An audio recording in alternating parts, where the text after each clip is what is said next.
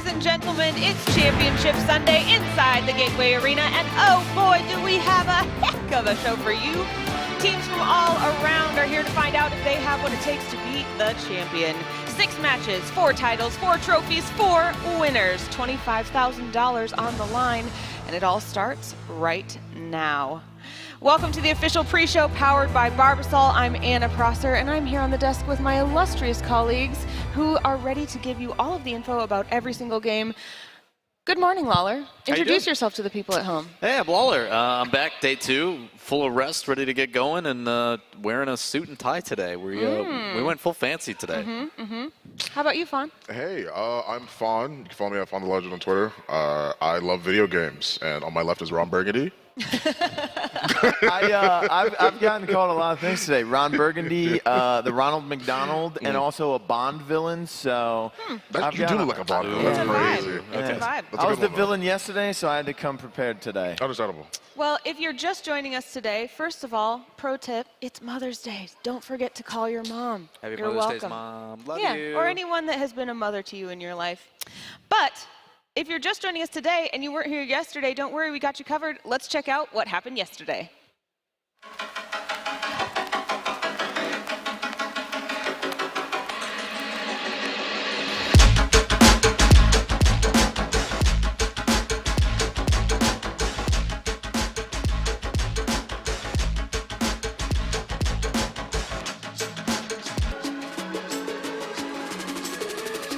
Just boy, oh boy, did Northwood have that. Throwing in a bomb and easily collecting 3 on the way out.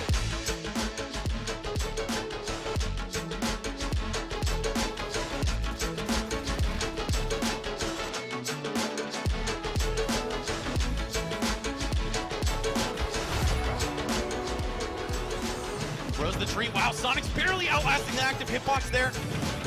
This is truly down to the wire. The up air misses, but this might be it. Up throw does it here. That's the star KO, and Sonics and his team are going to grand finals. It was a great day yesterday. Oh, yeah. It's going to be a great day today. Absolutely. Yeah, there's some pretty exciting moments in there, and I don't think that really encapsulates how much fun we actually had. Obviously, it was a long day yesterday, but we've got some fun storylines to cover today.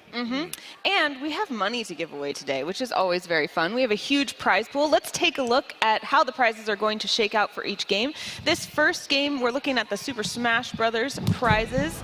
First place will walk away with $1,000. That's a lot of control drinks you could buy, a lot of cans of Barbasol, some Oakley shades. That's a lot of smackers. That is a lot of Barbasol. Yeah, and we go down through second place at $500, third place at $250, and all the way down through 8th place at $22. All the 4th, 5th, 6th, and 7th, and 8th players will get a little pocket cash to take home. Yeah, I think the best part is obviously you're trying to spread the love. There is so many different teams and things going on, so the fact that we have as many competitors as we do, they said, obviously at the beginning of yesterday, 400 plus, it's a lot being spread. They're trying to share the love to everybody they can. Absolutely. And speaking of Smash Brothers, let's talk about Overwatch. Looks like the prize pool for Overwatch is going to be exactly the same. $1,000 for the top, $500 for the second, $250 for the third, $50 for fourth, $25 for fifth. And you know what? It's going to be the same as we go down through all 4 games. Rocket League the same, Valorant the same. Not trying to make it. We're not doing rocket science here, guys. Everything's. We keep it pretty simple. So. Yeah. You only had to do math one time. Yeah. Now, as we're looking into the matches for today, we're going to start out with the Super Smash Bros. Ultimate Grand Final. So, before we get into talking about that, this is the pre-show. This is the Powered by Barbasol morning. What are your predictions this morning? What do you want to start out calling today? Let's start with you, Fawn. Well, the most interesting thing about today is I think that there are going to be so many interesting different games and different aspects that we'll have to look at as a whole, right? But I'm making the statement here. If Bay State performed with how they did yesterday in Smash, I absolutely imagine them taking it. Northwood is also very, very good contenders that we've seen throughout the other games, and I think that they have a very strong chance in Valorant today. They're pretty powerful contestants, and I think that in Overwatch and in both Overwatch and Rocket League, there'll be pretty interesting storylines as well. I'm going to save you for last, Blue, because you had the prediction glasses yesterday. So we'll save that. What about you, Lawler? Yeah, I think you can echo the sentiment of Northwood. They've been doing a lot of really good things throughout their collegiate program. And even with not running their full strength roster because there is qualifiers going on in some of their matches, they're still finding ways to get victories and find themselves in the grand final in multiple titles. So awesome to see there. We're running it back in Smash today. We get to see Bay State, Central Florida again. So like, the hype that we all stood up for at the beginning of the day, we get to recreate today in a best-of-3 crew battle. So, like, it is going to be momentous throughout the rest of the day. So we're kicking off with the best one possible, I think. All right, Blue, your turn. I think it's going to be a great day. It's Championship Sunday. Everyone's got that blood boiling inside them, the ones that are still alive, you know, they're ready to go. That sounds like a medical emergency. At like 2 a.m., I see Gig walking around the hotel like, I need food. And I'm like, you have a game tomorrow. Like, you need to go to sleep. He's like, no, I'm good. I'm good. 2 a.m. So don't ask me why I was awake, but he shouldn't have been awake. And then for Valorant, we had a huge underdog come through. So we'll get to see that today. And if that comes to fruition, that could be very exciting. And then also Rocket League, there's a hot team that wasn't expected to be in the Final Four. They're streaking their way through the bracket, making some upsets. There's some land boys that have been talking their game. Yeah. Very confident the fact that they're here. The Lanimals, as you've been calling them, is that team should not be where they're at right now, and I'm all for it. So, yeah, that lower bracket final match is going to be wild. Yeah. All right, we're going to go through match by match and go with predictions. So, Lawler, who's our first match? Starting up, we've got obviously Super Smash Bros. Ultimate, which is going to be, I am so ready. If you saw us gushing about the Steve yesterday and Sonic on with Sonics, first up is going to be Bay State and UCF. So, ultimately, between those two rosters, it was so close yesterday. It really was. It came down to one like overhead smash. Like it was, like you're talking about. Yes, Sonic's played out of his mind, but it could have easily went the other way. So to kick off with that, like I can't be any happier. Yeah, I definitely think that for one thing it is that I'm keeping in mind as well, like for Overwatch is, you know, and I'm sure you'll go into detail about this, is that the fact that Illinois reverse swept, like just completely reverse swept Northwood in the lower portion of the bracket, which is like a big deal, right? Because they did, like, they're one of my predictions for Valorant, and we've typically seen them perform so well, like throughout this collegiate tournament, and yet here they are getting reverse swept by a team I don't think people would have expected. Yeah, number 3 seed, but still, it was an upset nonetheless against the number 1. And then for Valorant, we've got a team. It's West Virginia, the Passion Pit Press Virginia. So West Virginia's basketball program, no matter what the score is, win or lose, for the entire game for the past like 4 years, they just full court press all the time. And the West Virginia team in the Passion Pit back there, after every single round that they're winning, they're standing up and they're screaming at their opponents. In Hawaii, which was one of the favorites to win this event, got knocked out 2-0 by Press Virginia. Okay, so, and now they get to go up against Northwood, and Northwood might be a little upset because they had to go against Hawaii, their rivals, in groups, and they lost to them, and then they didn't get their bracket rematch against them, so they might be a little hard-pressed, but Press Virginia is coming for them. Hey, man, before we get to, obviously, all those other ones, we do have to go to Overwatch, which is going to be our second thing of the day. The cool thing about it is, obviously, you have your team, you had your 3-0 goggles on, like, you're feeling good, but listen, a certain team has come back. Yeah, they've come back to get some revenge, man. Yeah, Speak of peace. They're doing really good work. I mean, Gig on that team, the tank main, has had a little stint in the Overwatch League, you know, and we didn't go too deep into Illinois State's roster. They've got some depth there. I mean, Aiko and Visions, though, for the DPS, they've got to really step up. I mean, Rupel healing Gig the entire game and Gig just swinging the hammer is not going to get that job done. Aiko and Visions are going to have to step up on the DPS side. They don't necessarily need to pop off. They just need to match the DPS duo of Lethal and Tep on the other side, which I guess is popping off because that's all they do over there for Harrisburg. Well, I'm going to personally pop off later on because we haven't gotten to see Rocket League yet. We don't get it yet, but today we get 3 matches. We are living up to the hype. We're going to have the winner bracket, the lower bracket final, as well as the grand finals. Format's a little bit different than what we're used to as well. Normally we do best of 7s and then a bracket reset in the grand finals. But we're actually doing game advantage this time around from what I've heard in the grand final. So there is a possibility that going into that grand final, like you have that 1 game advantage. That is usually the like feeler match. So to be able to get a feeler match as well as an additional point already, you're then talking talking the pivotal match, which usually comes like third in the series, is immediately there. So there's a lot of excitement going into that grand final of being able to give that advantage of which makes our first match of the day for Rocket League in our third game of the day, which is there's a lot of matches going on today. Yeah. But it is it's pretty important to kind of put that best foot forward. And you're talking, we've got teams that have pro-level RLCS players, the Rocket League Championship Series, which is a prolific $6 million prize pool. Like, it's wild. So some of those players compete in our collegiate system as well. Some of them are playing at qualifiers, so they're playing with their B team. Like, there is a lot of things going on. We've got a 7th seed that's going in the lower bracket final right now that is playing upset. Stockton, who's top 3 in the nation, is like back. Like, Rocket League's going to be hyped today. It's going to be fun. Yeah. I'm excited to see. I feel like we missed out on Rocket League yesterday, so I'm it's ready going to be big boast today. about it. Smash is going to wake us up, and then we're ready to go for Rocket League. That boy is one of the most aggressive people I know on the mic, and he's been sitting there like shaking and let me talk. It's been great. Full of that energy. Yeah. So did we talked about Super Smash Brothers, we talked about Overwatch, we talked about Rocket League. Valorant predictions? I mean, we might have to side with this one, you know? Like, yeah, I mean, just like as like anecdotal like evidence, right? I mean, he called them Press Virginia. I mean, here they are. Like, I had to walk like back into like the green room just to go grab something. I walk past them, I hear them screaming. They're like talking absolute smack. I absolutely love it. Like, they're like, you bought 3 ops and still lost? I'm like, bro, that's. I think the state of West Virginia heard them. The state of West Virginia could hear them in the passion pit. All right, well, I can't wait to get into the matches, and we have some team members that are going to help us with talking to the players throughout the day. We have our hosts down on the floor, Polly and Jackie. Good morning. Good morning, Anna. That's right, I'm Jackie. I'm with Polly. We're on stage again, looking sharp. Yeah. We just matched. And matching. I know, we didn't even plan that. I do think that someone beat you in the suit game, though. I don't mean to hurt your ego a little bit. Turtleneck? Ooh. Oh, he's Ron Burgundy up there. Yeah, exactly. But so excited for today. Someone's taking home this trophy. It's really bright. I don't know if the light's shining in your eyes much as mine. Right. But someone's taking it home and money on the line as well. Really excited. That's right, 4 game titles. We have 4 of these beautiful trophies here. We're looking at the New Street Trophy right here, collect wisely. And I'm just excited to be here. The Collegiate Esports Commissioner's Cup Finals is going down. But for now, we'll come back with some more action and enthusiasm like always. But for now, back up to the desk. Thank you both. Have fun down there. As we are up here, you have to be our eyes and ears on the floor so that we can feel like we're down there in the action.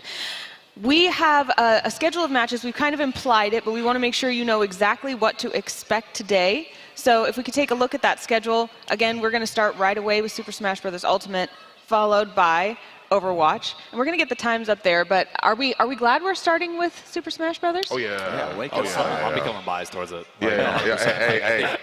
Dude, no problem, bro. I've always been, and I've boasted about it, and with the fact that we get a run back, I think is really exciting. We touched on it very briefly, but you're talking about a match that really came down to the wire, and to see that innovation, I think, is what's really exciting. Not only do we have UCF on a high because they are battling through that lower bracket to make it back to this moment, but then you're also talking as our closest match that we got so far yesterday, we get to recreate in a bigger series that has more on the line and everything else. You're adding weight to a match that was already fantastic. Like, what's not to love? You know what's better, Fawn? Before you break these teams down, because you know the roster's better than Lawler and I just want to let you know, because you weren't in the bus on the way here, because you're local, right? So you came on your own. So the casters were telling us in the bus on the way here that Javi or Jake and Sonics they drove to a local event last night in Marietta. What? Okay. Colluding with the enemy team? It's called the Magic Game Night, I guess is what the locals call it. It was in Marietta. Okay. They had to face each other. Last night? Yes. No, in this local. And it gets better. They got smacked by a 14-year-old. Didi, the best player in Georgia, smacked him. But the good news is that Jake got revenge, kind of. Jake beat Sonics in the winners bracket finals, and then Jake faced Didi and lost. So Sonics got 3rd, Jake got 2nd, and a 14-year-old named Didi. Shout out to Didi out there. Looking forward to seeing them. I want more of this hot goss before we get into the match. But right now, that's going to conclude our pre-show powered by Barbasol. Remember that in chat today, if you chat with us, your message might be shown on screen. So be sure to let us know what you're thinking and allow us to interact with you. But we're going to take a quick break. And when we come back, we're going to get right into this and maybe hear some more of that hot goss. So stay tuned.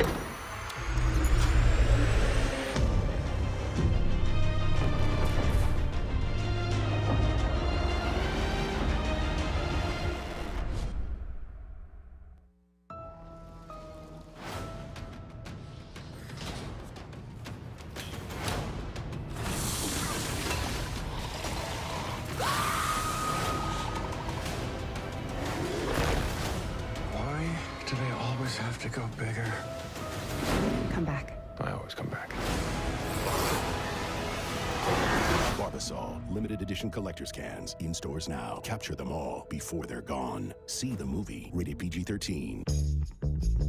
Looking for a new job? Your local McDonald's restaurants are hiring now with career development opportunities, competitive wages, paid time off, flexible schedules, and perks such as employee meal program, tuition assistance, and a free college degree program. Start building your future today at careers.mcdonalds.com. That's careers.mcdonalds.com.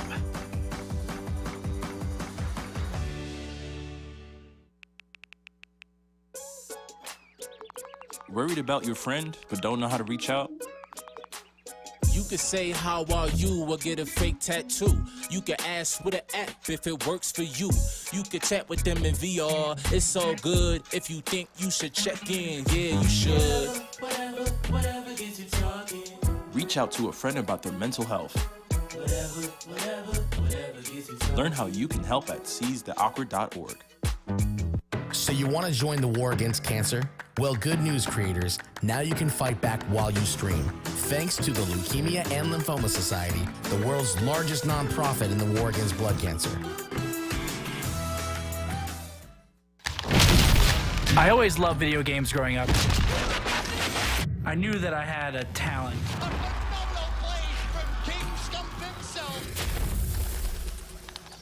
I worked tirelessly to game, to stream.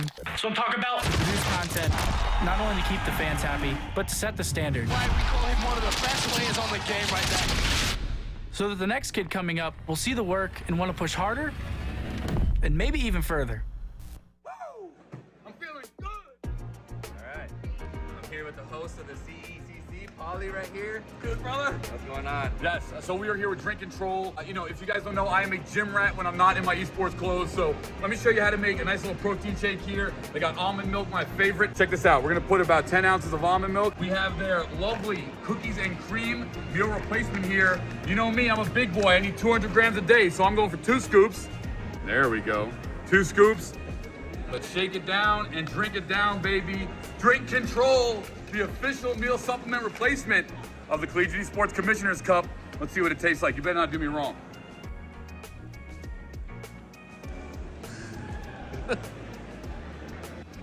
Woo! I'm feeling good! Woo! Ah! Drink Control, official meal supplement replacement of the Collegiate Esports Commissioner's Cup.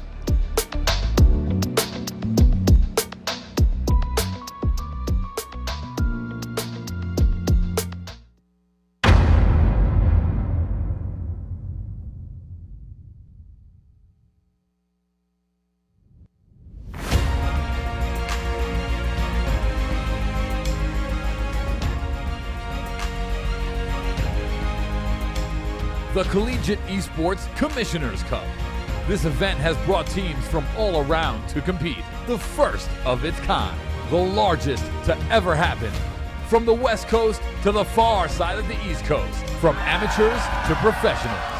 Both searching for glory and fame. And all staking claims to the $25,000 prize pool. Who is the best? The best region? The best school? The best team? That is the question.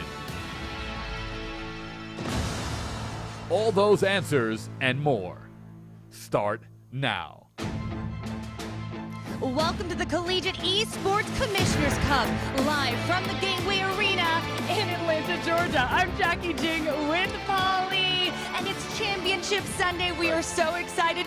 Grand finals for 4 titles. Someone's getting money, someone's getting this trophy.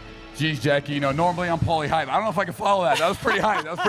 But there's $25,000 on the line, 4 game titles. Each trophy here presented beautiful Collegiate Esports Commissioner's Cup. This is the first ever year. We have the best colleges, teams, universities in the country, and we're going to be bringing to you the best action all day long. Yeah, there's a lot of great titles that we're going to be covering, but we're going to be starting with Smash. That's right. Super Smash Bros. Ultimate is going to be the first game on the docket. So without further ado, let's get our Super Smash Brothers Grand Finals starting right now. Woo! Finally, Sonics is able to take down Hobby after putting in so much work and getting all the way up to nearly 180%. Sources have really down to the wire. The up air misses, but that might be it. Outcome doesn't here. That's the start. And Sonics and his team are going to grand finals. That's right, it's time for our first grand finals of the day. It's going to be Super Smash Bros. Ultimate Bay State versus Central Florida. Both teams that we've seen do some amazing things so far. And we're going to talk about our keys to victory, sponsored by Microsoft CDW. Fawn. Yeah. What is the key to victory for these teams? Well, I mean, if it's one thing, if it's one thing that's pretty important, I would have to say to not necessarily bleed early, and explore a deeper roster, because that's one of the biggest things that I saw yesterday, is that I felt like they didn't have character choices that sort of helped them prevent Sonics from going on a run, which is extremely ironic to think about, because that's all he does, right? His speed is his strength. And then take your time and matchups, and that's probably one of the biggest things I'll have to say about fighting games, Valorant, Overwatch, Rocket League, whatever it is that you may look at. It's definitely something that you have to keep in mind. Yeah, the last one for UCF is really important, because it was what Bay State was doing extremely well. We watched a lot with Anarchy on Greninja, where it felt like, okay, he has that neutral poke. He's using his range very effectively, but even though that matchup, he could be aggressive and apply that pressure, he's just being patient. He's just sitting down. He's like, I've been here, been there, done that. I'm going to be patient. I'm going to let this come to me. And he's going to make sure that he just whittles away at the opponent. And that kind of carries through. I think a lot of it comes from that veteran experience. I mean, Sonics, as much as Smash players hate being ranked, he is the #1 player here. Like, we saw it on display. You can't hide from it, my guy. Right. So I think that's carrying down to his teammates, and he's keeping them calm and collected. On the other side, I think UCF can learn from that. I think because they did get to face it, they are back in the same situation. There's a lot more matches to play. We're playing a best-of-3 instead. I do think they have that capability to say, okay, we saw exactly how we got punished by it. Let's learn from that and settle into it on our own. We're hearing, stop Sonics from going on a run, but I mean, are there other players that we think we need to stop from going on a run? Because I feel like Central Florida has some threats. I mean, Javi did 8-stock a team. He did. So that's literally what I was about to bring up. Like taking away 8 stocks in a crew battle is not an easy feat to do, right? And then especially like you lose 2 of your stocks as you're playing Joker against his opponent, right? And like you're assuming that like you've got it, the match is going well, and then you get bowling ball twice, right? And then that's exactly the sort of things that sort of spirals people out of control. It's what starts putting people on tilt as well. And you sort of just have to be able to ground yourself, because Villager is one of those characters where you're going to see a lot of the time he's going to try and see if he can keep you away, right? And then sort of like see how strong of a mental stack you have, right? Because he's going to be running, he's going to be keeping it back. He's not going to try and close the distance unless he knows that he's going to be able to confirm it into something bigger. And that's probably, not probably, but that is the biggest thing about Villager, is the fact that he can sort of play 2 different play styles. The keep away is what he relies on when you're looking at situations where he needs to play neutral, but when he wants to get closer, when he wants to be more in your face, that's exactly what he's going to do. And it's hard to deal with. A lot of those characters aren't really good at being able to do that. It's also worth noting this is a rematch. Yes, we had absolutely. The winner bracket finals was Bay State versus Central Florida. Bay State came out on top. So we're going to find out if that's going to be a repeat as we go down to Polly on the floor. All right, coming out first, here we are starting Super Smash Bros. Ultimate. Coming out first, it's going to be UCF. Make some noise, University of Central Florida.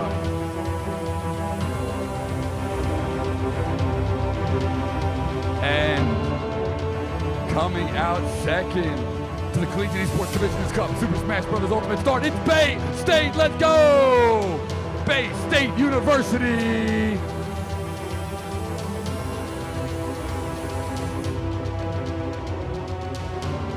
All right, and Casters, back up to you here as Bay State takes the floor.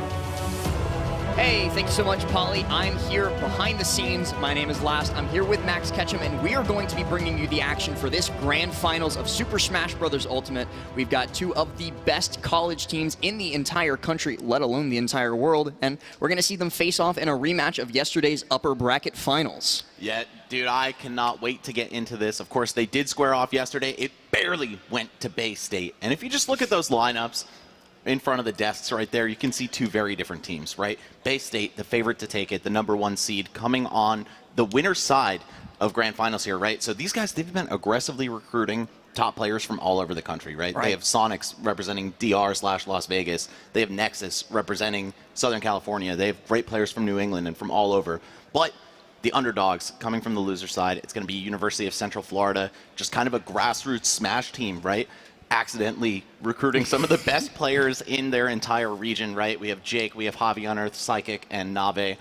So it just speaks to two different sides of collegiate esports, right? If you have a very well-funded and organized program that's looking for the best players in the world, well, you might come into the grand finals on the winner's side. But that is not to count out UCF by any means. These guys, they are homegrown, grassroots, born and raised. Look at these guys. They are pumped. They're ready to take it. And hey, man, I think it could still go either way. Of course, this storyline has evolved since yesterday. Tell us a little bit about that. Right, yesterday, of course, we saw the upper bracket final where these two teams were neck and neck the entire time. It was actually UCF that maintained a pretty strong lead throughout the entire crew battle. It started off with Nexus versus Psychic, where Psychic was able to take it, and then Psychic was able to take it a little bit farther.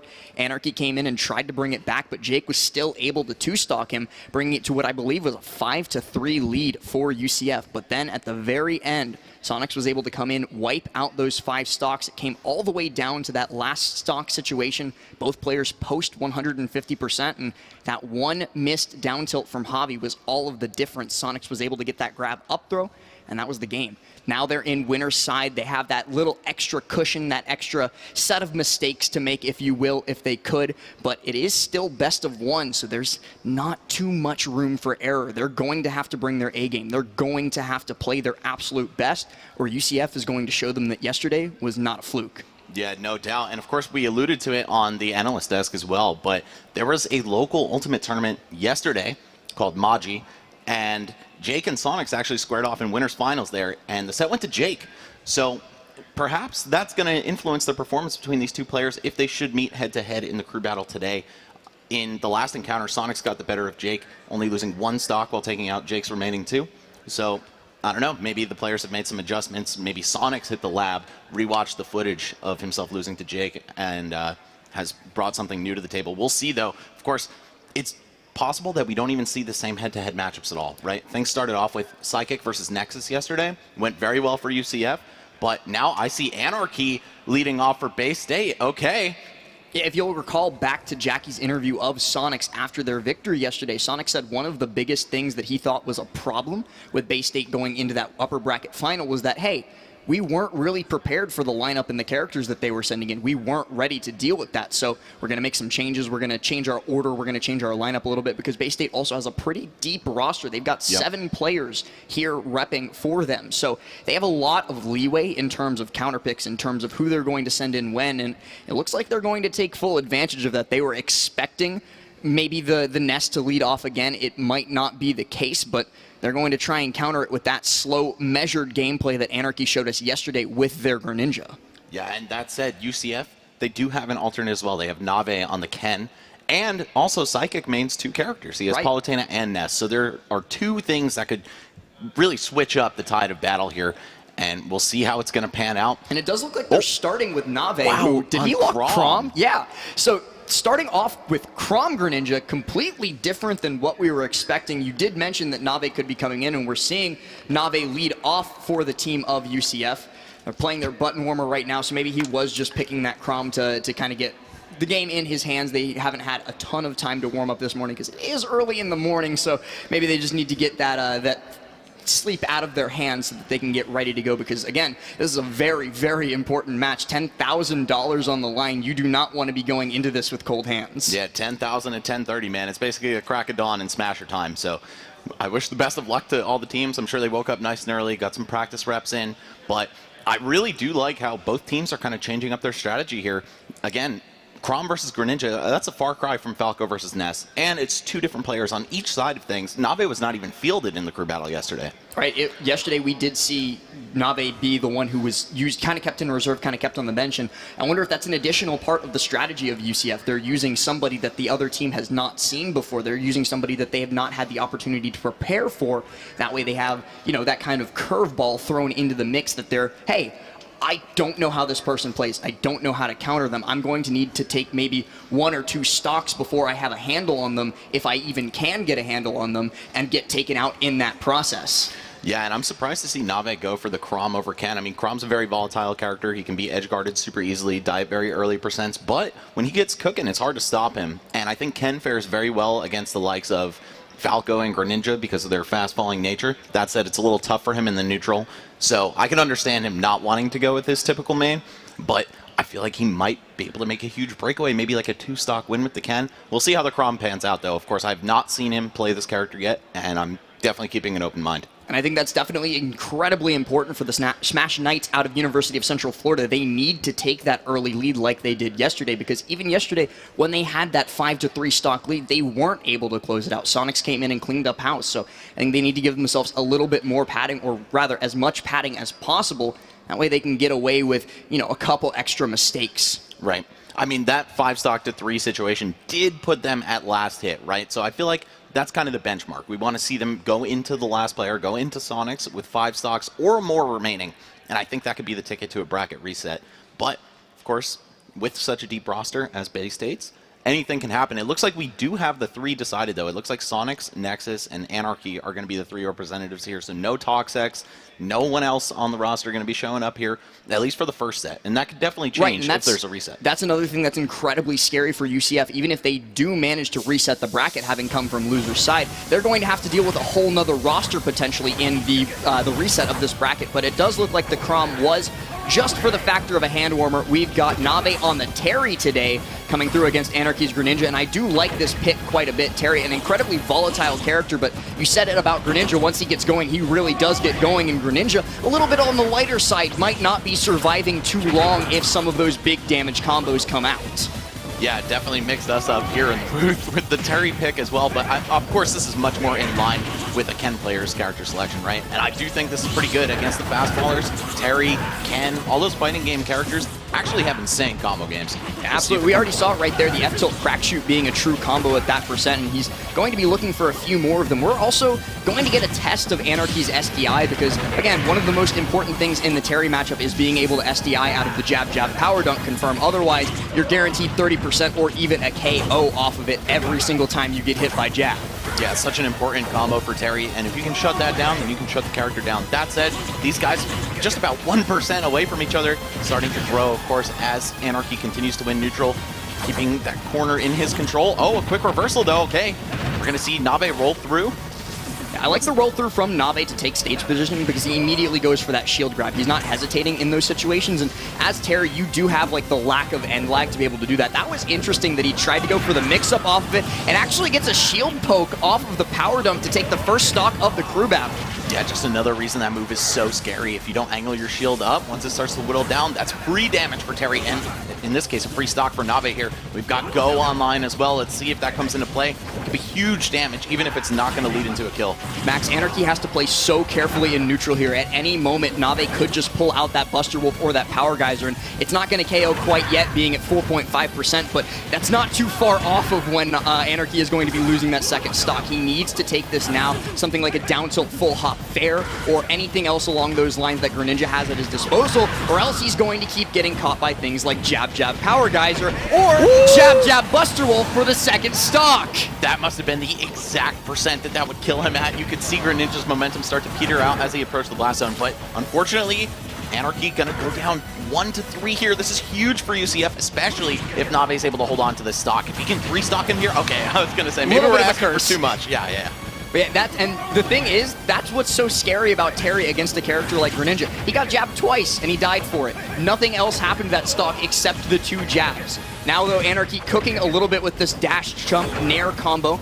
Nave is going to be able to escape with the quick jump of his own, getting the F-tilt out to also stuff out Anarchy's nair, doing his best to just build up as much extra credit as possible, trying to get that lead secured for UCF before Sonics or Nexus make their way out. Even if Anarchy goes down here, I think the key objective is just get him down to the last stock. Nave, if you don't take care of business against this man, when he's north of 100%, your stock is as good as gone.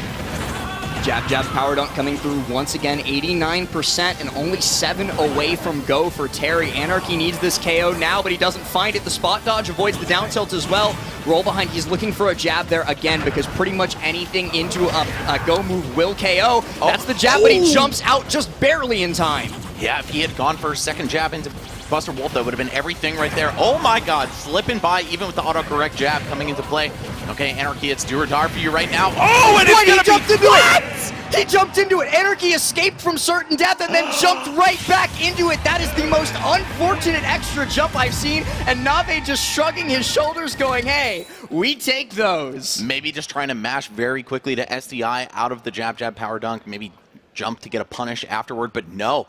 Nave actually going for the charge rising tackle, finds the last kill of the game there, and UCF is going to be up 8 stocks to 6 now. That is very reminiscent of their lead yesterday in the crew battle. We're going to see it again on the Barbasol instant replay. First off, that shield poke, and then the double jab stock. This is what I was excited to see. Jab, power geyser, then down tilt, jab, down tilt, jab, bust the wall. Bye-bye, Greninja. Going to be able to take 2 stocks in such quick fashion. Anarchy was just on the back foot for the entire duration of that game. And watch this again. Oh, so tragic. Hey, maybe Anarchy plays with tap jump on, and he was trying to SDI the... He could have been trying to SDI dunk, up and out and ended up with tap jump. That would have been incredibly unfortunate, but UCF, as we say, takes those. I would not blame them for that whatsoever. Now we see a little team meeting here between the UCF guys. They're just trying to figure out, hey, depending on who comes in next, this is your strategy. But of course, the ball is in Bay State's court. They have the chance to send in whoever they want right now for the situation. I mean, Sonics might have to come out early. We have a Terry with 2 stocks intact. Sonics does have a lot of experience in the Terry matchup, has the ability to kind of quickly evaporate a character like that, because Terry, again, not the strongest of recoveries, especially that rising tackle going always above the ledge before being able to snap to it. Sonics has this little known thing called F smash that just absolutely destroys a Terry in that situation, and that's not even to mention being able to carry him deep off stage with something like spin charge. Terry will struggle to recover in those scenarios, and yeah, you're just gone. Yeah, you also get super outpaced, right? If Sonics decides he wants to ice out Nave, he can do that as well. But it looks like we're going to get Nexus stepping up to the plate here. Falco versus Terry. I don't know. This is kind of a risky proposition if you ask me last. You can get pieced up very quickly. You thought Greninja died quickly to 2 jabs with Go.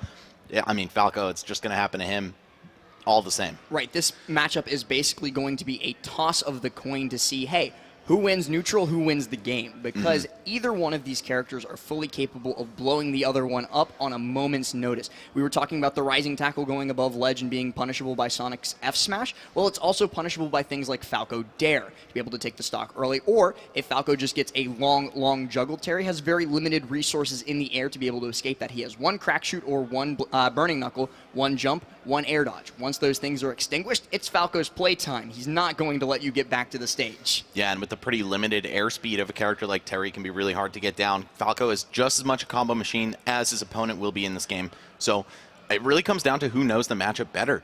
And I think both Falco and Terry, they're in that like high tier range, but they're pretty underplayed. Yeah, but I would say that I would give the edge to Nexus in terms of sheer matchup knowledge here. I don't know if there are any like super high level Falcos down in Florida or specifically in Central Florida, but over in Polonian is, you're right actually. So maybe we do have a much better shot with Nave knowing this matchup well, but I was going to point out Kless over in SoCal, a frequent opponent of Nexus, definitely has his stripes in this matchup. Yeah, I think both of them are walking into this knowing exactly what's going on, just based on who's available to them to play, right? That said, don't know exactly how many times those players have met the other ones in bracket, right? Kless and Polonian, respectively. But that said, this is going to be a great match. I mean, Nexus is one of those players. He's been at it for a long time. He's a very long time veteran of the game. Yep, some of my first majors, Nexus was present, and now he's really started to find his footing in Ultimate. Like, he's always been a solid player, but this is the game where he's really started to come out and show what he's made of. So sticking with Falco from Smash 4, by the way, has certainly paid off back when that character was pretty underwhelming. And I think last what you said about the edge guards is really going to come into play. Nave can opt to go for the uncharged rising tackle, which at the very end does have some ledge snap frames. But if you have to go for the full charge, and if the Falco player waits out the last hitbox, it could just be easy dunks. And I'm also pretty sure even if they do go for that uncharged variation to try and snap to ledge, there's one, the potential of a trump bear, or the potential of a runoff bear. Either one of those two things can just completely invalidate Terry, especially if you're in that high pressure situation. You're not really thinking about preparing to tech. You're not in that frame of mind, and it's very difficult to get those high-value techs off. It could be the undoing of Nave, but it does sound like we are about ready to get into this next game. I heard the Falco walk-in come through, so we should be getting into this very shortly. And I'm also curious, Max, as to what the stage is going to be for this one, because one of the major things we saw yesterday was the stage counter pick being a huge factor as to who was going to be able to take this out. We saw Yoshi's Story come out a bunch. We saw Town and City come out a bunch. Depending on which one Nexus is feeling, it's like, hey, do I want to kill you off the top or do I want to kill you off the side? We could see either one of those two, or we could see an even bigger mix-up of something like Smashville if he wants to rush him down and smother him with less space available to Terry to escape. Yeah, I think as the meta develops for Ultimate, stage counter picks are becoming a bit more polar than they used to be. You know, when the game was less figured out, people would just go to where they feel comfortable. But now that matchups are starting to become a bit more solved, the terrain is going to matter a lot. Okay, it will be Town and City, so you're going to die very early off the side of the screen. That's the key thing to keep in mind here. Off the top, not so much. Crack shooting in early on, that might have been a major mistake for Nave, as Nexus is going to take this for all it's worth. 77% all the way into the Nair, up off the top, and he goes for the falling fair to try and KO off the side. But you took 89% because you tried to jump in with a crack shoot. That is unfortunate, and then the up tilt bear makes itself known. Nexus brings this to a one-stock differential between the two teams, and if he keeps this up, having been completely untouched so far, this might just be what Bay State needs to make sure the lead does not get away from them. Yeah, not quite a touch of death, but a 0 to death nonetheless. Great start for Nexus and Bay State here. Oh no, and he gets spiked coming off the ledge, reading the ledge hop aerial right there. Wow, insane. And of course, no double jump to speak of when he's coming back like that. Hold on. Nave, are you about to turn it up? If he takes a second stock here, which is very possible, then I think we're looking at a bracket reset no matter how you slice it. And look at that spacing on Falco's landing Nair. Nave knows exactly what he's doing to space around that. Just that slight stutter step backwards to make sure that Nexus would not be able to catch him. Now he's ledge trapping once again. He does overextend with that burning knuckle and might pay the price, but no, the air dodge is perfectly timed, and he gets back onto the stage. Air dodge is out as well to avoid the dare, and now he's got the shield pressure once again. That might be the stock. No, good DI by Nexus. Insane that he survived that, and of course on Town and City you do die a little bit earlier, but just barely clinging to life. Okay, Nexus, you need to put a cap on this stock immediately, and no! We see Nave take 2 more stocks. The Terry coming alive. Where was he in Winners Finals yesterday? Nave already guaranteeing himself the most stocks taken for Bay State, against Bay State rather, with 5 secured throughout the first 2 games. Now going down to Nexus, but only 1 stock remaining on him. Either Jake or Javi could come in and just evaporate that final stock and continue to solidify this lead. Yeah, and it's an interesting decision they have to make here, right? Do you send in Jake and then run back Javi versus Sonics as the closers? Or do you throw Javi in right now in a matchup that I would say is probably not all that great for Villager, but it's only 1 stock, and then whittle away at Sonics and then have Jake come in to close the deal? He, again, did beat him at the Maji local yesterday. So we could see really one of 2 roads walked by UCF at this point, and I think it's a big decision you have to make here. I personally, if I was the one shot calling for UCF, I would probably save Jake as the anchor, just because Agreed. Steve has that longevity in this game to be able to just hold on to stocks for as long as possible, compared to Villager being a little bit more lightweight. But there's also the thought process of let's send in Jake to soften them up as much as possible, hold on to those stocks as much as possible, and then Javi can come in and clean house afterward. But it does look like they are going to be anchoring with Jake as Javi steps up to the plate, a 6-4 lead in his pocket secured by his teammate Nave. I see what you did there. Villager does have deep pockets. I actually think Villager's heavier than Steve, by the way, so we could see both of these characters die fairly early. But that said, Javi, confident in being able to take this 1 stock, and also confident in being able to put a dent into Sonics' life force here.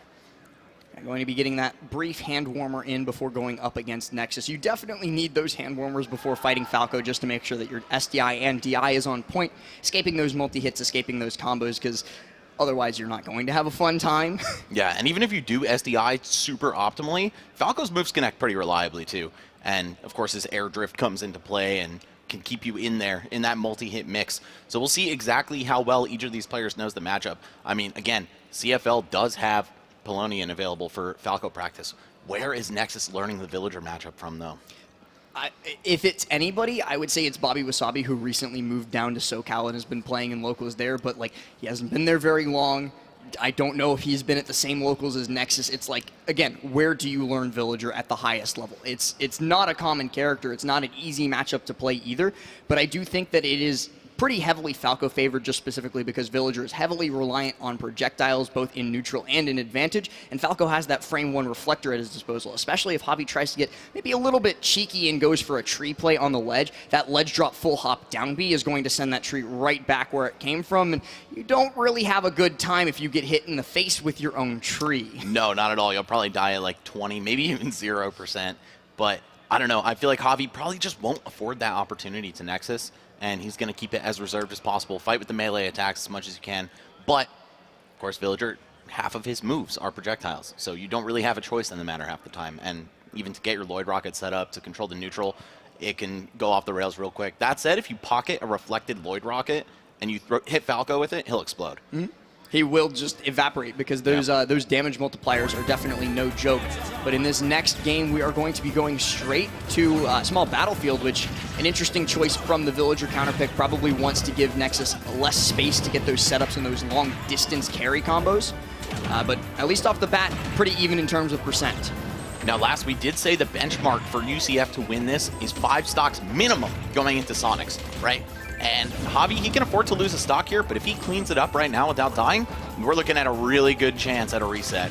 Keep in mind, Javi was the one who brought Sonics almost all the way down to his, well, last hit. He was not able to close it out, but he came very close, closer than we've seen anybody else so far in the CECC. So if anybody can soften Sonics up before their anchor of Jake comes through, it's definitely him. He just has to get to Sonics as healthy as possible. Nexus is, of course, going to be able to make it back to the stage after that, but a lesser character would have been done there. Yeah, Javi taking the low road underneath Battlefield. Uh-oh, up tilt to back air, almost sealing the deal on that stock. It is dangerously close here, of course. Just 0.1% between these two. I like how Javi tried to run with the Lloyd Rocket, expecting Nexus to opt to run away instead of going to the skies for that, but it wasn't quite successful as Nexus was also expecting it. The slow recovery into the air dodge from Javi is also going to be able to get him away. No, it won't. He can't actually make it all the way around the world, so that first stock is seeded by a little bit of a mistake by Javi trying to circumvent the Nexus ledge trap. Yeah, just barely running out of steam on the balloons right there. Okay, and Nexus starting to build some good damage. We could very well see him take another stock if he lands the right confirms. Up tilt to up air, that's a good start. Now build maybe 30 more %, and up tilt back air is a kill. I need to see Javi go for more of these ledge traps, especially on the long-lasting Firebird.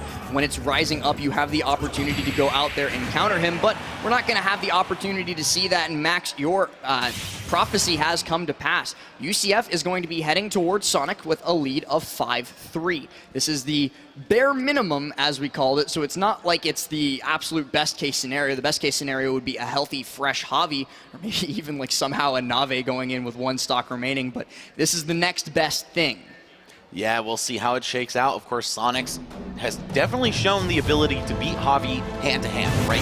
He took 3 stocks with only 2 yesterday, you know, only losing 1, truly, in that head-to-head matchup. But then, as long as Javi's able to get 1 off of Sonics, I feel like Jake can do it, right? He can take 2. He already proved yesterday that he can take a set in hand-to-hand combat, 3 stocks to 3. So with the odds slightly tilted in his favor, I'm kind of liking UCF here. Yeah, we saw it in the Barbasol instant replay as well. Javi's positioning was phenomenal against Nexus's landings. We only saw 1 of those attempts KO because, of course, Nexus only had 1 stock going into that, but Javi was looking for that the entire time. He was just, hey, you're going to neutral air dodge to the stage eventually because that's one of your primary defensive tools, and I'm going to be patient. I'm just going to wait because I know you only have so many places you can land with that air drift, and one of these times you're going to land right in my KO move, the down tilt, and that is going to put us up against your anchor player.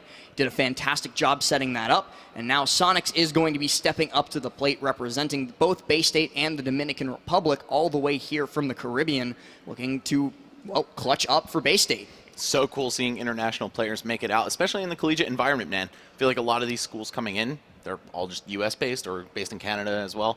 But yeah, big shout-outs to Sonics doing it for his country, as well as the state of Nevada. Recent transplant to Las Vegas, of course, and yeah, he's repping 3 regions at once, basically.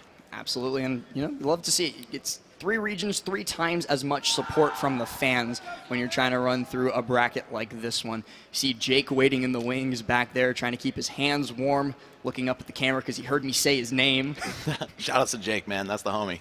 These guys are all super chill, by the way. Like, at least the ones that I've had one-on-one conversations with or have known over the years.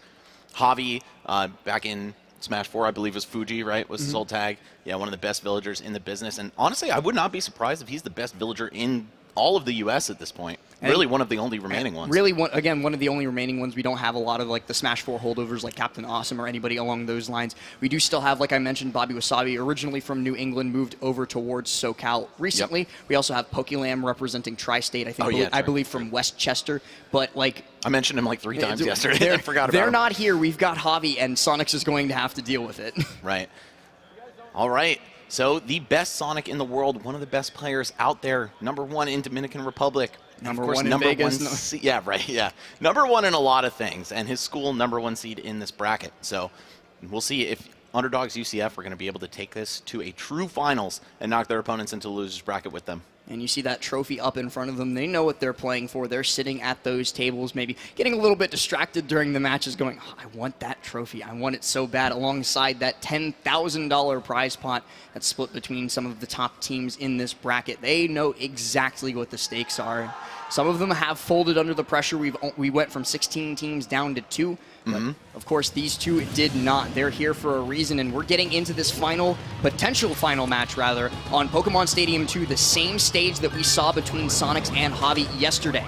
It's got to be a little tantalizing to see the Commissioner's Cup glimmering under the spotlight right in front of these guys. They're both so close to it. Of course, Sonics once again has to make a 5-stock run in order to claim it here in the first set of Grants. Let's see if it happens. Pokemon Stadium 2, yet again, the stage that these 2 meet on. This is exactly where they played yesterday when it was Javi counterpicking Sonics. And the interesting thing that we do have to mention is that, hey, this is something different than Sonics is used to being able to play. His normal play style of, if he gets a lead and needs to, being able to camp the timer does not exist in crew battles. There is no timer. He cannot go for the timeout. If he camps, he's only just wasting time. He's waiting, but wasting time in this situation is viable because it does allow you to take a breath, compose yourself, but it doesn't act as a win condition as it usually does in his normal game. And you can also frustrate your opponent by doing that, right? Even if you know that Sonics can never time you out, it's still annoying to play against that, right? It does wear on the player's mental. Javi, once again, taking kind of a beating in the early stages of this match, but surviving miraculously. This is deja vu from yesterday last. I feel like the match flowed exactly like this. However, the stock counts are switched, and Jake is waiting in the wings for UCF. Once again, Javi's goal here, take 1 stock off Sonics minimum. Right, if you take 1 stock off, Sonics has been softened up for Jake to come in, whereas if Sonics manages to get this 3-stock to 2 victory, well, he's fresh against Jake. He has those VODs from last night at the Maji game night to be able to study that matchup, to be able to prepare for it, and Jake might not be able to get the win the same that he did yesterday. All right, you see Javi looking for those bowling balls, throwing the forward smash out to meet Spin Dash in case Sonics lets it rip early. Not going to give him that, though. This is one of the most patient players in the game, and his character, of course, complements that very well. We saw Javi make fantastic use of those up smashes to punish impatient players during one of the earlier crew battles yesterday that we had on stream, but here, Sonic's not going to be falling for that, not going to be caught jumping in aggressively against that up smash being charged. Javi going low to the ground, but actually manages to snap to ledge and get the invincibility before the homing attack connects. So just thanking his lucky stars that the invincibility saved his life. Sonics, as good as he is at playing that patient game, he can also rush you down when it matters, and he just knows exactly how much delay there is between Villager putting the Lloyd... Oh, no! What a narrow miss, just a slight spacing error from Javi that could have been a huge stock, and instead he's going to die to the Spin Dash straight up! Spin Dash on that top platform, especially at 191% with that little bit of rage Sonics has at his disposal, is going to be enough to KO, but now he has to do it again, and this time with a little bit less wiggle room. Coming back in, getting that spin charge on the shield. No, Javi just confidently holding shield against Sonics in neutral, not going to let him get away with crossing him up over and over and eventually finding the chink in his armor. Okay, pressuring the shield with slingshots and the Lloyd Rocket simultaneously, but Sonics completely unfazed by it. Again, content to just kind of hang back, wait for Javi to make a mistake here. Oh, wants to challenge him aggressively here. You can see Javi feeling that temptation to approach. It's so risky against a character like Sonic. Look how much damage he gets for 1 neutral win. Right, this is what you were talking about, him being able to blow you off if you approach aggressively. Javi going to be able to tech there, but still taking quite a bit of damage in the process of returning, but that is UCF's win con right there. Javi manages to take 1 stock. Can he do 1 more? The UCF supporters in the crowd erupting for that one. They know just as well as we do last that this was kind of the win condition for their team.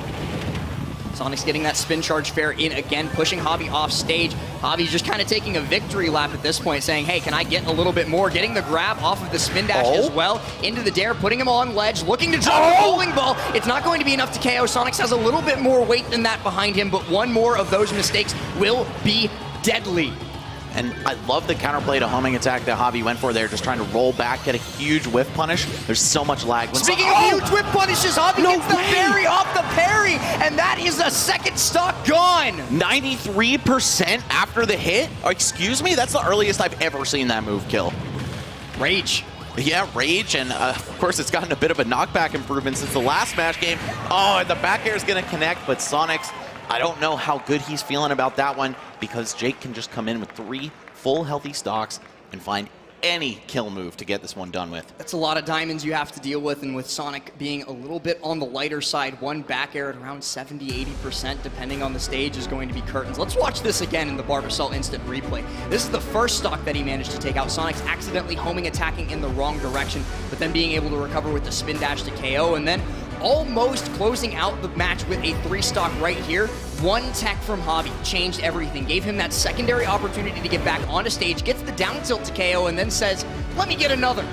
I feel like every single stock between Javi and Sonics has gone exactly like this, right? Sonics will get a ton of damage off in the early stages, even get some edge guards, but nothing too decisive, nothing that's going to kill Javi, right? And then as soon as he gets his feet planted on solid ground, he goes to work, this time at the price of 2 stocks from Sonics and Bay State. Here it is, 3-1 in UCF's favor. Folks, we are staring down the barrel of a bracket reset.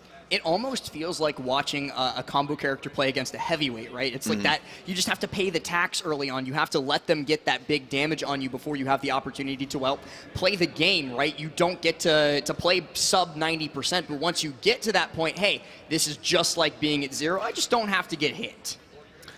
Man, it is such a different set than we saw yesterday. Of course, still a 2-stock lead in UCF's favor, but instead of 5-3, it's 3-1, meaning that Bay State is down to their last breath here. And while it is the same deficit, 2 stocks between the two of them, it feels like a whole different ball game, because this is, we're on our last breath, we're bleeding out, we've got that music playing in the background when you get to low HP in Pokemon. It's just, oh no, this is panic-inducing. That said, if I'm UCF, I'm also thinking about what's to come after this, right? You put a cap on this 1 stock, cool, feel good for a second, but the work is not done. And of course, to get the lion's share of that $10,000, you are going to have to win 1 more set after this. And that's going to give Bay State plenty of time to adapt, to change their strategy. I think UCF came in hot with a rogue counter pick with the Terry, right? And it paid off in spades.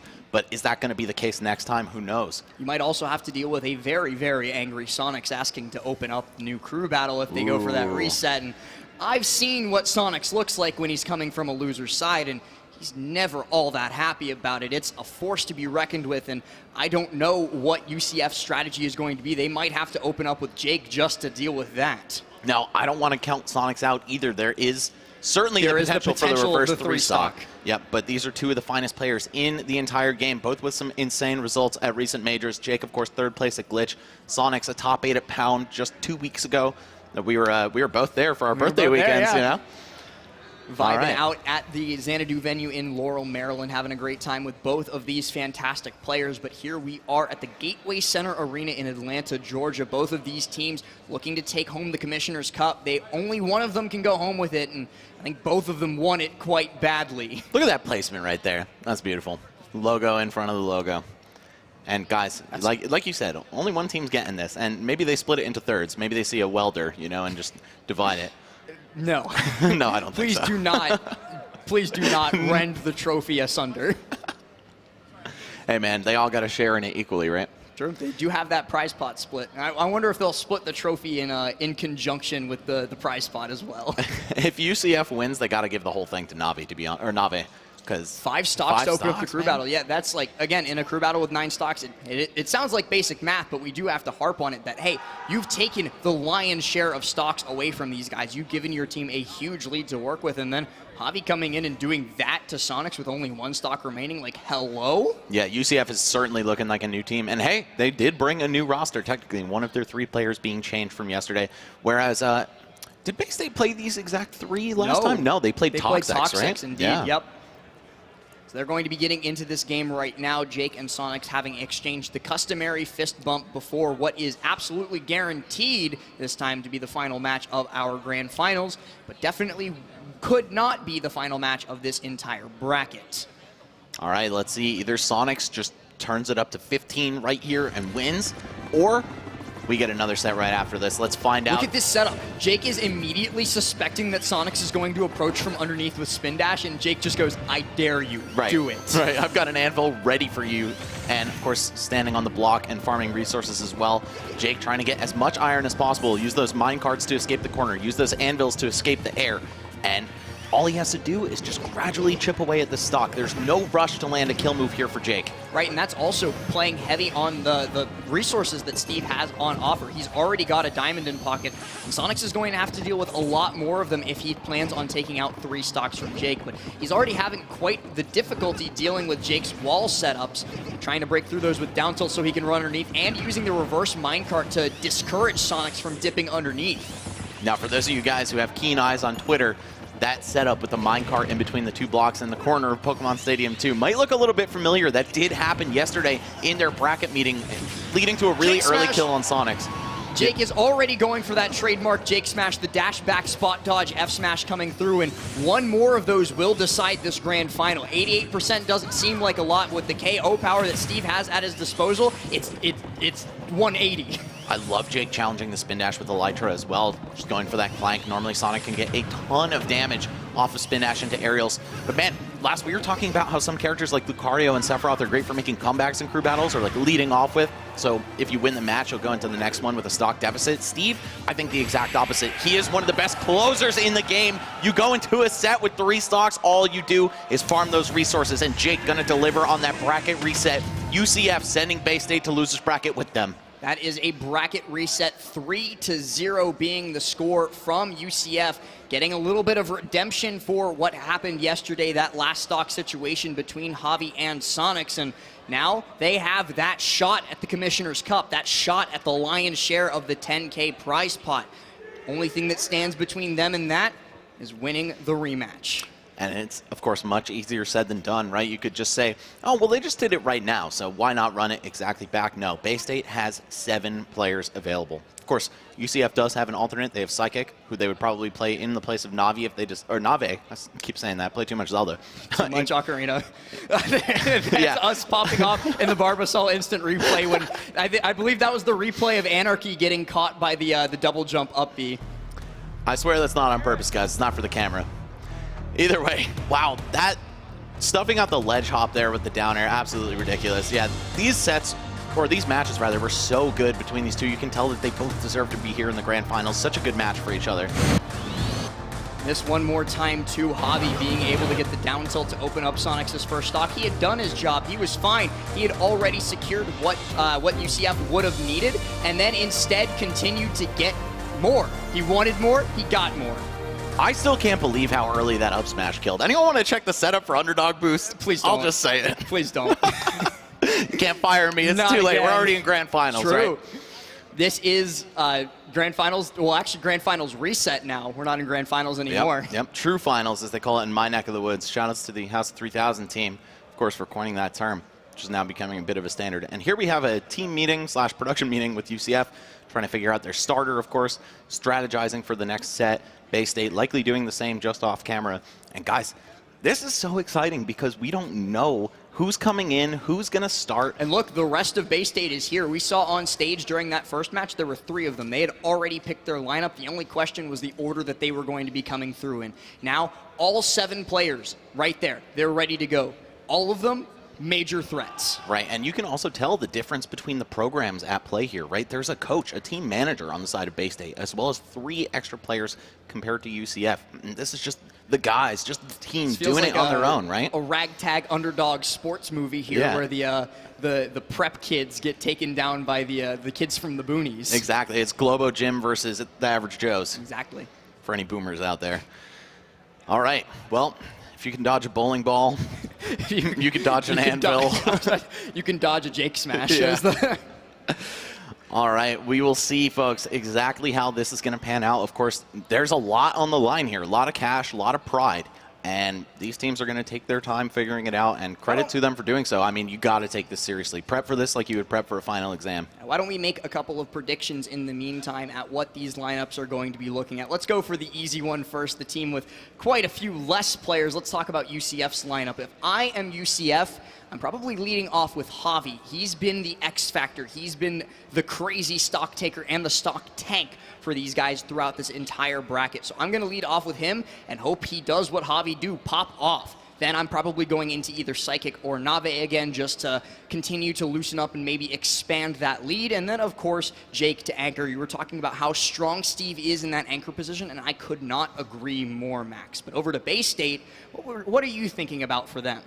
Well, actually, I'm kind of thinking differently on UCF just to start us off here. Yeah, if I'm UCF, I'm probably going to lead with either Nave or Psychic because you need the combined force of Javi and Jake to take Sonics out, right? But I do see Jake sitting at the setup right now. They might actually be leading with him. That would be a surprise move for sure. Well, this is what I talked about back during the initial set. I was like, if Sonics loses this, they might lead Sonics, and UCF will have to send in Jake to counter. It's a very angry top player coming and trying to regain a little bit of that honor from losing that initial set. Yeah, and that said, I don't know if Bay State has declared a starter yet, so maybe Jake is just sitting down to keep his hands warm, get a couple practice rounds in. But, of course, both teams are going to double blind their starter, so no one's going to say, okay, I see Jake sitting down, like, let's throw this guy in to counter him. No, of course, it is going to be like both players reveal or both teams reveal at the same time. A little bit of trickery at play. Maybe they have Jake sit down, so they send in Sonics to counter, and then it's actually Javi going first, and who knows? Yeah, I mean, if Bay State does take that gamble and throw Sonics in first, then I definitely agree with you. Javi would be a great starter, but I don't know. Something tells me that they're still going to save him for last or maybe the middle if things start to get out of hand. But if I'm Bay State, I'm probably bringing Sonics, Toxex, and Anarchy. Nexus just unfortunately has met some tragic ends to his stocks in both of the meetings between UCF and Bay State. So might be time for him to take a rest. He started off that match against Nave so incredibly strong, taking that first stock, and then he got caught jumping from ledge and died at, what was it, 24% for it? Like, he was playing well, but you can't be seeding stocks in a crew battle like that. In 1v1s, it's fine. You've got multiple games. You've got multiple sets throughout the bracket, especially if it's grand finals and there's a reset. But in a crew battle, you've got 3. Those are your money, your lifeline. And if you throw away one at 24% to something like a ledge jump, it's not good. Yeah, just a really hard read on the part of Nave right there, you know. So it's not going to happen every single time, but the fact that it's happened a couple times to Nexus now might just be too high risk to play Falco in a crew battle like this. You know, having an exploitable recovery and, you know, of course your offense is so insane, but this is a game of stocks. Cannon. Right, exactly. Glass cannons don't serve well in situations where if you break, you're done. Oh, I see a player who has yet to take the sticks at all sitting down here with the Bay State coach. Okay. We're going to see who this is stepping up to the plate. I don't know the face, but it does look like Jake has been declared for UCF, so we're going to see at least a Steve. Right. And hey, if Jake goes off to an insane start here, winning with 2 or 3 stocks, they're going to be forced to put Sonics in, and then UCF will respond with Javi, and then it's just going to be the battle of the anchors that aren't the anchors typically.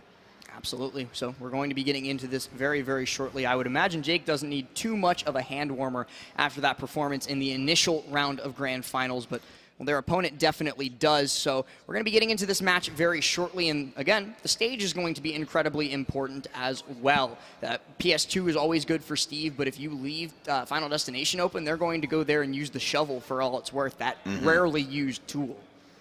Yeah, just going to farm it up and get as many valuable resources as possible. All right, so we have our mystery player once again making their debut on the stream here. We'll find out very shortly. And again, guys, it's you know, coming back from a quarantine online era, there are a lot of players out there who we've heard of, we know their tags, but matching the face to it is a different task. It is actually going to be Floppe. We just got word from production. Again, another player who know the name, not the face. That is the Wii Fit trainer, also from SoCal, pulling up into the bracket. And Wii Fit trainer versus Steve is going to be an interesting matchup, specifically because it's another one of those characters that can watch Steve mining for resources and say, stop doing that, I've got a soccer ball. Right, and I've got my own resources to farm as well, right? Getting a charge on that Sun Salutation, which can be very decisive in taking stocks. So we'll see. We Fit versus Steve, not a matchup I would expect to see here. Of course, We Fit, a pretty rare character, despite being pretty good. I've seen it a few times up in your neck of the woods with Tri-State, with John Numbers facing off against D-Dog a couple of times, but never these two players in this situation in a crew battle. It's definitely going to be a new experience for all of those involved. All right, so yet again, a SoCal representative stepping up to the plate for Bay State. UCF, all they have are the CFL boys. So it's that like worldwide recruiting the best of the best versus, hey, these guys happen to live here and they're all good players. You're right. It's that ragtag protagonist stepping up against the evil crime syndicate, so to speak. I'm just kidding, of course. I wouldn't call Bay State an evil crime syndicate, but you know, it's the metaphor. Yeah, they're getting the best in the business, and credit to them, right? I would love to see more schools kind of walk that route, really invest in their Smash programs, because this is one of the most popular esports in the world, right? It can be a destination school for players of that game, and there are so many Smashers out there just itching to go to a school with a strong program. Absolutely. I remember Sonics was absolutely ecstatic to be able to attend Bay State from completely outside of the country and be able to compete with these guys at the highest level, as well as studying his major of a choice. But it does seem to be that we are finally ready to get into this grand finals reset. These first two players facing off. Jake, the Steve, facing off against Flappe, the We Fit trainer. Yeah, and Flappe making his debut here on the stage, right? I think that's just like a huge amount of pressure that he might not be ready for. But you know what? If you are ready for it, this is a good time to show it. Love and Let Go, what a great tag that is. And of course, Jake F Smash, his signature move. You talked about it before, the run back, spot dodge, F Smash. How many players in this game have an entire move named after them? Not too many of them, but the Jake Smash is just that prolific. Yeah, it is, man. Really making a name for himself during the online era of Ultimate, but Jake has certainly shown that he's got what it takes to win offline as well. Let's see if he can do it here against Bay State College. These guys have been absolutely demolishing the competition until this morning. And that was an interesting interaction between the soccer ball header and the minecart. We saw that, yes, it did clank with minecart's invincibility, but because the soccer ball stayed active after that, it still served as an interruption. So if Flappe is just continuously using those soccer balls to interrupt both mining and minecarting, which Jake will do out of the corner when pressure is put on him, it's very, very strong in this matchup. Not to mention the fact that Flappe is able to reset backwards, make deep breathing active, and become one of the scariest characters in the game in the process. Oh, Jake really looking for the spike right there. That would have been absolutely huge, but it's actually Flappe with the slight lead until, of course, the forward smash comes through. The signature move yet again. And you can see Jake setting the walls up. Could be a little bit of roller coaster tycoon action. Oh, he was ready to tech his own block too if it came to it. Yep. And that's one of the most recent techs that we've seen coming out that a lot of Steves have been using, most notably Akola over in Japan. Setting up those blocks not in front of you as a shield, but behind you as a little bit of a padded wall to bounce off of should your opponent get a little bit too aggressive. Jake making fantastic use of it, having already taken one stock against Flappe and having the potential to take another one if he's careful enough to wait out this deep breathing, but he is not, as that deep breathing up tilt does do it for him. Yep, the backside of that going to send Jake packing off the top of the screen. You can see him once again setting the walls up, mining for resources. He wants to play with Diamond for as much of this match as possible. Of course, he's got it right now, but in the event that it runs out of durability, he's going to need another one. Oh, there it is. Okay, Jake primed for success here, but the question is, can you win with two stocks? I feel like he really does need that because Sonics is probably coming in next. Look at that drift from Flappe to be able to avoid the initial anvil and then everything else that Jake threw at him off stage. He's able to get back up, but only for a little bit as Jake quickly finds that back air off of the jump. Throwing down the TNT, but no detonation, and look at these drag down nairs from Flappe. Oh, and just crashes right into him with the minecart. Okay, Jake locked and loaded with the diamond. Decent amount of iron here. Of course, going to build up some stone walls as well. Extra hard to break through. Well, that's the interesting thing about PS2 is if you're off in those corners of the stage, you only mine iron, and that's why and how Jake has so much of this iron to use for these minecarts, because he's in that corner, not by Flappe forcing him there, he's there by choice, and what was that? Did I read that correctly? Was that 30 damage off the minecart straight up? Oh, and going for a ride as well. Jake about to take him down if possible. No. Okay, we're going to see Flappe hang on here for just a little bit longer. What I think happened there with the minecart, Max, now that I'm like able to calm down and think about it, I think it also reflected the soccer ball back, so it was the additional damage from the soccer ball hitting him. Now 83%. This is enough for a KO with Diamond if Jake finds the right hit, and he's certainly looking for it. Tries for the two frame with the down smash, reads the neutral get up, but Flappe is tricky enough to get away, but he's immediately sent off stage once more. Okay, putting the pressure plate down with the TNT. WeFit so good at stalling out on the ledge, though. Not going to fall victim to that one. And both characters down to their last breath of the current stock. I think it's equally important for both of them here. Oh no, taken down, and is he too slow to break out? No, WeFit with an excellent recovery, but Steve has one as well. Yes, both of them able to make it back to the stage, and Floppe with the bear out of shield, able to take down Jake. You'll notice he had no resources there. In that situation, he wanted to minecart out of disadvantage and found himself completely incapable of doing so. Floppe takes advantage of that by getting the KO and bringing him down to only one stock. This is the perfect situation to set up your teammates with, even if you can't quite close it out on Jake. For sure, and Floppe is still showing some signs of life here. Of course, WeFit can take you down very early with the spikes she's got available, or he's got available to him. Double wall from Jake here, though. Floppe doesn't really have the tools to deal with it, so he's a little bit more content than some other characters to let Jake get those extra resources. You can only get so much out of it after all. Once you already do have Diamond, you're only really hurting your own pickaxe's health. Oh, and once again, dragged all the way down by the minecart, but WeFit very much able to make it back from the depths. Let's see, Jake, what's the lead trap going to be? We're going to see the TNT down smash into air dog into down smash, but still nothing mixing Floppe up here. Oh, and he goes all the way down, but he's still alive, and so is Jake. Oh my God, some insane offstage exchanges here, but the soccer ball actually going to lag the back air, keep the hitbox active, and Jake barely takes that one away. It was honestly a lot closer than it should have been. I was worried because at that point, once Floppe had been rinsed and repeated with the minecart off stage enough times, he had reached 150%. That means full rage, and a WeFit trainer with both full rage and also deep breathing means Jake could have died at the percent he was at. A good back air off stage, a good F smash, a good bury into F smash, all of which could have spelled the end of the Steve main from Central Florida. Now let's keep in mind that UCF started with their typical anchor here, right? I think the ask is not just 3 stocks, and it might not even just be 4 stocks. I think Jake's got to take 5 to really set UCF up into a good position to close this one out. Now, the question is, because Jake only has 1 stock remaining, are they going to throw Sonics in right now?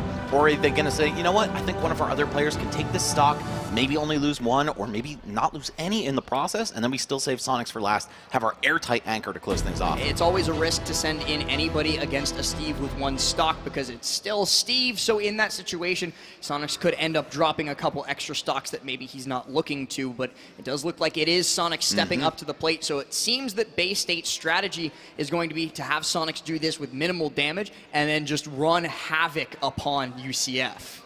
Sonics, again, super patient player. This guy almost never feels the pressure, right? You don't see this guy crack very often, and I think knowing that he only has to take 1 here, he's going to embody that style to the fullest. If Jake gets a little bit flustered, gets a little bit too eager to start hitting his opponent here, it could go off the rails very quickly. So I think the opposite could also be true, though, for Jake. He's got nothing to lose. He's already kind of served his purpose, at least. Not maybe to the fullest extent, but he has indeed served his purpose. So take 1 stock, take 2. Does it matter? Not really. So I can play with reckless abandon. Right, I think, you know, Jake taking 3 stocks, obviously he's played up to par, but being the anchor of the team, you really want that to equal 3 stocks off of their anchor. And we'll see if he's even able to get 1 here, going right to the left side of the stage, setting some walls up. Oh, a random grab out of nowhere. Probably not the intended input, but we're going to see him throw some minecarts out from underneath the block, farm for resources if he can. Yep. And look at that. Jake is the one on the defensive here, does not want to let Sonics get away with anything. Because again, Sonics has that extra wiggle room to play with. He's got 3 stocks here, even if he doesn't want to use all of them. He still can take those smaller risks and say, hey, if it doesn't work out, it doesn't work out. But Jake here, he's got the minimum amount of mistakes you can have as a Smash player, 1 stock. Exactly. And he's got all the resources in the world now, tons of iron, but Sonics, he's just going to wait it out, wait for Jake to get impatient. Look out for the back air. Oh. Uh-oh. That forward smash could have been everything. Steve, of course, such a light character, would have sent him to his death. I can't believe Sonics just attempted to get a grab out of minecart there. That is next level bold. Yeah, that's not a typical challenge by any means. Okay, Jake finally going to get the diamond, but of course, he is on his last breath already, 115% and counting. Sonics with the ledge trap going on here. You need to find some kind of key moment to get a diamond forward smash, and it's not going to happen. Sonics only taking 42%. The stocks are even, but 1 team has their anchor remaining with 3 stocks, and 1 doesn't have it at all. Yeah, that spin charge nair being the bread and butter coming through for Sonics to be able to take that out. And I want to harp on it. I don't think it'll be caught in the Barbasol replay because it was a little bit too far away from the KO. But towards the end there, Sonics got that spin charge nair off stage and then immediately abandoned ship. He was like, I'm getting out of here because I know Jake will back air out of disadvantage. It's bread and butter. And because why not? It's usually safe. It'll usually find that hit. Sonics knew better, immediately escaped that situation, did not want to be caught by that bear and maybe get a stray kill off of it. So, was able to reset on stage, find that spin charge nair off the top for the KO, and as a result, he's brought this to a perfectly even affair in the crew battle. And the mark of a truly great player is knowing when to cash out on your advantage state and on your combos, right? If you know that something not guaranteed is to follow, well, sometimes just getting your feet planted on the ground is even better. You get all your resources back, you get positional advantage. Sonic's doing that and showing exactly why he's one of the best in the business. Especially for a character like Sonic, stage control is incredibly important, and especially against a character like Steve. You'll recall back to that match we saw for the vast majority of it, Jake did not have resources. That does not happen very often. We don't see Jake running on empty when it comes to his iron, his stone, his gold, his diamonds. It just does not happen except when he's against a player of Sonics' caliber. Sonics just takes complete and total control over the stage and says, you want to mine? You're going to have to pay the tax. I'm not going to let you get away with this for free. And when you only have one stock remaining, that tax might be a little bit too heavy. Those returns, the IRS was not kind to Jake. No, absolutely not. Going to take his income down a couple brackets for sure. And we have Psychic actually stepping in now, not Nave, who, of course, went on a great run in the first meeting between these two teams, but they're trying to keep the rosters fresh, right? However, you're going up against Sonics. This is a big ask. Yeah, you have to, I would say, if Psychic doesn't take 2 here, things might be looking really, really rough for UCF. Now, at least in the early quarantine era, one of the banes of Sonics' existence was, of course, Spencer, Send, Best Nest, whatever you want to call him, had an overwhelmingly winning record on him using that Nest, but that was on Wi-Fi, and Sonics has also improved vastly in the matchup since then, so they could be looking to check him a little bit on, hey, do you remember what you studied? You took that test a couple months ago, but do you still recall the material, or am I going to be able to kind of cheese a couple of extra stocks out of you here?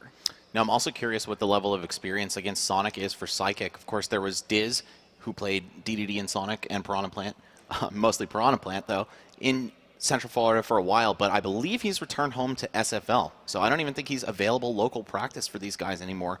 And again, Sonic, despite being, in my opinion, one of the best characters in the entire game, it's difficult. He's a little tough to play, and he's definitely hard to come by in a local scene. So Psychic, definitely a tall task ahead of him, but I mean, this team made it to grand finals for a reason. They're all very strong players, right? We talk about Javi and Jake a lot because, of course, you know, they're very recognized, ranked players with a lot of results, but Psychic and Nave have done more than deliver. They've gone above and beyond for their team. Right, back in the original crew battle, well, not the original, the grand final initially that we saw a couple of minutes ago, it was Nave that was the MVP. He wasn't the ranked threat that we were talking about. The desk up top did not have him on their radar, but instead it is going to be the Palu coming through from Nave, or excuse me, from Psychic, who I was talking to a little bit yesterday. I was like, he was like, why did you say I was a Ness main? And I was like, well, that's because that's what it says on your profile. And he was like, well, I stopped playing Ness a week ago. And I was like, well. A week ago? Oh, come on, man. Your tag has PSI in it. You're a Ness player.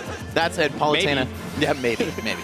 Politana, though, a very solid pick across the board. She's got few matchups that really give her a lot of trouble. I would say Sonic is close to even. You know, it's not really particularly one-sided for either of them. Who doesn't Palu go even with? That's the question. Right, yeah. She's very Wolf-esque in that regard, so to speak. 2 of the strongest characters in the game, mostly just because they don't really lose any matchups, even if they don't hard counter most of the cast. Right, they're not incredibly strong in any one given situation, but they're never weak, ever. They are good, not amazing, but because they're so good across the entire board, that's what makes them great. This time, though, it is seeming that Psychic is unable to find any purchase on the stage, with Sonic's applying constant pressure both at the ledge and in center stage, finding that F-tilt on the neutral get up as well, looking to punish the jump with the bear, but instead just ceding stage control, at least temporarily, before he immediately flies back in and says, hey, I own this Pokeball, you cannot step foot on it. All right, and very reminiscent of Javi versus Sonics, we see Psychic kind of getting beaten up in the early stages of the match, but he started to make a comeback until that very risky dash attack. It's going to be an easy up smash out of shield for Sonics. Very dominant stock, taking exactly 42 on that one stock as well, just like he did against Jake. And what I believe it for the first time, we see Bay State with a lead against UCF. They Right. have not had a lead even in upper bracket finals and grand finals, but now finally in this reset when both teams are on their second player in the 3v3 roster, they have a lead, and Sonic's going to be looking to extend it as much as humanly possible, only at 56%. Now having lapped Psychic entirely in terms of percent, going to be looking for that high back air off of the spring. Not able to find it just yet, but you know he's always looking for something along those lines. And last, this being the first lead of the meetings between these players, or these teams rather, it does not bode well for UCF at all. They've pretty much relied on Sonics going down and being forced to make a comeback against them as their key to victory. It almost worked out the first time, did work out the second time, but now the odds are just certainly against them. F-throw once again to regain stage control. I think maybe that Psychic has less than a whole minute on stage this entire match. He's been just juggled and edge guarded and ledge trapped and put through the ringer, suffice it to say, throughout the entirety of this, not allowed a single moment of rest. Even here, when he's on stage, he's forced to be in shield or forced to be throwing out those short hop fairs as a defensive option. He doesn't have the ability to play his own game. Instead, he's stuck playing Sonic's, and that's not a fun game to play. All right, Psychic, if you can get one stock here, there is the potential for Hobby to bring this one back and win it all for UCF. That said, it's a pretty big ask here. It's a tall task. Yeah. Will he be able to pull it off is the question. Of course, you can get it done with like an up air at the top of the screen. Any of Palutena's smash attacks, well, at this percent, really only forward smash will do it. But if you're able to find one of those key hits, then there's still some hope for UCF. With a spin dash in, Sonic's more than content to play this patient game, waiting for Psychic to overcommit to make that mistake. Gets the back throw though, and this is the first time we've seen Psychic in a position to ledge trap. Sonics gets the bear on the rollback too. This could be exactly what he needs. Right here, no, does not get the RAR for the bear, instead misses out on the fair, but then finds it and secures the stock. This is what he needed in this. If he can take one more stock, he can set Javi up to potentially be the clutch god that they need. Yeah, and even just taking this one here is actually pretty huge. I feel like Javi can maybe, losing one stock, take two from Sonics again, just like he did last time. But, I don't know, yet again, a tall task. So, yeah, this 1 week old Palutena though, is this what you want to bring against one of the best players in the world? To be fair, this is not playing like a 1 week old Palutena. This looks like somebody who has multitudes of experience both at the top and like local level with the character, but you can't be caught dash attacking out of the corner like that. Sonics has those long, long arms, and he's willing to throw them right in your face. Honestly, not a terrible showing from Psychic either way, though. Whether the Palutena is, you know, kind of like a distant secondary that's been in the picture for a long time and is now his main, or if he just started playing her very recently when he dropped Ness, still showed up. Taking a stock off Sonics, I'm gonna be real, I don't know if I could do that. So, yeah, he's carved out a decent amount of damage on Sonics for Javi. Let's see if he's able to clean things up. Now the tides are turned, though, 5-3 in Bay State's favor. The interesting thing, though, is that Sonics, being as good of a player as he is, as high caliber of a player as he is, he's not going to let those same mix-ups, those same cheese tactics work on him again. He's going to be looking for them. He's going to be ready for them. And I don't know if Javi's going to be able to make lightning strike the same place twice. It's entirely possible, but not probable. Okay, it all comes down to this. The last stand for UCF. It could all end here. If Sonics beats Javi 3 stocks to 2, which he did yesterday, then it's done. But if Javi is able to even hang on to 1 stock, he could still reverse 3 stock the anchor for Bay State and win it all for his team. There's so many questions waiting to be answered. But of course, Javi sitting down in the chair, selecting his tag. We're almost off to the races last. Very, very soon we will be getting into what could be the final game of this entire bracket. We've said that a couple of times because it's been potentially true each and every time, but now, this time, Sonics with 2 stocks very well could take out Javi with 3, as he did during the upper bracket finals yesterday. We could see a repeat of history there, or we could see a repeat of history where Javi is able to take it out over Sonics. Either one is possible because either one has happened already. Right.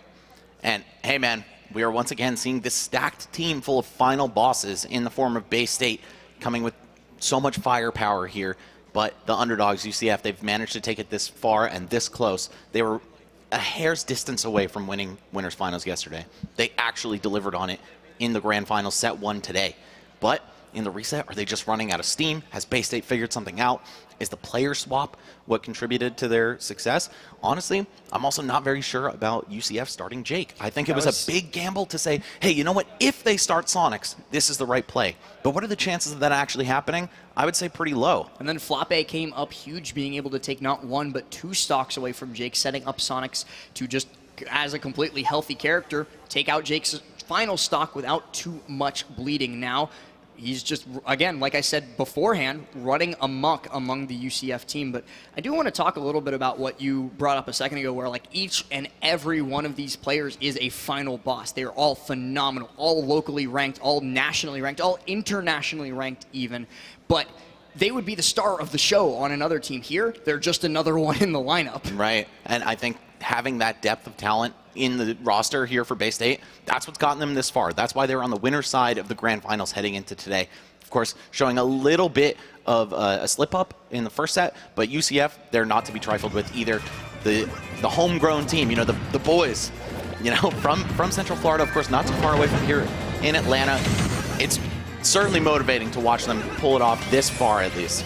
And we're right back to the same old song and dance we've seen 3 times now, counting this one between Sonics and Javi, where Javi has to pay that heavy tax early on in the game, has to get up to 60-70% before, okay, now those bread and butters at low percent no longer work, and I can actually play. This is great.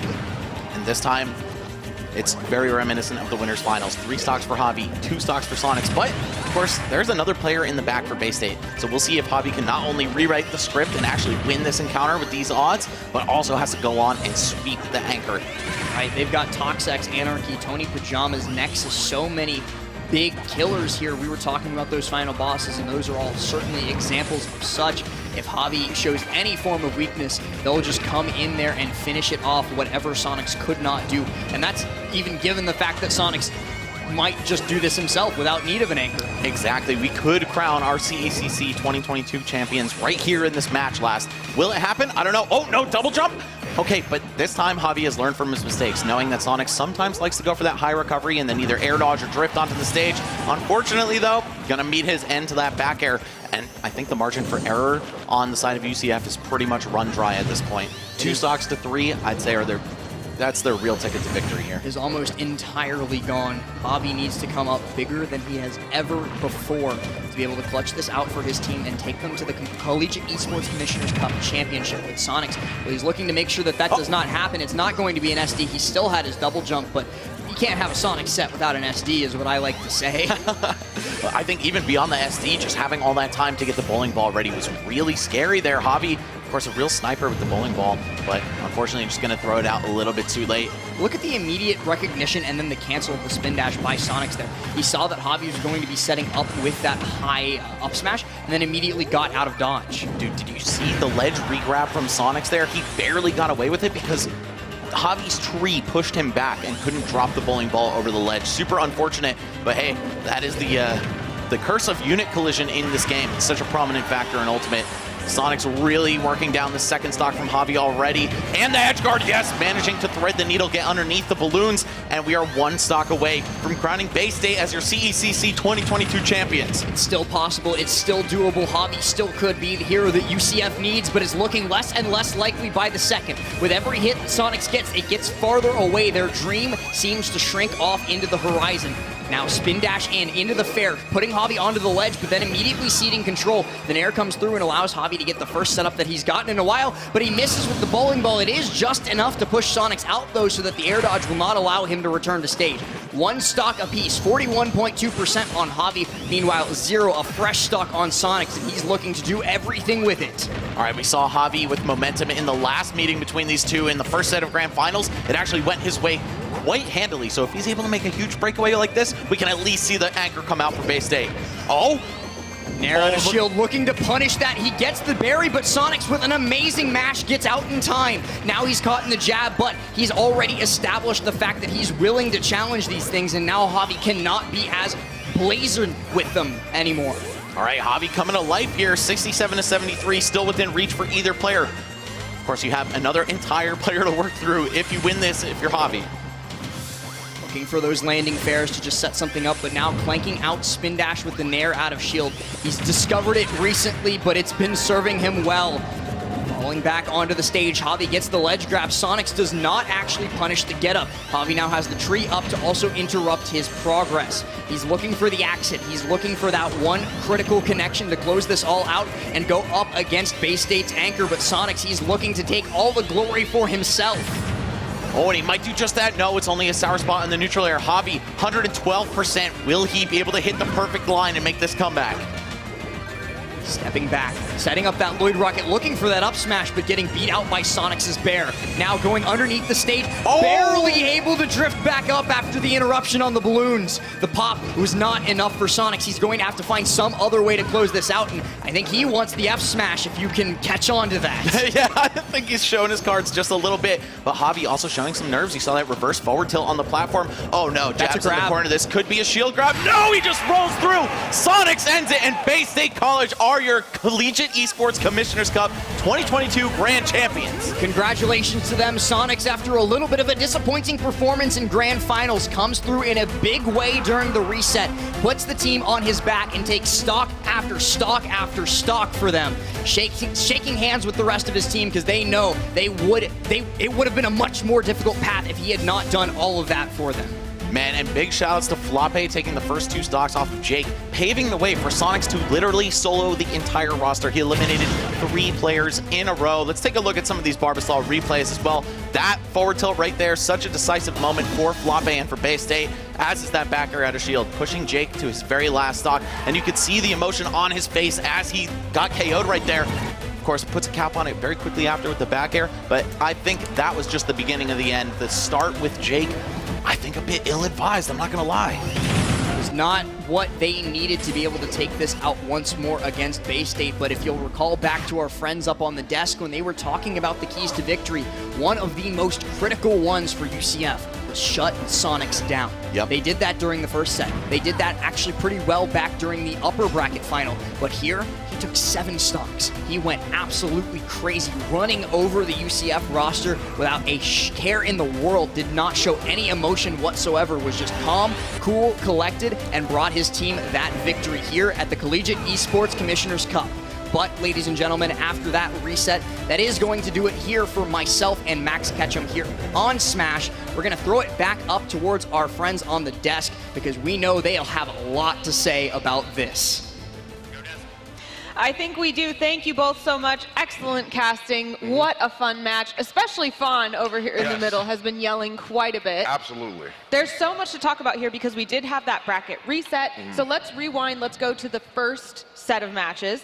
And I specifically want to talk about when you were saying Javi is so smart. Javi is so smart. Tell us about that. So once again, I still think the best set of this entire thing has definitely been the match that we saw with Javi versus Sonics, right? I was so impressed with both of their adaptability. I was impressed with how they were actually running throughout the matchup as well. There were so many times like where when we first got into the match, it was a reverse stock situation from yesterday. Yesterday, Sonics was the one with 2, Javi with 3. Today, it was Javi with 2, Sonics with 3, right?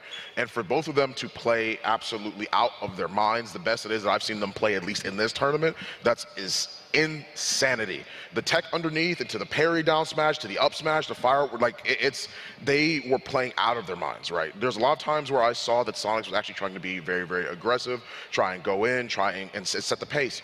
But the adaptability, like I said, was insane. There were a lot of times where Javi was trying to sort of like play back, see if he could fight from a zone, but then they actually started to do a couple of other things as well, where they sort of just tried to play, like it was like they were playing like 3D chess, right? Like they're trying to match and mix up the moves as best as it is that they can, and I think that definitely has to be that was like the best set. We don't even have to talk about the second set. We don't have to talk about 7 stocks from Sonics. Simple. Yes. Yeah. And hopefully we'll get some more time to chat about this. But the important thing that we need to do right now is head on down to the floor for the trophy presentation sponsored by New Street. Jackie, take us away. Let's give it up for our champions, Bay State! Oh my gosh, I love the enthusiasm. And right now I'm with Sonics. Tell me the emotions you're feeling. The grand finals you won! Yeah, I feel really good. We all feel very happy and content with our result.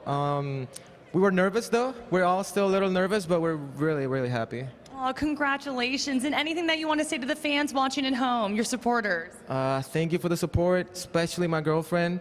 I know she's watching right now, and she helped me a little bit get back from yesterday after I lost the tournament. So she always has my back. So shout outs to you, Angie. I love you. Oh my goodness, if that doesn't give you the feels, I do not know what will. But we're about to move into the trophy ceremony. I would like to invite to the stage our presenting partners, Todd, Angela, and Ray. Welcome to the stage. Okay, very exciting. I know that you have a few words for our winners. Well, amazing match, amazing competition. On behalf of the CECC event producers, Skillshot Media, CSMG, and Esports U, and on behalf of our CECC presenting partners, Microsoft and CDW, and of course, the Super Smash Bros. Trophy sponsor, New Street, we would like to officially congratulate, based on an epic CECC win, the team from Bay State, and recognize Most Valuable Player, no surprise, Sonics.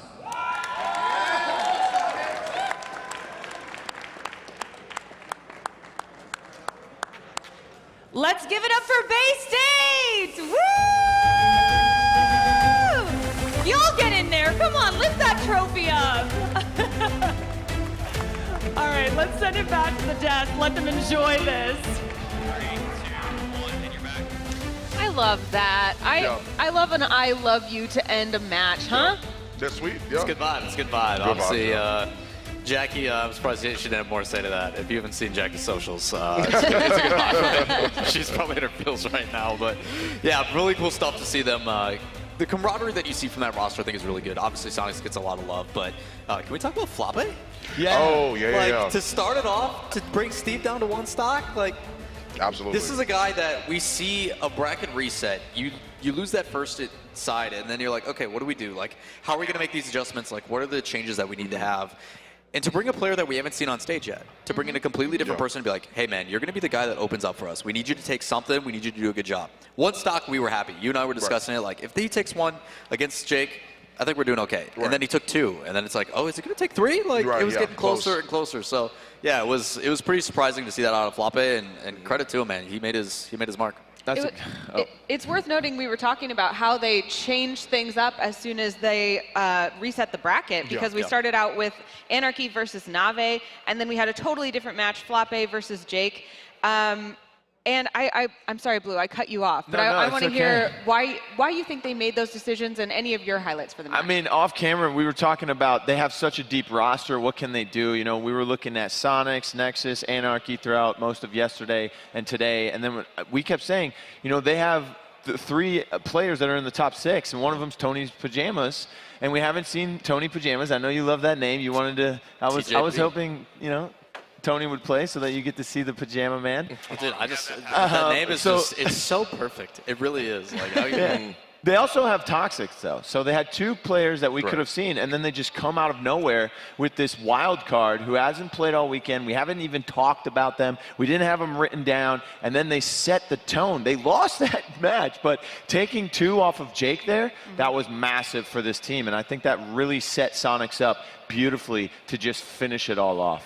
Both of those first matches were extremely close. I mean, I think that our caster said in that round 1, that was the most unfortunate jump I've seen. Absolutely. And the interactions between the Wii Fit trainer and Steve made things so surprisingly close and complicated.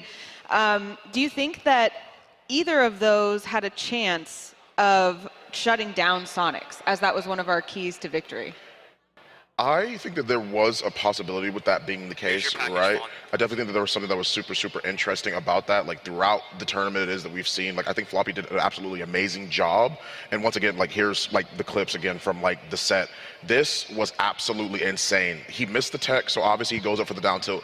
That parry, that was absolutely the most clutch thing ever. That came from a parry off the bottom of the stage into that situation. That is probably the best thing it is that you can ask for.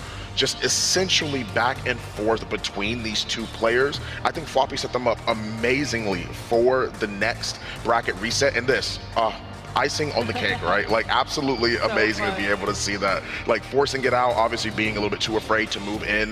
This is something it is, I saw him do, like, during, like, the second half of the bracket, which I wasn't too sure about. Like, I assumed that I had absolutely assumed that, like, when he's, like, jabbing him, right, I'm like, okay, you're jabbing him, like you got him, he's gonna roll in, but then he didn't stop jabbing. And then that's when the punish came out, right? And so that's what I think is absolutely, I think that's what's super, super essential about that, is that you need to be able to sort of not only figure out the pacing, but when you have an opportunity like that, because that was like the only opportunity I'd seen him where he had like Sonic's hardcore on the ropes and you know what his option is, but there's no punish or no situation that comes out of that. So I definitely think that both of those players, like, obviously hats off to them. They played amazing throughout the tournament. And of course, to give shots out to Floppy as well. Like, This was an excellent set of matches. We had an amazing time watching them. Thank you to both teams for giving us such an awesome grand final. And thank you to Microsoft CDW. Whether your school is looking to start a new esports program, increase support for a current program, or they're ready to take it to the next level, Microsoft and CDW Education are here to help, from building spaces to program alignment and more. If you want to learn more, head over to cdw.com/esports. And now's a perfect time to do it, because we're going to take a little break and we'll be right back with Overwatch. The Collegiate Esports Commissioner's Cup is presented by Microsoft CW. Barbasol. Go to barbasol.com/Dominion to see all the limited edition Jurassic cans. New Street. New Street helps you navigate the collectibles markets with confidence. Visit newstreet.com to find out more. McDonald's. Download the McDonald's app for exclusive deals and easy ordering. McDonald's, I'm loving it. And by the U.S. Air Force. See if you can command the stack in the U.S. Air Force's award-winning augmented reality flight experience mobile game, available in the App Store. In partnership with CSMG, transforming traditional sports and esports. Esports U, the flagship of Collegiate Esports. Skillshot Media, the official broadcasting partner of the CECC. Atlanta Esports Alliance, location host of the CECC 2022 in Atlanta, Georgia. Esports Foundry, official tournament operator for the CECC. All right, I'm here with the host of the CECC, Paulie, right here. Good, brother. What's going on? Yes, so we are here with Drink Control. You know, if you guys don't know, I am a gym rat when I'm not in my esports clothes. So let me show you how to make a nice little protein shake here. They got almond milk, my favorite. Check this out. We're gonna put about 10 ounces of almond milk. We have their lovely cookies and cream meal replacement here. You know me, I'm a big boy. I need 200 grams a day, so I'm going for 2 scoops. There we go. 2 scoops. Let's shake it down and drink it down, baby. Drink Control, the official meal supplement replacement of the Collegiate Esports Commissioner's Cup. Let's see what it tastes like. You better not do me wrong.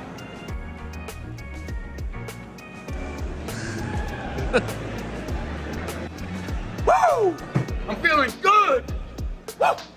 Ah! Drink Control, official meal supplement replacement of the Collegiate Esports Commissioner's Cup.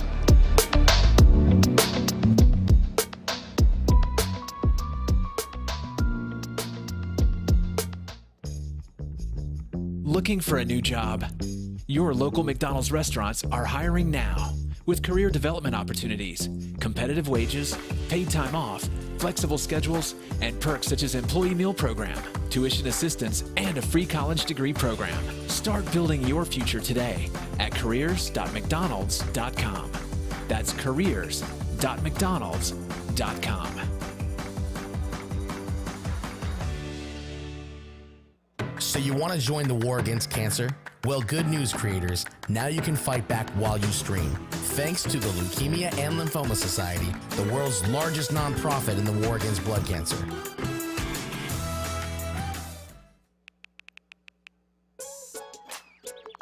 Worried about your friend, but don't know how to reach out? You could say how are you or get a fake tattoo. You could ask with an app if it works for you. You could chat with them in VR. It's so good. If you think you should check in, yeah, you should. Whatever gets you talking. Reach out to a friend about their mental health. Whatever gets you talking. Learn how you can help at seizetheawkward.org. I always loved video games growing up. I knew that I had a talent. King Stump himself. I work tirelessly to game, to stream. So I'm talking about produce content, not only to keep the fans happy, but to set the standard. Why we call him one of the best players on the game right now. So that the next kid coming up will see the work and want to push harder, and maybe even further.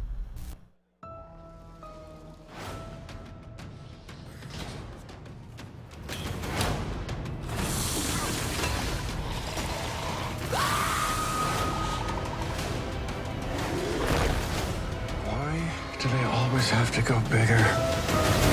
Come back. I always come back. Barbasol, limited edition collector's cans. In stores now. Capture them all before they're gone. See the movie. Rated PG-13.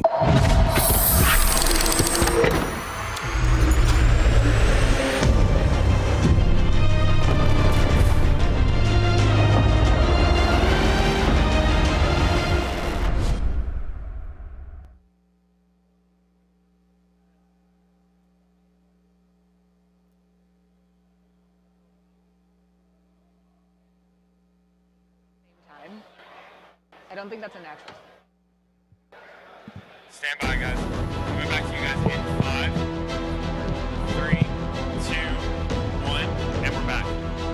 Welcome back to CECC 2022 here in Atlanta, Georgia. We are your analysts here on the desk, and we're about to get into some Overwatch. Are we excited for Overwatch? Absolutely. You betcha. I'm ready for it. You have to run it back. I'm glad none of you said no, because I would kick you off the desk. Understandable, right? Yeah. Yeah. I mean, like, that does make sense. Yeah, that's a baseline requirement here for being on the desk, is excited for the next thing. Let's talk about that next thing. We are going to have Harrisburg versus Illinois State. And yesterday we saw Harrisburg advance to the grand finals through the winner bracket. We didn't watch Illinois State because they actually took out Stad, who we saw go down to the lower bracket, and they also took out Northwood, who we saw kind of on a tear as well. So what was that story? I think you had taken a look at the bracket. Northwood. So we saw this matchup already. We're running it back. Obviously, you had some things to say. We'll get to you. Don't worry. You just smile and look pretty, all right? Ron, whatever you're going with right now. But like, the big thing is not only do they run to the lower bracket, they run it back, they beat Scat, and then they actually play Northwood and reverse sweep them. It is not just hey, it's a victory. It's we are on our last life and our last leg, and we managed to battle back now for a rematch. Wow. It's going to be, like, we're in for a treat. The tweet we were joking about, there's nothing more than casters like than a situation or a match on their hands. We have a match on our hands. We have a match on our hands. It's going to happen. They're gaming, yeah. Blue, Gamer, what do you have to say over there? So, have you ever seen the movie 300? It's 300 guys, Spartans, going against this giant army. Correct, talk to them. The odds are stacked against them. That's like Scad versus Northwood, and it was also Illinois State Why did you need to bring that versus up? Northwood. Because here's the thing. Okay. The thing is that Scad still lost that, just like the Spartans lost that. Right. But they showed that gods can bleed. Okay? And they showed that Northwood could bleed. Good save, good save. And then, I'll take the metaphor. Yeah. and then Illinois State came in and said, we are the god killers. And they basically reversed it and kicked them down the well. Okay? On Ilios, too. Keep in mind, though, Harrisburg is playing with an advantage. Yes. It's going to be tough. They are playing with one game advantage in a best of 5. But here is the plus side, is that Gig on Illinois State is playing fantastic on the tank. And Rupel's playing probably the best Overwatch they've ever played because they have to keep Gig alive, right? That's their sole job. Forget the rest of the team. My job is heal this guy, keep them alive. The problem with Illinois State that happened yesterday against Harrisburg the first time was their DPS duo, Aiko and Visions. They have to step up. They need to play, and I told you guys this before we did our pre-show, they don't have to pop off. They have to play as good as Lethal and Tap, but if Lethal and Tap are playing as great as they were yesterday, then yeah, you got to pop off. Yeah, they got to pop off. They got to match them. Speaking of what they've got to do, let's take a look at the Microsoft CDW keys to victory. What are these teams going to have to do in order to come out on top in this grand final? Oh, they've got to do a lot. That's number one. But Illinois State University, they need to be able to close out fights. That's basically what was happening with Northwood. That's actually when they lost to Harrisburg yesterday, it pretty much came down to the last fight every game. Yes, they lost 3-0 when you look at it on paper, but again, it's an esports 3-0. It's very close. It's down to the wire every single time. I mean, you look at Kings Row, they had to attack first. They took them all the way. They scored 3 points. I mean, we talk about the DPS duo stepping up, but I mean, primarily we talk about Elk. Yeah, we've been trashing on shoes, but man's about to hopefully buy some new ones. But primarily we talk about his own quote is, hey, we're going to take the comps that work, we're going to mirror it, and we're just going to do it better. And they did that. But it's more so talking about stepping it up like we said in our Keys to Victory. Right. They did that. There was a moment for them to close it out 2-0, so what do? They go with the soldier. They just say, hey, we're ending it here. We're not going to let this go any further. We don't want to continue to do this. So you talk about stepping up. Yes, we're going to go with a cheese pick, but we're going to make it count. So if they keep doing what they've been doing, I think they'll be just fine. But it is a tall order. Hopefully that advantage gets the nerves kind of settled and they just settle into the series and close it out. Yeah, I mean, there is a lot on the line here, including a new fresh pair of shoes. So let's take a look at the Keys to Victory for Harrisburg. Keep that mental strong. I mean, you came in as the number 2 seed. You took down the Giants, and you also beat out the team that's right below you in the seeding, the number 3 seed, and now you got to face them again. This time, it's going to be different. Illinois State, they know what to prepare for because they just played you yesterday, and they get to run it back. They're going to be down 0-1 again, but still, I mean, they played really good Overwatch yesterday, and reverse sweeping the number 1 seed is nothing to bat an eye at. So I will say, I did say, hey, 2-0, they closed it out, but that was a very close 2-0. I think you said it's an esports 2-0. Yeah, that's what I'm saying. It is neck and neck that whole way, and there was a couple times where you thought Harrisburg was actually going to throw it with a little bit of that cheese, but they were able to battle out just by mechanic side. They did outgun, but it's the DPS, man. Yeah. They've gotta play out of their mind. Boys click heads, man. Yeah. Yep. Give me your prediction goggles. Who is going to win this match? Listen, Elk has some pretty bad shoes on. I've got some pretty good shoes on today, if I say so myself. Y'all are not leaving him alone. Goodness gracious. No, you better go down there and hand him your slides. That's what I'm saying. When he wins. These are the best shoes because they're like the mullet of dress shoes. You know, it's business up front and a party in the back. Anyway, your prediction of who's going to win the match? It's Harrisburg. I said it yesterday. I got Harrisburg winning the event. Look, I even wore the Harrisburg colors. Oh, you did? Yeah. Look at that. Ronald McDonald, Brown Burgundy, Harrisburg, baby. That's the colors right there. Yeah. What about you, Fawn? I'm going to have to take the opposite side of the fence there. I definitely think that both of these teams are extremely promising, so I got to go with their opponents. We talked about momentum. Who has it? I'm going with the shoes, man. That boy's got some new shoes on his way. Yeah. I hope he doesn't change them, though, because they have become iconic, and they've been working for 3 years, so why change now? I think that buying a new pair of shoes doesn't preclude wearing those same I agree shoes with that. for matches from now match on. day, you continue to wear floppies. Like you don't. Contenders. Yeah. 3 straight contenders championships with those shoes. Yeah. Why change You now? know how they say, like, every big champion has like that thing that whispers to them? His shoes talk. We've seen it, okay? So I don't know if they're whispering from down there or they're screaming, but they're doing something right. Yeah. Well, who do we think, if we saw an MVP in the last match that was crowned, if we're crowning an MVP here, who do you predict is going to be that MVP in this grand final? If it's Harrisburg winning, I think it's got to be Lethal, even though that's like the default answer. Elk's playing out of their mind. You know, Tap is playing out of their mind. But look at what Lethal's doing. It goes back to what the whole team is doing composition-wise. Yesterday, when they go up against Northwood, they don't play wrecking ball at all, and they just kind of mirrored Northwood every time. They said, if you're going to play this, we're going to play this. We're going to be better than you at it. And then when they go up against Illinois State the first time yesterday, they said, you know what? We don't have to mirror you because we can beat you with whatever we want. Going back to that Kings Row overtime where they full hold them and then they grab the one tick that they needed. They're using Soldier, Reaper, the Diva Reaper combo, just dive in the back line with the Maywall coming up. Like, they are full throttle right now. The foot is on the gas pedal. As long as they kept it there and they were steering straight through the night, they should be good today. I think 100% for the micro game, you got to go to Lethal, but on the other side, I'm talking Elk. Primarily, he's that vocal coach. He is the one that is in the comms, that is keeping everybody calm and collected. We talked about it in our Keys to Victory. You need to make sure that you're not just trying to do it to ego somebody. You need to make sure you stay level-headed. You keep your head down. Stay modest about it. Obviously, land your shots, but I think Elk being able to kind of like get the camaraderie going and just say, hey, level head, let's close it out. I think it's going to be a big deal. Fun? I'm also going to have to agree with Lawler here about Elk. I definitely think having like a very strong IGL is really, really important and conducive to the game, right? No matter what team-based game it is, you're going to want to have somebody that's always going to be on the front lines, making sure that everyone's morale and mental stays strong. And so with that being the case, I feel like that's like really important, better than playing sometimes, you know. I feel like we gave Harrisburg the MVP love. So, you know, if Illinois State pulls this out, they get the upset and they take the win. It's tough to call who should be the MVP or who will make an MVP performance. Obviously, Gig's going to do something really fantastic because that's probably the best player on the team. But I think, you know, Rupel could be in contention for it, for keeping Gig alive and providing that support. You know, it's like a Chris Paul kind of player, just providing the assists to everyone and allowing them to make those plays and be those playmakers, you know, setting everyone up. Or, like we said, the DPS, Echo or Visions, one of them has to step up, and if they do so enough, they could come out as an MVP if Illinois State pulls this out. Well, let's go down and see those players in person. Polly, down on the floor, take us there.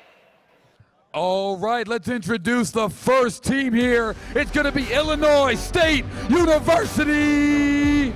Make some noise for ISU.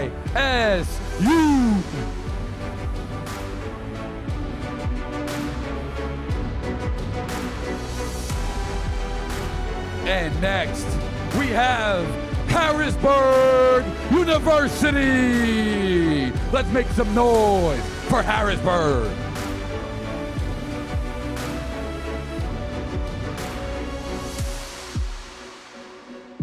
I'm the last member of the team.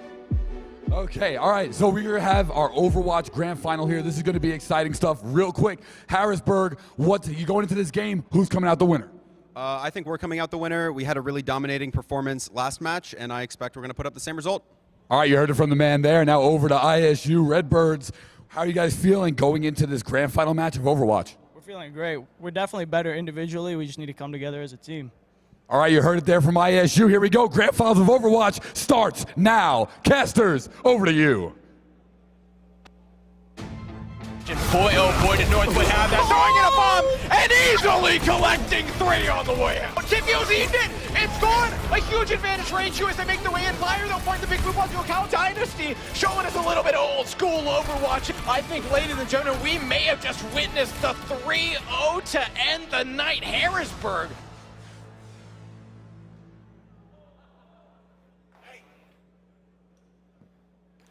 They're looking calm and collected down there. Both of them having very good ideas of what they need to do that really boil down to just like, do our best, do what we do, do it better than them.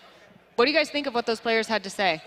I think it's important, right? Like at the end of the day, like confidence is really important. We talk about keeping a level-headed, you know, confident mentality, and in the overall grand scheme of things, when you are coming into these big moments, not only do you have a one-game advantage, and you're not trying to, I guess, let that kind of go away easily. It is something that where sometimes people come in too overconfident, but I do think, respectfully, like they have earned that claim. I think they are at the point where when they are going into this series, if they start out strong, it could get quite ugly.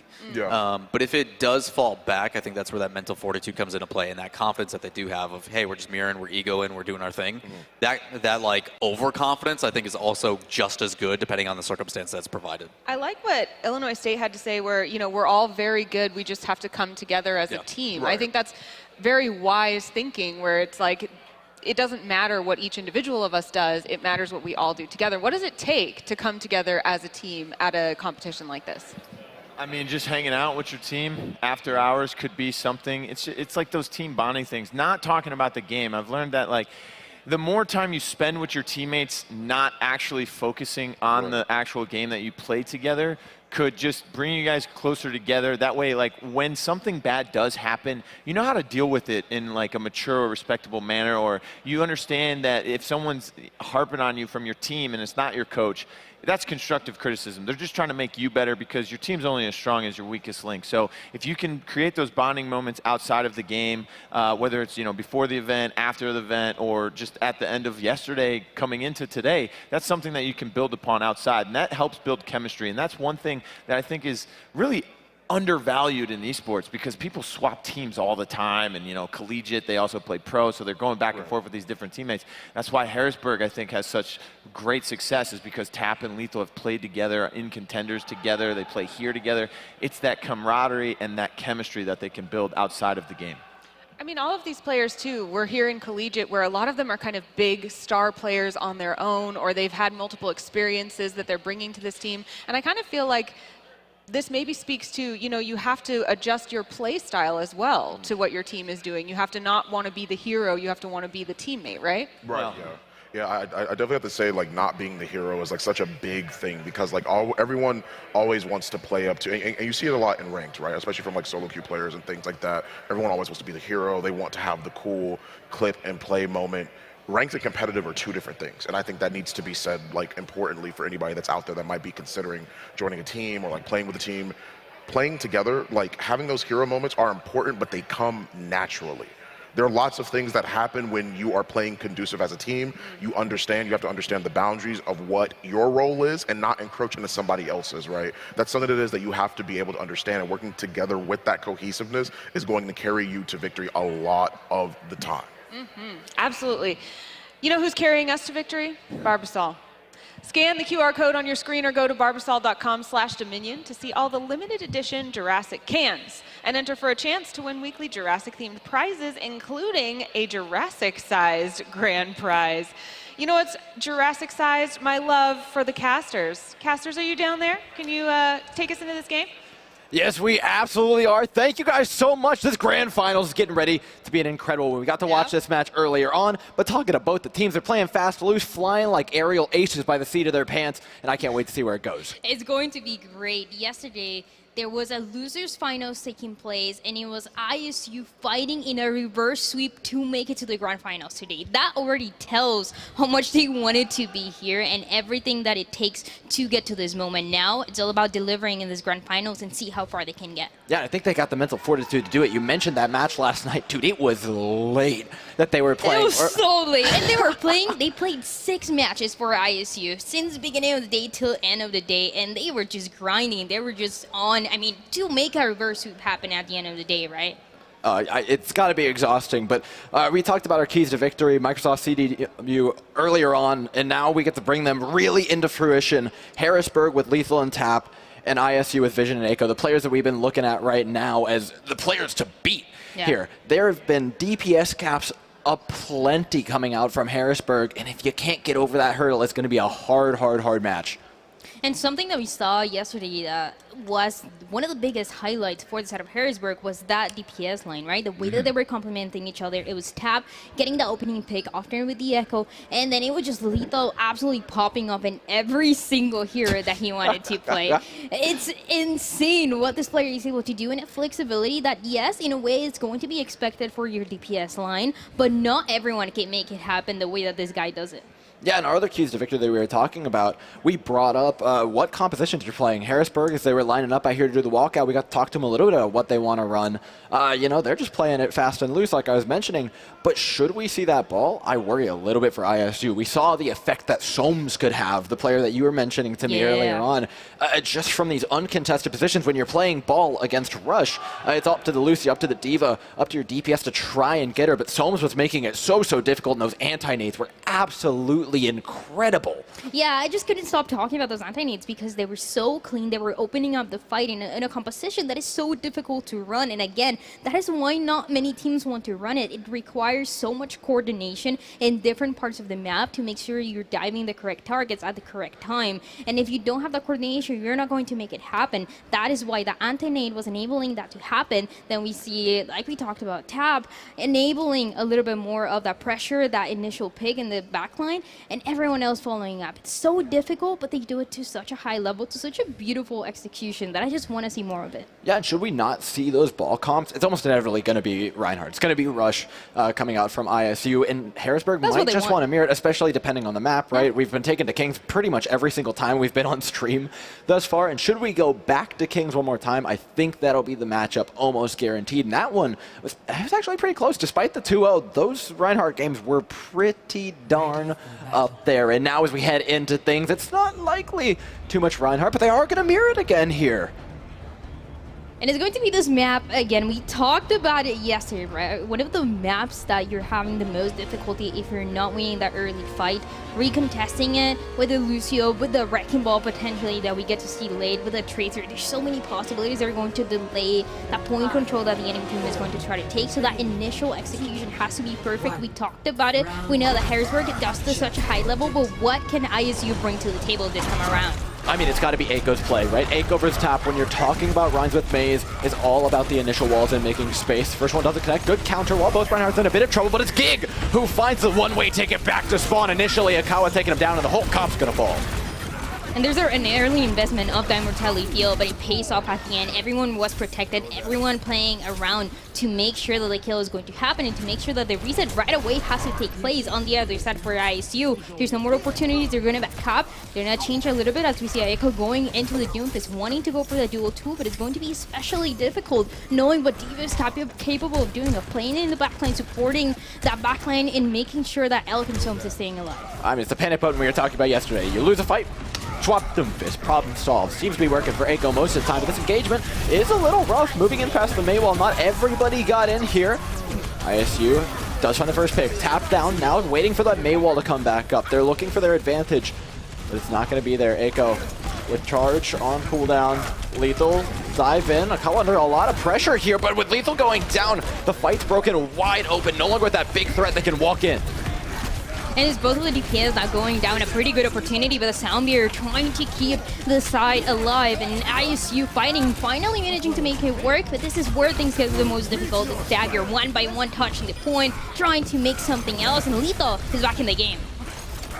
Within the Doomfist can do a lot to make this point flip, but it looks like ISU have finally got it. And honestly, as far as Gardens is considered, in pretty clean fashion.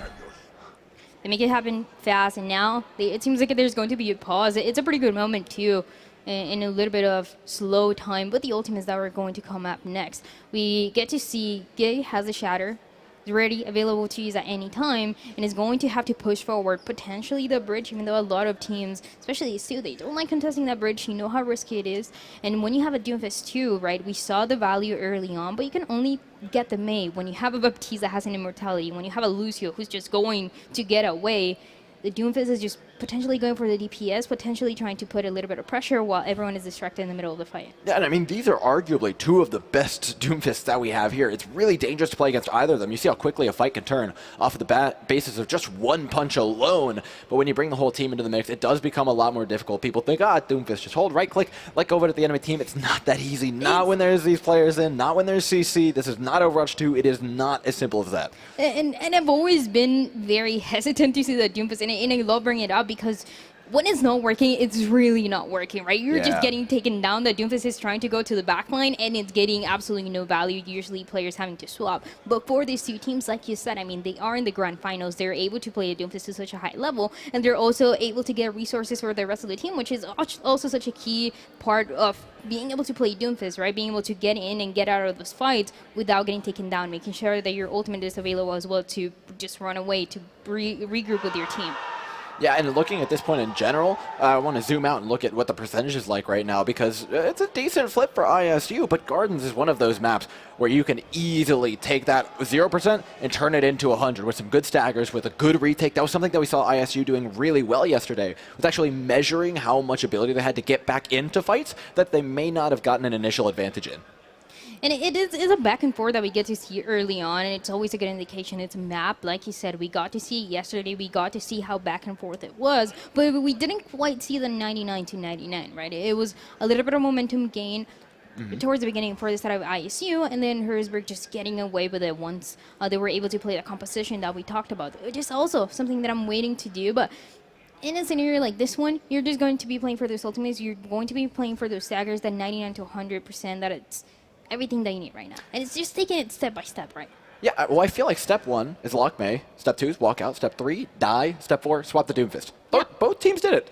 Both teams did it. They refused to swap this. I don't know why they won't just cut the losses, start out on the Doomfist and see how it goes, but it's been the pattern that's kind of revealed itself. And again, like, it's worked for them, so you can't be against it, but at the same time, you gotta wonder what another possibility looks like, right? Yesterday, we got to see a lot of Cassidy being played. we haven't gotten the chance to see as much Tracer. I'm a fan of playing the Tracer as well, being able to dive in some scenarios, but we know that Doomfist is going to enable that to happen a little bit faster, getting away, ideally, if you're able to make it, and have a higher potential of having a greater impact for your team, which is towards the beginning what ISU was trying to do. They lose it, but we look at that, they take control again. And they take control in pretty good fashion. They've got a lot of ultimates to their name. That's not to say Harrisburg doesn't have anything in their own right. They have a lot to work with too. It's going to be a Blizzard to initiate, Shatter as well for Akawa, and these two are going to have an interesting fight. We got to see a lot of those Mei walls blocking that Shatter, so if Tap is able to do that, that's everything that the team needs to recontest here. It'd be pretty sick, but Deadeye's a pretty good zoning tool at this point, weirdly enough. It's one of the places where you see it find a lot of value, so the Blizzard gets thrown out, and it's really not too much of a problem to deal with for them immediately. I think they got stunned out of the Blizzard. I could be wrong there, though. Soundbear to keep the fight alive. There's the Blizzard. Finally comes out from Tap. React, though, taking down the Immortality Field. To the back line they go, and it's a messy, messy fight. Akawa and Gig, though, not really dueling it out too much, each staying on their respective side of the point and waiting for the DPS to really come up. But with the help of an amplification matrix, that's going to be a lot easier for ISU. Both of the Jupes going down. The ones that we were talking about, it's immediately use all the resources. The cooldowns are not going to help you out, and that is what happens. The point going back to the side of Harrisburg, and they want to take control here, but the fight is not over. Still a little bit of that tension that we get to see in the set of ISU. They want to recontest, but they're going to have to wait for the meantime for Gig to come back. That's a tough wait. It is pretty doable here on Gardens, though. This is a point that we often see stalled out, but at 70%, you're running out of time. Stopping the bomb, everybody's safe, but not Gig. The supports had to pull away, which means there's no healing for the Reinhardt, and immediately Harrisburg pounce, taking down the main tank and opening up the door for Harrisburg. And you love to see this Mei too, compared to even the Cassidy on the other side, right? We talk about ultimates, the one that's going to have the greatest impact every single time is going to be the Blizzard. On the other side, you're not expecting too much. Shatter? Did you see that? I'm not sure quite where it was going, to be completely honest with ourselves, but there is another Blizzard up on the board, which is just as dangerous as it was before. Trying to dive over. The Diva trigger over time, it's no problem for them, but now they got to figure out how on earth do we want to cross this bridge? Oh, you don't, is the answer. Lethal takes down Eiko, RuPaul down. 4v6 is just not going to happen for ISU. That's Harrisburg taking away the first point. And the timing there is just rough, right? We get to see a Shatter that doesn't connect. It was a little too early coming in for Gig and doesn't get the value that the team was expecting. Akawa on the other side popping off 3 kills that he gets that he's able to get at the end. And he's able to get even more. One of the win conditions that we talked about, and even the analyst that was talking about, is keeping that mental, right? So ISU yesterday, they made a reverse sweep happen against Northwood, but when you're going against Harrisburg, it's a team that is really confident, and they're not looking to break that confidence, right? They've been winning everything. They've been in the winner's bracket. They've been winning every single match. ISU, they have a difficult task to have that, to gather that information, to take it into account, and to also believe that it's going to be possible, but you gotta, once again, take those steps one by one and see how much value you can get, because this map didn't go their way. No, but this one is the one that, if of any, ISU was looking to win. We're going to take things over to Control Center, where the Reinhardts reign true. It looks like Lethal's rolling out on Doomfist, though, versus Visions. Cassidy, that's something that we saw happen yesterday as well, and I think they've here up from the high ground. A lot of damage being done, and Eiko just gets burst out of the game, doesn't even get to press that ice block button, and now as Gig takes a quick retreat, the entirety of the team on the back foot. They're going to try and keep as many players alive as they can, but I'm going to be honest with you, I don't think it's too many. They can't even run away. It's just destruction that we get to see one by one. The side of IEC gets taken down. They're going to have to go for that regroup in the meantime. And that is more ultimate percentage on the other side that the side of Harrisburg is able to build, right? Shatter for Akawa coming up pretty soon. And amplification as well, amazing to create that space. And in the meantime, you just have to play slow. You just have to play reactive for the side of ISU. ISU with the press in. Gig immediately wants a piece of Akawa. The amplification matrix is going to give them the space. Someone's actually saving theirs to use it second. Oh, this is we're going on a little trip into the back line here. Yeah, Akawa goes down, and that is pretty much a death sentence. Dodging into a back line like that is the Reinhardt. They'll get taken down, and the cleanup here should be pretty straightforward for ISU. Unless, no, the Blizzard's committed. The Blizzard's going to be committed, but it's value there. Gig is actually able to take it on tap. It seems like it could be working out. Dude, the spawns are back. Akawa's here. This is no longer just like, haha, funny, nice Blizzard. It's a shatter on top. I have no clue how RuPaul didn't get hit with that, but it doesn't seem to matter. The timing here, the timing for those ultimates, it could have been so much better for that next fight, but they decide to commit, and they decide to force those ultimates too early on. The fight was already over. The side of ISU was already losing. They didn't stand a chance into that when Akawa was back and took advantage of it. And that nets them a point back in their control. Now Sound Barrier versus Sound Barrier and Amp Matrix. This is a really, really hard fight for ISU to take. They got to play it aggressively, but with a Doomfist on your Reinhardt and a Reinhardt on your Reinhardt. This is not a fun place to be for Gig, as he's getting knocked up, tossed around, and I'm not sure he has any control of his own movements, to be completely honest with ourselves. Aiko out of the way, though, and Gig now down. That fight is won easily. And you get to see a couple of trades, but at the end of the day, that point's still going to belong for the side of Harrisburg. They're ready to get things over with again. It's going to be 90%, getting pretty close. Last fight territory here, unless the side of ISU is able to retake that point, and it's going to be pretty late as we see React just went for that reset. Yeah, that's a really hard reset, too. I think you got to take this fight 5v6. Yeah, they just have to go with it. Using the Deadeye to zone and move in now. They can use Amplification Matrix to maybe buy themselves a little bit more time after this bomb, but all things said and done, it's a pretty difficult fight. They'll even up the numbers by taking down Soames, and now Akawa has to respect this Reinhardt. You cannot play too fast and too far forward, otherwise the damage is just going to be too much without the help of that support. But no, King just gets obliterated. I might be Phil Swift. This might be a Flex Seal commercial, because my God, that was a lot of damage. Immediately getting taken down, and it seems like it was even, but now Vision is trying to do the job, and he will be able to do just that point, finally belonging for the set of ISU, and Liar and Vision popping off in the minute when they were needed the most. Also, the timing for React managed to work at the end, right? Because Gig got taken down, React got there at the same time, and was able to play in that front line just when they needed. So now it's all about holding. Can they do that when there's a Blizzard and a Shatter coming up? And Akawa has been so good at consistently landing those. Yeah, it's difficult. They might be playing 2 fights in a row, Sans Reinhardt here in a second, but no, playing aggressively. Gig gets in, speed Shatter, and Akawa didn't even see it coming. They found his blind spot, put a fantastic Sound Barrier, keeps him alive. Lethal's the only one that goes down, but Gig is in a world of hurt, frozen up, charged, icicle to the dome, everything that's uncomfortable about playing main tank in Overwatch, and now Akawa gets to run forward unimpeded by the opposing Reinhardt. Manages to take down the Baptiste as well, comes back, uses amplification, and is able to put a little bit more pressure. Since this is still even, they can even get more. 50-60% is on the field. Look at that. Akawa has to back up with everyone else. This is just delaying the fight more and more and playing for the side of ISU. Yeah, Lethal got zoned out or taken down pretty early in the fight, and so despite losing Gig, Akawa and Tap really don't have that much range damage, so Soames is just poking away at him from distance. Divio's doing the same thing, and eventually they just get chipped away at and taken down. Now heading into this fight, it's Gig again, lined up, same position. It's going to be the same thing over and over, but they've got to do it for a very long time, as now the Amplification Matrix comes out from Harrisburg to zone them up and towards that server room. Again, Lethal being kept at arm's distance. It's all about disabling this Doomfist, and they're going to do so with the Sound Barrier, moving their way in. They can safely press forward without the worry of that punch. Instead, Aiko delivers it right back to him in spades, taking down Tap and enabling this fight for ISU. And getting to the 99 to 99, it seems like we're approaching that area. We do get to see the last couple of ultimates trying to get built on this side of Harrisburg, but is it going to happen? Swapping into the Moira has to build coalescence, can do it in that overtime. We know how long these two teams, they want to make it last. I mean, the other thing you're looking at, Elk 90% to Sound Barrier. This fight could go that long. It could go much shorter. It's going to be a close call. Akawa, no! Oh, it's disaster for Harrisburg. The Shatter's free. The May is not, trapped in a tiny little icicle prison as ISU take a victory lap around the point. They've just got to be able to find the remainder of these kills. They will take down Elk. Vision goes in the meantime, though, and that's a lot of your range damage, a lot of your consistent damage, so it's going to be a tough job for Aiko here to get in cleanly, but I think with the help of the Amplification Matrix from RuPaul, they're not going to be having any problems.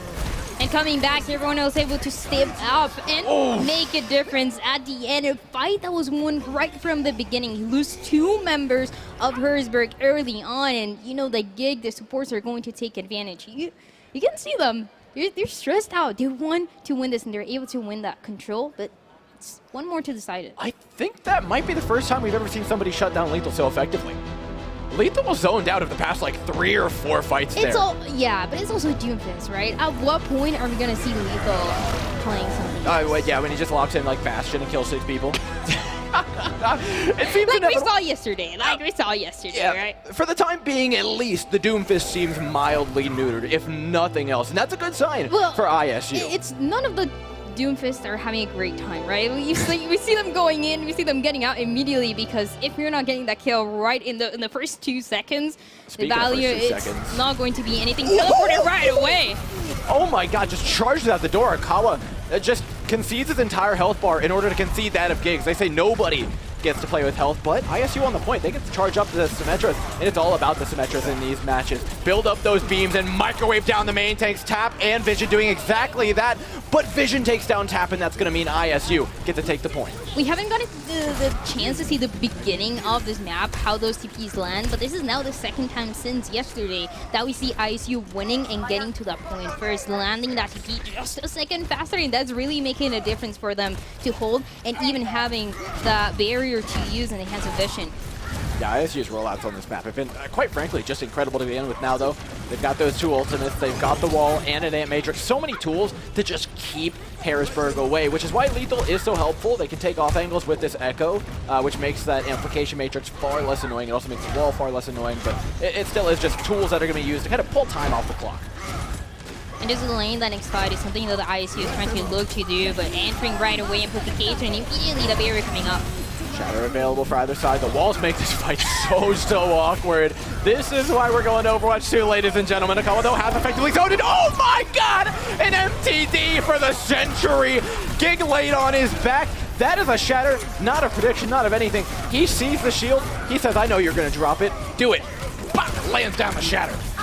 And with so many things going on, right? Both of the barriers for the Symmetra, the shields as well that you have for both of the main tanks, and the amplification on top of that. So much disaster, but able to get away with it at the end of the day. And that is 2 fights. That is already 70%. That is the problem of a map like this one. You're going to take so long to properly engage, to wait for those ultimates. And even then, you're just relying on Tap and Lethal to make a difference. You're still committing to that Symmetra too. Yeah, with all these ultimates up, that Symmetra has time now to build up those ultimates. Be careful. Oh my goodness, that was incredible. Gig moves forward, unafraid of the bomb, knowing full well that RuPaul is going to give him the immortality field to hit that Shatter on the backline. Absolute insanity from ISU, as the trust between these players is ridiculous. This is terrifying. Last fight territory, over 90%, a little bit more to go. Has a sound barrier to touch in the hands of Oak. Can touch the point here, but the opportunities could be fading away. This is everything that they have to give for the first map. First map in, 99%. Ultimate's up. Akawa's coming in with Shadow. The duplicate on Lethal, sending in a Doomfist, trying to clutch it out. But as the sound barrier from Elk fades, the health bars from Harrisburg get ever lower. Tap is the first to fall, followed by the rest of the team. The Shatter's big, but it's not going to be enough. Akawa taken out of the fight. The overtime wick burning down. And ISU claim their first map on the tournament over Harrisburg University. It is a good way to start it off. It has to feel good. It's something that they've been looking for so long, and now they make it happen in that first map. It's a really good grand finals that we want to see, and we know both of the teams have the potential to win it, but now it's a matter of proving it, and ISU just did a little bit of a better job towards the end. That last map was all about them, right? Not one percentage that was going for Harrisburg. They were playing so aggressive, right? And they were catching Harrisburg off guard every single time. But Gig was just going in. So many resources thrown into him to be able to do that. That last Shadow was insane. Yeah. Out of Gig. Runs forward, knowing full well he would die. He's going to die to this bomb. Just trust RuPaul to give him an immortality field. Yeah. And who expects that? Who expects a Reinhardt to just suicide into your backline, eat a bomb damage, all in order to get a Shatter onto 3 people? Absolute insanity. Yeah. The communication there has got to be ridiculous. And you got to take advantage of a situation like this one, not only because of the composition that we've talked about that ISU likes to play, which is that Reinhardt, that rush, but also take advantage into this momentum and to the mentality that both of the teams have right now. Knowing that ISU, they've been fighting to get this map for quite a long time. Now they're able to just accomplish that. What can you do next, right? It's going to be a long run finals that they want to make, but they can absolutely make it happen. It's just trying to force a composition like this one every single time, and I think they can do it. Yeah, I mean, you said, what do you do next? I guess the answer is just hopefully not choke.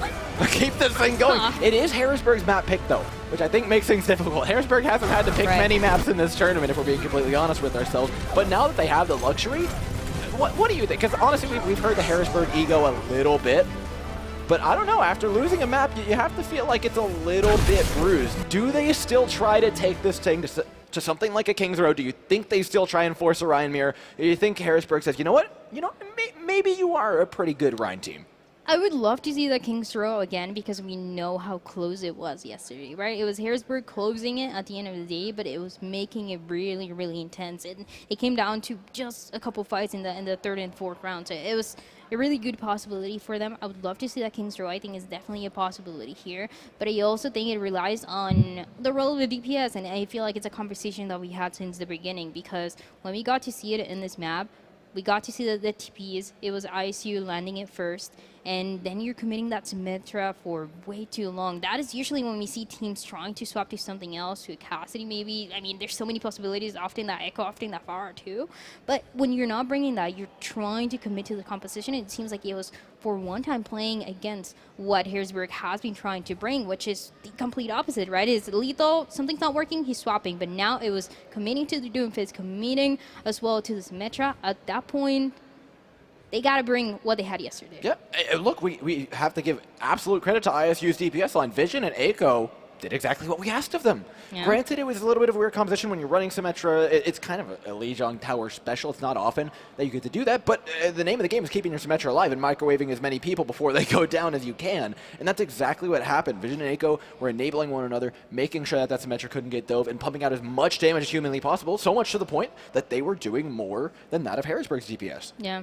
Yeah, they really had an impact from the beginning, and that is those advantages that you can have in a control map like League Gen, right? You can have a lot of impact early on, and you can continue to have it just being a little bit behind and just playing back behind Gig, what we saw them doing over and over again, and that's Symmetra as well, using that ultimate a little bit more proactively in a fight that was so messy, but really made a difference and enable Gig for success again. And I think that's a big win condition because they were catching this out of Harrisburg a little bit off guard. Yeah, I think you bring actually a wonderful point up when you talk about being proactive, because how many times do we see Redbirds doing exactly that, especially with the shatters? We saw the speed shatters over on Control Center. We saw the crazy Immortality Field. Now as we head on to Eichenwald, I think we could see some more. It's a little bit more of a mixed bag here. Double Shield wouldn't be a surprise, and yeah, hovering the ball, Harrisburg, I think they came to play.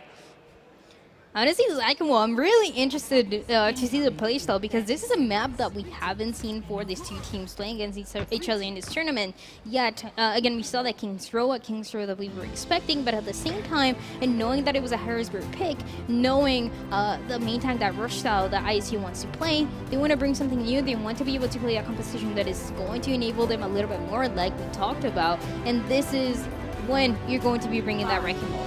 Yeah, and on the other side, it's Double Shield, something that ISU doesn't normally play, but we think back to the lower bracket match last night that was played off-stream, ISU versus Northwood. Weirdly enough, the reverse sweep happened on Temple of Anubis, Havana, and Nepal, all three Double Shield maps, so clearly ISU are playing hot on this comp. I think they're pretty comfortable with this map.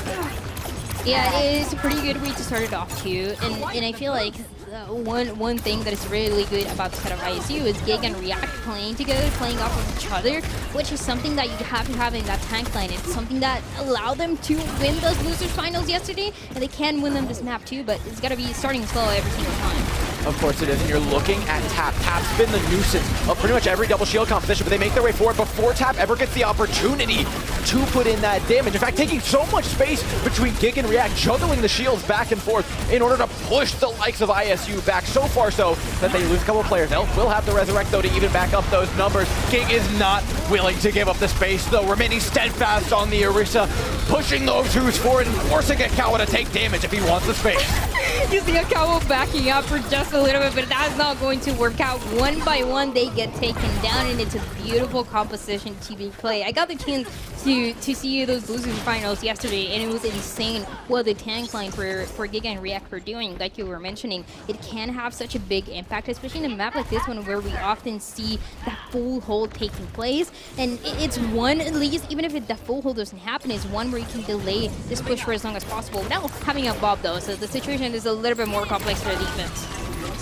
The trick here, the ult is going to come in. Bob to zone away. Song is throwing up an amplification, which is going to keep him off the point. This allows Harrisburg to start that move forward, to start to get a little bit more comfortable with things, but that doesn't stop a re-engage from Gig. They flank around the backside and catch out an unsuspecting Elk like a deer in headlights, just falls down. Nothing else you can do about that now, having lost one support to the easy cleanup. And the Bob never really got to touch a point, never really got to contest it properly. So the full space that the side of ISU wanted to take was never really there. Now changing compositions, I see Lethal and a Bastion. I see a Bastion. I see a Bastion door. He's moving uncomfortably far forward. And Echo has a pulse bomb. He can make very quick work of this, or at least force out an immortality field. He has no mobility to run away. Yeah, he can't get away. I'm not seeing the vision. But maybe Harrisburg can help me out here. Moving forward, the stick is immediate. The immortality field thrown out, the Bastion drops low. And now Gig with the Bongo and Toe can start dishing out the damage. That Bastion cannot peek for free. Bongo down for the other side. Now React, RuPaul, and Liar have to be careful about not letting these ultimates. Throwing up a bit of clutch to either side, and things get messy. Rally to keep him alive. Liar sustaining the entirety of the team up, but Gig gets burned down in the middle of the air. Tanks beginning to fall left, right, and center. It is all about the DPS now, and RuPaul is substituted in as one, putting out insane amounts of shots through that amplification matrix, but just isn't able to find the connection he's looking for as this Bastion was further and further uncontested. And there was no space, right? That mortality field got forced when that first one was going to the Bastion, but at the end of the day, managed to work out a couple of picks, so Vision. Okay, I mean, they're kind of starting to do it. The Orisa's gone, the Bastion's gone. The teeth are gone. No more teeth on this push, but they do have to switch comps. Yeah, no, they're going to have to make a couple changes here now. Gig is going to be playing that Wrecking Ball 2, even a more as well in the hands of Rupa as they get to try to touch the point in time. There's 30 seconds remaining, so this can work out actually for the defense. I mean, this is a scrappy comp, but at least they've got a Deadeye to work with, and it looks dangerous. Immortality field again, forced out early from ISU. Configuration tank will be good for Lethal here, and just gives RuPaul the single barrel from up front, not but 2 feet away from him. Sends a missile into his dome. Trying from the back line though, Vision does eventually connect onto Elk, and now Harrisburg are beginning to be completely surrounded here. They're stuck in a small ball, which is exactly where Harrisburg wants it, but I'm not sure they have the damage to really follow up on this. Liar's trying from the back line, and Echo can try as they may on the Tracer, but I'm not sure the damage there. Echo with 2? Another one would be a miracle, but the Sigma's low, and Elucio's here to help him sustain the health bars, just balancing on a nice edge, but Timio's down. There's no tanks. Taps the last Bastion of defense, and Gig is back on ball. Harrisburg have been held to point A on their own map pick. No way, and you can hear how excited they are. It just doesn't seem possible. A full hold happening, and they have to feel good about it. You see them all excited. It's something that you do not expect in a map that was the choice of Harrisburg, but one by one they make the difference. Here was Lethal trying to play a Bastion. He got a good amount of picks, but it was never enough. It was always in a map that benefits hiding in those corners so much that you only had 2, 3 on the side of ISU, and that made all the difference. Liar, Vision as well popping up, got 3 kills into that last fight. Absolutely nuts. Echo came in, cleaned up 3 on Tracer. So nice. ISU's here to clutch, dude. They're here to play. Wow. We called out Vision and Echo. We said you have to outplay Lethal and Tap. They're not even going even. We said you can go even, and you might be able to pull this thing off. They've diffed them 2 maps in a row, assuming they can do this. I don't know what happened last night instead of ISU, but they found something that they never found before, and it's working out so well. Now we have to see what they're able to do on the attacking side. I want to see the commitment as well as that aggression. We talked about the initiation that Cap is able to have, but now when he's on the defense, I want to see Echo being able to step up and be able to get that opening pick, then also having a little bit more of support for Vision that had such a good round as we got to see early on. But now it's a lot of pressure, but it's also a lot of time. Yeah, I mean, 4 minutes, it's plenty of time. First point gap is pretty standard here. And Vision, I love this swap as well. The Hanzo, basically, I mean, one stray arrow could ruin this whole hold. If Soames walks across the wrong street and catches a log to the head, you're already in an awful position and a losing one at that. Lethal playing on the Ashe, looking for that more consistent damage, not necessarily needing those bursts quite as much. And the Dynamite will help put in a lot of damage. Same with Echo, firing shots over top is pretty successfully. They're taking space, and there's that arrow we were talking about. Vision taking down Elk. Vision does go down to their own right, but spawn is closer. McCall having to back around the clock tower now as React pushes their way forward alongside Gig. These shields ever looming over the top of Akawa and Divio, who just feel like they're constantly being pressed back time and time again. Got to help the DPS though. Gig does have to be careful. Vision should be coming back in a couple seconds, and Lethal's down. Now a huge damage advantage for ISU as they get back into this one. RuPaul, in fact, even getting in on the action. Lethal, having been rezzed, will be able to put in something from the high ground, but I think that's all she wrote. The fat lady is singing over Eichenwald. And it all started with Elk getting taken down. Elk getting taken down means that the Echo is not going to have as much healing as possible, has to play back, has to play more passive, and you need this Echo to be playing aggressive in a situation like this one. Is not going to work out. And yes, we're seeing this, right? ISU gets that second map. It was a full hold in a single fight on the attacking side that made it possible. That was absolutely ridiculous. Okay, we went from Harrisburg waiting till like even to win. Okay, 2-1 on the control point to full hold. What kind of exponential? You can see it on the faces of ISU. They can hardly believe it themselves.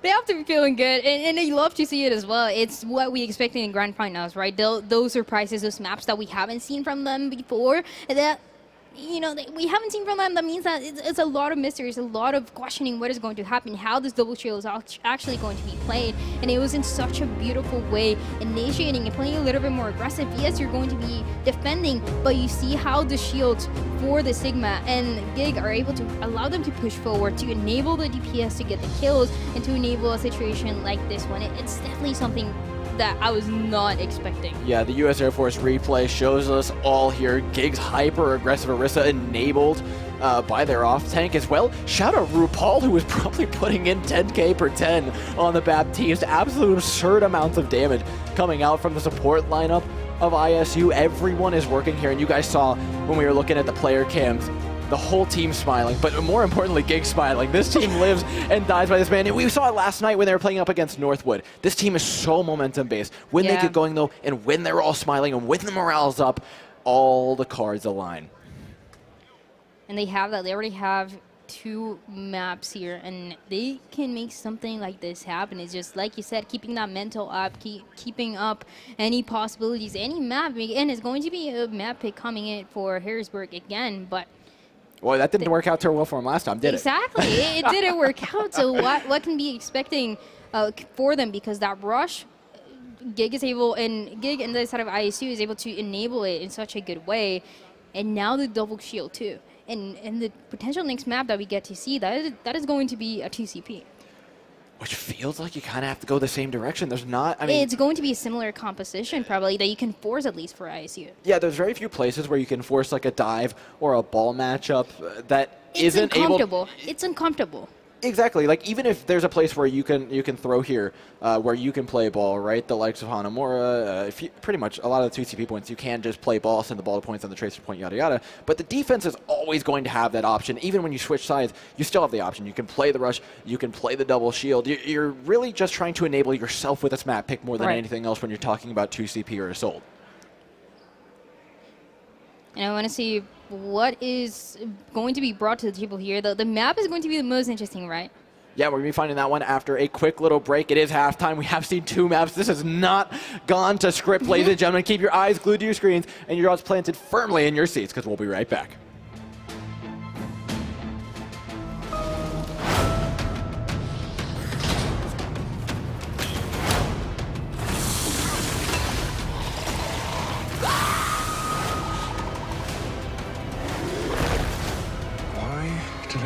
Have to go bigger. Come back. I always come back. Barbasol, limited edition collector's cans. In stores now. Capture them all before they're gone. See the movie. Rated PG-13. I always loved video games growing up. I knew that I had a talent.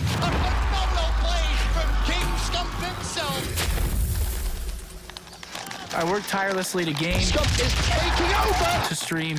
So I'm talking about produce content, not only to keep the fans happy, but to set the standard. Why we call him one of the best players on the game right now. So that the next kid coming up will see the work and want to push harder, and maybe even further.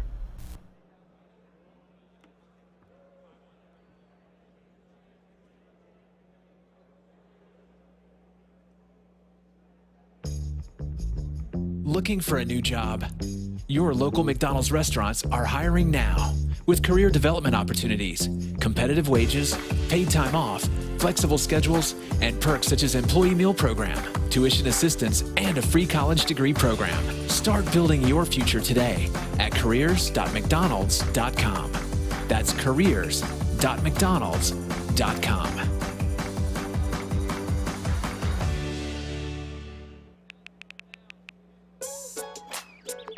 Worried about your friend, but don't know how to reach out? You could say how are you or get a fake tattoo. You could ask with an app if it works for you.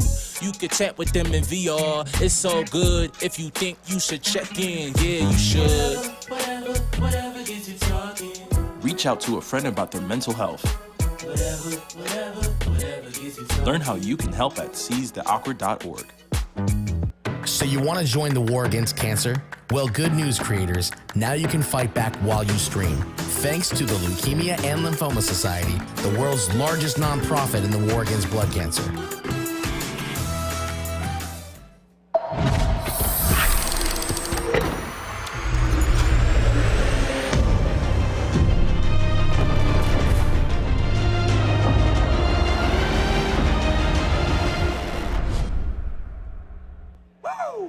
I'm feeling good.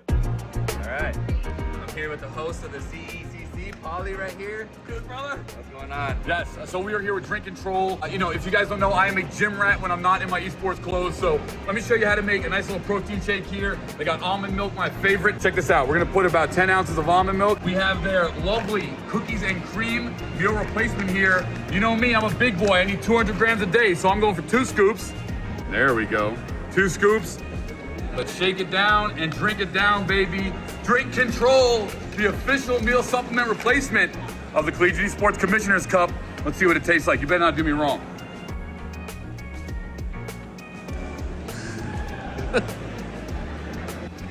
Woo! I'm feeling good. Woo! Drink Control, official meal supplement replacement of the Collegiate Esports Commissioner's Cup.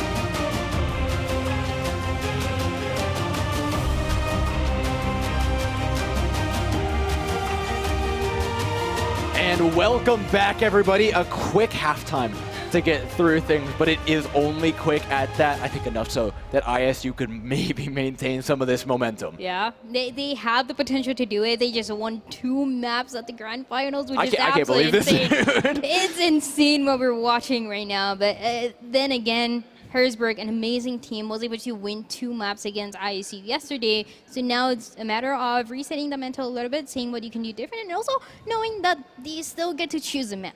Yeah, I don't think I am understating this when I say that Harrisburg have pretty much spanked everyone that they've come up against. It has not been close. This is a completely unexpected result from ISU. Not only winning on Rush, winning on double shield as well while playing against the ball comp. They beat the double shield comp. They did everything that they need to. They even swapped the ball for that stall and managed to win a couple of fights. This is absurd play from them coming out. They're showing us compositional diversity, and they're playing well on everything. We're taking things down to Dorado. It is map and match point here for ISU, and it's Harrisburg, of all people, on the ropes. The defense here is going to be in the side of ISU, and I see an interesting composition already catching my attention in Gig on the Ariza, React on the Diva, a composition that we already got the chance to see in this tournament, but a composition that we don't get to see as much, and I feel like we haven't gotten the chance to see this interaction between the Diva and between the Ariza as much for this team of ISU, which should be interesting because you're going to be looking forward to those DPS in the up angle for Echo, and putting that pressure as well in the front line for Vision, and just having that support with Giga and React, being so aware of what can happen and what this attacking team can bring, because I see Lethal on the summer too.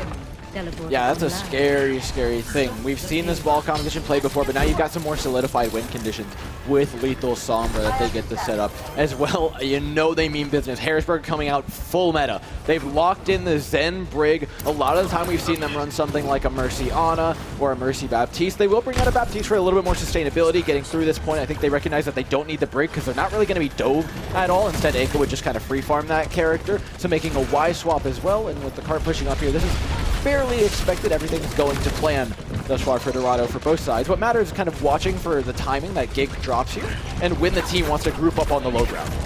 Yeah, they're going to wait just enough so that the payload gets to stop in time in this choke, where they're able to take advantage of the architecture of the map itself to get those angles and to get that shield a little bit more protected, which is always nice to see for this team. So yeah, the payload finally gets to slow down, but the pressure from the different angles as well, you're going to have that Mercy, that Echo flying and playing together. I think it's a fantastic part, right? Eiko has to deny top, but Eiko is pocketed by Liar, which enables them to keep these guys a little more clear, to keep the flanks clear, though not clear forever. The Immortality field is eventually forced out. It does give Gig just enough time to pull that shield back up, and oh boy, is Akawa in a lot of trouble. Tap dipped by Eiko, and now it's a fight 4v6 for Harrisburg, but it's not looking too hot. During the interview, ISU mentioned that they have the individuals, but now they have to play together, and this is something that they're doing even in the composition, right? The big difference Whoa! There's an EMP. What? There's an EMP. We EMP'd to kill Eiko, I suppose, which is fair enough. It gives you a one-man advantage, and now they have to try and follow up on that. Slam in, RuPaul's the next one in their sights, and nicely followed up on. Sometimes it's not about getting the biggest ultimate, it's about just taking down the one player and giving yourself enough of advantage to wedge your way into the fight. And it's a difficult one still, but one by one, it seems like the setup of ISU will be taken down. The timing seemed a little bit off, right? Because you can see them coming back. Lethal Akawa, they're down. I've seen RuPaul do this before. I've watched this 3K Baptiste happen. Throwing in an Immortality field, I believe, to enable a res here?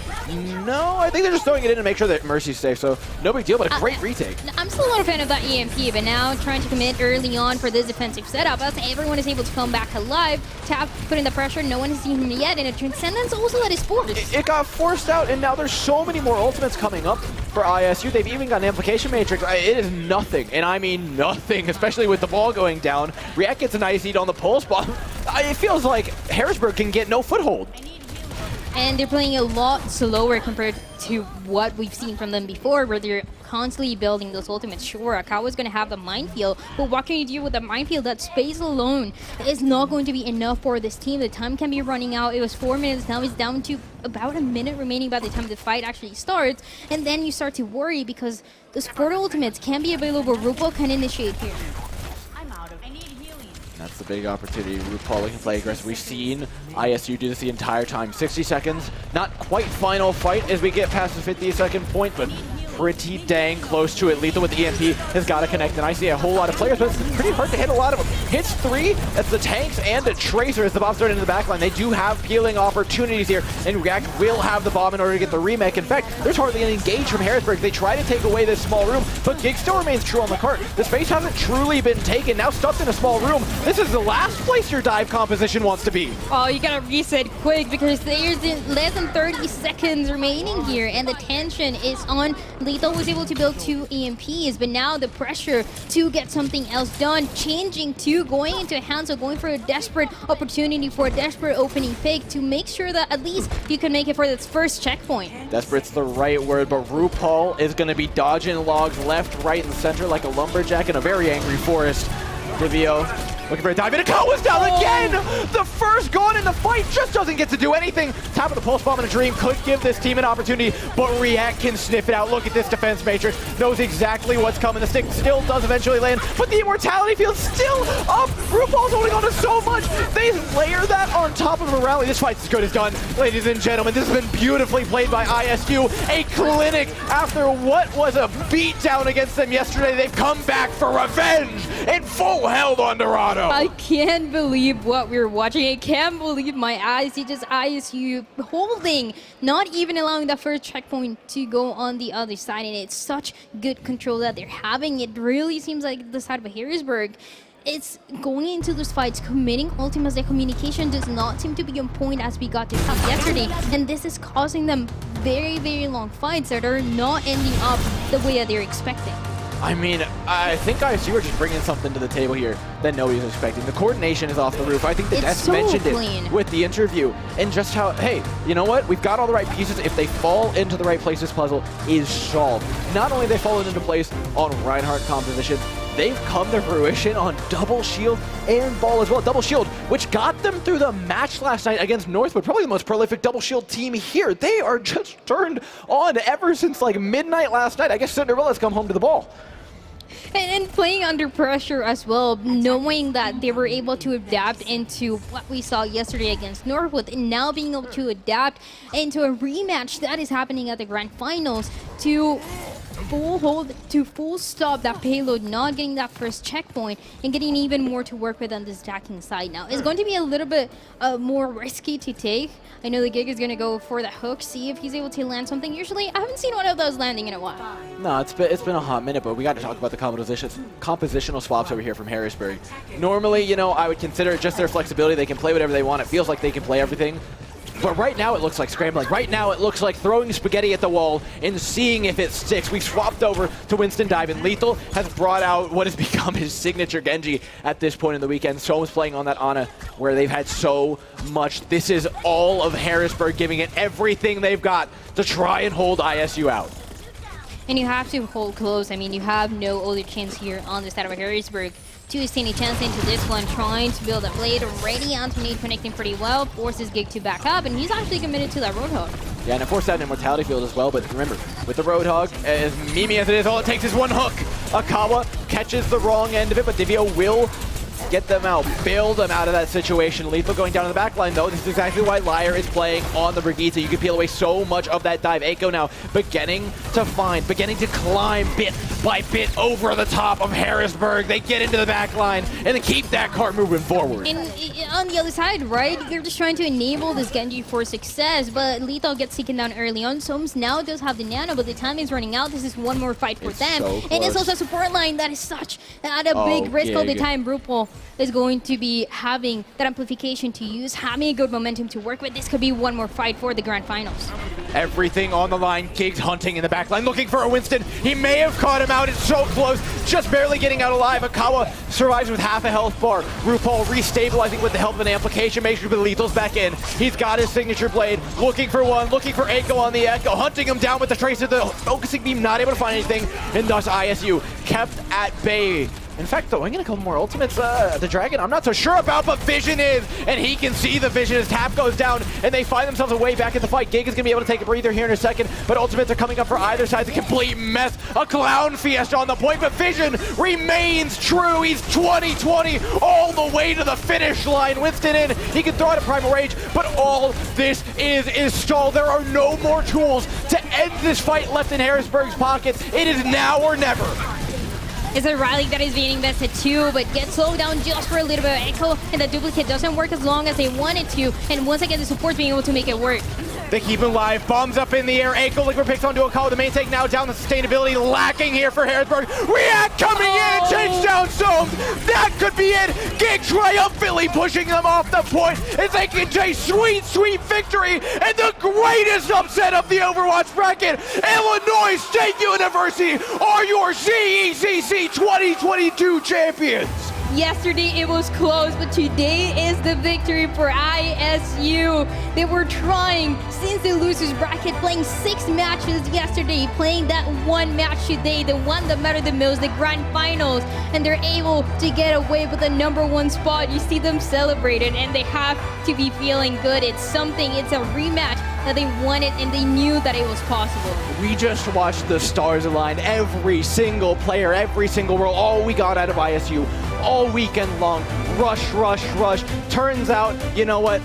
They switched to the double shield. You know how much I can't stand this competition, but you know what? Sometimes you die a hero, sometimes you live long enough to see yourself become the villain. And on top of that, win a fat stack of cash on top of it. It's probably worth it. It's insane, honestly, the competitions, and we talked so much about the rush, but today was not about the rush, was about the double shield that was working so well, was about the Orisa, was about the Diva as well, and made such a big impact. Everyone connected, everyone playing together. You said it in the interview early on, what they needed. They already had the individual skill. Now they have to play as a team, and this is something that they did perfectly at the grand finals today. Yeah, it wasn't just one puzzle piece falling into place. It was all everything. 6. Every player was popping off. Vision in that final fight was incredible. Giggs Orisa was ridiculous alongside React when they were playing over on Eichenwald. Look, we cannot say enough good things about RuPaul right now. RuPaul, throughout this series, has been almost out DPSing the entirety of his lineup, and my goodness, was it impressive. ISU with an amazing display. Let's go ahead and set it on up to our desk to break it down. Thank you so much. Wow, congratulations to Illinois State on a convincing series. Blue, you were just saying Lethal got shut down, huh? You think that's what happened? Yeah, it's definitely what happened. We said Eiko or Vision, one of the DPS, or both of them had to step up. What was actually super interesting about both of them stepping up for the side of ISU is that we look at Gig on that tank and we say, okay, Gig's going to do all of this great stuff. They're going to try and shut Gig down so these DPS duos can kind of open up their skill box and just go crazy, because Gig is going to draw most of the attention. Right. But it's like they were just working as a cohesive unit so well together, because if Gig was going off, everyone kind of turns their attention towards Gig, and then it leaves those DPS open, and then they started popping off, and then they have to go back. The other thing that was really impressive is that the whole team said, listen, yesterday we saw Lethal playing whatever he wanted. We're not going to let that happen. We're going to let him play whatever he wants, but we're going to shut him down. It's kind of like watching a double team in basketball just over and over and over again. Or like if you're a football fan, you just see that QB spy on a mobile quarterback 24/7. They always have an eye on Lethal.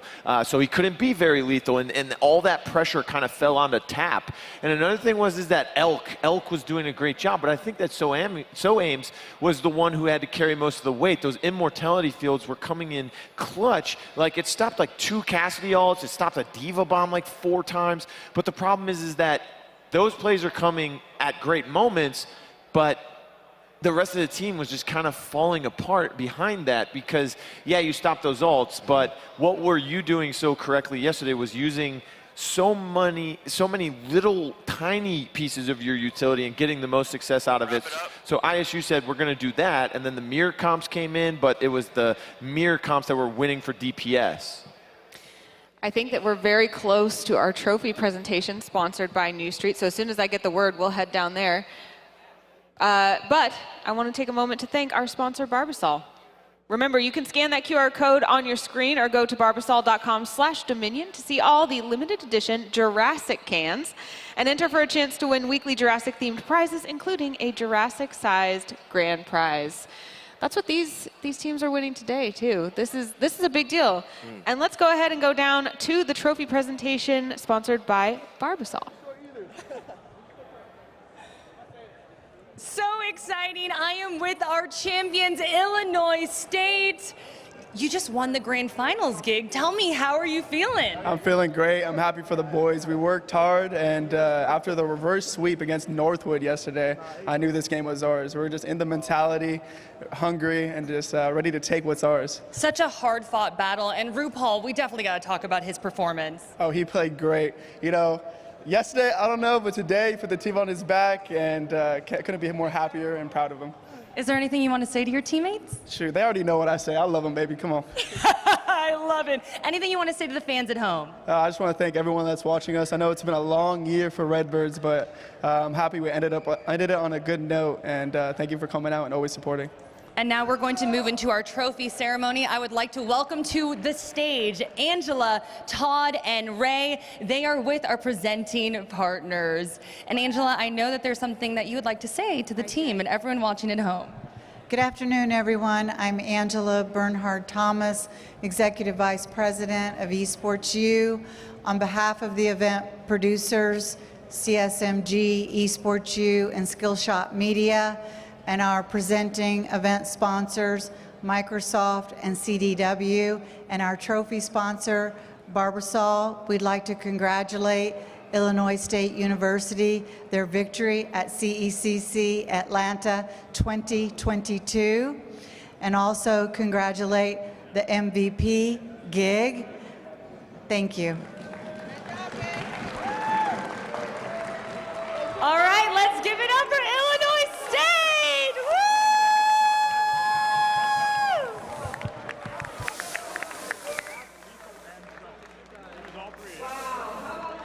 MVP is going to be Gig. What do you guys think went into that decision? I mean, it makes sense with what Blue's been saying the whole time. Yeah. I mean, you talk about being able to pull the focus of an entire roster on you, and it opens up so many opportunities. They talked about this, and we talked about it in our pre-show, is the ability to not only keep the mental strong, but also find ways to do this as a team. They knew individually they were all performing quite well, but this was a truly cohesive unit. The ability to say, hey, I'm going to pull aggro over here, you guys are going to get free DPS over here, and we have the backline still evolved. Yeah, I think that's actually something, I'm so glad that you actually mentioned that, because like watching the game and seeing how these boys were playing, I mean, we see like the double Symmetra walls placed up on Lijiang Tower. One of them goes down and then immediately you're expecting the Reinhardt shatter, which is exactly what they thought. The Lucio sound barrier was absolutely insane. He dropped the shield, baited out the ultimate, and they actually ended up clutching that out and forcing them off of the point. Like, I mean, once again, you see how happy it is they deserved every last bit of what they got. And Harrisburg coming in 1-up, and then Illinois State goes to win 3 and the entire thing. To what do you attribute that momentum, Blue? Oh, man, like Gig said, they were just feeling it mentality-wise, momentum-wise. The goggles were a little blurred today. Maybe it was the suit. The color combo probably gave Harrisburg the bad juju, but I mean, if you go back and you look at that Lijiang Tower game where it all really started, and it started to just, it's like an avalanche, like a snowball just getting bigger and bigger for ISU. The only difference in one of those rounds was one hero. May for Harrisburg and Cassidy for the other side, but it wasn't even those two that made the difference. It was Doomfist on both sides, and Echo on Doomfist was going crazy. The ult charge was just going and going and going. They were getting it so fast and so often, and they were making plays with it because Gig was opening everything up. And if you can open the map up as a tank, especially a main tank and not just an off tank in that off lane like I was talking about yesterday, if you can do that, then the world is yours and it's your team's, and they took full advantage of that. And they made mistakes, of course, but they didn't allow Harrisburg to capitalize off of those mistakes, and they were taking full advantage of the mistakes that Harrisburg was just allowing to happen to them. Again, they shut down Lethal, and that put a lot of pressure on Tap. Divio didn't play as well as they did yesterday, and Akawa tried, I mean, especially in that last game on Dorado with the Winston at the end, was going crazy. I mean, the monkey was beating the chest and smacking people around like ragdolls. No frozen calls today, but plenty of banana jokes coming out from my boy. Yes. Crazy good play. We talked a lot about momentum and about how it feels to be one team or another coming up from a lower bracket or having waited a while and cooled down from a winner bracket. Do you think that came into play here at all? Definitely a little bit of momentum. I think Illinois had the ability to, when they did that lower bracket, as soon as they got that reverse sweep, I think they had it mentality-wise, like, this is ours. Like, if we can get through Northwood in a reverse sweep, nobody's going to beat us. And that's exactly what was said, too, right? Like after yesterday, they were like, we knew what we were about today. Like, that reverse sweep is exactly what set us into motion today, and it showed, right? Not a single game dropped. And I think that's so absolutely important to be able to have something like that. It was so touching to see, you know, they know what I'm going to say. I love them, baby. Come on. Like, that speaks to what we were talking about with teamwork earlier, where there's two sides to it. There's the side that's, you know, strategically and player-wise, we need to have a really good cohesion, but also, like you said, spending time with your teammates, having confidence and trust in them. What did you guys think of seeing something like that coming out of this final? Always, yeah. Like it always, at least for me personally, like I know what that's like to have like teammates like that. Like it always warms the heart to be able to see something like that, right? I think that's so important. Like friends first, teammates second. I think that makes such a powerful combo, and that's always so important to be able to see that. I love seeing people get excited when they win something like that. I was going to say, Fawn and I, we've done 2 events this year together. This is our second one this year together. So, you know, we don't play esports on a team, but we talk about esports together on a desk. So we kind of have that chemistry outside of doing this, and I think that helps us, and it helps them more. Or maybe, you know, Gig just had some really good almonds and peanuts at 2 a.m. Last night. I mean, I don't know. What? Is that what it takes? Is almonds and peanuts? Listen, I love protein, and that protein was looking good for him. So in all seriousness, though, I mean, Aiko, Vision, both of them could have taken the MVP. Gig, respectfully deserved. And I'd like to see... He had a little bit of a stint in the Overwatch League last year, or, you know, in his past. Serious consideration for him to be in it again, if not a really good contenders team. One of the academies. I mean, you got Lethal and Tap on Boston. You've got Elk on Fusion. Gig can be on either one of those teams or someone else and take a contenders team all the way, or have them contend, right? And he's totally up here for Gig. That's worth talking about, that when we think of collegiate esports, yes, there's the prize pool, there's the honor, there's taking back a trophy to your school. That's all really cool. But that's also maybe the beginning of something else, like a pro career or going into esports somehow. What would you say to players having just won a tournament like this? What advice would you give them, or what encouragement would you give them? I mean, I look at Gig and I see the way that he holds himself and he carries himself as a professional. Not only is he here to, you know, talk the talk and be like, yo, I am that good, but you see the other side of it as well immediately. Like, my teammates know, like, I love them. Like, that kind of stuff carries a long way. When you're an IGL or you're that big proponent of your team to be successful, you're pulling all the aggro, you know, you're doing the heavy lifting. He's got that protein for a reason. But it is one of those where when you see that, but then you see the other side, the personability and all that kind of stuff too, like, he's increasing his own personal value, not by doing it in a direct way. Just by being a good person, by working hard and, you know, carrying it as a team, that is going to say, hey, you are this vocal leader. You are also this really good tank main. We need you. And we know the other aspects, the macro game outside of it, is going to carry through with you as well. It's huge value for him. Absolutely. Now, remember, we have some amazing sponsors who have been taking such good care of us. I want to say shout out to LLS. Their mission is to find cures for blood cancers and improve the quality of life for patients and their families. In need of information to support a loved one in the midst of their blood cancer journey, visit lls.org to learn about their support resources. Don't forget to do that. We're going to take a quick break, and when we come back, we have Rocket League for you. Stay tuned. Esports Commissioner's Cup is presented by Microsoft CW. Barbasol. Go to barbasol.com/Dominion to see all the limited edition Jurassic cans. New Street. New Street helps you navigate the collectibles markets with confidence. Visit newstreet.com to find out more. McDonald's. Download the McDonald's app for exclusive deals and easy ordering. McDonald's, I'm loving it.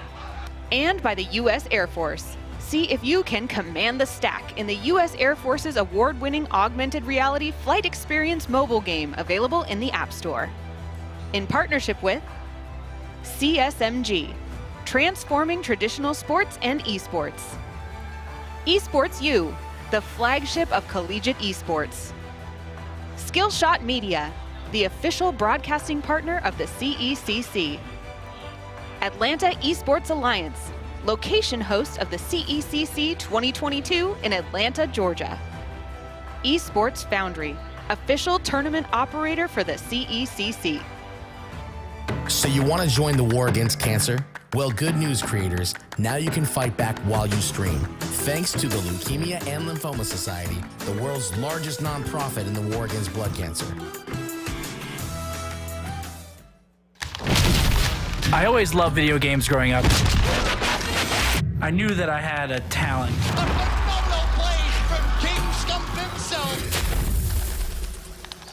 I worked tirelessly to game, to stream.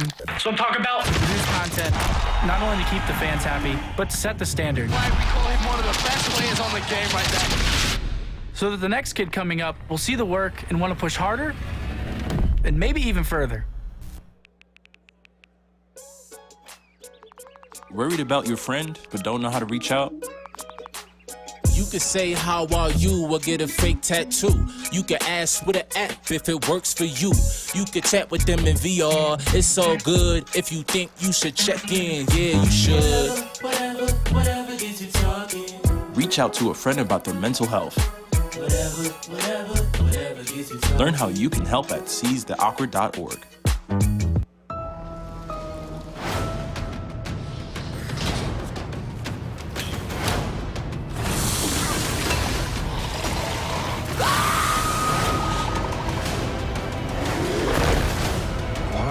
Do they always have to go bigger? Come back. I always come back. Barbasol, limited edition collector's cans. In stores now. Capture them all before they're gone. See the movie. Rated PG-13.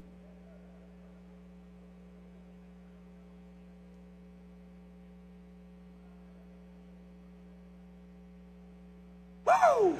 I'm feeling good! All right. I'm here with the host of the CECC, Polly, right here. Good, brother? What's going on? Yes, so we are here with Drink Control. If you guys don't know, I am a gym rat when I'm not in my esports clothes. So let me show you how to make a nice little protein shake here. They got almond milk, my favorite. Check this out. We're gonna put about 10 ounces of almond milk. We have their lovely cookies and cream meal replacement here. You know me, I'm a big boy. I need 200 grams a day, so I'm going for 2 scoops. There we go. 2 scoops.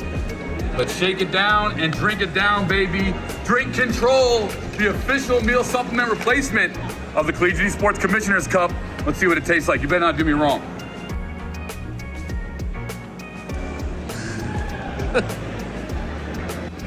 Woo! I'm feeling good! Woo! Drink Control, official meal supplement replacement of the Collegiate Esports Commissioner's Cup.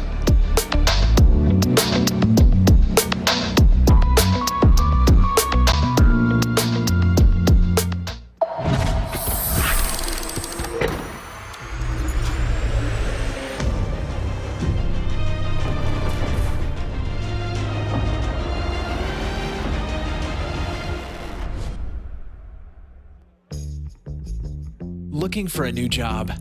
Your local McDonald's restaurants are hiring now with career development opportunities, competitive wages, paid time off, flexible schedules, and perks such as employee meal program, tuition assistance, and a free college degree program. Start building your future today at careers.mcdonalds.com. That's careers.mcdonalds.com.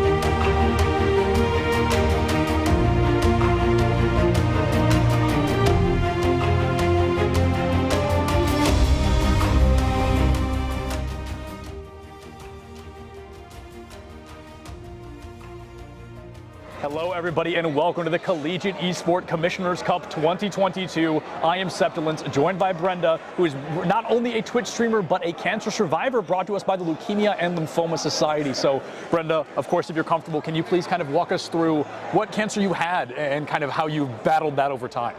Yes, of course. So I was diagnosed with acute myeloid leukemia, AML. It's a very rare cancer. Thankfully, treatment for it is pretty good. So 97% chance of it never coming back. I've been cancer-free for 4 years now.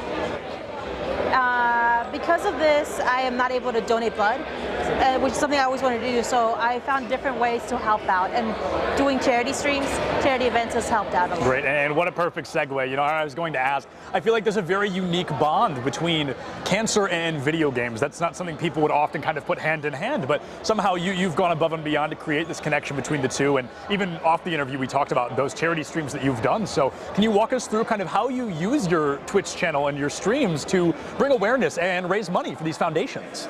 Yeah, so I use the site Tosify. From there, you can choose any foundation, any society to donate money through. You make a campaign, and I like to share it. I like to raise awareness and funds, if possible, for the Leukemia and Lymphoma Society. They have helped my family. They have helped many people in the past, and in the future, they will be. So that's just how I work around it. Yeah, so how do you kind of encourage your viewers to donate money? Is it just kind of setting it up and, hey, it's for a good cause, or do you have incentives or kind of fun little activities that encourage people to spend that money? Yeah, so I do a lot of incentives. I work at a pottery shop, so I do ceramics kind of thing. Sure. I'll pay you something. They can choose what kind of games they want me to play, things for me to sing, all kinds of things. Yeah, so we talked a little bit off the interview about kind of being trapped inside, right, and having video games as that outlet and utilization of kind of feeling a little bit less stuck. And were there any games you found yourself kind of really attracted to, or games you found yourself just playing more and more often as time went on? At first, it was a lot of Gary's Mod, Prop Hunt. That was the thing back in the day, And then I also play a lot of multiplayer games, League of Legends, party games, all kinds of things. Yeah, absolutely. So if somebody kind of looked at your situation from an outside perspective and they thought, oh, how could somebody ever utilize video games to address something as serious as cancer? How do you feel you've been able to successfully utilize this unique platform? It's amazing, you get through Twitch especially and other streaming apps, you get access to meet people all over the world. Yeah. People globally. So you get to raise awareness globally. You get to teach people about blood cancers, about what they can do to help people. So it's just an amazing way to spread the cause. Absolutely. Well, Brenda, just one more quick question. Well, less of a question, but more of an opportunity for you to kind of let us know where can we find you when you're raising all of this money and doing great things on stream? Of course. You guys can find me over at twitch.tv/balloonsbunny. I am a VTuber, so I don't show my face often. It's mostly my model. This is an exclusive. Brenda's face. Yes. Well, Brenda, thank you so much for sharing your story, and thank you so much for joining us. Thank you for having me.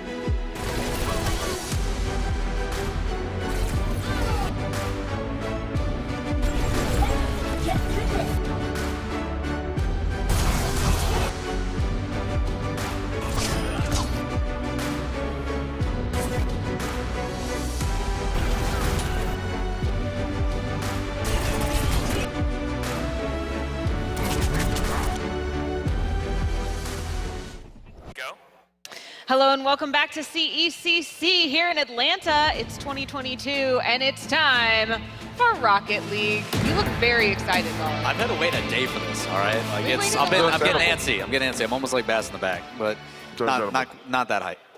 Nothing will be as hype as that boy back there. We have a lot of Rocket League. So far we've just played Championship Series. Right now we get to go all the way back to the upper bracket final. We're going to start with Northwood versus University of Central Florida.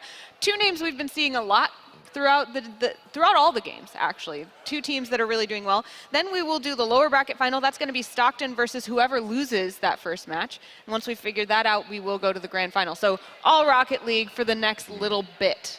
Yeah, we've got 3 rounds and a lot of high-profile talent. So for those who are unaware of Collegiate Rocket League, there's a lot of really exciting things. Even though our pro scene starts at the age of 15, we do still have some higher players that not only have earned their path into the pro scene due to the collegiate scene, but also the evolution of it and the ability to see the skill level climb over the last 2 years has been quite impressive. We are starting to see it more as like a prolific way to not only earn a degree and pay for your tuition, but also a viable option to get additional reps in, more practice and stuff. You take Northwood as a prime example. They've won pretty much everything, just like we've seen in other esports, apparently. And their system comes into place because they have one player by the name of Lion Blaze, who is a top 8 North American roster team with Ghost Gaming, who's actually here with us with a panel. We've also got someone like Nox's, who's top 16 globally ranked. You've got then his 3 teammates, who are also all semi-pro, amateur level, pro level players, and they all still perform at that high level. They're playing with their worst 3 players and are still the #1 seed, still in the upper grand final. Like, they are that good. There's so much depth to that roster.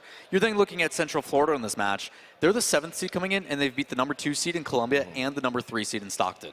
Why are they here? No one knows. I hear they've been a little bit rowdy and are definitely the Lanimals that you've been talking about. Rowdy. They're talking their game. So I'm hoping we get some spice in the interview, especially from Esfera. He is one that is definitely one to pay attention to. But they also have a star player, too, by the name of Luke.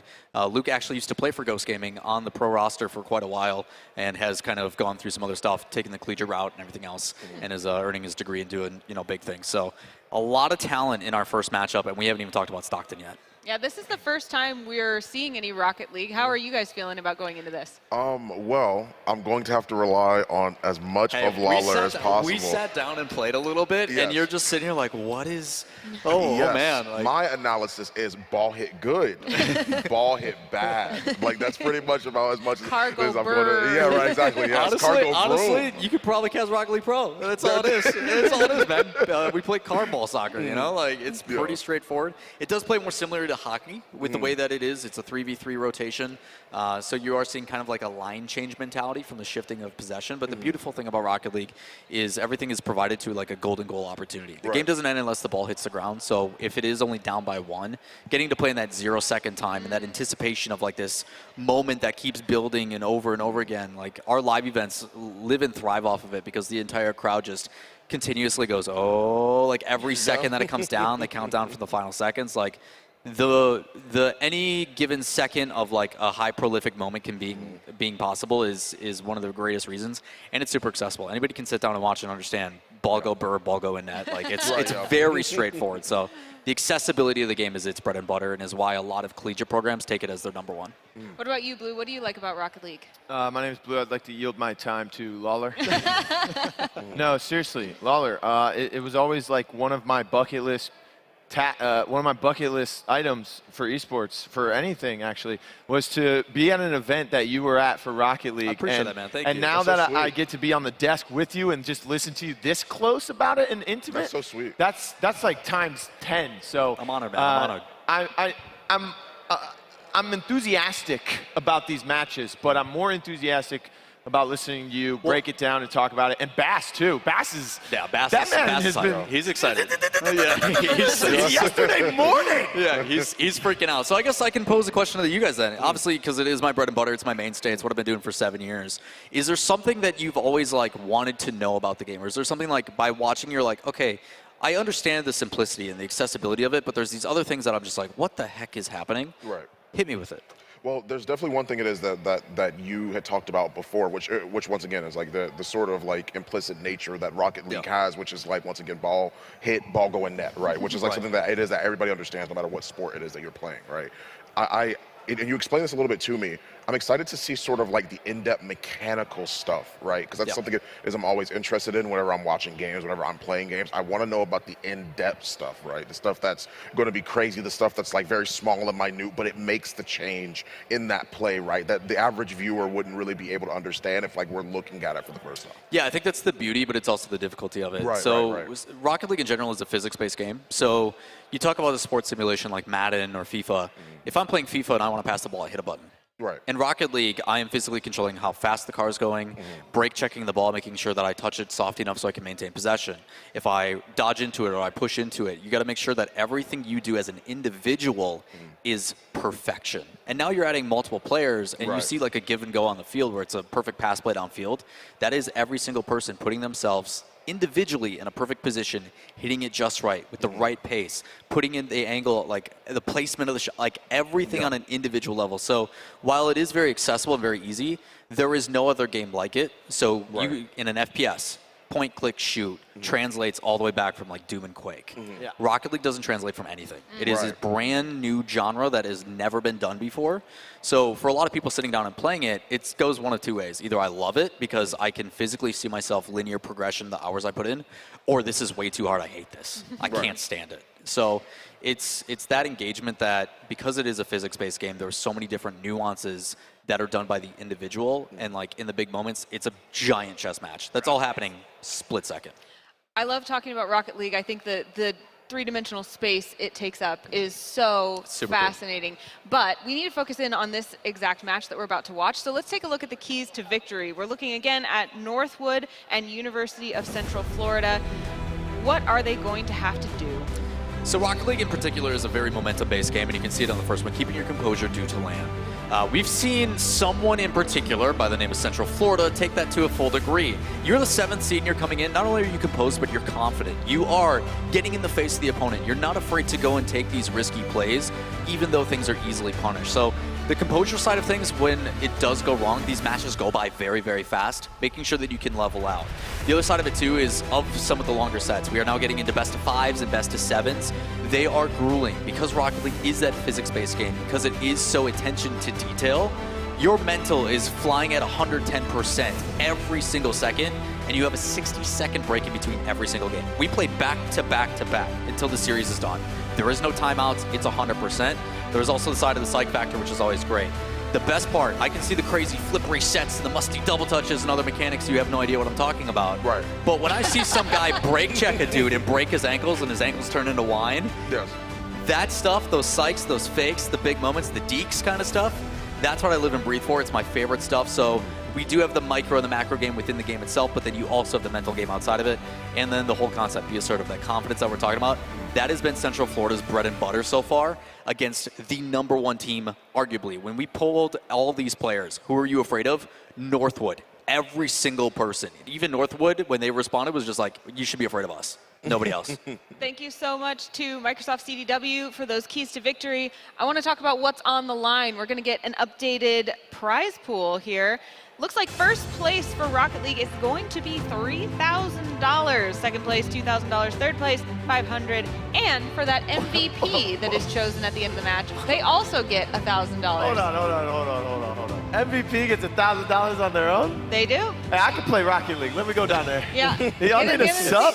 The best part, too, is our rosters are only 3 people. So you're looking at like Overwatch, they got a grand prize pool. They're splitting it between 6. We got $3 grand. We're splitting it between 3 people. Each person is getting the same amount that we just saw in Overwatch. Yeah. Yeah. Wow. There's a lot on the line. It may make you hungry. And if so, think about McDonald's. You can download the app for exclusive deals and easy ordering. With the McDonald's app, you will get access to those exclusive deals. And you know what we have access to? Some amazing casters to take us into this game. Let's see it. Hey.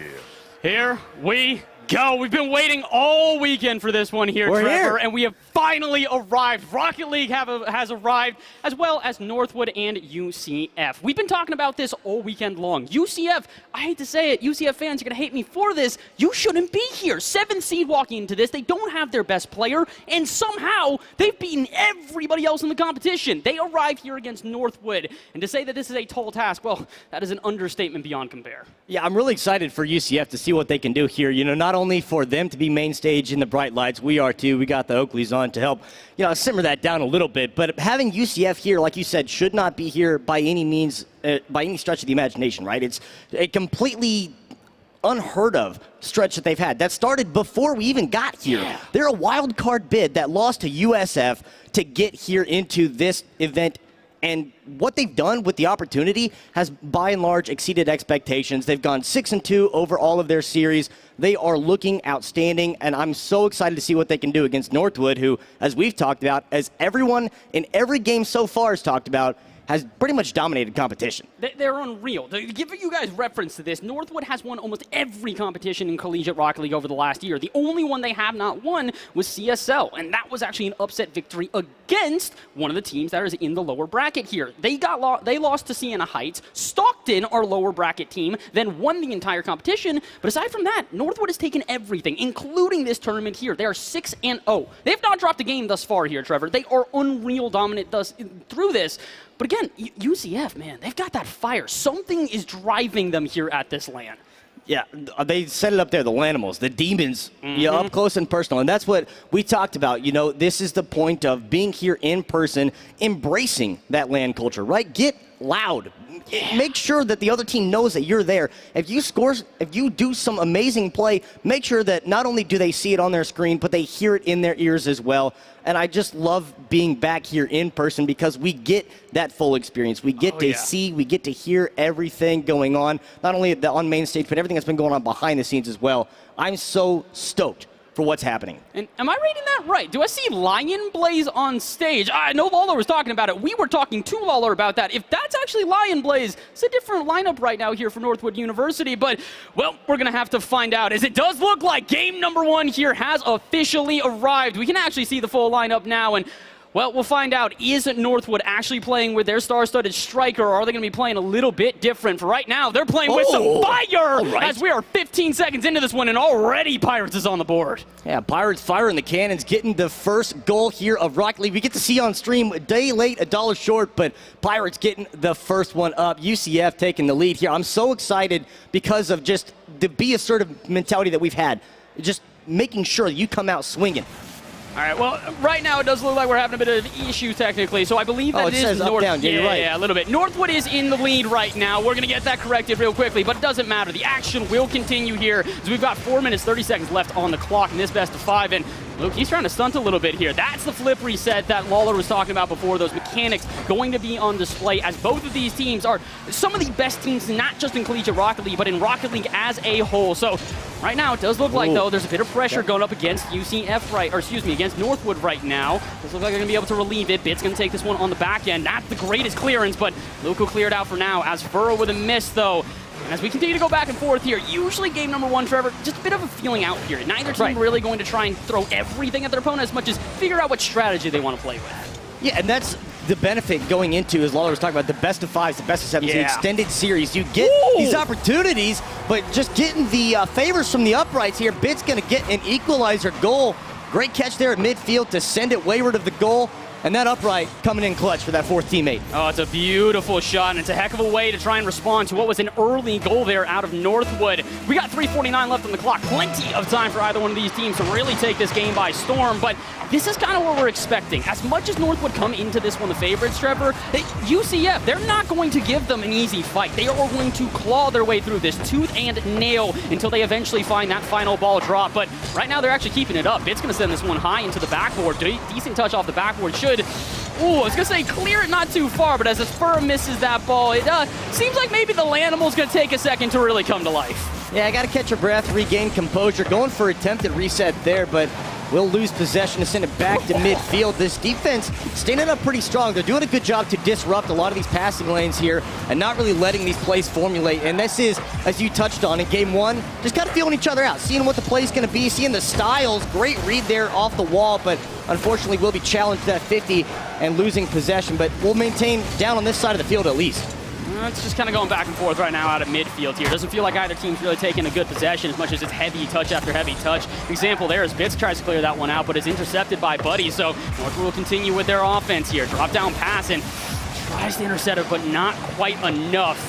As Fur, though, he's not going to jump on this one either. Az looking a little bit nervous. I mean, listen, we were talking about how the team's been vocal. No one's been more vocal than Az Fur. I had a conversation with him this morning where he was like, this is not an upset. We have not taken any upsets. We are supposed to be here. We are supposed to win this one. And Az, you want to prove that, you got to start playing with the rest of your team here. Does feel a little bit disjointed as Northwood are starting to lock them into their own half. And that's a big bump, but Bits, he's going to be able to recover. Not a great touch afterwards. 50-50. We'll keep it on the Northwood half. But again, this has been the difficulty. Possession plays have been far and few between.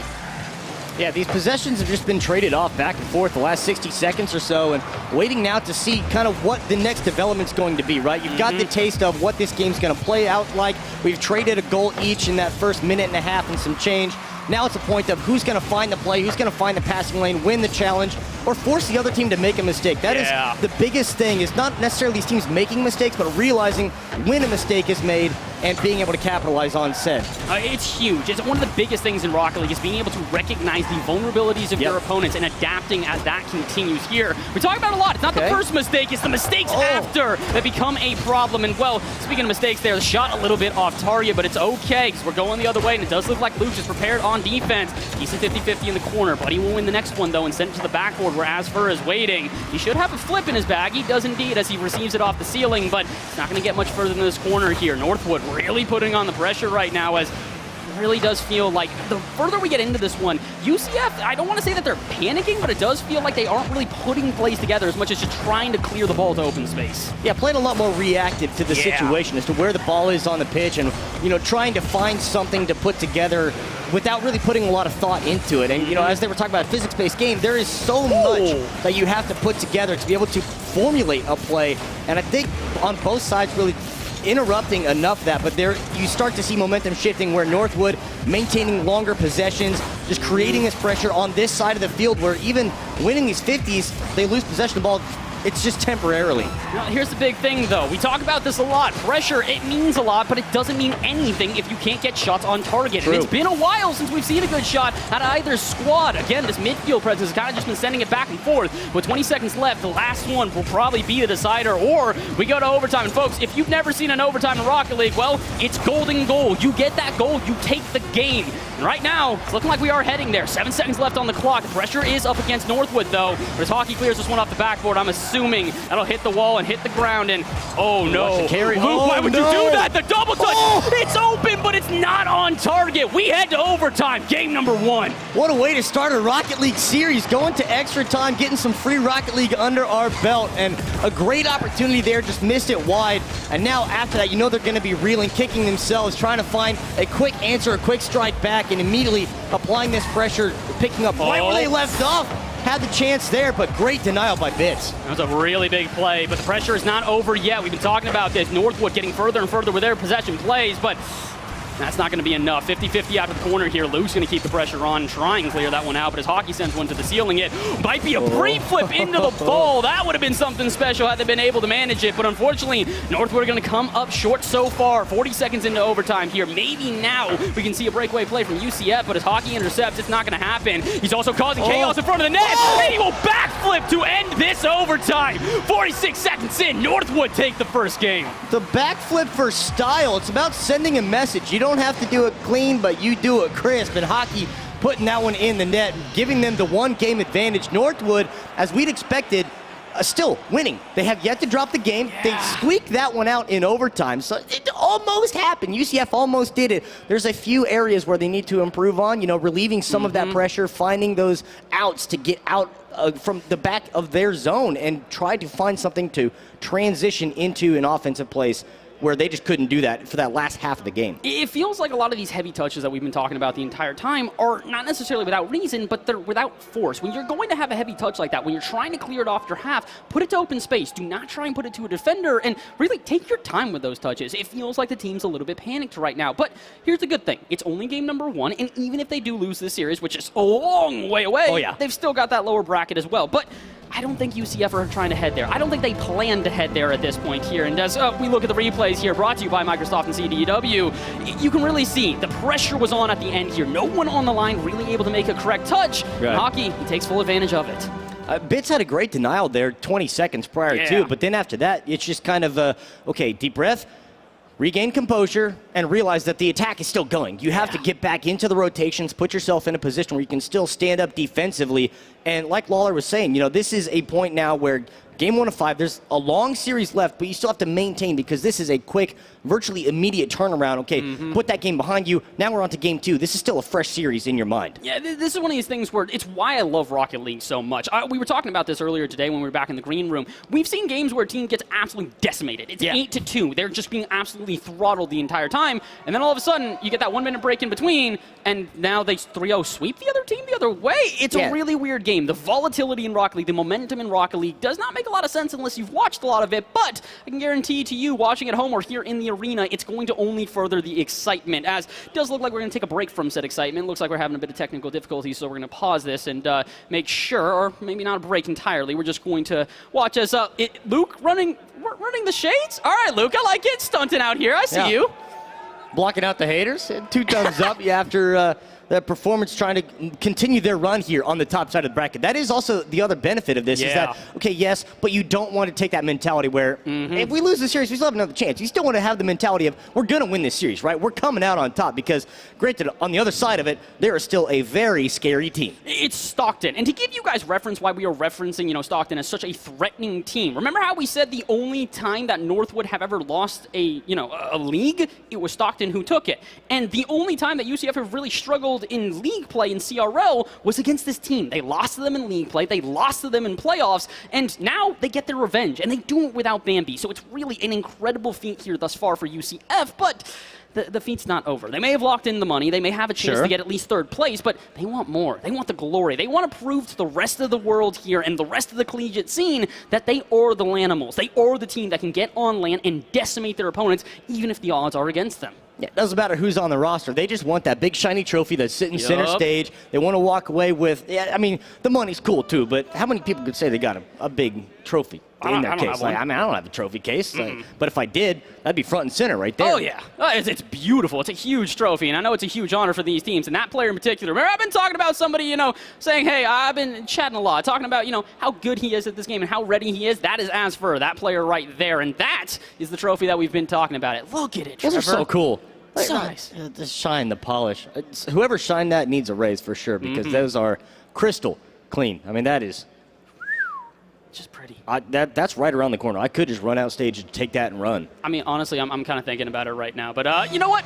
Let's think about the game instead. Game number 2 is underway here. It is going to be UCF versus Northwood yet again. And the pressure is really going to be on against UCF, but apparently they do not care. 6 seconds into this one, Luke will find the first strike. That is all it takes off the kickoff, and that is the point that we have touched on of being assertive, getting your name right there right now. Starting this game off with a message being sent, a ball to the back of the net, getting that first goal that fast, really dictating the tone and the pacing of this game. Now they just got to follow it up and continue to apply this pressure.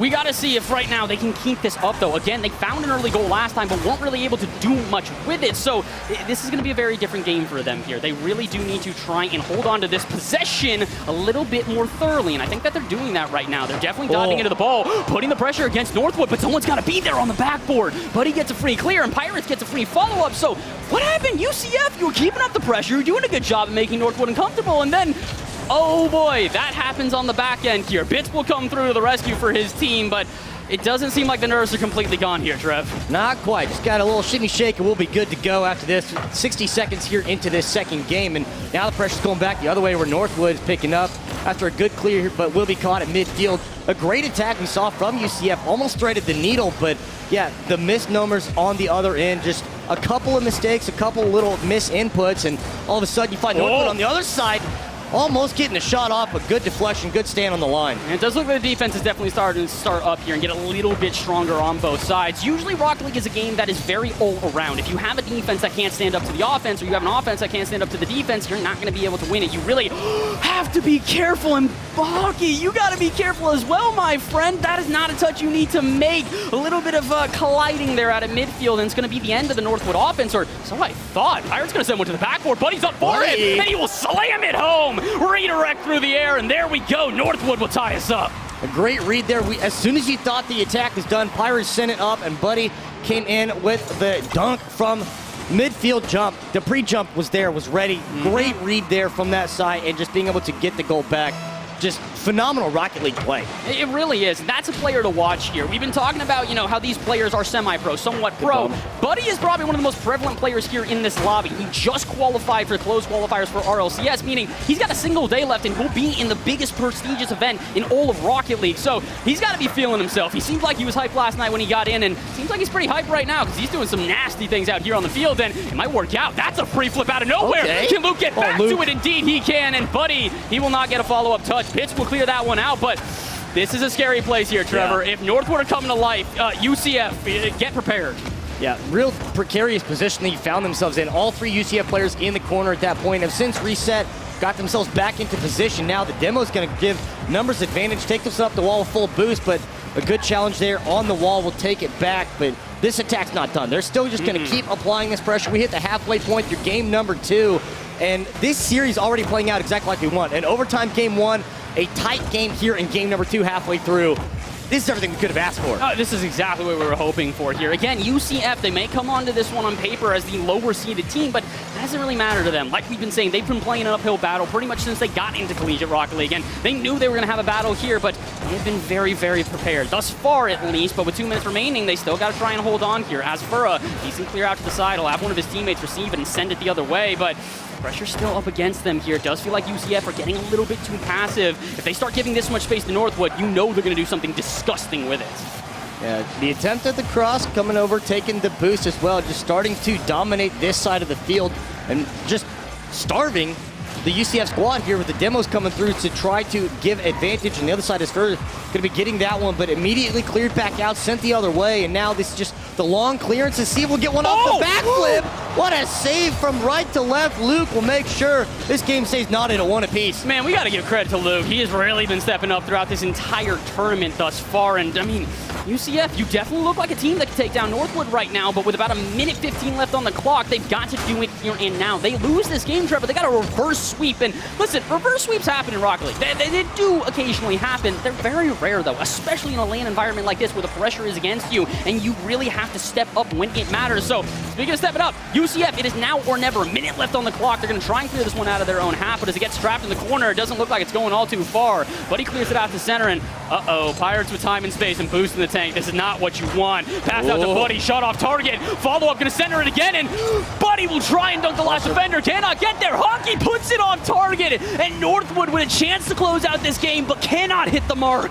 These rotations from Northwood, they're giving every opportunity to every player on this roster, trying to find the shot, trying to find the angle, but there's enough disruption, not enough momentum. That ball's found the back of the net yet. Now under 30 to play, and Northwood's just looking for a hole in the defense. They continue this attack. Don't commit there, but will not find anything as Bits is the challenger and takes it, clears it out the other way. I'm surprised that even worked out. A double commitment like that definitely should have gotten punished, but it does feel like I said, UCF, they're getting passive. They're not diving as quickly as they need to. That could be a problem with drop downs like that. But Pirates puts it off target. They might be able to keep it up. I said might, and I was very wrong. We go to our second overtime here in the series. You haven't watched Rocket League before? I promise you, it's not normally like this. We don't normally get overtimes this often. Overtime's so nice, let's do it twice. Why not? Get some more extra Rocket League here in play. And you know, just imagining off the momentum from game number 1 and how the latter half of these games have gone, Northwood should be riding this wave of pressure and momentum, but not able to find anything out of this one. Pirates gets the steal at midfield, trying to set up, looking for the pass off. There's Hockey off the post. Cannot get it to go. Instead, goes back the other way. Oh my gosh, Northwood, you are continued to be plagued by your inaccuracies, and it could come back to bite you as it's in the other end. And Luke gets credited with the goal. Was that not Asfura taking the shot? How did Luke get this one? Calculated, by the way. That's just he hit it off the deflection. Yeah. Calculated deflection off of your teammate. Just able to get the goal to go ahead. And, you know, why not? Let's just keep things close, keep things interesting, and let's get UCF in game number 3. They give themselves a tied series here, and this is why we say Northwood, they gotta be careful here. This is not a team to underestimate, and you make a single miss on the back line, it is going to get punished. Rocket League is a lethal game. They do not mess around, and as you can see here from the replays brought to you by Microsoft and CDW, this is where the thing started going wrong. The double commitments on the back end, the panic that, honestly, most teams can't do to Northwood. Northwood are usually such a composed team. To see them floundering like this on the back end, it's surprising to say the least. But you gotta give a lot of credit to UCF as well. The fact that they get that early goal 6 seconds in, but not only are they just kind of getting Northwood out of their element, but they're also holding pace with it. I mean, they're matching it blow for blow. They're not giving anything up too asinine on the other end to Northwood. They're just keeping it close and keeping a good matchup between the two. And sure, you give up one goal, but you find one back on the other way. There's always those small, minute mistakes you're going to be able to capitalize on, recognize the faults of the other team, and that's what UCF was able to do to keep that game a 1-0, 1-1, and force it into overtime. It's been a close game so far. It's been a close series thus far as well, but this is really where things start to pivot a little bit here. The winner of this match is going to move on to series point, and they will need a single game to move to that grand final. And oh boy, do you want to try and get to that grand final through the upper bracket. Because if you could lose this one, Stockton's waiting in the wings. And Stockton, apparently they're a little bit mad that they even lost to UCF. So as we get into game number 3 here, it's a big game for UCF in particular. They need to prove themselves, and they need to play carefully on defense. They're almost dismantled by the offense of Northwood. But wait a minute, where's the defense on the other end? Touch off the backboard. Luke is trying to link up with Bits, but it will not be enough. And we jump into this game with, I'd say, a little bit of chaos on both ends. Yeah, just a little bit, putting the floor to the pedal. Not really a whole lot of a plan going on, but you just trust the process that there is a plan somewhere in this. Eventually it'll formulate and will come to fruition, but for the time being, hit the ball, kind of like Fawn was saying, just hit ball good and something good will happen. Yeah, usually it'll do something, decently. If you're able to play a little bit carefully, I would say, though, because we have seen that sort of hit ball mentality out of UCF before, just clearing the ball into open space, and then eventually you would find a Northwood defender who would intercept. No one intercepting this time, though. Bits getting free space and time off the backboard there. Pirates will eventually try and dive on this one, and so has Furra, but this is a 2v1 here. Luke by himself, and he cannot make the touch, but Bits can! They can't find the follow-up as Furra makes the save as well, and somehow, some way, UCF live to see another day. UCF have put the shield in front of this goal. They're not giving anything up here just yet. The pressure maintains from Northwood, but they are holding on for now. Watch another shot. Crossbar as Farrah gets another save as they are just not relenting. Northwood trying to put shot after shot, but UCF, all of these saves, somehow are still scoreless. I don't understand. As for, I don't know what you're measuring in, but it better be masonry, because you are building a brick wall on that defense. This man has been electric on the back line, but they got to survive another 3 minutes without conceding a goal. Otherwise, they go down 2-1 in the series. 3 minutes on the clock here. Pirates going to try and take this one out of the corner. Not the greatest touch, so as for, again, that defender, he will clear this one out, and not going to find any of his teammates there. Bits couldn't quite read the ball. Luke dives into it eventually, but diving a second time, that's a bit risky, as Furra has to try and play this one out at midfield. And again, this is where I'm saying UCF, it does feel like the panic's a little bit there. They're definitely more advantageous. I appreciate that, but they do need to play very carefully here. They are teetering on a line. If they make a big mistake, it's going to cost them. They ride a huge wave of momentum. They gather all of this pressure that they apply very quickly, and then it's just like a rocket engine. It burns out real fast, and Northwood just has that constant sustained pressure that they're able to answer back, and this is what we see here, just constantly on this side of the pitch, trying to find their shots. They've had more quantity and more efficient shots here, but they just got to find one to sneak by. But as Furrows, we're talking about on the defensive end, put something through on the offensive side. All right, apparently this man has been lifting. He's been bragging about it on Twitter, and now he's going to prove it as he slams one into the right-hand side, and all of a sudden, we're seeing ourselves in a little bit of a precarious position again. It does feel like now UCF have the momentum in their favor, and Northwood, a team that's proven they can play from behind, now need to do exactly that. 2:15 left on the clock. They're going to march straight on into an offense here, and the demo going to cause a bit of confusion, especially with a pinch like that. But he can't read it, though, and it's not going to be enough as Northwood, I think they're starting to get a little bit, I'm not going to say frazzled by UCF, but they definitely don't look as comfortable as they did before. Yeah, just not quite holding the same game plan that they had, not quite fully composed, just trying to find their answer to break through this defensive wall. It might be something so simple as a chip, but again, the defense stands tall and will not allow the goal to go through. Under 2 to play. UCF holds the lead. I'm so sick. Oh, no. Oh, boy, I'm terrified for everybody. I was going to say I'm terrified for Northwood here as the inaccuracy has plagued them throughout this series. But also, UCF, you played such a good defense. Please don't crumble now with 1:30 left on the clock. Bits is not going to do so. He'll try and take this one out to midfield. Throw it out to Luke, who can only get a 50-50, though. And again, as for he's been solid on the line thus far, he will do it again as he clears one out to the side. Pirates, though, throws it center. Hockey can't make a touch. And now we're starting to see Northwood. I'm going to say they're getting a little bit desperate here. They're sending the house, and it's not paying off. They need to send everything at their opponents if they do not want to go down 2-1 in the series. And, that might be enough. That is not enough. Who even was that? Where did they come from? From downtown. You know you bet on the house. The house always wins, but they still still are finding these angles to put the shots on, but the defense of UCF is sending a message here in game number 3 to try to go to series points. Under a minute to play, they hold on to this 1-goal lead and now try to potentially find an angle to make it 2, but the rotation's going back. It's for getting some boost, and this will be at least a pause on this. Buddy takes a shot, will nose it up over the top of the net, and now they just got to make sure this ball does not cross that line. Oh boy, this is an intense 30 seconds here. At this point, you really have to wonder, what are Northwood thinking here? They did not even expect to go down in the series. They didn't expect to drop a game. They haven't thus far, but now they find themselves potentially dropping their second one here. 20 seconds to go. The pressure still against Northwood here. Bit's going to throw this one center, and Hockey, he will try and clear that one out. He'll actually find his teammate, and it's a miss off the backboard, but they do intercept, and Northwood, they're going to have to try yet again here. The pressure is on. The touch off the backboard will clear it out the Bits, but he clears it to his own side. I think he's trying to keep possession here, but there's a lot of Northwood players lurking, but there's Asfura to save the day and send UCF, the underdogs, up 2-1 on the series.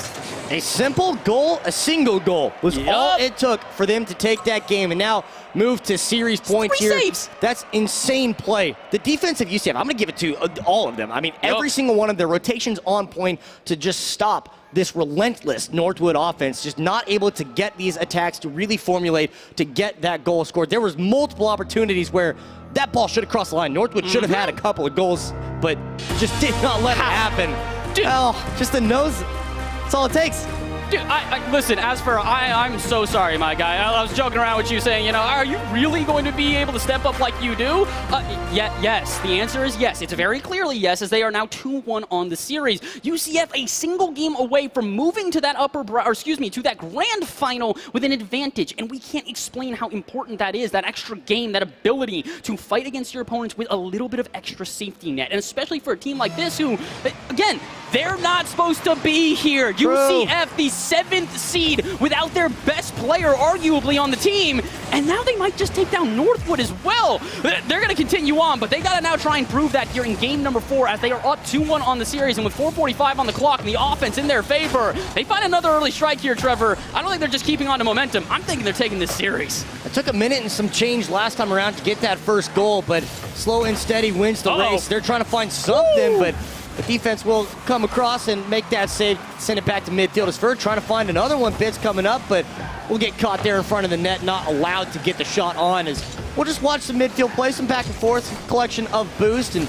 try to find an angle. Northwood has to find a way to strike first, and I think that's going to be the difference maker here, as we've seen UCF get the first goal countless times. I think it's time for Northwood to send the message to set the pacing of this game and get the first goal. How did that go in? All right, we're going to need to see the replay here. I need to understand this one. Hockey sends it to the backboard. Bit sends it out to the side. Pirates throws this down, and Hockey just dunks the defense. My man's been hitting the gym. He's just bigger.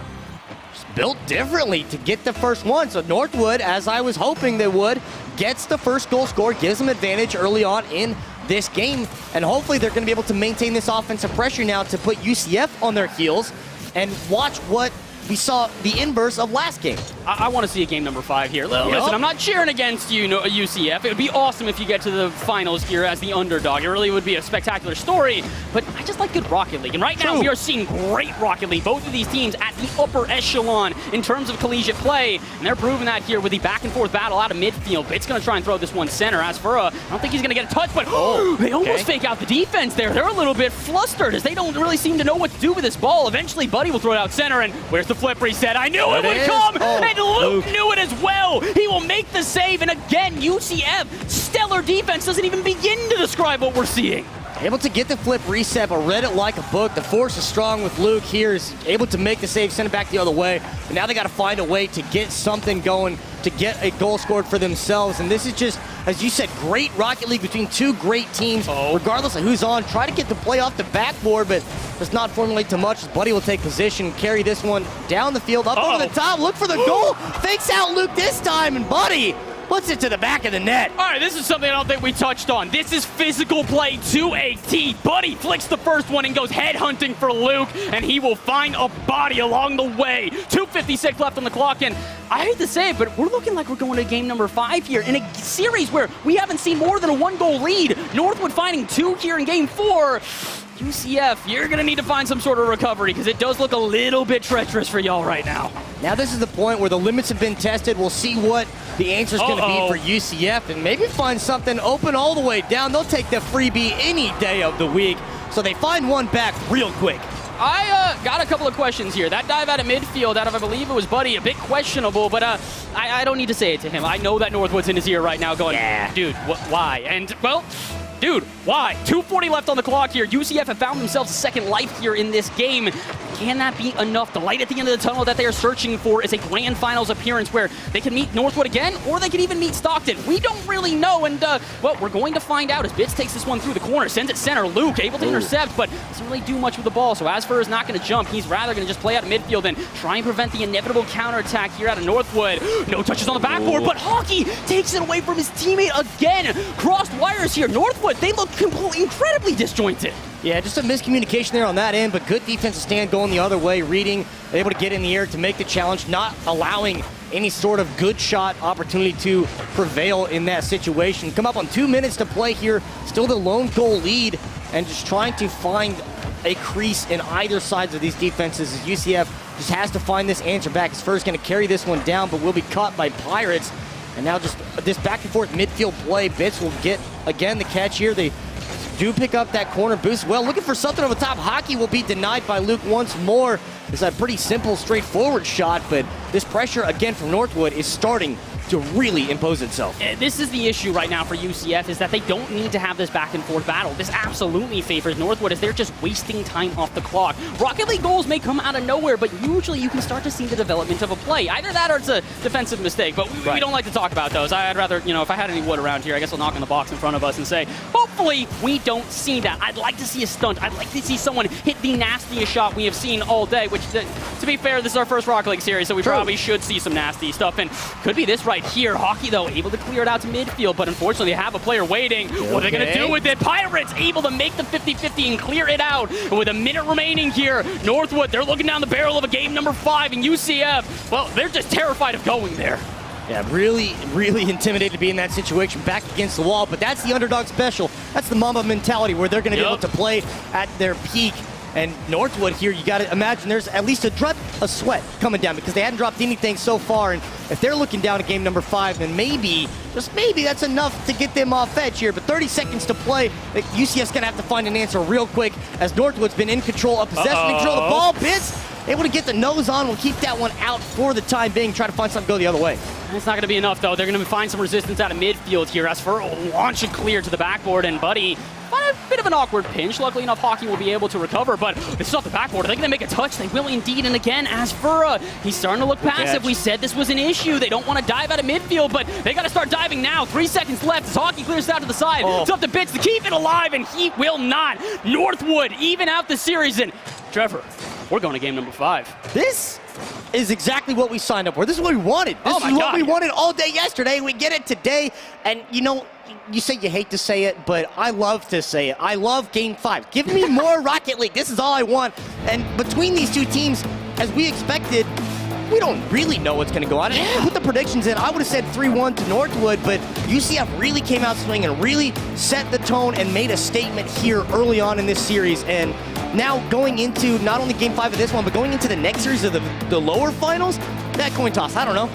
This is not just a coin toss. It's like 18,000 coins. You throw a bunch of like dice on the floor, hope that maybe you can figure out. I don't know, like what's a Ouija board? Is that how you like communicate with ghosts at this point? Because honestly, at this point, they're going to have to call on some spirits to be enough to take this game and to take this series overall. A single 5-minute clock will determine who moves to that grand final and who has to face Stockton in the lower bracket. And again, for UCF, this would be a monumental occasion. They've never been able to beat Northwood, and they might not be able to do it today. The physicality will put Northwood on the board early. And that is what we mean when we say be assertive. Getting Bits right out of the way. Buddy with the follow-up. The good 1-2 punch right there to sneak it in underneath the crossbar.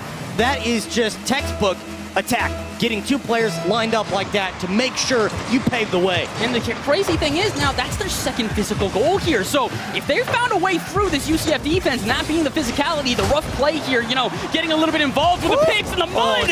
But as for he will find a clean way out of that one instead. 30 seconds into this one, and UCF again, they're playing very passive here. Luke taking this much time on the ball. I know it's because he's got no boost, but you can really see UCF, they are not nearly the unleashed animals they were before. Yeah, we're starting to see the animal that Not as Northwood, as Hockey's going to sneak one in inside that left post. A shot from midfield, good possession controlled here, and just able to find your teammate, gets the pre-jump, able to get there before the defender, bits caught in reverse, and that is not the angle you want to take. I'm getting a bit nervous right now. We're 40 seconds into this one, and Northwood are looking like they might just decimate this game. Remember we talked about before, folks, you know, like that 1 minute period in between games can really change the tone overall.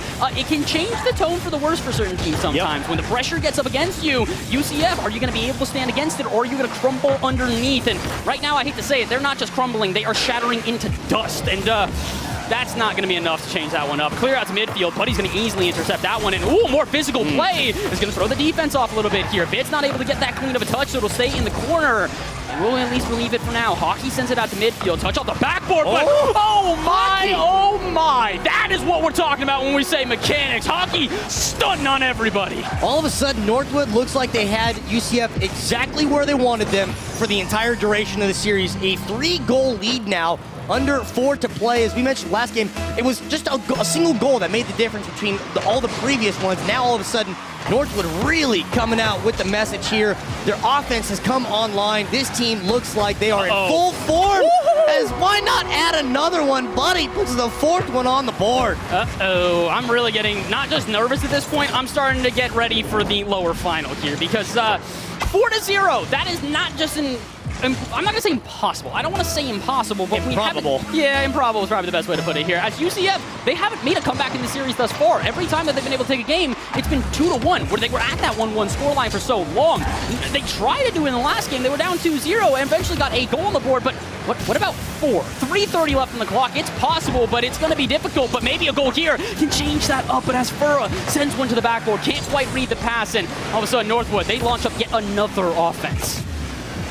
Try to find their angle. Hockey in possession in the air over the top, looking for the teammates to catch the rebound, but not quite there, not quite enough boost, and didn't get the jump up in time. But this midfield challenges is where we've really seen Northwood maintain their control, maintain possession as they've kept the ball going towards this side of the field, then to look for their passes. Great challenge there to make sure it doesn't get the clearance. And this is, at this point, as we mentioned in Game 3, reactive play from UCF. They're just scrambling to get a touch on the ball just to get it out of their defensive zone. It does feel like the panic is starting to set in here, and this is what we were scared about. It's the difference between the two teams. Well, oh boy, I was going to say, UCF may have some experience on land. Northwood has experience winning. They just don't lose, and they're proving that yet again here. 5-0 as double commit off the backboard. Yeah, that's not going to work here at this level. Yeah, Hockey picking up the 5-0 scoreline. Now, we haven't even hit the halfway point as we will. Pending off this kickoff, and this is all Northwood all the way. This is making up for the lost ground they had in those first few games, but not dropping any series coming to this. Maybe they just came in cold. Maybe they weren't quite prepared or didn't expect UCF to come out the way that they did. But Northwood here in this final game has really established themselves that they are here not only to win this series, but to win a championship. Yeah, they're ready to play. Even if they don't have line plays, even if they don't have Noxious, Buddy Pirates and their third in Hockey are going to be unreal. It's a team that, again, they are far and away the #1 seed in this thing. The only other team that could really compete against them was Columbia, and guess who Columbia lost to? Lo and behold, it's UCF. So, yeah, this is going to be a bit difficult for them here. I don't think UCF's going to be able to make this comeback, but hey, listen, Trevor, I believe in miracles. Do you believe in miracles? And, well, does UCF believe in miracles? Because they need one right now with a 5-0 deficit with under 2 minutes to play. We'll take it one at a time. UCF just has to find that first goal, find the first one to start to break this momentum Northwood's built up, and then build off of that. But it's just a tough task to ask for when Northwood is the one constantly on the attack. You got to find a clearance out, put a play together, get some boost, find a pass, do something to get yourself out of this side of the field, get out of and past this midfield line.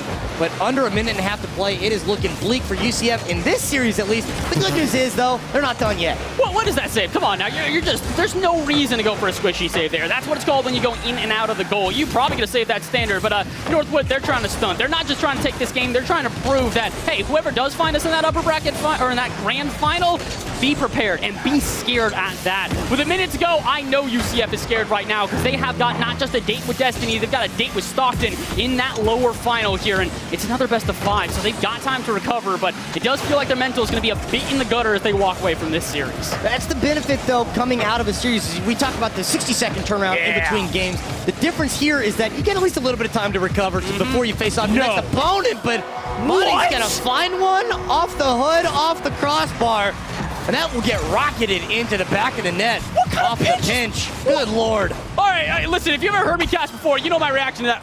What?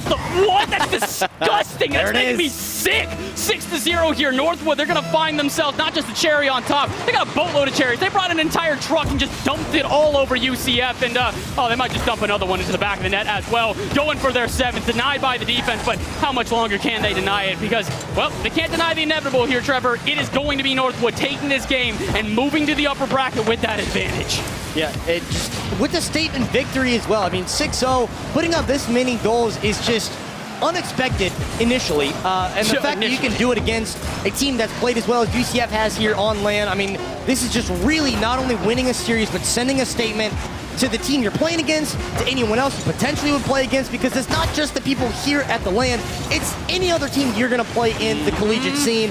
And Northwood here still with an exclamation point showing they are on top. Yeah, this is one of the biggest collegiate lands for Rocket League in history. And not only that, but it's really going to be one that people going to CRL are going to be looking at this for results. And the results here are Northwood not only take the victory in game number 5, they shut out UCF. That is the big one for me here. It's not just the fact that they take such a dominant victory, it's that they do it without giving up a goal.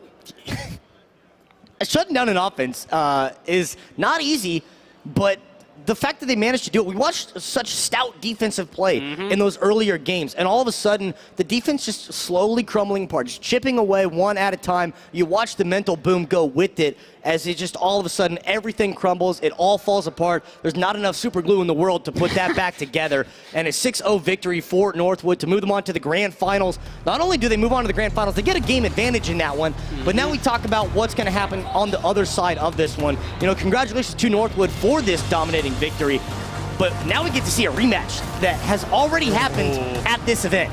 Not just this event, it's happened many times in Collegiate Rocket League past, and as we look back upon the replays here brought to you by Microsoft and CDW, you can see that this was a series initially very close, back and forth, the two teams exchanging blows on either end, but as we got further into this one, you could really see Northwood just run away with this game. Yeah, the first 2 games going into overtime, I mean, that was just already starting out what we wanted, and watching a 2-1 scoreline, both going to extra time, a 1-0 in game number 3, a 2-1 in game number 4, and then game number 5 was just who knows what. There is always an asterisk, an anomaly in a series, and that was the game that somehow not only was it the anomaly out of it, but also the one that sends Northwood on. It's crazy to think that this is how they move through here. They don't just have momentum on their side, they've got everything on their side. I don't have enough descriptors to explain how dominant of a victory that was, but here's the thing. We don't need to necessarily get all the descriptors here. This is why we also have a desk that can help us out as well. So I think that we might be able to throw that back over to them and see what their thoughts are, as this looks like the replays are about to end up here. And again, you've seen the replays. You know how dominant this was. Let's hear if maybe some other people have some thoughts about said domination.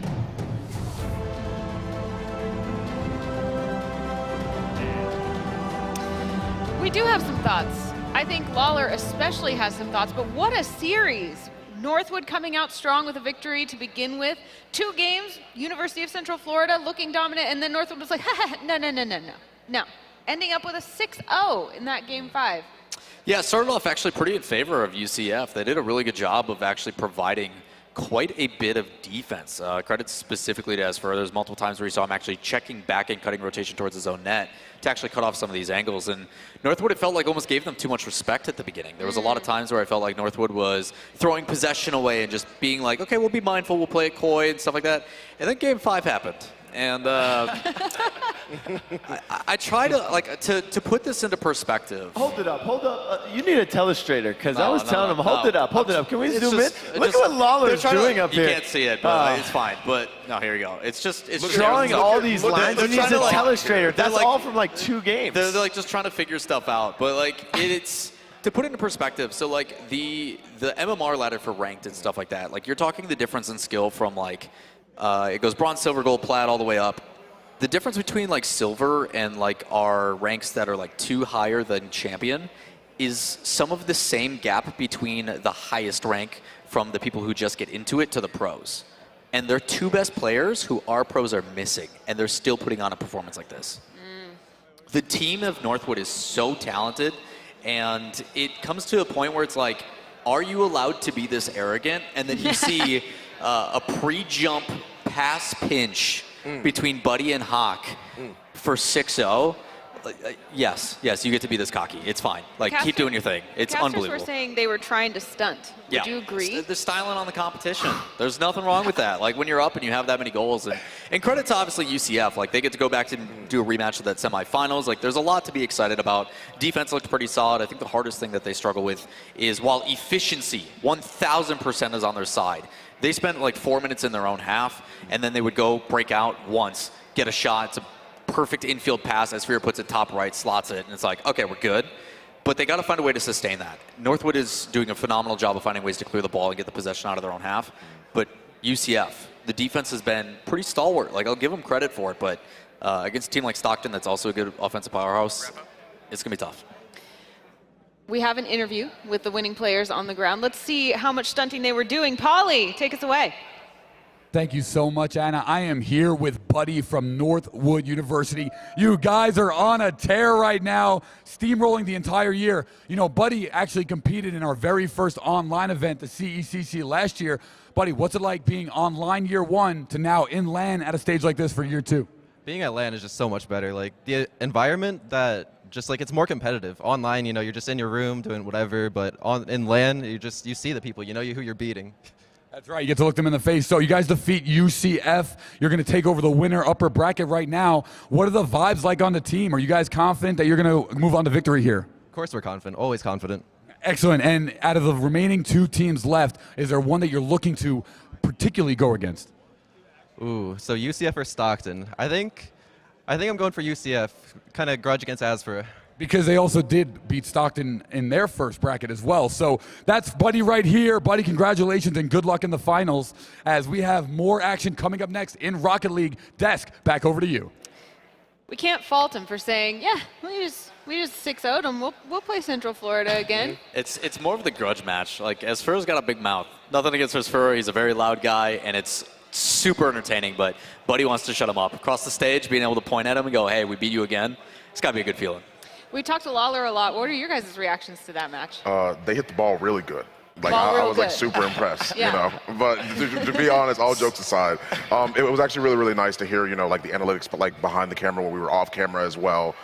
Learned definitely a lot of terminology as well, and seeing like the natural flow and progression of the game was super, super sick. Like, it started to become like recognizable as things were being explained to me by Lawler as well, like understanding like what a pinch is, like what they're doing, how they're setting things up, and being able to recognize that too is like something that's top notch. Like, I'm really happy I was able to see that actually.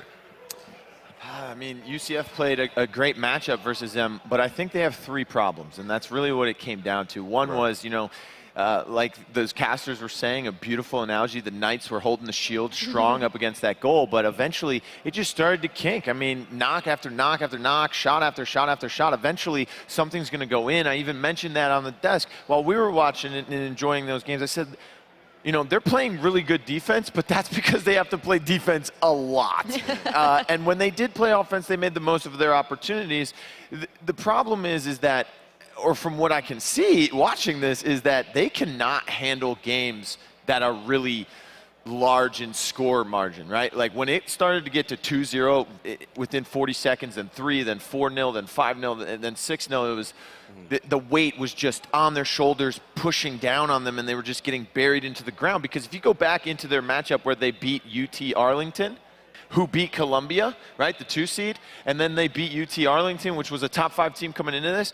I mean, game 2 went into a 3-minute overtime, and they were able to win that one. They went into overtime 2 times here in the first 2 games. They were able to win one of those. And then against UT Arlington as well, game 3, and the best of 3 was a 1-0 game. Just like 5 minutes of 1-0.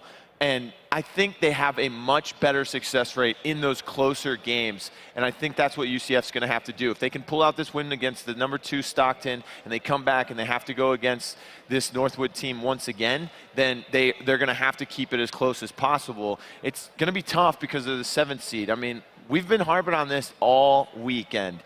It's LAN, it's a different environment. Doesn't matter what your seeding is coming into this. In Valorant, we saw West Virginia come out of nowhere, and they made it to the semifinals. Unfortunately, they didn't make it to the grand finals. More on that later. But, I mean, we saw it in Smash. We saw a team come out of nowhere. They made it pretty far. Boise State in Overwatch almost made it to the finals. So shout out to them. It's anybody's game once you're playing on LAN. UCF can do this.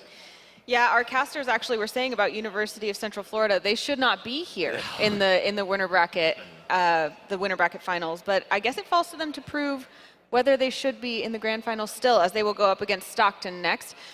I wonder what they are feeling right now. I hope that they get their minds right and are ready for that next match. Something else, have you ever wondered what it's like to be a U.S. Airman? Command the Stack uses augmented reality on your mobile device to turn your living room into a mobile command center. Command the Stack is available in the App Store. And you know what's available right here, right now? Pauly standing with Sergeant Rivera of the U.S. Air Force with an interview. Thank you so much, Anna. I am here with one of our sponsors, Sergeant Ivan Rivera from the U.S. Air Force. Let's make some noise right now. Excellent. Welcome, Sergeant Rivera. So please tell everyone, are you a gamer yourself? Yes, definitely. I'm a video gamer myself. What games do you like to play when you're home, not on duty? Well, I know my wife loves this, to hear this conversation too. By the way, happy Mother's Day to all the mothers out there and everybody at home. Thank you for the support for all these players, right? I would like to say that I play Call of Duty, I play League of Legends, I play Rocket League. Okay. This is amazing seeing these players and their tactics and everything that they're doing. I mean, this is out of the zone. I mean, it's incredible.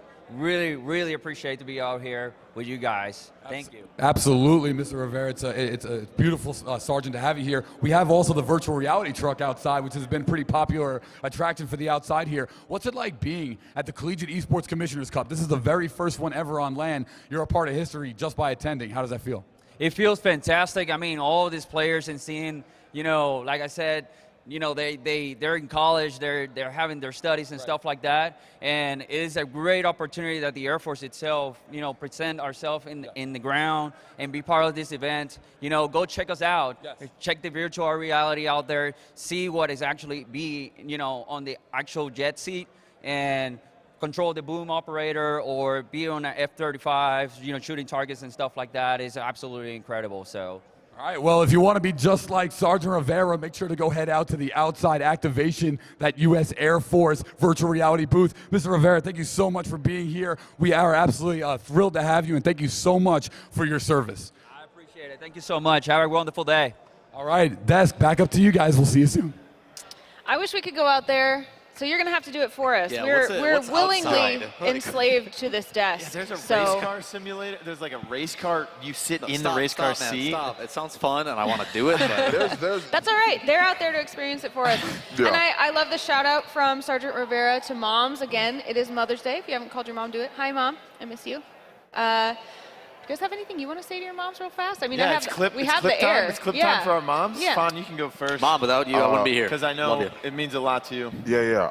So my mother actually passed recently, about like a year or two ago. But I have she had 3 sisters, so they all raised me, pretty much. So hello, everybody. I know you all are watching. I literally know you are. I literally saw you like already having the stream up before when I came to go see them and everything like that. So hello. I hope you guys are doing well. Take care of Jade, our very small dog. The pictures are so cute. Happy Mother's Day to my mother. She actually is probably not watching because it's Mother's Day, so she's probably got a glass of wine, and she's just probably watching TV with my stepfather, her husband. So they're probably having a great time in her new house, on her new patio. So she's just chilling. Hopefully it's a beautiful day up there in Cleveland. So happy Mother's Day to her. I'll clip this and send it to her, and she'll put it on Reddit, which she recently discovered. Oh, wow. Your mom's Redditing. Yeah, so we didn't have internet growing up. She didn't believe in it. She didn't like it. She hates technology. I got her a tablet, and she hasn't gotten off of it since. And yeah, so that's my mom's new life. Does your mom watch, Lawler? Yeah, she supports pretty heavily, and it's something that I've been very lucky to have. We talk about these events in general, and it's always nice to see the families and the members behind the scenes really get involved. So, yeah, without my parents being able to say, yeah, follow your passions, follow your dreams, I can honestly say I wouldn't be here. Mm-hmm. Yeah, my mom doesn't like to watch because if anyone says anything mean about me in chat, she gets really upset. Ooh. So Watch behave out, yourself chat. in chat just in case she decides to tune in this time. Yeah. But speaking of family, we are here at a Collegiate Esports tournament, the largest live Collegiate Esports tournament here at CECC.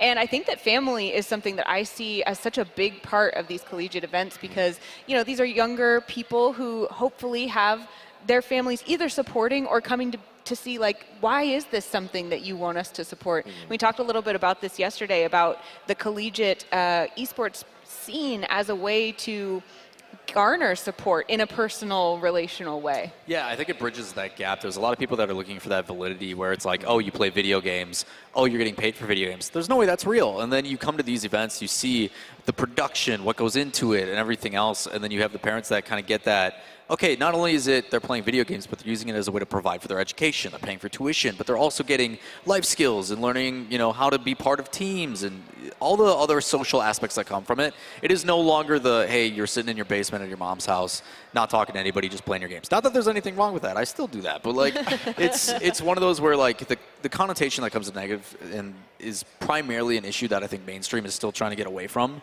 And when you come and see it in person, you see the people in the crowd cheering and stuff like that. It's the same thing as any sport. It's people who are really, really good at something playing for entertainment. You do the same thing. You sit on a couch, you watch football. This is no different. Family's so important. As we always say, mama knows best, but New Street is the place to find out everything you need to know about collectibles, sneakers, trading cards, and NFTs. Visit newstreet.com. And stay tuned because we will be coming right back with the lower bracket final of Rocket League. The Collegiate Esports Commissioner's Cup is presented by Microsoft CW. Barbasol. Go to barbasol.com/Dominion to see all the limited edition Jurassic cans. New Street. New Street helps you navigate the collectibles markets with confidence. Visit newstreet.com to find out more. McDonald's. Download the McDonald's app for exclusive deals and easy ordering. McDonald's, I'm loving it. And by the U.S. Air Force. See if you can command the stack in the U.S. Air Force's award-winning augmented reality flight experience mobile game available in the App Store. In partnership with CSMG, transforming traditional sports and esports. Esports U, the flagship of Collegiate Esports. Skillshot Media, the official broadcasting partner of the CECC. Atlanta Esports Alliance, location host of the CECC 2022 in Atlanta, Georgia. Esports Foundry, official tournament operator for the CECC.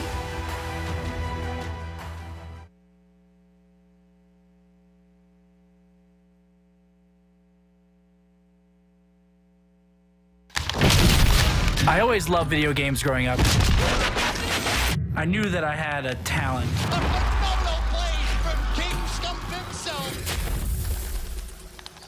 I worked tirelessly to game, to stream, so I'm talking about produce content, not only to keep the fans happy, but to set the standard. Why we call him one of the best players on the game right there. So that the next kid coming up will see the work and want to push harder, and maybe even further. Woo! I'm feeling good. All right, I'm here with the host of the CECC, Paulie right here. Good, brother. What's going on? Yes, so we are here with Drink Control. If you guys don't know, I am a gym rat when I'm not in my esports clothes. So let me show you how to make a nice little protein shake here. They got almond milk, my favorite. Check this out. We're gonna put about 10 ounces of almond milk. We have their lovely cookies and cream meal replacement here. You know me, I'm a big boy. I need 200 grams a day, so I'm going for 2 scoops. There we go. 2 scoops. Let's shake it down and drink it down, baby. Drink Control, the official meal supplement replacement of the Collegiate Esports Commissioner's Cup. Let's see what it tastes like. You better not do me wrong.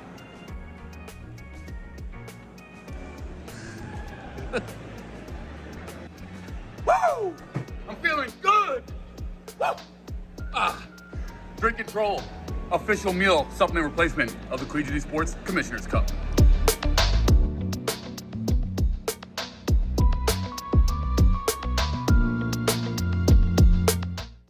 you want to join the war against cancer? Well, good news, creators. Now you can fight back while you stream. Thanks to the Leukemia and Lymphoma Society, the world's largest nonprofit in the war against blood cancer.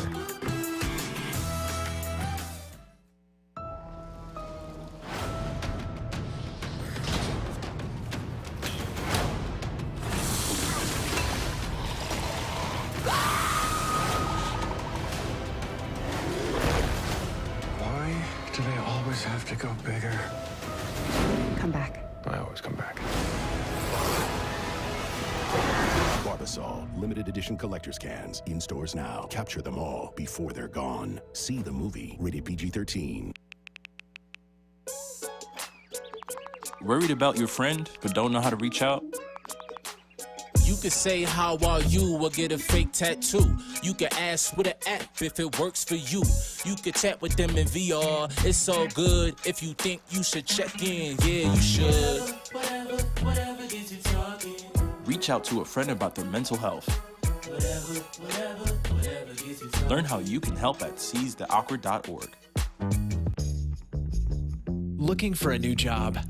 Your local McDonald's restaurants are hiring now with career development opportunities, competitive wages, paid time off, flexible schedules, and perks such as employee meal program, tuition assistance, and a free college degree program. Start building your future today at careers.mcdonalds.com.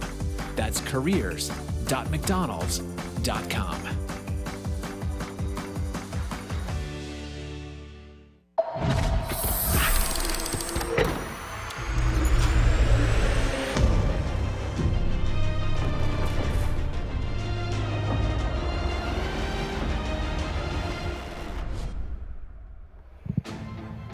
Welcome back to CECC 2022. We are here at your desk to serve you with delicious information and updates on the tournament. The first update being that we're about to go into our lower bracket final for Rocket League. This is going to be Stockton versus the University of Central Florida. Yep. We want predictions. We want them fast and we want them concise. Rematch to the semifinals. Stockton has shown weakness, but I think their offense is going to be too much. I'm going with You Stockton. think so? Yep. Sometimes the best defense is a good offense, right? And that's necessarily what I think is the case with Stockton as well. Especially like it being in the losers bracket, like there's like a lot of things that like are going through people's heads, right? And this is where you really start to see players shine, is when they're forced into a corner. And that's exactly what losers bracket is, right? It's like you get another chance or you're out. And I think that's really, really important. I like Stockton coming into this tournament to begin with, actually. They just intrigued me in the qualifying videos that I watched. But UCF is kind of on that hot streak. Even though they just came off a loss, they're still pretty hot. The #1 seed, they took 2 games off of them. So they're feeling pretty good, I would assume, even though they lost. You know, it's a weird thing to like say that you feel good even though you lost, right? Because there's still that chance. They have that fallback plan of, okay, we lost that, we can kind of, you know, let's go get some water, stay hydrated, maybe some control, whatever, rub some Barbasol on your face or something, I don't know, whatever you got to do. I don't think that's what it's for. Eat some Cajun food, that worked for Gig, right? Or that worked for someone yesterday, I don't remember. It was a long day yesterday, but just kind of regroup, recollect yourself, clear the mental as fast as possible, and then go into this and say, okay, we play better when it's closer. Let's keep it close. Or let's just, like you said, have a great offense that will back up our defense, because we won't have to play defense that much because we're just scoring. Right. Yeah, it's going to come down to, you know, Stockton has had a long rest, but University of Central Florida is warmed up and mad, hopefully, after that last loss. So what would you say to either of these teams if they were asking, what do I have to do to come out victorious here? Like Central Florida, I think they understand that they have a surefire defense, but again, they got to find a way to break out. Don't be afraid to be patient when you're under that much pressure and you're being boosted tonight. If you just sit behind it, you force a challenge. You don't have to clear the ball away every time, because by just pushing it downfield, it's going to come right back. Sit behind it, force some 50-50s, win some challenges, and it'll allow them to kind of maintain possession of the game as well as control the pace of the game, which will help with these high-flying offenses. For Stockton, keep doing what you're doing. I mean, to put it in the resume into perspective, 3rd place in CRL National 2022 champions, 2nd place in CRL East 2022 ECAC HV Gamercom champions, CRL 4th place. They've got CRL Summer Series 3rd place. They are a stacked lineup. Their only difficulty is beating the top tier. The 1-2 they have struggles with. Everybody else they usually dominate. There's no reason not to do it here. You guys want to add to that? I mean, it's pretty good. You can just say samesies. Yes, correct. Everything he said. Hit ball good, you know. Hit ball good, do well. He's spitting. So I'm gonna just let him do his thing. Listen, man, you had us in Smash. We all got our expertise. That's what I'm saying. It's like, you know, Rocket League, Smash, Overwatch, and then all of us are like Valorant together at the end. We all use our teamwork. So I yield my time to Lawler. That's the man. Again, I'm just happy to be here right now in Rocket League with him. I want to zoom in on a couple players. Okay. First, let's look at Bussy for Stockton. Let's take a look at this player. Yes. Anything that you all know about Bussy and what comes to mind right away? I like that name. Bussin'. That's not. Let's see what's bussin' with Bussy. Yes, sir. Yeah, I mean that's interesting to be somebody that's still like young, you know, and moving in through these collegiate leagues. That's one of like the weirdest things it is that like I've seen, right? Is that like people typically are drafted, just like Lawler said earlier, like at 50. Ooh, the kiss to the audience. The love today. Yeah, right, exactly. Yeah, like it's like at 15 people get like scouted and put onto teams at a very, very young age. And I think what's so interesting about that is that typically the weirdest part is that I've heard like once you hit your 20s, like that's pretty much it, right? Like they're gonna move on and find somebody else. And it's good to be able to see someone that's still like in a collegiate league putting in the work where necessary. Let's take a look at University of Central Florida. Let's zoom in on Bits. Anything that you all have to say about Bits? Yeah, so I obviously made a lot of mentions about Luke and Esfer, both obviously more popular figures. Luke's a former pro player, this and that, and still competing at a high level. But Bits is the one that didn't get enough credit. He's actually kind of the backbone of the team. I have a really soft spot for players that kind of do the intangibles really well. People that are just kind of right place, right time. They don't hit the high flashy stuff, but they're always in the right spot and they propel their team to success. Bits embodies that. He's always there, a right spot on defense. He's always there to clear the ball. He's always there in the right position to help out. So someone that you can rely on, which is a really big deal to have that, especially when you're dropping into a lower bracket after a tough loss. Well, we get to watch them play very, very soon because our casters are ready to take us into the game. Hello. Hey. Hola. Hey guys. How's it going? Not too bad. Pretty good. Excited for some more Rocket League. We'll play later. Having a good day? Great. All right, go ahead. Have fun.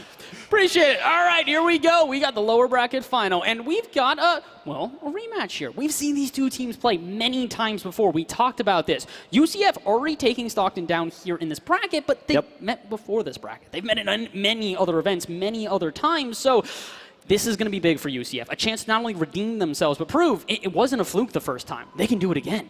Yeah, and I really like what the desk is saying about everything that UCF has going into this game, right? Just take the time to regroup, recollect. You know, we mentioned it in the last series. It's not just a 60-second turnaround. You have the opportunity to regain your composure, talk out the strategy, find a way to get off of that defensive stance that they were in for the entire time. I mean, just find a way, instead of just sending a Hail Mary downfield. Lawler mentioned it before break, just they have the efficiency, right? They have a way to go in transition and get an attack and get a shot, but then after that, it's just 3 more minutes of defense.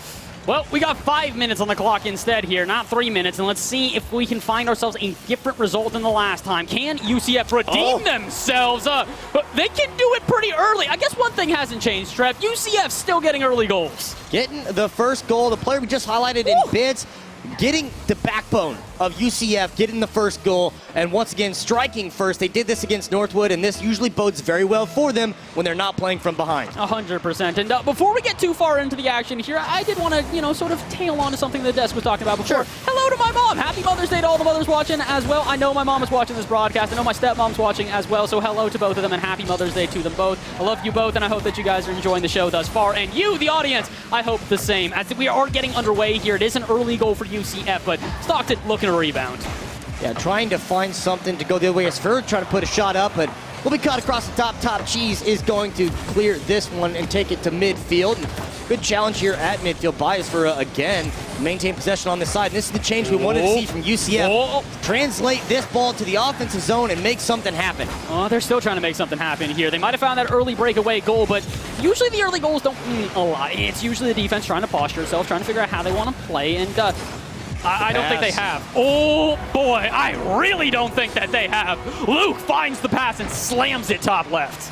Just a great little catch. Good challenge in the corner by Esfura, and they are coming out swinging, just using all the boost to get down in the faces of Stockton. And like you said, they faced off once prior here in this bracket, won that 2-1 series before sending Stockton down here. Stockton has had to fight to get to this position, and you know they want revenge, but UCF is just itching to get back and face off against Northwood. From what I've heard, I know some of the Stockton players. I actually shout out to all 3 of them. They all follow me on Twitter, and I've had conversations with all of them on repeat here. And basically, a little bit. Hey, listen, we can't just let them flex on the field. I got to flex here in the booth as well. And you know what? I'm going to flex the fact that Stockton truly believe that they don't. Not only do they not expect to be down here, they believe it was a fluke. They straight up think that no, they should not have lost. They believe that they basically just had, you know, a rough game. Took them a little while to warm up, and then as soon as they got to the lower bracket, that is when they really started going crazy. The fact that they also take down what is, you know, we talk Lanimals, Akron. Akron far and away was the team here that we thought had the most experience out of LAN, that would be the most composed, and they took them down. So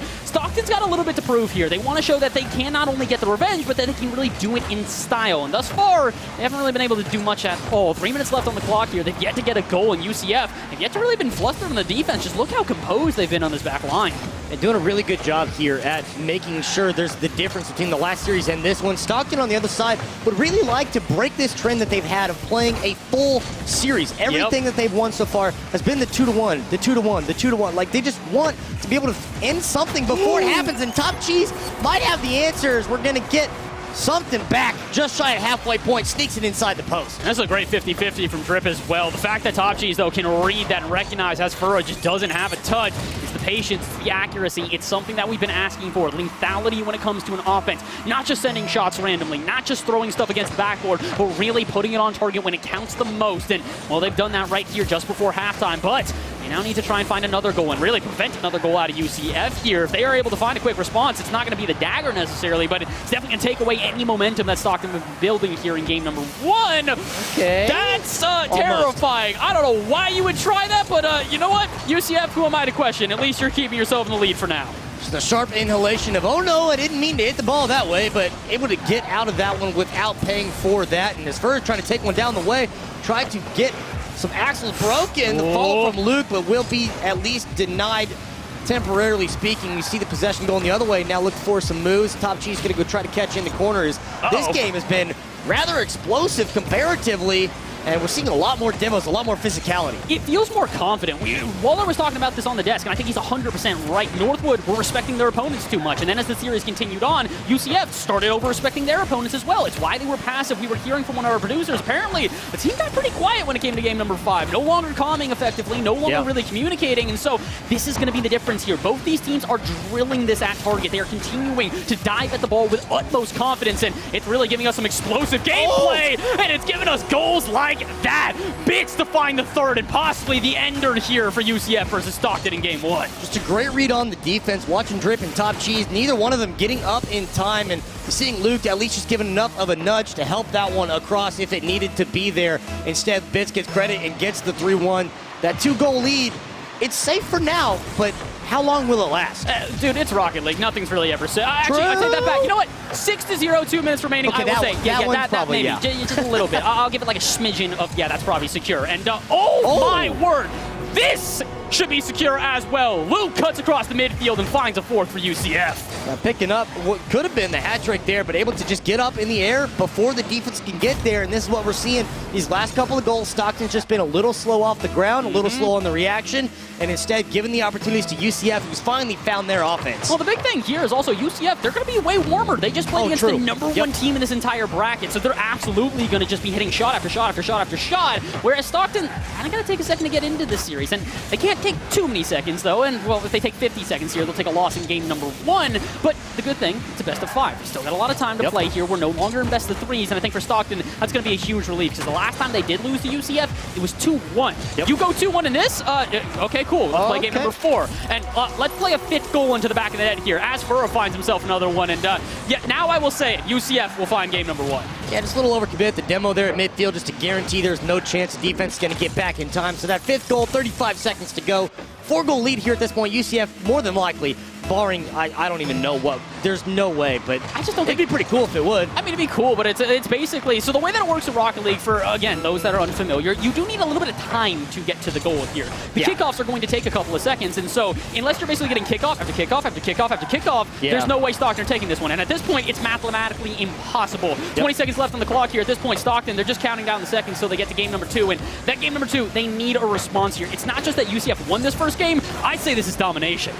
Yeah, this is really sending their message. And we talked about it in the last series. Game 1's about, kind of getting a feel for how the series is going to go. As you mentioned, UCF already going to be warm going into this one. And now this is the point where they should continue this momentum that they have built up here from the series against Northwood. As Blue is saying, don't feel bad about this. You took 2 games off the #1 seed, straight into this series, and this is right where they left off, facing off against Northwood.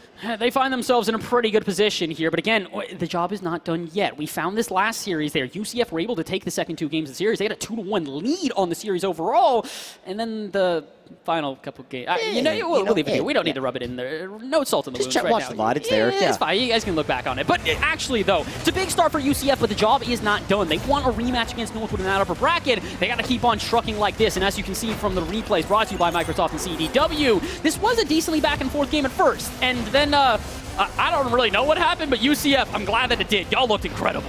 Yeah, they were able to find these passing lanes and just get the reads and communications that they needed. We saw a little bit of those miscommunications there in the Northwood series where they weren't quite on the same page. Didn't really know exactly what was going to be the right way, the right pass to make before they were, just falling apart in that possession. Instead, they find themselves able to find those passing lanes, able to set each other up, get those goals scored, and move on. And they're going to pick up, again, first goal, game number 2. I feel like I missed something. I was like looking at the screen, trying to look down at my notes, looking at you, just like casually getting into game number 1. And UCF, nothing casual about this one. Top left bins, and all of a sudden they find themselves the first goal of the game. And Trevor, I'm not going to lie, I'm a little bit nervous. If Stockton are finding themselves with the same sort of momentum against them here in game number 2, what's to say this doesn't happen in game number 3? And what's to say that UCF don't just run away with the series? This is UCF just really coming back with the vengeance after that Northwood series, and now trying to play it off against Stockton, who they know they can beat because they've already done it once here in this tournament yesterday. So they know for sure that this team is beatable by this very squad, and now they just have to continue to maintain this pressure, maintain this offense as they've got this 1-0 lead, and again find themselves in the offensive zone. Aerial carry, unfortunately, does not get too far.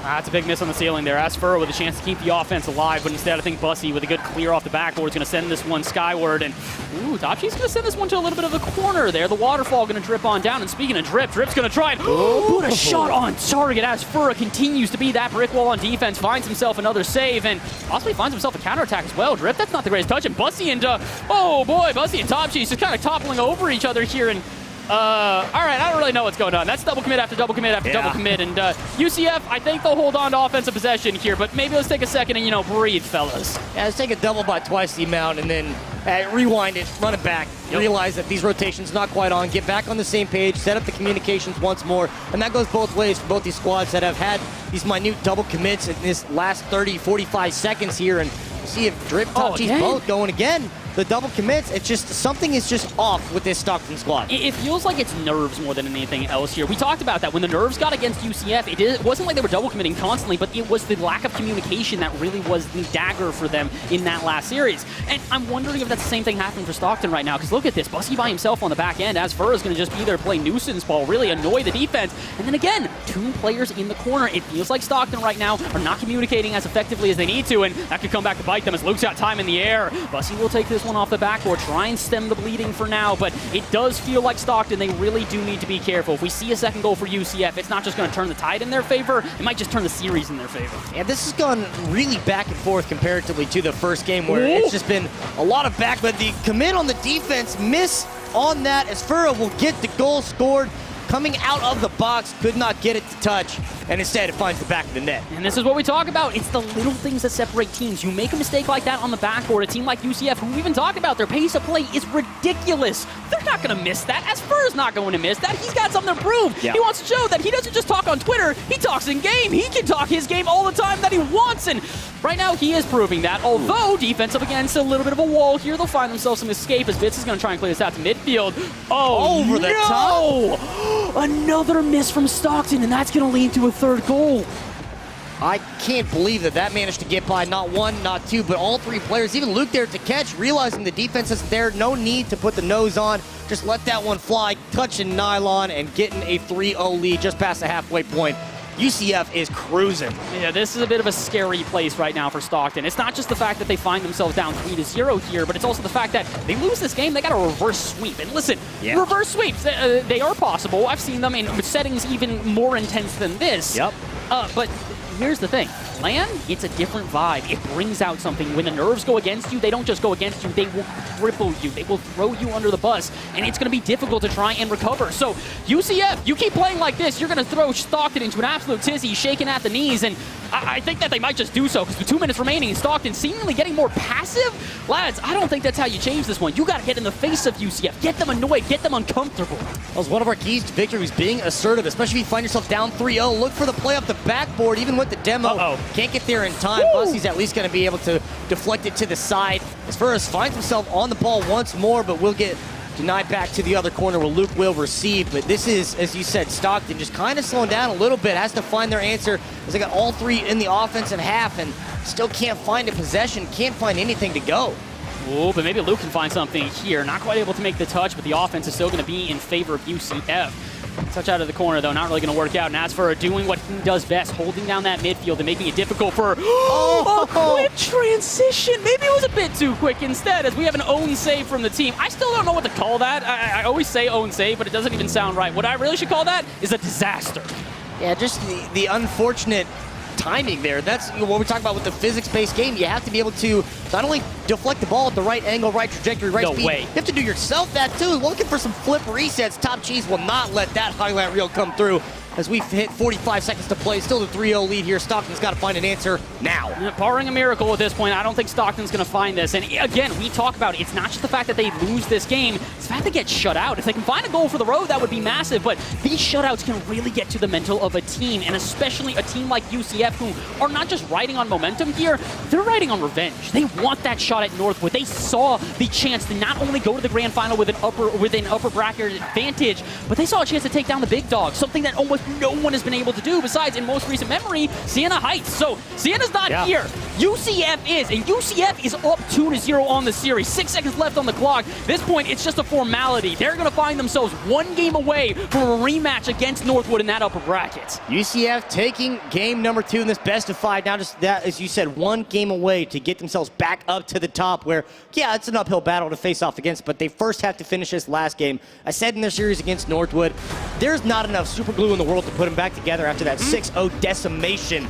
Who would have thought the super glue was Stockton that's piecing them back together? The mental boom on one side from Stockton is rebuilding this confidence on the UCF squad. And I gotta give a shout out to my boy Laser. I know he's listening right now, and I know that he's also making sure the players listen to him as well. As we look back upon the replays here brought to you by Microsoft and CEDW, you can understand that this is a team that's not just composed because of the three of them. They've got a coach in their ear, and a good coach at that. Laser is unreal in comparison to many of the other teams here, or excuse me, coaches in Collegiate Rocket League. Yes, I may also be friends with him, so there may also be a little bit of bias here, but you know, it's okay. We can have some bias on the desk here, and we can also admit the fact that it's not just the fact that there's bias. This is how Central Florida are playing right now. It's not just domination. This looks like they're just mad they even got here in the first place. They want their revenge and are basically saying, hey, Stockton, I'm sorry you had to get in the way of it. Yeah, and we said from this perspective, Stockton is the team with the mentality of we should not be here. Why are we in the bottom side of this bracket? Yeah. This is where we should not be. We should have been the team that just played Northwood. Said that. And instead, here we are with UCF going through that mentality of why are we in the bottom side of the bracket? We're the best team here. We're going to beat anybody. And granted, they lost the series to Northwood. They have their chance of redemption if they win this game. We hit game number 3 in the losers finals. Well, let's see if they can try and turn this one around here. The unfortunate thing for Stockton is not just turning around this game, it's turning around the next 3 in a row. They drop a single game at this point, and unfortunately, that's the end of their tournament. They are not just going to find a lower bracket. They will find themselves 3rd place overall, which, again, not a bad position to be in. Out of 16 teams here to finish with 3rd and finish with a lot of money in your pocket, it would be a good thing. But at the same time, you know what's even better than 3rd place? 2nd place, and first place. Yeah, you know, a lot of other places in front of, actually not that many. It's literally 2 numbers. Yeah. Listen, caster math, no good. That's something you're going to realize about Rocket League is we're not very great at counting. It's why we've got a clock on the board here. It can literally show it in front of our screen, and I can count that many. That's a triple commit out of UCF. Seems like the nerves might be back for this team. Yeah, they just are making sure that defensive stronghold stands tall because they did not want to give up the first goal to Stockton. Every time UCF has scored first, they've done very well to go on to win the game, but now just trying to find their offensive rhythm that they picked up in game number 2. But now watching a lot of flips and rolls and commits on the defensive front here. Just nothing to come out of this one. Is going to drop it all the way down and keeps it low. Luke gets the first goal. All right, we have a phrase in Rocket League. If you want to try and give a player some credit, change their name a little bit. This ain't Luke, this is Wook. This man put in a dub on the board there and putting the first goal in. 3:43 left on the clock, and at this point, Central Florida, they might have just found themselves that spark of life again. If the ignition is here and the fire has been set, Stockton, it's up to you to find the extinguisher. It's certainly not the remix to Ignition because UCF has just been lit the whole time. They are just ready to go. And a minute 17 getting their first goal, finally finding that lead. Now they can just continue to do what they did and establish themselves, assert dominance here in this one. Look for those 50s, try to find better, more methodical possessions, as Lawler was talking about on the desk coming into the series. That's exactly what they've done. That's why they find themselves in this position. I really am impressed by the way that UCF have turned themselves around. It's not just the fact that they look like they're more accurate with their shots. It looks like their just offense has been built. They've recognized that these boomer balls, they are not going to work against pretty much any team in this bracket because again, this is the upper echelon of Collegiate and Rocket League. All three of these teams are going to Worlds for CRL. They are going to one of the most prestigious events in history. And you want to talk about prestigious events for Rocket League, this is another one of them here. One of the biggest lands that we've had in Rocket League in a very long time. Rocket League actually didn't have lands for what feels like forever. It had been years since we've seen one. And now we find one where Central Florida find themselves with a chance to go up against Northwood without Bambi. I've got to reiterate this. And they not only have a good shot against them, I think they could actually win. They literally, it's a single game that separated them last time. This time, it's 2 games separating them. Stockton, unfortunately, find themselves down 1-0 here as we pass halftime. But again, it is only 1-0, so they do have a lot of chance to turn this around. Yeah, something as simple as a quick mistake, a quick overcommit. We've seen UCF do it a couple times with the double commits and looking for the capitalization on said defensive error, looking for some more demos as well, maybe open up your own opportunities, but have yet to do so on the Stockton side. Instead, we find the ball here in the corner. UCF looking for an attack, looking for the challenge. We'll pass it off to Bussy. He's got a 2-on-1, but can't get anything to go. Luke will challenge, win that 50, and send it back to midfield. Ooh, that's a good pass out to the side as well. Topshi's going to have to try and intercept this one, stop the offense for UCF, but he's not going to be able to do so because Bits is going to take him off the pitch entirely, sends him to the shadow realm, and, well, Topshi's will send this one to the backboard, though Bits, he might do the same. No way. That's Furrow! Redirect, but it will not be enough. Drip with a save on the line, and might just save the game here for Stockton. You respect the drip when you make saves like that. Good Lord, coming out with that one. Almost getting a goal across there, but just couldn't get enough forward momentum to get the nose on to sneak that inside the upright. Instead, it goes the other way. Top G's trying to hit it high, giving a chance for someone to play off the rebound. But instead, we'll go back to midfield here, and everyone got to take a breath, reset real quick, and get this attack going here for Stockton as they are now putting up some shots. They're not just putting up shots, they're putting up pressure as well. They're really using this midfield to their advantage, but 1v2 technically. I thought it was a 1v1, then Asfura dives in out of nowhere, and that could be a problem because on the other end, they got a flip reset in the bag, but it's not on target. Drip will try another shot, but all he finds is a 50-50, and again, UCF, they've been winning these 50s all day long. It has Furrow backflips on the line. Stockton, they make the most of what is an unfortunate error for UCF. There's just that slight little bump there in the back of the net where Bussy just gets in the way, cannot let the defense get to the boost pad and get back in front of the net. Just a small little disruption to create the opportunity and get the equalizer. And that's all that's really going to be. Again, Rocket League is a game of inches. You make a little mistake, it is going to be enough to allow an opening for a team like Stockton, like UCF, to take advantage. In my opinion, that's part of the reason why UCF had such a good series against Northwood. Northwood were making uncharacteristic mistakes, and when they did, UCF were quick enough to punish. But can they punish now? With 30 seconds left on the board, if they're able to get this game, they move on to that grand final, and they do so in a sweeping fashion. That is not just momentum in their favor. That is something else entirely, and that could have been exactly that. But 20 seconds left here, and now it's a breakaway play. Bussy, he doesn't miss feed, and he gets the double touch off the backboard. 17 seconds left in Stockton. They're looking to take us to a game number 4. We call that clutch. Bussy able to get across above the defense. As Furrow can't get across in time to get the nose on to deflect it off the upright. Instead, the 2-1 lead here. UCF has to find something real quick in this next 10 seconds if they want to find anything to go. And not, we're going to game number 4. As Furrow's got a good setup, though.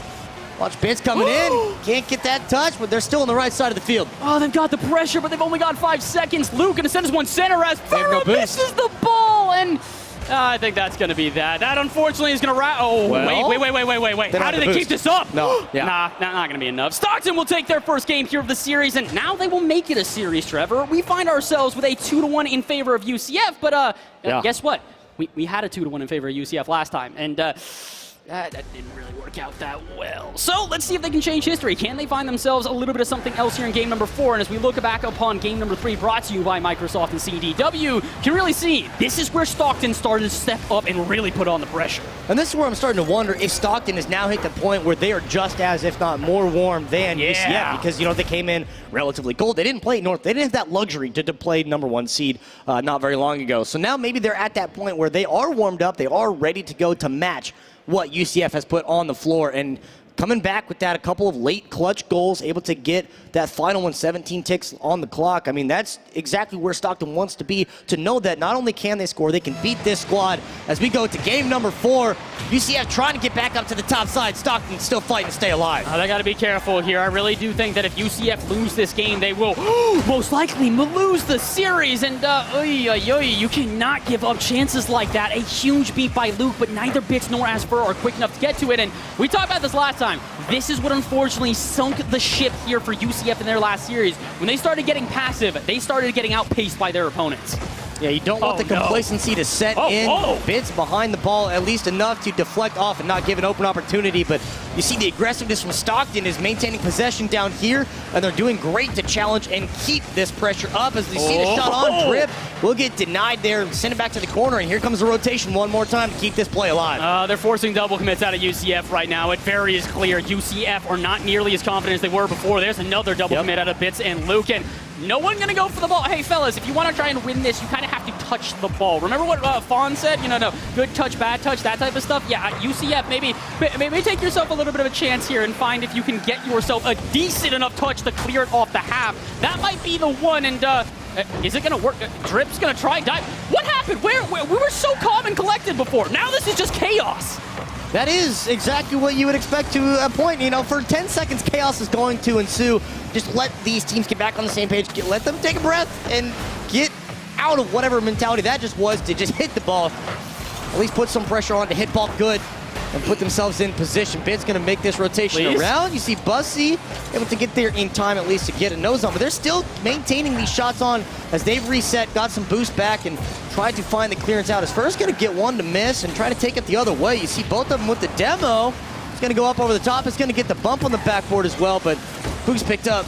Not going to do much for now. You got to hit this. There's no way. No! How do you miss that? Is the best fake we have seen all day. The defenders left without axles, but somehow through the scrap heap they will find the save. And as Farrell, he'll find another save. He's been doing this all day long. He'll find another one as Bussy tries to dive on this, but I am very nervous right now. It feels like UCF are not just getting passive, they are missing those golden opportunities that we said they were taking advantage of on repeat before this, not just the series, but in the previous 2 games. Now they're watching them fall by the wayside, and I don't know what to think.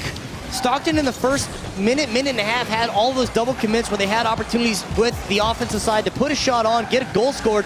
That was the one for UCF, the double commit, just a missed opportunity. You know that they are going to be kicking themselves for that because we remain scoreless past the halfway point here in game number 4. It's just waiting to see who's going to break first, who's going to find the advantage, and off the bounce, that's going to go a little wide of the upright. Luke take possession in the corner to send it back, and a good challenge by Drip. We'll see who's going to get to it first and try to find something on. Top Cheese will take this in the air, gets bumped off of it though. Great defensive stand so far. My man just got bodied, sent away, and well, not sent far enough away apparently. As Stockton can continue with their offense. This is how Northwood started turning the series around as well. They started getting a really good midfield presence that got UCF uncomfortable, forced them into defensive save after defensive save after defensive save, until eventually they did not make that save, and they found themselves that goal that could really win them the series, or I guess 6 technically in game number 5. But game number 4 was a lot closer of a game there. It was 2-1 as Northwood barely eked it out. Speaking of barely eking it out here, with 90 seconds left on the clock, this is what we like to call that golden goal scenario, where a single goal could be the separating factor. And for UCF, they find it here. They find the end of the series and find themselves a rematch against Northwood. And I really like what Stockton's trying to do. You see Drip is just chasing these defenders, trying to get them out of the picture to open up an offensive attack from the teammates, but cannot find the connection to be able to allow that passing lane to open up. But I do respect the headhunting effort as they're trying to find a way to break this tie. Gonna hit 60 seconds to play, and they're still in it. Oh, but it does look a little bit nervous there. Misses off the backboard, or uncharacteristic to say the least out of UCF. But this is a little bit more standard. Them charging into offense with a little bit of authority is what we want to see, although I don't think Luke was hoping for that touch there. As for though, what a beat, what a ball! It's not a target though! Again, another golden opportunity from UCF will turn to bronze. They just can't quite get that last touch they need to put the ball across the line. Instead, we had 35 to play, still scoreless, and looking for an angle, good pass across the Boise, but does not follow through as the defender gets their first pitch. Now to take it in the air, gets the challenge, though will be lost possession temporarily speaking. Luke trying to get this one, keep it in play. Instead, we see this ball floating neutral, midair.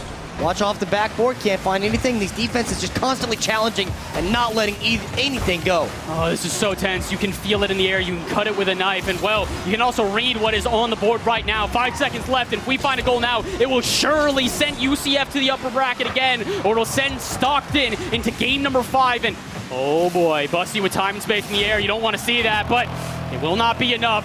We head to yet another overtime. Game number 4. This could determine it all.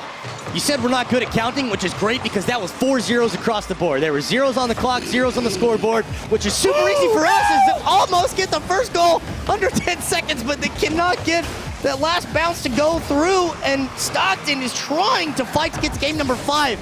I can't even blame them for missing shots like that. These are exquisite shots that are so difficult to try and nail, and that's kind of what it takes right now. The defenses on both sides, while they do feel a little bit disjointed and chaotic, it is hard to get past unless you've got a stellar shot that just shocks everybody on the pitch. It will not be enough. And 30 seconds into this one, we have found nothing to be enough here. As for you'll find a 50-50 out past his final third, but Fitz is going to have to clear this one out. He will do that, but again, the midfield presence out of Stockton just a bit too strong as we go 45 seconds into this one, and it so far has not left this UCF half. It'll leave for about a quarter of a second, but it'll get sent right back. But, Luke on Marks, I don't know what's happening here. Double commit, Top G's will make it, but you can see UCF, they're starting to put the pressure against Stockton, and while Stockton have a good offense, their defense needs to stand up when it counts. Bussy will make the save, and Luke will make the dagger. They plunge it in and find themselves revenge. They will have a date with Destiny and Northwood in the grand finals. That last defensive stand right there, just the double stop. Both of them trying to get the ball out of that side of the field, but just the double stop to hold on to the possession, maintain it in air, get the bump off, get the pass, and just setting up the shot on. Holy, what a setup to put yourselves ahead to take the series and go back to the top side. I got to give credit here. It is not just the recovery at a UCF, it's the way that they do it. Last time when the pressure went against them, they crumbled underneath it, but as you can see here from the replays brought to you by Microsoft and CDW, they did not crumble under the pressure this time. They found themselves that fire, that ignition underneath them, and they really used that to their advantage. The pressure that they felt on defense was not enough to overcome them, as Stockton, try as they may, cannot find that goal, and a quick counterattack sends it the other way. Incredible stuff on both sides, and as you can see from the replays, the goals, they were a flurry on either end. Just being able to capitalize on these small mistakes. We saw a ton of double commits on the defensive side, and that was where these offenses were really able to break through and get themselves in a position to put that ball in the back of the net. And game one, 5-1 scoreline, we started to see that offense really cool down and the defense step up as this series progressed. We talk about something that's not going to show up on the scoreboard is what Asura did in that final possession. The double stand on the wall, it's not going to be there. You're not going to get any points other than just getting the touch on the ball and then setting your teammate up. That was just such a great position to put yourself in to make sure you're walking away with that dub. And that's what they do. UCF get it done. They could not the first time, but they did the second time. But can they the third? Listen, they've got themselves a chance. Last time they were a game away from taking down the #1 seed here, the undisputed #1 seeds here. Can they do it this time? I'd like to think so, but there are no guarantees. That is why Rocket League is such an entertaining game. And, well, let's see if the desk also agrees with us.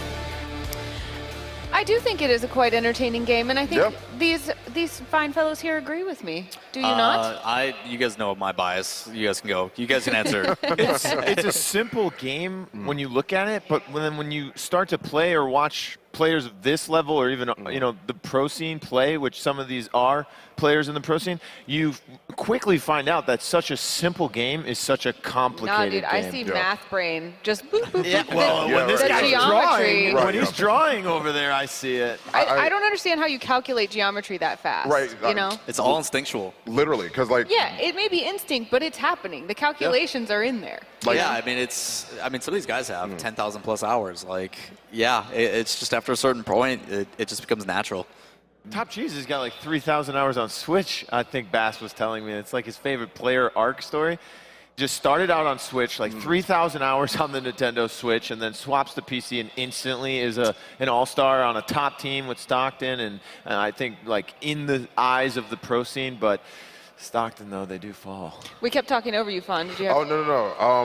The only thing it was that I was going to bring up was that's the first time I've ever heard centrifugal force used by Lawler outside of a classroom. Like, that's the only time it is I've actually ever heard that. But yeah, it's super awesome, and I definitely agree with Ron Burgundy here. It's overall the entire fact of just knowing that it is a very simple game, and looking at this between the correlations between Smash, between Overwatch, between Valorant, understanding that you can see adaptation physically because the game itself is simple visually is really, really cool. Yeah, back to the actual match itself. I think there's some really cool things between Stockton and UCF to really point out. But you should tell me them after. Are we going to talk to Luke? This beautiful interview. Are we talking to Luke? I'm not sure. We'll find out. Let's go to the interview. Hi, Jackie. Okay. Hi, UCF is victorious. I am with Luke. Tell me how you're feeling. You are going to the grand finals. You did tell me that this shrunk in the wash, though, and that's why you're not wearing it right now. Yeah, it's a little tight and a little annoying to play with, but I got to rep, UCF all day. But I love the shades, and we'll try to do something about the jersey. But talk to me about going to the grand final. It's definitely exciting. We came in here with our sub. We were kind of hoping to get as far as we could, and now, we're in the grand finals, making it all the way to fight Northwood again. And fabulous job in this series. It definitely seemed like a collective effort from your team. Talk to me about your team's chemistry. Yeah, so like I said, we don't usually play with Bits, but Bits been showing up on LAN. Let's go, Bits. But he's been doing great, even though he's not our starter player, but he's been shining. So is Az with those jumpers, always doing well, and then just me, here to kind of finish off the team, Okay, love it. And Northwood is next, a rematch. Y'all getting revenge? Of course, we got to give it our all the way. Okay, and anything you want to say to Mom? Yeah, definitely. I can't be at home because we're here, but I definitely love you, Mom. I don't know if you're watching or not. I sent her the link, but who knows if she's watching. You might be doing her Mother's Day things, But love you very much, and I wish you could be here to watch. Oh, Luke, congratulations again to you and your team. And I want to say happy Mother's Day to my mom and all the other moms out there. Thank you for believing in me and being fantastic. I miss you. Back to the desk. Now I'm crying. The love for the moms, and also love from Luke to Bits.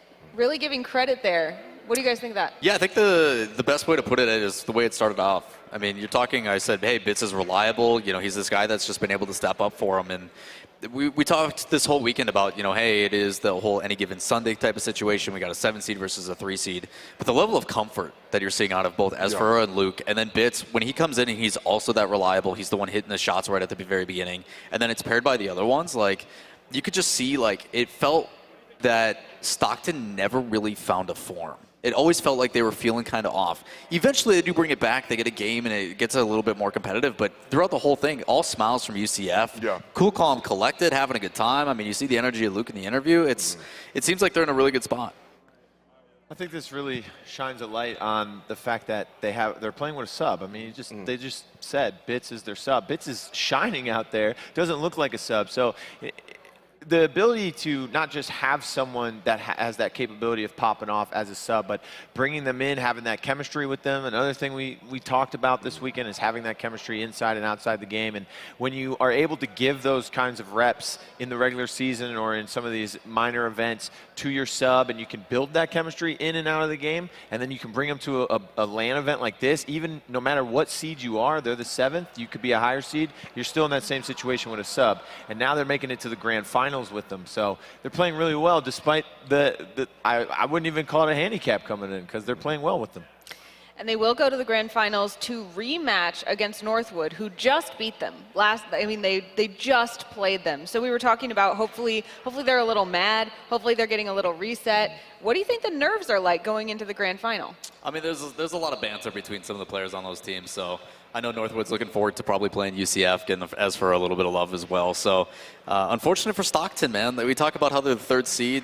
The top teams always escape them, and it seems to be just like whatever the top teams are. They will always find themselves in top 3, but never able to beat the 1-2, no matter who it is. Even if it is UCF pushing themselves as LAN team into that with a sub. It's been fantastic to see the ride, but I'm ready to watch it run back. It's going to be a little bit different in this grand final. It's a best of 7 now instead of a best of 5, and Northwood does start with a 1-game advantage. So it's going to be an uphill battle, but if they keep doing what they're doing, they should be fine. I did want to give credit to Stockton coming back in Game 3 with a win after 2 convincing wins from University of Central Florida. Definitely not a stomp that we saw. No, it's good to see some resilience. I do feel that some of the benefits that UCF does have, like you talk about, hey, we already got we're dropping down, but we've got that confidence. We're warmed up, we're ready to go. Not the case for Stockton, I felt like. Stockton did start a little bit slow. We saw them really get punished early on, but as we saw, I think it was drip. I think Trevor had a phenomenal call, saying to respect the drip. That was a nasty shot that was about to go in, but he has a inverted backboard save that pinches out, and it's that keeps him in the game. It keeps him alive. So there's big moments and stuff that Stockton should definitely be proud of, but UCF, too much, showing the offense. Yeah. We saw players like Bits and Luke shining. Any other players that we want to call out, either on Central Florida or as they go back up against Northwood? Any cool matchups that we should keep an eye out for? Buddy and Asfura. Buddy and Asfura will be a fun head-to-head bump. Yeah, that trash talk outside of it, I think that'll correlate inside the game because you said it, they're at LAN, they want to go at each other, and Buddy wanted UCF because Buddy wants to be like, I beat you twice in person. There are no excuses. I'm better than you, right? Is that the kind of trash talk we're talking about? You guys have been alluding to it. If you have not seen Collegiate Rocket League, those boys, it's nothing but banter on the broadcast. It's absolutely fantastic. The interviews, usually we have to pull them away and be like, okay, guys, we got to. It's like UFC kind of weigh-ins? It's good. Yeah. It's good. All right. Jackie's keeping him polite down I think it's Moose who is a huge fan of the UFC, so maybe there's some origins there. He's learning, taking notes. He actually he doesn't even care about the fights themselves. He's just all right, I got to write down banter. How do I do this? He watches the weigh-ins more than they watch the actual fights. Yeah. You never know. I did cut you off because we went to the interview. Were there any highlights or other big impressions that you wanted to share from that last match? I think primarily just as an overall UCF confidence, or UCF. Not UFC. UCF, I think confidence primarily. I think Luke is really settling into his own. While the power rankings do have them as 7th, I think if they do, even with the full roster, even with Bits, I think that's a lot of confidence going into. I mean, they talked about how all these teams are going to be playing in the collegiate major here and the grand finals, the national championship in Dallas in just a month or two. So a team that, while not the heaviest seed, does have a lot of confidence coming in here, showing a top 2 performance. And LAN experience. It makes a huge difference in those events when you say, hey, been there, done that, and people like Luke and Esfer can definitely hold their head, as well as Bits. That's a really solid backup. Let's talk about seeding, because we talked about how the seeds are a little bit nebulous, right? And we've talked about, the casters we've been saying, University of Central Florida shouldn't even be here at this point as the 7th seed. Do they deserve a higher seed? I think it's in consideration because we do see only online performances, and they have struggled online. I think when you have some of these players that have the comfort of their own home, they're just feeling it. It felt like communication was probably a little bit low from Stockton at some points, and that can come from the LAN nerves and just not getting into a groove. But yeah, I do think there's consideration for UCF where, online performance, you do get outclassed by some of the players, but when we're talking on LAN, they're confident. They're very confident in their play. They look super collected, and it makes a difference. They just have a bravado about themselves, you know. But I'm going to throw Bass under the bus, but don't worry, I'm the captain of the Bass fan club. You know, I was doing all my homework before the event, and he sent me a write-up that he did, and UCF was not in the teams that he gave me like a paragraph about. He gave me a paragraph about like 7 or 8 teams, and at the bottom it said, all the other teams don't matter. Oh. And UCF was one of them. But Bass is a world-class talent, so don't harp on him because I'll come after you. I'm Bass's captain of the fan club. So well, watch out. Either way, these teams definitely have a bright future one way or another. And you know what? Speaking of futures, let's talk about our sponsor, Futures First Gaming. Futures First Gaming exists at the crossroads of esports and education, where they work around the clock to bring STEM opportunities to Black and brown youth. With programs recently featured in the Washington Post and USA Today, FFG has set their sights on turning Delaware into a mecca for esports. Check out their upcoming Girls Who Game event by scanning the QR code. And don't go anywhere else, because we will be right back with the Rocket League Grand Finals. The Collegiate Esports Commissioner's Cup is presented by Microsoft CW. Barbasol. Go to barbasol.com/Dominion to see all the limited edition Jurassic cans. New Street. New Street helps you navigate the collectibles markets with confidence. Visit newstreet.com to find out more. McDonald's. Download the McDonald's app for exclusive deals and easy ordering. McDonald's, I'm loving it. And by the U.S. Air Force. See if you can command the stack in the U.S. Air Force's award-winning augmented reality flight experience mobile game, available in the App Store. In partnership with CSMG, transforming traditional sports and esports. Esports U, the flagship of Collegiate Esports. Skillshot Media, the official broadcasting partner of the CECC.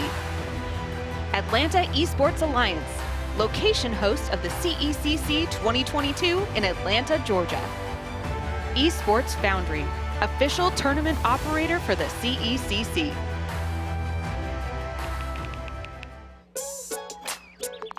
Worried about your friend, but don't know how to reach out? You could say how are you or get a fake tattoo. You could ask with an app if it works for you. You could chat with them in VR. It's so good. If you think you should check in, yeah, you should. Whatever gets you talking. Reach out to a friend about their mental health. Whatever gets you talking. Learn how you can help at seizetheawkward.org. So you want to join the war against cancer? Well, good news, creators. Now you can fight back while you stream. Thanks to the Leukemia and Lymphoma Society, the world's largest nonprofit in the war against blood cancer.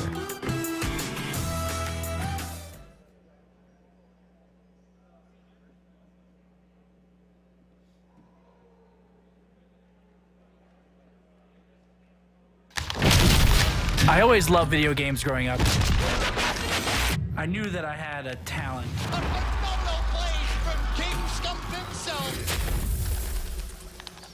I worked tirelessly to game, to stream. So I'm talking about produce content, not only to keep the fans happy, but to set the standard. Why we call him one of the best players on the game right now. So that the next kid coming up will see the work and want to push harder, and maybe even further. I'm feeling good. All right. I'm here with the host of the CECC, Polly, right here. Good, brother. What's going on? Yes, so we are here with Drink Control. You know, if you guys don't know, I am a gym rat when I'm not in my esports clothes. So let me show you how to make a nice little protein shake here. They got almond milk, my favorite. Check this out. We're gonna put about 10 ounces of almond milk. We have their lovely cookies and cream meal replacement here. You know me, I'm a big boy. I need 200 grams a day, so I'm going for 2 scoops. There we go. 2 scoops. Let's shake it down and drink it down, baby. Drink Control, the official meal supplement replacement of the Collegiate Esports Commissioner's Cup. Let's see what it tastes like. You better not do me wrong.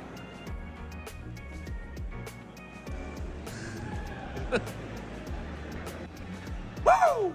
I'm feeling good. Woo!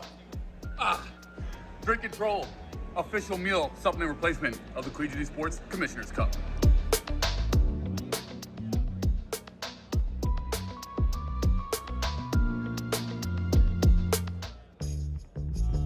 Looking for a new job?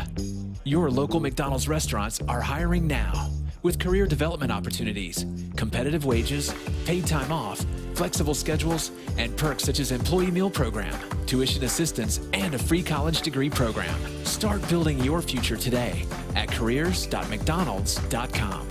That's careers.mcdonalds.com.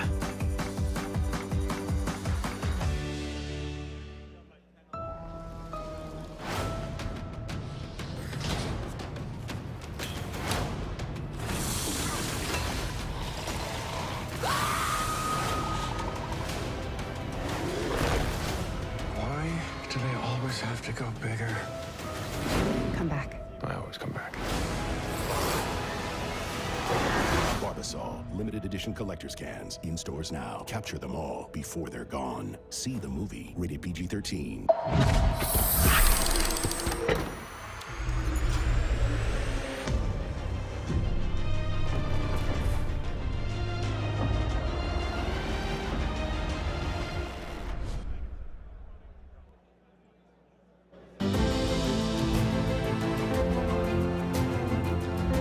Welcome back to CECC, where we have a grand finals on our hands, and there's nothing we love more than having games on our hands. We are your desk, and we are thrilled to be bringing you this grand final.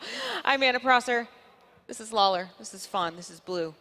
And we're about to watch some Rocket League. We're watching a rematch between Northwood and University of Central Florida. Central Florida just coming back up from the lower bracket. That means Northwood will start one game ahead. How does this match look to you all?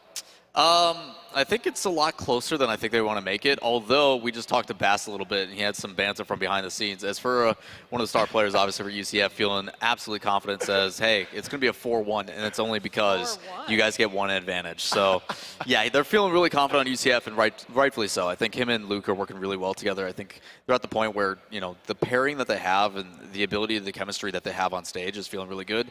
I will say that a lot of space given by Stockton. So a lot of those things that they're creating and developing, you should not be able to just walk in a goal multiple times, guys. Northwood is going to suffocate. It's going to be interesting to see on how they recreate that offensive prolific status they just had against a Northwood team that has shown that they do it better every single time. I think they just got to clear the ball a little bit better. Again, they went against them earlier in the winners bracket finals. Hit ball good? Hit ball good. All right. Absolutely. No, they went against them in the winners finals, and they played great. I talked about it. They lost, but they should still feel good about that because, you know, they showed that they could bleed, and they can beat them, I believe. I think Northwood is a better team. I think Northwood is, like you said, going to suffocate them offensively like they did in that Game 5 earlier. But again, if they can keep it close, they look much better when they keep it close, right? But also, everybody looks better when they keep it close. It's just a matter of being able to do it, which that's a whole different conversation. I will say UCF matches back to back to back, feeling in a groove, warming up, getting some momentum. As for Northwood, sad a little bit, but they do have that one game buffer. So surprisingly enough, I actually have input other than ball hit good, right? So the best thing it is, don't hit ball bad. But not only that, I will also say that there's actually been a sort of interesting storyline here that we've seen throughout today, which is something that's super interesting. We had heard it a little bit earlier in Overwatch. We had heard it a little bit before in Smash as well, is the aspect of teams not doing necessarily as well as they would have done yesterday, maybe even last night, but they come off of a loss streak. And that's typically when we see the second win, right? It happened with Overwatch, it happened with Smash, and specifically like it happened with Central Florida, like in Smash once again. So that's something that's super interesting to be able to see that is once again, now here they are back in the grand finals, and there's more on the line here for them now. They've lost earlier. Typically the second win has been going pretty good for a lot of those teams. Like obviously Bay State versus Central Florida in Smash was like very, very close, and Bay State ends up taking that one. But it was the only bracket reset we've seen today. And so that's something to keep in mind when you're looking at these games, when you're looking at Rocket League especially, is that these second wins have been very prominent today. And I would definitely still be on the lookout if I was Northwood. You know, you reminded me when you said UCF was in the Smash final and they almost won. They came in second place. That's still great. Top 2 out of the 16, or even more when you talk about the ones that didn't qualify. Northwood being one of those for Smash. And I bring that up because Northwood was available to win 3 different championships out of the 4 that are presented here this weekend. They still have a chance to win 2, right? The Valorant later on and the Rocket League right now. Unfortunately, they fell short in Overwatch, but if UCF, even if they get second place here, that goes a long way for your esports program as a whole, because you got second place in Smash, and if you end up getting first or second here, worst case scenario second in Rocket League, you performed as a top 2 esports program in 50% of the esports titles that are available here. So even getting second, that's great for your esports program. That's a really, really good point. All of that said, let's start with you, Fawn, talking about the mentality of coming off a losing streak, getting a second win, being tired, all of that. Who's your prediction to win this match? I'm actually going to go ahead and go. I mean, like, once again, like I gave like an intense spiel, right? So I definitely think I'm actually on the side of Central Florida here. All right. What about you, Blue? I'm going with Central Florida. We saw one game given to Harrisburg, and they were the winners bracket team. They lost. No bracket reset here, so I'm going with the team that's going to be down 0-1. Are they correct, Lawler? That's the beauty of Rocket League, is you never know. Best of 7s do change up a lot of things. We very rarely do one-game advantages. We normally do bracket resets, which we don't have here. Don't forget, Central Florida, 12-3 in league play. They took second place. They also qualified in the last chance qualifier. This entire thing has been a Cinderella story run. Do not count them out, but I have to go with the favorites. I have to go with Northwood, because that team is dominance. They are so good. Yeah, through the rest of the bracket, I'm not too familiar with it because we didn't get to watch much yesterday. Have they been just asserting this dominance all the way through? Central Florida has. Northwood hasn't really dropped. They just, like, you talk about being able to keep it close, right? Like, of course they want to keep it close. They're primarily a defensive team. If they can capitalize on one mistake, show that efficiency, awesome. That's a great way to hold on. But Northwood is relentless. Like, 6-0, you talk about bleeding, that's bleeding. You lost 6 goals to nothing. Like, that is icing on the cake for Northwood. So I do think it'll be close early, but when we hit like game 3, game 4, watch out for Northwood. Well, let's hear it from the players themselves. Jackie is down on the floor as we wait to get this match started. Hi, Jackie. Hi, everyone. Please welcome to the stage, Central Florida.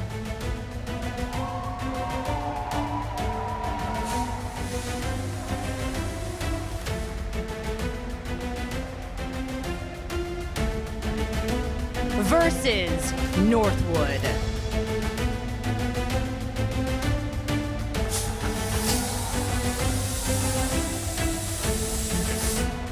Who will win the grand final? Who will get revenge? Who is winning? I'm putting you in the hot seat first. Are y'all gonna do this? Of course, 4-0. Oh, wait, 4-1, 4-1. Okay, 4-1. How are you feeling right now? I think we're going to take them easy. I mean, you saw what happened in the upper finals. We started off slow, but as the series went on, we just got stronger, and this final game showed. Okay, I am feeling the energy. Let this series begin! Oh, I just hit you. I got a long arm. I'm sorry, folks. Nice job. Great job, guys.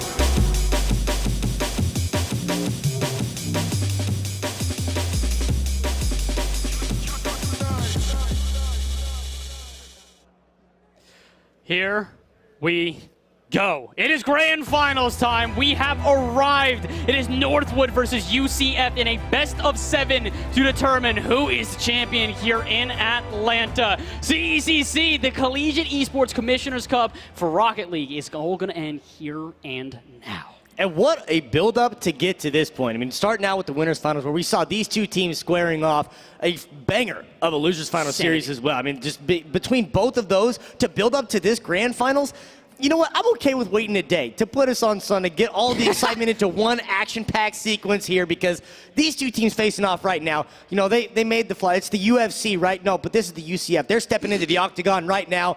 Northwood has the belt, and they're coming for it. Oh, 100%. At this point, you still have to favorite Northwood a little bit. But one thing I will say, hey, UCF, you've been hounding me on this, and you've won now at this point. You are not underdogs. This is not going to be an upset if you get this done. You guys are genuinely very, very ready for this and very prepared. Seriously, I genuinely do think that this is about to be insanity. Yeah, and I hope that in between the games they had a moment to recollect, you know, maybe take some of those samples of drink control we have upstairs, because those things, they do hit. Like, don't get me wrong. Those things are delicious. So hopefully they got a chance to, you know, have a little snack in between games and get themselves psyched up, ready to go here for this grand finals. You know, as they mentioned, it is already a 1-0 advantage for Northwood, being the team that came out of that winners finals. So Is that going to be enough for them to hold on to? What's your thoughts here? I'm thinking that, listen, as for, I don't want to argue against you because I know I'll get roasted on Twitter if I do, but I also believe that this is probably going the distance. I don't see this being another game where we just see one or the other side just kind of run away with it. Last time we went to game 5. This time I'm thinking we're going to 7, and I'm interested in your thoughts if you agree. I will echo those sentiments. I do think we're going the distance. I think we're going all the way into game number 7. I think we might be so lucky to get a couple of overtime games once more, but again, with the way everyone else is kind of leaning, as everyone responded to, Northwood's the team to look out for. They're the team to beat. That's where I'm going to go. I'm going to take a 4-3. Ooh, 4-3 in favor of Northwood. You know what? I'm going to back my boy Blue. If he's going to continue, supporting me as well as Fawn, I'm going to support them as well. I'm saying UCF in this one. I want to see the Kings toppled, not because I want to have someone else wear the crown, but come on. Why would it be fun if I agreed with you? Let's keep the spice going on. Come on, let's keep the spice alive. And let's also see if we can hop into the series real soon here as we're just about set up for this best of 7. And again, folks, we're coming into this one with a game advantage for Northwood. And while that may not seem like a lot, what it really is, it's a buffer room. Considering the fact that UCF have come from that lower bracket, they're going to feel a little bit hotter here. So if Northwood don't necessarily have a good first game, okay, cool. We play a best of 5 from here on out. And that is massive. To give that team that second chance, that second ability to really restart themselves, it can change a series. And I think that's kind of going to be the entrance into this conversation of, okay, UCF has played back-to-back series, right? Yeah. There was a little bit of time off where Northwood was kind of sitting idly by. They weren't playing in a competitive environment, so maybe that's where advantage is going to go. We'll find out which direction it leads to once we get to this kickoff point, but I think that looking at the Stockton series, UCF was starting to slow down as that series progressed. They weren't getting as many goals on the board. They started out with a 5-1 scoreline. So here we go to grand finals, game number 1. Here we go, UCF and Northwood. All right, audience, let's make some noise. We have finally arrived. Championship Sunday. The two teams, they're not just going to battle it out. They are going to brawl on this pitch. And I got to say, the first team to hit that knockout blow, it's going to be something special. I'm looking for right hooks. I'm looking for jabs. I'm looking for an uppercut that sends someone to the ceiling, just like Pirates. We'll send this one to the backboard, but Luke, decent clear out. The midfield presence, though, out of Northwood doesn't look like it's missed a beat. They were doing this last series, then they're doing even more here. Buddy with a negative angle to open up the scoreline. What an angle, what control to have that off the wall, float like a butterfly, sting like a bee. They get the first goal, and Northwood is not messing around. Yeah, listen, contrary to his name, he is nobody's buddy here on the pitch. This man is going to make enemies out on this field, and I think he's already done that here. Northwood will find themselves an early goal, and could find another one, the extra flip. Gonna set up Buddy, but he will not hit the mark.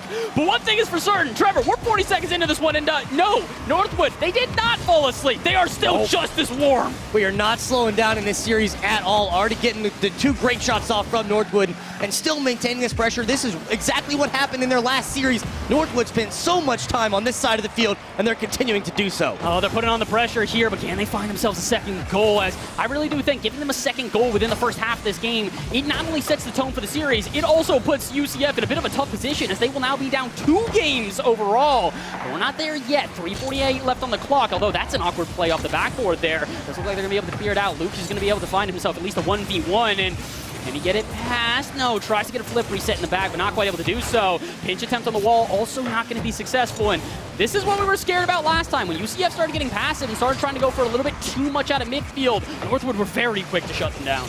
And talked about it on the desk, the boost denial that Northwood had over UCF. They're really doing a significantly better job here already in this game, where not only are they getting the boost out of their own zone, they're controlling a lot of this midfield boost as well. So UCF is at least giving them the outs that they need if they're able to then translate it into a transition offensive attack. Ooh, that's an awkward play, though, here. UCF, 2 players in the corner. Neither one of them decommits, as Furrow will go to the ground and try and recollect himself, but it's going to be a bit of a dangerous position here as Buddy tries to rip off a shot. 50-50 against Asfura. It's not going to go anywhere as Northwood continue with their pressure. Uh-oh, and that's something you and I talked about before. Asfura, heavy touch to the wall, just trying to buy some space. Last time UCF started doing that, they just kept giving away possessions, and if they do that here again against Northwood, it's going to be a similar result.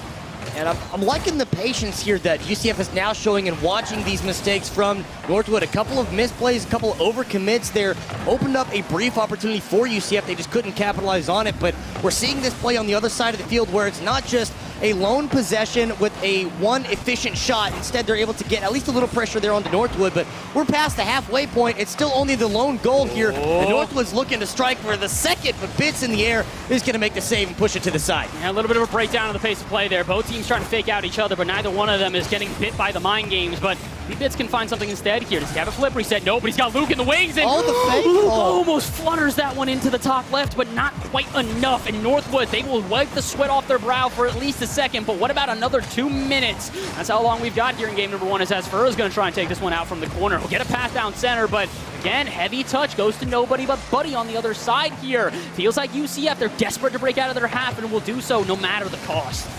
And just trying to maintain control here in this one to keep it at that lone goal as we hit the 90-second mark. They're going on the attack here, but the ball gets away from Asfur, just gets a little too much oomph behind it.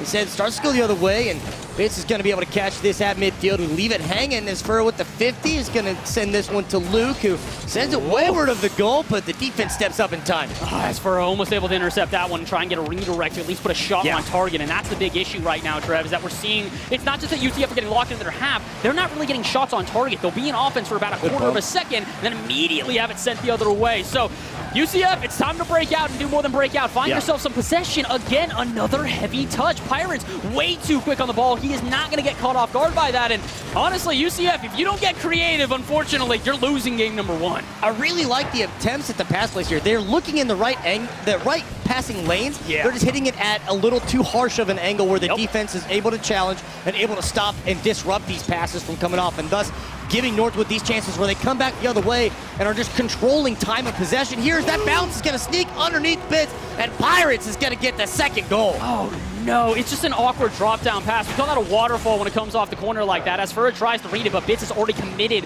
up in the air for it, and at that point, it's just going to send itself into the back of the net and possibly send Northwood up 2-0 on the series. 35 seconds left. It's technically possible for UCF to turn this one around, but they really have struggled to even find shots here in this first game. Yeah, just has to be able to find a way to put together an efficient offensive attack here. Try to get one efficient shot, because they really haven't had that success that we saw in their first series where they're able to take games off of Northwood. Instead, under 20 to play here now, and they're on the wrong side of the field.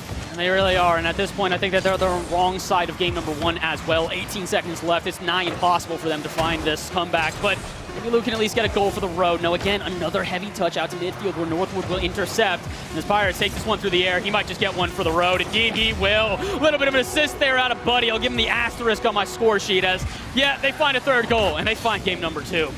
Yeah, being able to come out in this one, we saw their shutout there, a 6-0 in the final game of their first series here. Now going to get another one coming in this game number 2 with just scraps on the scoreboard there. A 2-goal performance from Pirates is able to now assert themselves into this position, up 2-0 in this series. Sorry, his first prediction's wrong.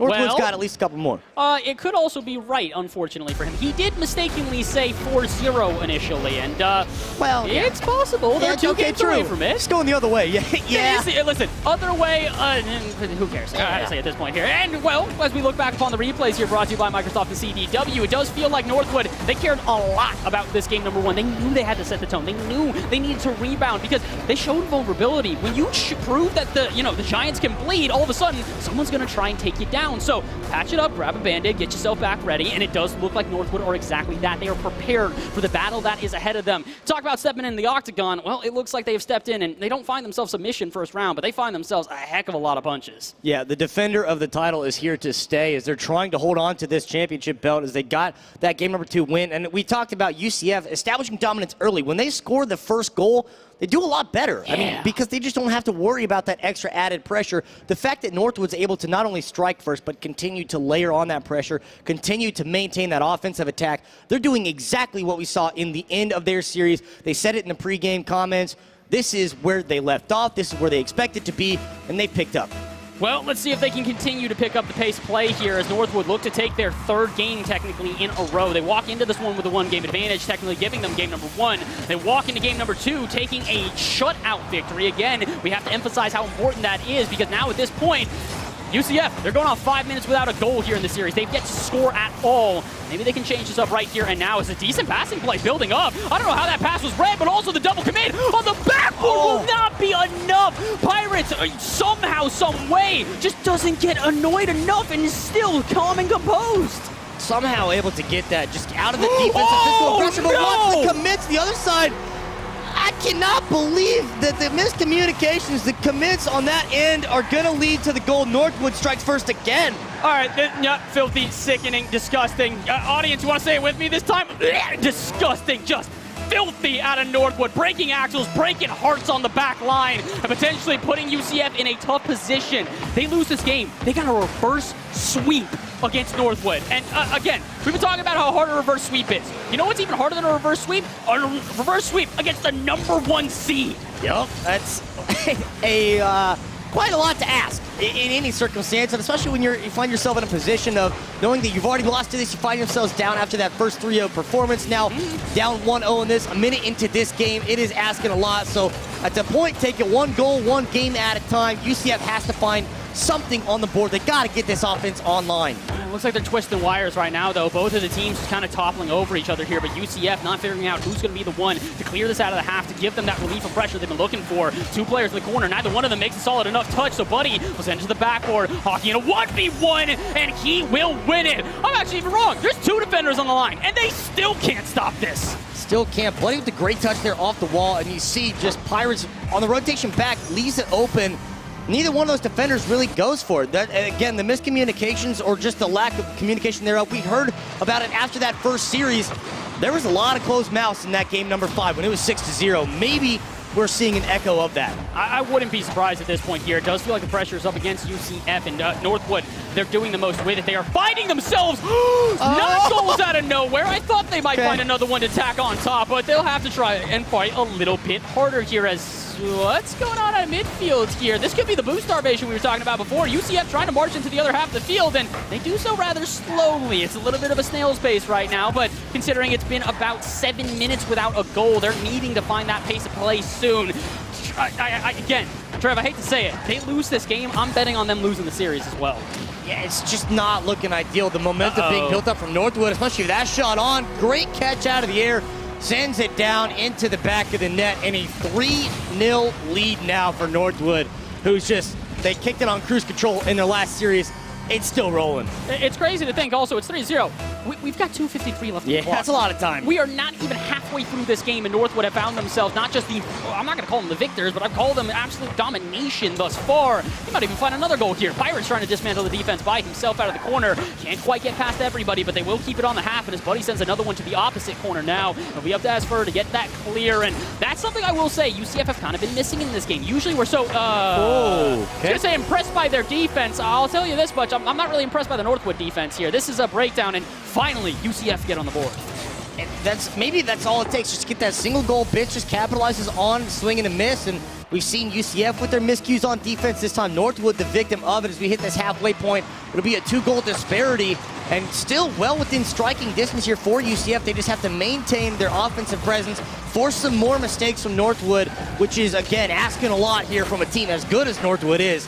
But we know Giants can bleed. We've seen it. This is UCF. They got to step up and continue.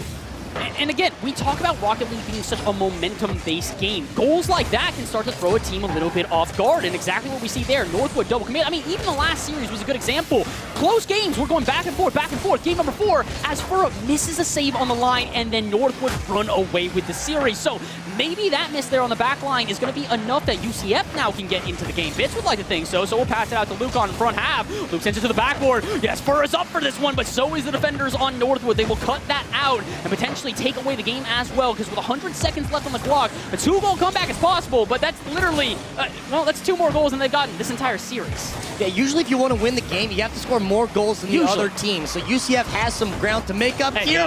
As that shot, I cannot believe, did not cross the line, and somehow he still maintained his 3-1 scoreline as UCF looks to strike back the other side, but good challenges here in front of the net, a miss on the other side. Unfortunately, that ball just goes up in front of the goal and will not formulate too much for UCF. A strike the other way will be saved by Asfura, as that one's going to be about at the top of the box and sent across midfield. Yeah, this back and forth gameplay, we're going end to end to end to end. It's really not going to benefit anybody but Northwood here. Again, UCF, they need to try and be a little bit quicker to the ball here, and they will get quick enough to stop Hockey on that shot, but they will not be enough to get it off the half, as Furrow will send this one to the side, or he'll attempt to. He'll get demoed for his troubles there, and unfortunately, I think the trouble has only begun, because now I'm starting to think it's reverse sweep time. 50 seconds left on the clock. Northwood, they just got to hold on, and if they do so, they force Central Florida to take 4 games in a row if they want this championship.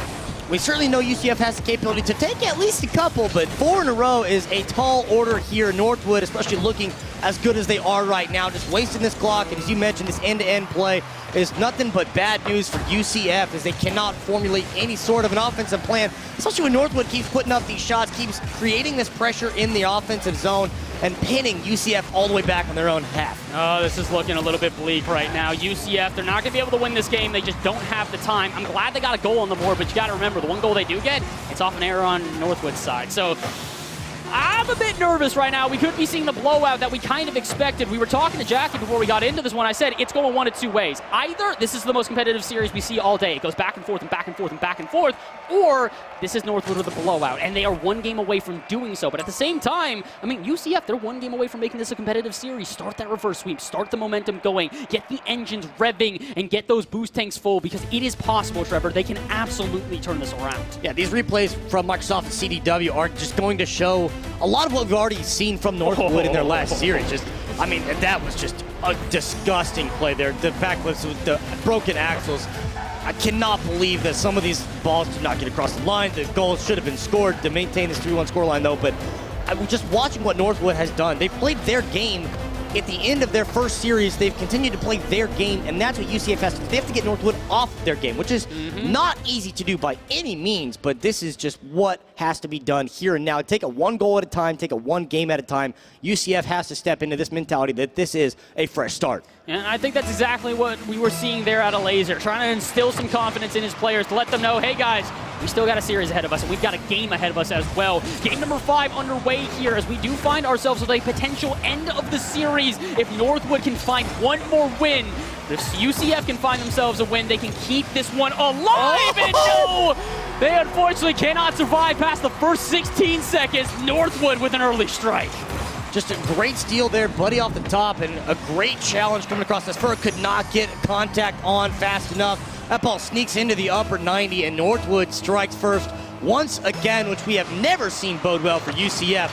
Northwood in control. And really, I think the player in control right now is Hockey. He has been unreal. 4 goals in 3 games. He has averaged over, exactly a goal a game at this point. He didn't score in game number 1, but he makes up for it here in game number 4. So at this point, I don't even know what to say. I have no words for this. What? That right there is a goal. I can't believe Hockey couldn't quite get that. A great challenge from Luke. Perfect positioning to angle the car towards the goal so that if that 50 does go your way, it's going to go straight towards the net. Defense had no time at all to react to that.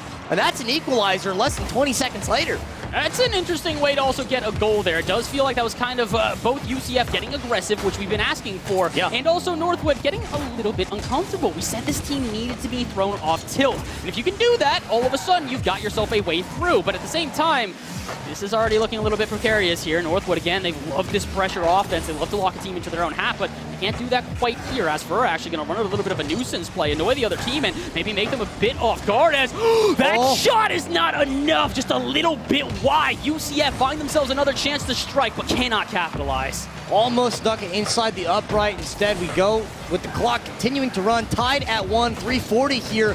UCF looking, this aggressiveness is maintaining from the UCF side, which is what we wanted from this offensive front. Find a way to develop some pressure here, build some momentum for yourself.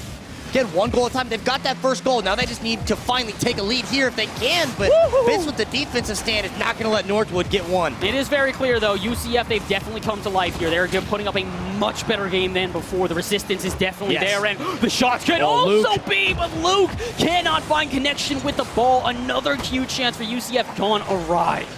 Buddy almost had a great opportunity there to break some more axles. Vince able to at least get the end around. and stop that push, a one-on-one fast break potential. And said Pirates with the touch is going to take a little bit too much here. This ball will get sent back across midfield, and now we're starting to see the same resemblance of what UCF has done. Just unfortunate, a clear without a real plan to follow. And that's unfortunately what we've seen time and time again. These heavy touches from UCF are really where they start to falter the most. And I think that Northwood are aware of that. You can see they're playing patiently. They're not trying to force another goal. Now that UCF have come to life, what they're waiting for is a mistake. They want to see UCF do something just tremendously bad, and then it can come back to bite them. But thus far, UCF standing up pretty tall here. We go halfway through this game, and we're still at a 1-1 scoreline. And as Bitz gets a receiving pass out to the corner, this could be something, but not if Pirates gets in the way. Good defensive stand as he clears it back out to midfield. Again, this is what Northwood know and love. They want the pressure, but they also want the shots on target a little bit wide. And another goal for Northwood. UCF, where'd the defense go? Rotation, miscommunication. Luke went to the side, and there was nothing on the back end. Asfura picking up that boost pad in front of the net, got a little too greedy, and instead left the open shot. 2-1 advantage to Northwood here, coming up with 2 minutes to play. And this could be the last 2 minutes we see all day here for Rocket League. If Northwood hold on to this lead, they will crown themselves the champions here at CECC, and they might just be able to block themselves. Excuse me? Wait, that's the second time they've done that. How have we seen that in 2 series in a row? Well, not in a row, but you know. Yeah, it's just they're just trying to keep it close. They want to keep things interesting. That's the only way I can vindicate and defend that. Can't really blame you here. And, well, there will be one team to blame if this ends right here and now, and that'll be UCF. They have pulled out the stop. They've gotten better and better, but better isn't enough. You need to be nearly perfect against this Northwood squad, but apparently there's at least a little bit of room to breathe. That shot will go off target, and will go out to midfield. Well, now they will try and start an offense, but a missed touch out of mid by Luke is not going to be enough. He will try and send this one back down to Asfura, who's going to take a possession. Beats out one defender, can't beat the second one. Where's the follow-up? It's a pass down to Luke, and put the shot on target, but that's not going to be enough. Pirates clear this out. With about 1:15 left here, Trevor, we're looking at potentially the end of the series if UCF cannot find a goal. They're doing better on this side, though, where they're finding these angles. They're not taking such a harsh angle of the pass. They've softened the touches at least a little bit here, but they're playing a dangerous game at this point, letting Northwood maintain this control and possession, as we see Northwood still dictating the pressure in this game, maintaining offensive pressure and just not letting UCF develop anything to go the other way. They're going to try one more time with 45 seconds left. This is the last life that UCF have to play with. If they lose this game, they will lose the entire tournament, and they will find themselves, unfortunately, in second place to a Northwood who continually do this over and over again. They'll win everything. They'll do it over and over until it is too many times, a broken record, if you will. And there's nothing broken about this. The offense continuing to be electric. 20 seconds left now. Trevor, it is now or never if UCF want to survive. Got to find a way to get out of this end. Asfura trying to find a clear, but they break open the defense instead. A full commitment attempt to go the other way, and that is about all she wrote. A 3-1 scoreline, 14 seconds. I don't know. I don't think it's enough.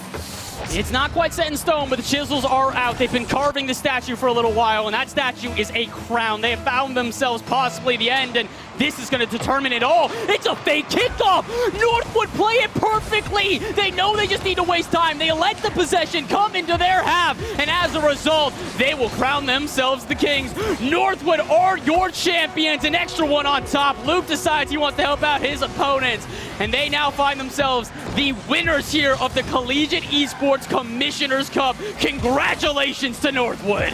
They came out making a statement to come back in their first winter series to end that one a 6-0 Game 5, and here they come to the grand finals knowing they're in control, knowing they're in charge.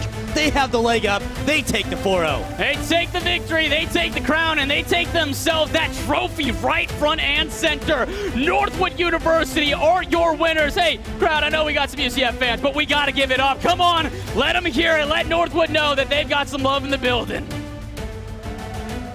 Massive props to both of these teams. I mean, Northwood came up, and they were doing such a great job from start to finish. Their bracket play, virtually flawless. I mean, they dropped the 2 games there to UCF in the winners finals, and that was the first games that they had lost at any point. These replays from Microsoft CDW just showcasing the dominance that Northwood had here in this series. And you see just, I mean, you can look at our faces, just know what is happening and how gross some of these shots were. Filthy, disgusting, unreal here. And you know what else is unreal? Microsoft and CDW. Thank you again here for the replays. We really do appreciate it. And well, I gotta say, Northwood, they probably appreciate everything they just found. What an incredible showing from this team in red. They did not just pull out all the stops. They ripped the stop signs out of the ground and threw them at their opponents on replay.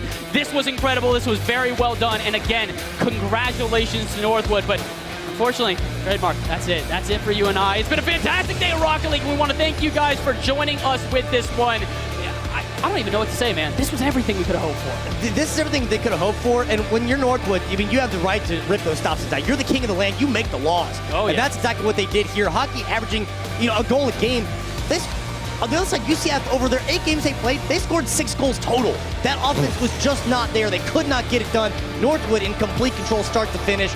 And I mean, they just absolutely earned that trophy. They came out in commanding fashion. The commanding fashion almost doesn't even begin to describe it. We could try and throw 1,000 words at this one, but I don't even have an essay to be able to describe it all. So let's leave it to some other people to talk about it instead. Thank you guys so much for joining us here. That's the end of Rocket League, but it's not at the end of the action here at the CECC. I didn't know that we were going to have to write essays. That's not what Collegiate Esports is about. Not only that, but why do they have us why do they have that clip of us all turned around like we're the final bosses they have to fight before they take the trophy? Yeah, all of us in silhouettes. I'm like, wait, where is this coming from? The 4 horsemen of Collegiate Esports. Is that us? I think it might be. Well, what a match. Northwood coming out on top. Before the match, they said, we'll take them easy, and that's kind of what they did, Lawler. Yeah, it was smooth sailing. Obviously, we saw the mishap from Asfura, and they talked about his shots and stuff. If you've seen that boy on Twitter, that boy ain't hitting any threes, and it's not going to happen here either. Poor guy, he calls a 4-0 on accident, that means 4-1, and it doesn't go in his favor, but they did put up a really good fight. As soon as I saw that shot, I'm pretty sure it was from Buddy right at the beginning. That double touch was disgusting. That angle solidified. I'm like, okay, they're still warm. It's going to be ugly. I even said it. I was right below here watching the matches. I was like, oh, I'm like, yeah, it's done. As soon as Hockey put him on skates, I was like, okay. Go next. We got Valorant up. But do you guys have any favorite moments? Well, to be honest with you, I think that I guess my favorite moment was I guess it's not necessarily something it is as an audience member I can commentate about, but I definitely think I commentated about it as an analyst. It's slowly watching myself start to understand more and more about what more there is to Rocket League, right? I mean, I know exactly the double touch it is that he's talking about. I saw people's ankles turn to water, court just mixing them up entirely. I'm entirely surprised by how amazing they've been playing. I just wish we went to 7 so I could hear Lawler geek out about more Rocket League and Bass and Trademark go crazy as well. That's what I would have hoped for. Oh, our trophy ceremony is coming right up. It looks like they might be ready down there. So, Paulie, will you take us away? Absolutely, Anna. Thank you so much. Welcome back, everyone. Congratulations to Northwood University. Let's make some noise right now. They are your Rocket League Collegiate Esports Commissioners Cup winners. The first ever. You guys are making history. Hockey, how does it feel to just win the first ever Collegiate Esports Commissioners Cup? It's hype. First off, I want to say happy Mother's Day to all the mothers out there, especially my mom. She's so supportive with all this, and I just love her. Love you, Mom. Woo! Well done. Happy Mother's Day to all the mothers out there. Truly a special day here, and what a way to line it up with the CECC. You guys move on. You're number 1. The year is coming to a close here. What's it look like for the future of Northwood Rocket League? So we got CRL Worlds in Dallas, June 3rd to the 5th. So we're going to be going to that and just doing the same thing, winning. All right, you heard it from the man. They're going to win CRL Worlds. Your final closing statement right here. Northwood University, you're the first ever winners of the Collegiate Esports Commissioners Cup. Tell the crowd anything you'd like to say. I just want to say thank you to the crowd. You guys were awesome. And just let's go get more wins. Let's go. Let's make some noise for Northwood University. Well done. And now we have the trophy presentation here. I'd like to introduce the COO of CSMG, Ray Katz, the EVP of the CSMG, Angela Thomas, and CEO of Skillshot Media, Todd Harris. Let's make some noise. All right. Good afternoon. My name's Ray Katz, Chief Operating Officer, Collegiate Sports Management Group. On behalf of event producers, CSMG, Skillshot, and Esports U, and our presenting sponsors, CDW and Microsoft, who are also the sponsors of the Rocket League Trophy. Congratulations to Northwood University on winning the 2022 Rocket League competition, and also congratulating hockey on being selected as most valuable player of this event and winner of a $1,000 scholarship. Thank you all for participating, and great job, everybody. Thanks for being here. Let's make some noise one more time for Northwood University, your 2022 Atlanta CECC champions. Well done. Wow, MVP is going to be hockey. What do you guys think about that choice? I think it's fair. Obviously, huge vocal leader, but also, I mean, you talked about it, putting the guy on skates and turn ankles into wine and everything else. It's just kind of one of those where, while you do see these high-profile moments, there's a lot of times in Rocket League where the facilitators, the people that mediate, create passes, set up their teammates, you don't really see it until you really take a look back from an outside perspective. So, yeah, hockey, everywhere he needs to be, everywhere he's not supposed to be, he's not there either. So he's crushing it. I love hearing the call out to the supportive mom, too. Yeah. That's really great. And I'm seeing a lot of the coaches, the administrators, all these people that are here to support with an administration, if you will, or a club like Northwood, really proving dominance like this. What does that mean for a college program? This team has been pretty dominant since their quick rise, actually. They've only been around for a few semesters and stuff. And to see them in multiple titles as well show that prolific status, there's a reason why. You come out, you show success, and it's enticing. When you're another player, like you said, I want to be the best player on the best team, and Northwood is proving that. And the fact that they're going back to a world championship, they got $75,000 on the line coming up in Dallas. They're trying to repeat that. It's a $20,000 first place prize. That is a big deal. So, yeah, if you want to win in Rocket League, go play for Northwood. It's pretty much how it goes.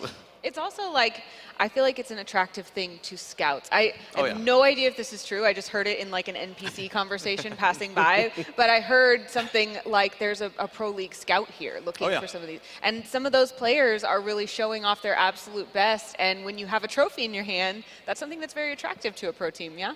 I mean, Ghost Gaming has a pretty good team, too. And they've been here all weekend, right? So. Yep, we got Pots from United is over here. There's some pretty prolific names out that are always keeping their eyes open.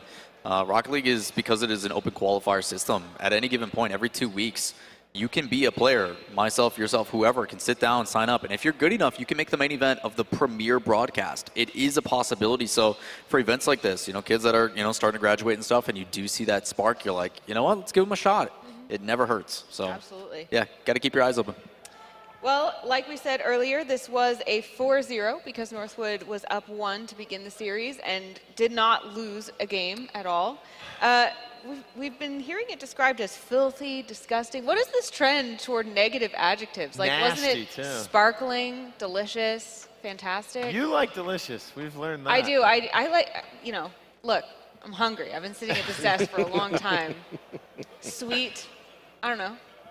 I don't know. It's just I think it's the way that the adjectives has gone. You got to spice it up a little bit, but I'm just issuing a challenge. I'm issuing a vocabulary challenge. All right. So from now on, as a group, we are going to only say positive adjectives towards gameplay. Wow, that was spectacular, incredible, fantastic, stellar. Stellar. I like that one. Yes. That's a simple one, but it's yes, ball good. Yeah. Ball good. Yeah. Nothing beats that. Well, we're going to be moving on from Rocket League. That was our final Rocket League match. We're going to be moving into Valorant now. And we're going to have 2 semifinal matches followed by the grand final. So we will have lots and lots of tasty Valorant for you. There, I did it again. Food adjective. Didn't even mean to. First one is going to be West Virginia. The next one is going to be, versus Northwood. So we're going to see more Northwood coming up. What do we know about Northwood in Valorant? They were. No, go ahead, Fawn. I mean, they were cooking yesterday. They definitely were. they definitely were A1 yesterday. I always love watching Valorant. I love watching Northwood's players as well. I feel like the game shouldn't have went as long as they did in some aspects yesterday, but I definitely think that was just the broadcast in general, my dude. Right. Yeah, I definitely think that there's a lot to Northwood once again. We saw how well that they were doing throughout Rocket League, and now here in Valorant, they perform just as well.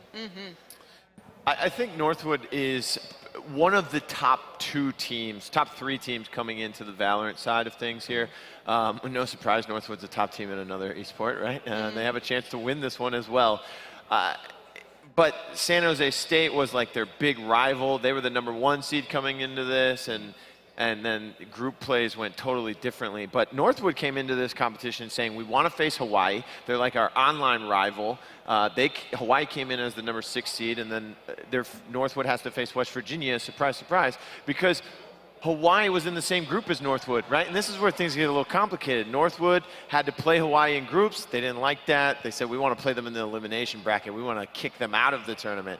So it just so happened they lost to them in the group play 13-15, right? So it was back and forth. It was tied. Hawaii won by 2. They went 3-0 in the group. Northwood, their only loss in the group, 2-1, was to Hawaii. So Hawaii came out of groups as the #1 seed. Northwood came out of the groups, I think, as the #4 seed. Then they're going through the brackets. It's West Virginia versus Hawaii. The winner faces Northwood, and Northwood has to be livid because they don't get the rematch. They don't get the elimination match against the team they wanted. They have to face West Virginia, which, by the way, anyone out there who watches college basketball, West Virginia's college basketball team, they're nicknamed Press Virginia because they full court press no matter if they're winning, losing, or whatever the score is. They've done this for like the last 4 years. And the West Virginia Valorant team in the passion pit back there, standing up after every single round, screaming at their opponents.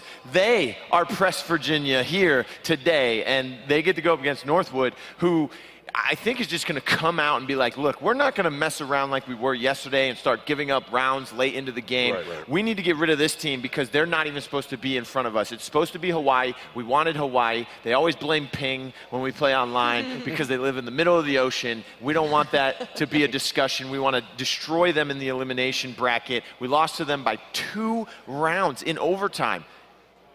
We don't want to have to deal with that. We want to beat them. They don't get them. Now they have to deal with West Virginia. The other semifinal match, of course, University of Houston versus San Jose. So lots of team names that we haven't gotten to watch quite a lot yet, but we're going to watch them very, very soon as Valorant comes right up. But in the meantime, if you want to grab a snack and you want to make a healthy change in your lifestyle, Drink Control is the perfect way to start. It's the best tasting meal replacement on the market. Stop spending lots of money on delivery or eating junk food and make a change today. Visit drinkcontrol.com.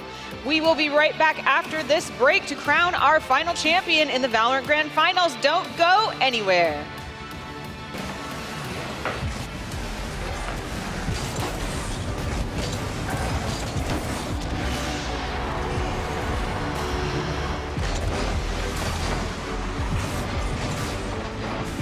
The Collegiate Esports Commissioner's Cup is presented by Microsoft CW.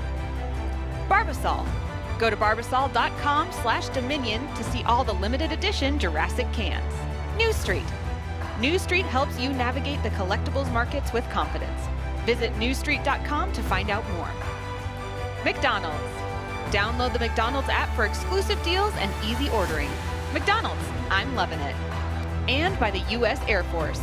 See if you can command the stack in the U.S. Air Force's award-winning augmented reality flight experience mobile game available in the App Store. In partnership with CSMG, transforming traditional sports and esports. Esports U, the flagship of Collegiate Esports. Skillshot Media, the official broadcasting partner of the CECC. Atlanta Esports Alliance, location host of the CECC 2022 in Atlanta, Georgia. Esports Foundry, official tournament operator for the CECC.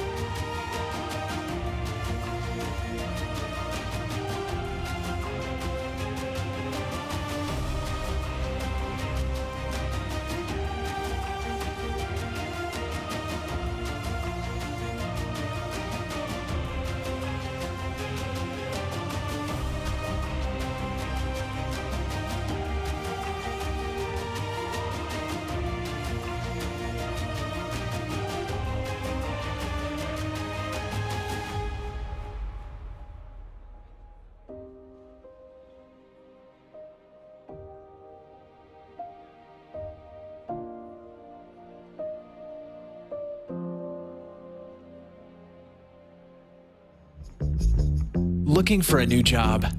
Your local McDonald's restaurants are hiring now with career development opportunities, competitive wages, paid time off, flexible schedules, and perks such as employee meal program, tuition assistance, and a free college degree program. Start building your future today at careers.mcdonalds.com.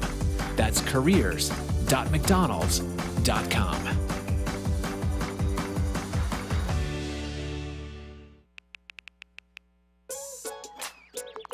Worried about your friend, but don't know how to reach out? You could say how are you or get a fake tattoo. You could ask with an app if it works for you. You could chat with them in VR. It's so good. If you think you should check in, yeah, you should. Whatever gets you talking. Reach out to a friend about their mental health. Whatever gets you talking. Learn how you can help at seizetheawkward.org.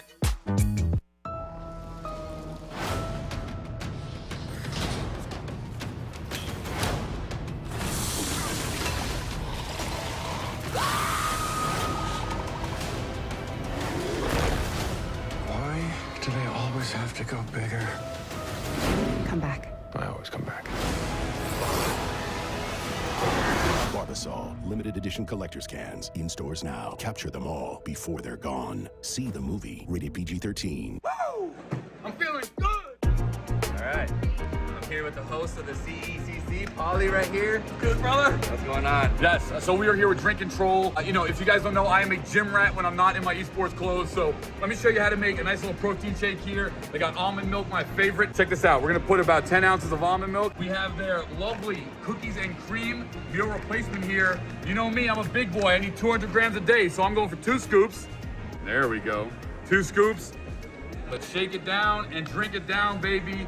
Drink Control, the official meal supplement replacement of the Collegiate Esports Commissioner's Cup. Let's see what it tastes like. You better not do me wrong.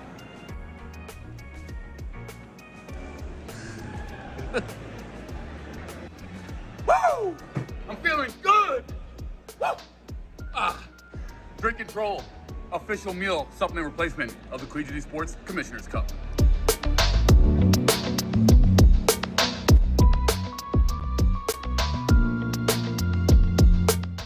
So you want to join the war against cancer? Well, good news, creators. Now you can fight back while you stream. Thanks to the Leukemia and Lymphoma Society, the world's largest nonprofit in the war against blood cancer.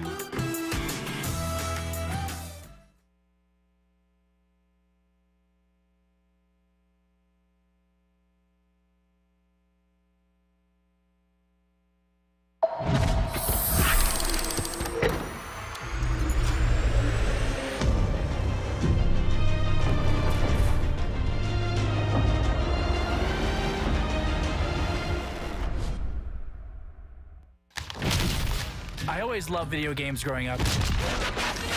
I knew that I had a talent.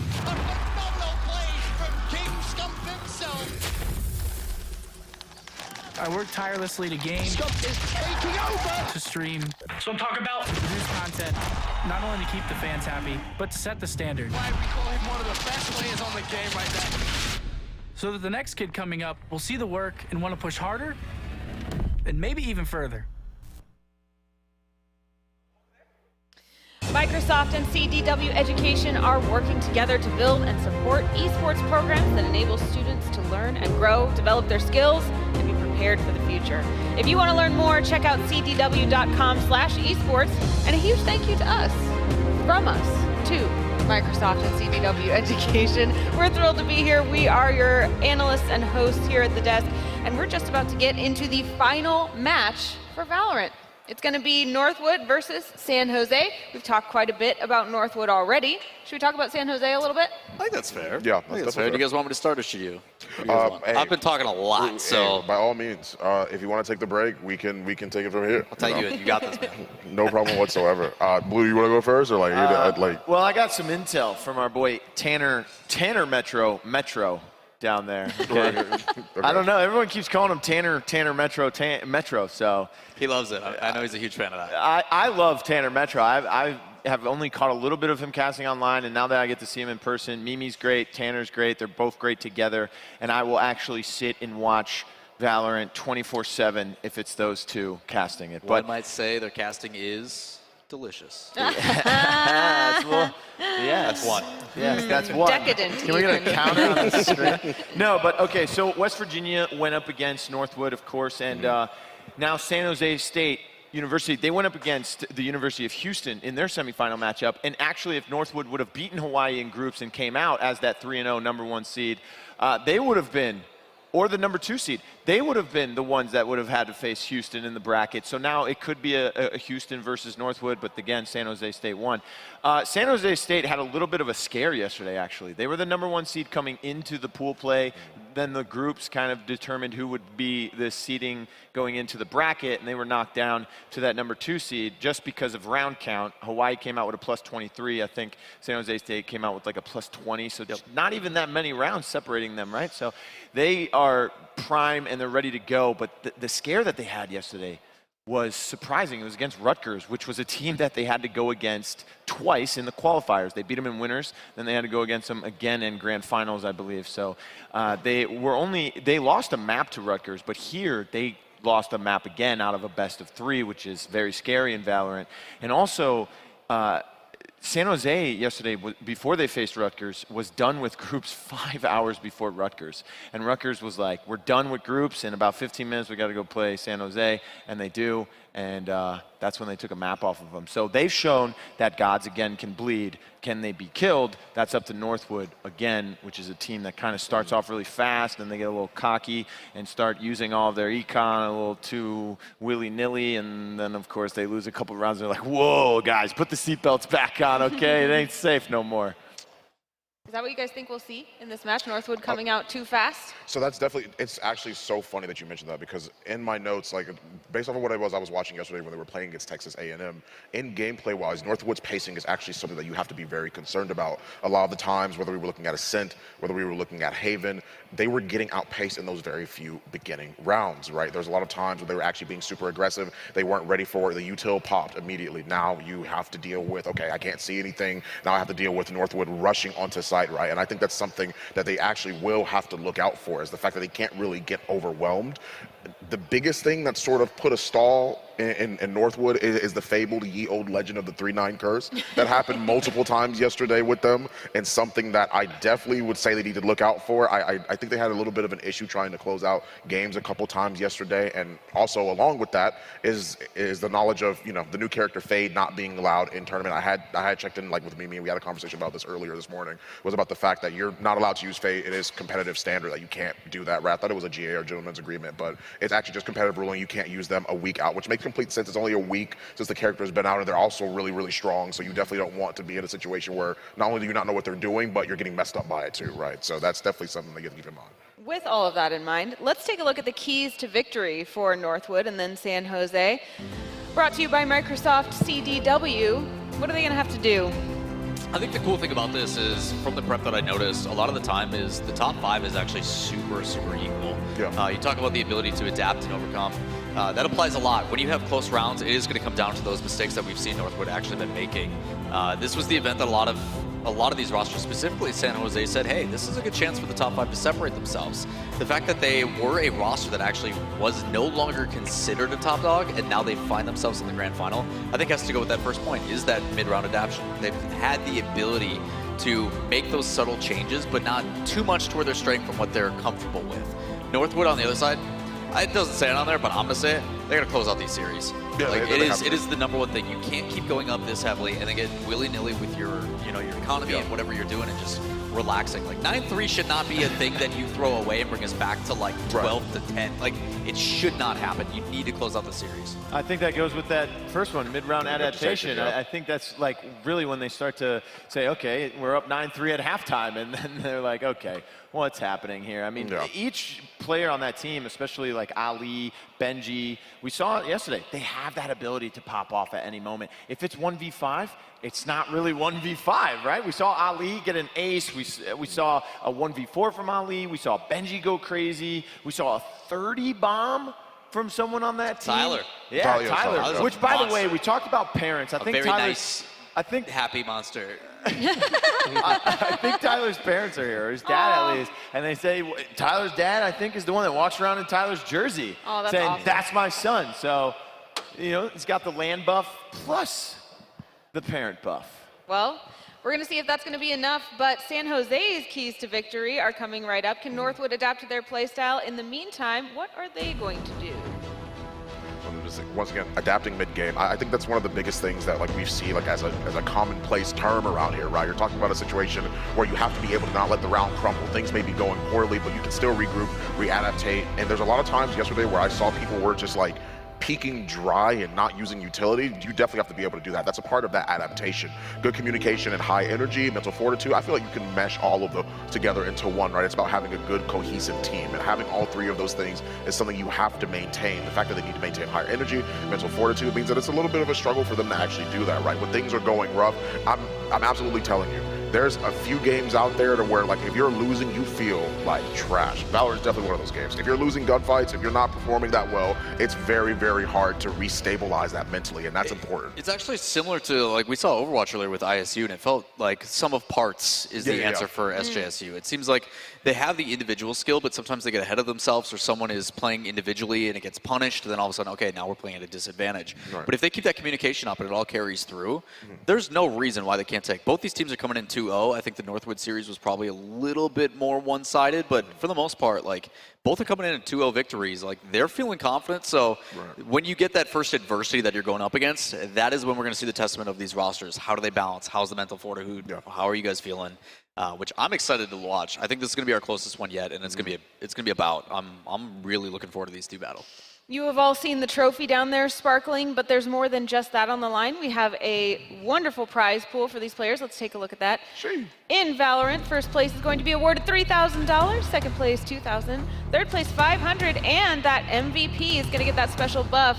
An extra $1,000 goes to them. So, knowing that important thing is on the line, knowing that we have parent buffs, knowing what these teams are going to have to do for their keys to victory, we need your predictions.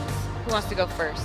I'm going to go last because whatever I say, the opposite will happen. The only prediction I've gotten right, I think, this entire weekend was that Northwood game for Rocket League. Well, you are the Rocket League expert. I still get to be. Let's start with you then, Blue. So here's the thing. Northwood had the easier opponent to kind of warm up with in the semifinals. West Virginia had a open road. All they had to do was beat Georgia Tech in groups. They lost to San Jose State in groups. So just beating Georgia Tech. The other one was Fort Scott, the community college. So just beating those two teams got them through this bracket, and they beat Hawaii somehow. But they ended up losing to Northwood. So San Jose State, I think, had the better warm-up, the better competition to warm them up in semifinals. But again, Northwood, out of San Jose State, the only one of the two that has played on main stage already this weekend. So I'm going to have to take Northwood, although San Jose State is looking like they want to be that #1 team that people kind of say, they are #1, but they're not #1, but they are #1, but they aren't. It's like picking the petals off a flower. Yeah. What about you? I'm actually going to have to go with Northwood personally. I think that Northwood, I feel like their pacing is so aggressive that a lot of teams, it's hard to adapt to a situation like that, right? They're really in your face. They can be really, really aggressive, and I think that's something that I didn't see a lot of the teams sort of utilizing yesterday. I feel like if that small communication of being able to actually close a game out, that is going to be huge for Northwood. That actually, I feel like, is what can allow them to win and take a fight over very easily. All right, two Northwoods. Time to do this. I think we're going to go for the clean sweep. No, we're going to go for the clean sweep. I think we're actually going to go with Northwood. This is a team that they've only been together for 2 to 3 semesters, and in the last semester they've actually looked a little bit beatable, but the benefit is everybody coming into this says that they are the team to beat, and I don't foresee that changing. After watching Tyler and everybody else get involved, there is no way that I have expectations. So this is me cursing it. So we're going to try to bring this into light and see if it is actually real, but I do have Northwood. I think they look strong. So from the analyst desk, we have a ruling team story or an underdog story, and we will find out very soon what that story will be as we head down to the floor and meet our players. Welcome to the stage, Northwood.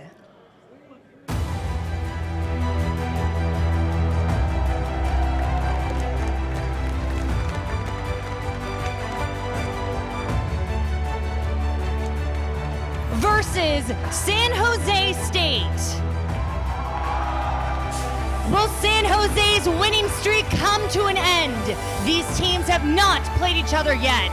The pressure is on. The championship on the line. So the big question now is who's winning. Nice shades, by the way. Yeah, thank you. It's pretty clear here. Northwood's going to be winning. I mean, come on, we just won Rocket League.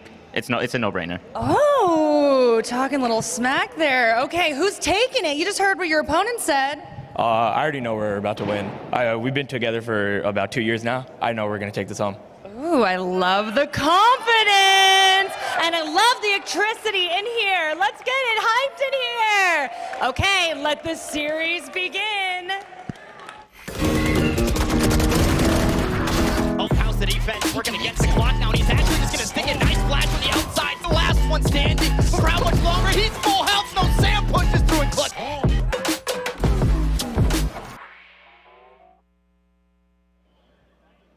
Well, the desk looking standard in the way they think this one is going to go. Predictions going all the way towards Northwood, but we heard it from the SJSU players. And the thing is, Tanner, we have seen them prove this before. SJSU, a squad that made it all the way to that Red Bull Campus Clutch event. They have competed at an international stage. They have been in this position before, and now we have to see if they can live up to the expectations, if they can show us what they're worth, if they can show us that that experience rings true, or maybe for Northwood, it's proving that it's not just an online result. Avelcat and Tanner, of course, bringing you through this one. What are you thinking on the series? Yeah, so coming into this, obviously not knowing that SJSU would be making it this far, having seen the two teams, the only two teams for Valorant that actually got main stage action, it was one of them was Northwood, the other one went home. So I thought that that would be a huge testament to what they can bring to the table. They've already kind of busted that rust, shaking off the nerves. Unfortunately, they are playing an SJSU squad, which you heard they're together for 2 years, and just playing all over the place from the Tier 2 scene, the Tier 3 scene, whatever it may be, and then they bring it back together.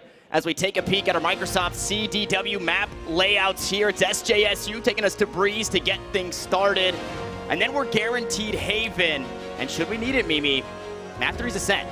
Yeah, this is a pretty interesting setup to go on into. SJSU, for them, I think Breeze is a map that they feel very comfortable in heading their way into. I think the thing I'm looking for most is Northwood previously, obviously, they showed that they are a strong starting team, that they are a team that is very heavy on that attack and are often struggling on that defensive side. I'm looking again on this one. What is their aggression looking like in the mid-round? Because aggressions, it felt like that was just the name of the game for them. That was their big point of success. But the thing is, SJSU is a team with a ton of experience. SJSU is a team with discipline, and I don't think it's going to be as many cracks given away and as many opportunities to exploit those extremities, to exploit that aggression. I'm almost expecting for Northwood for them to kind of have to reassess heading into this matchup. Yeah, what we saw from Northwood was it was quick, it was fast, it was all together, and they were making it work. But that was also against a TAMU squad that was okay in relinquishing that space. They were giving it on up to Northwood, and well, that's half the battle, is taking the space. Like you said, SJSU, they're not looking to do that. And the first two maps that we're headed to,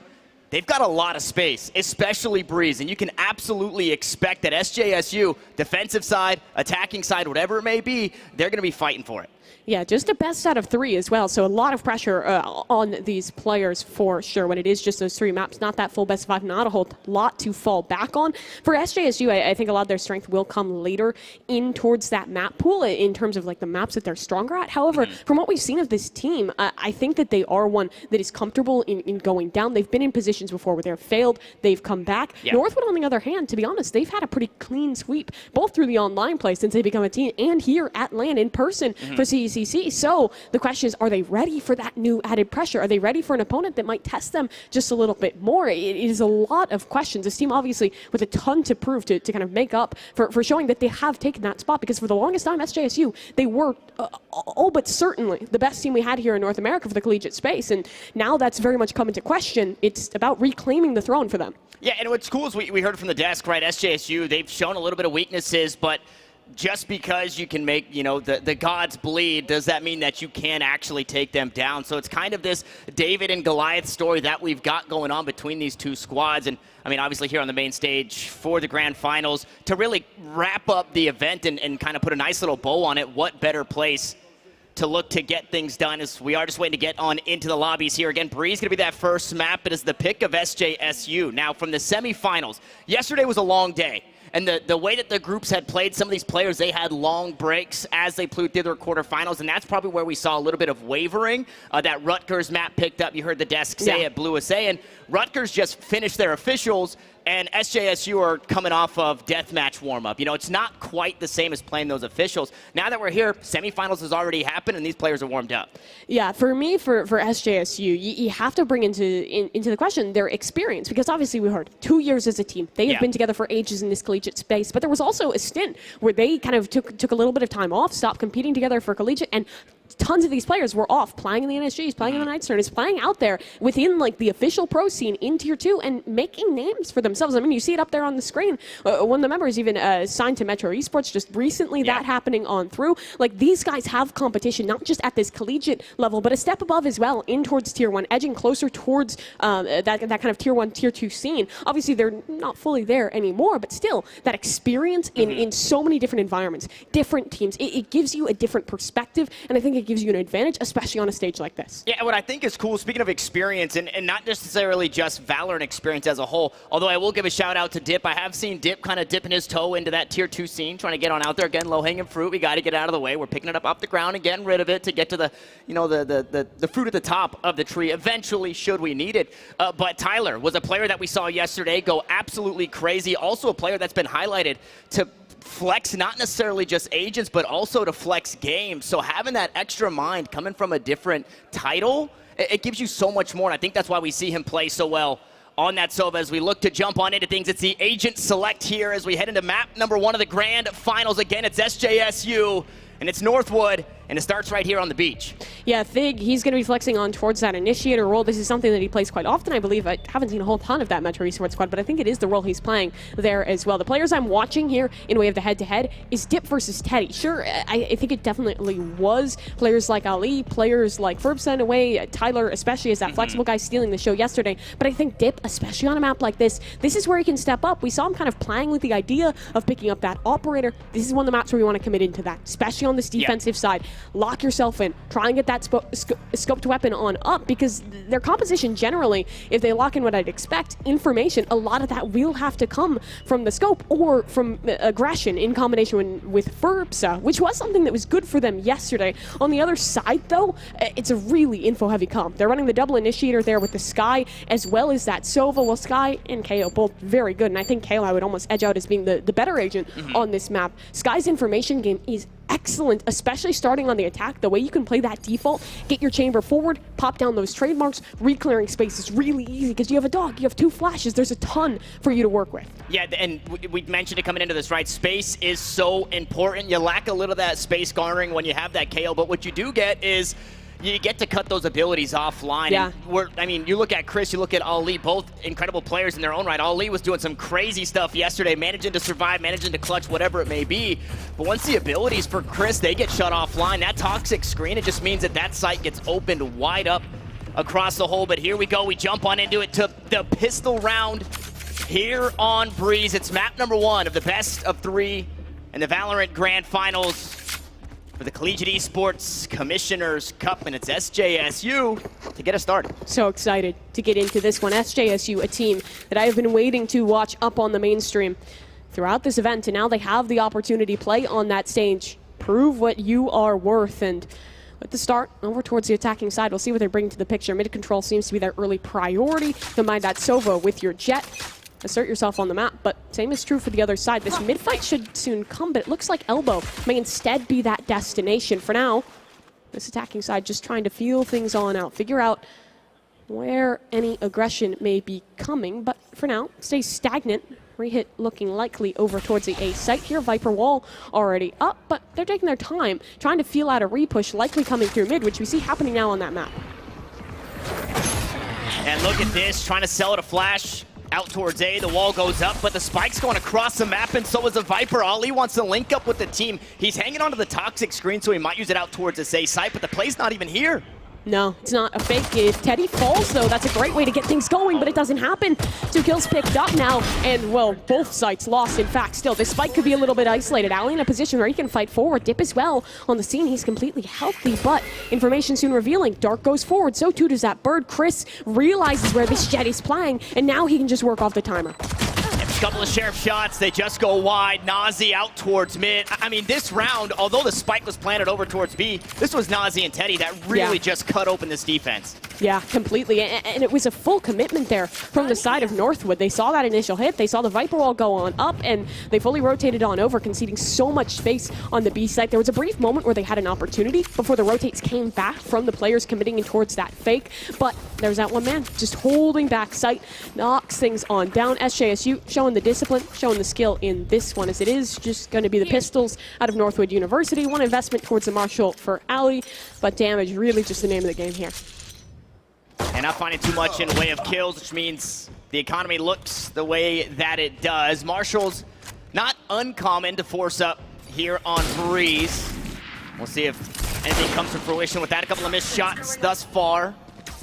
And damage traded, but unfortunately nobody fallen just yet. The B site assumed basically for free. They're going to toss the spike on over to Chris, make sure he gets that Viper's Pit online nice and early. And the Bulldog here for Teddy has the only weapon to worry about up in heaven. So slowly but surely that fight will come to fruition. Meanwhile, Benji back on the chamber. He's got the Headhunter.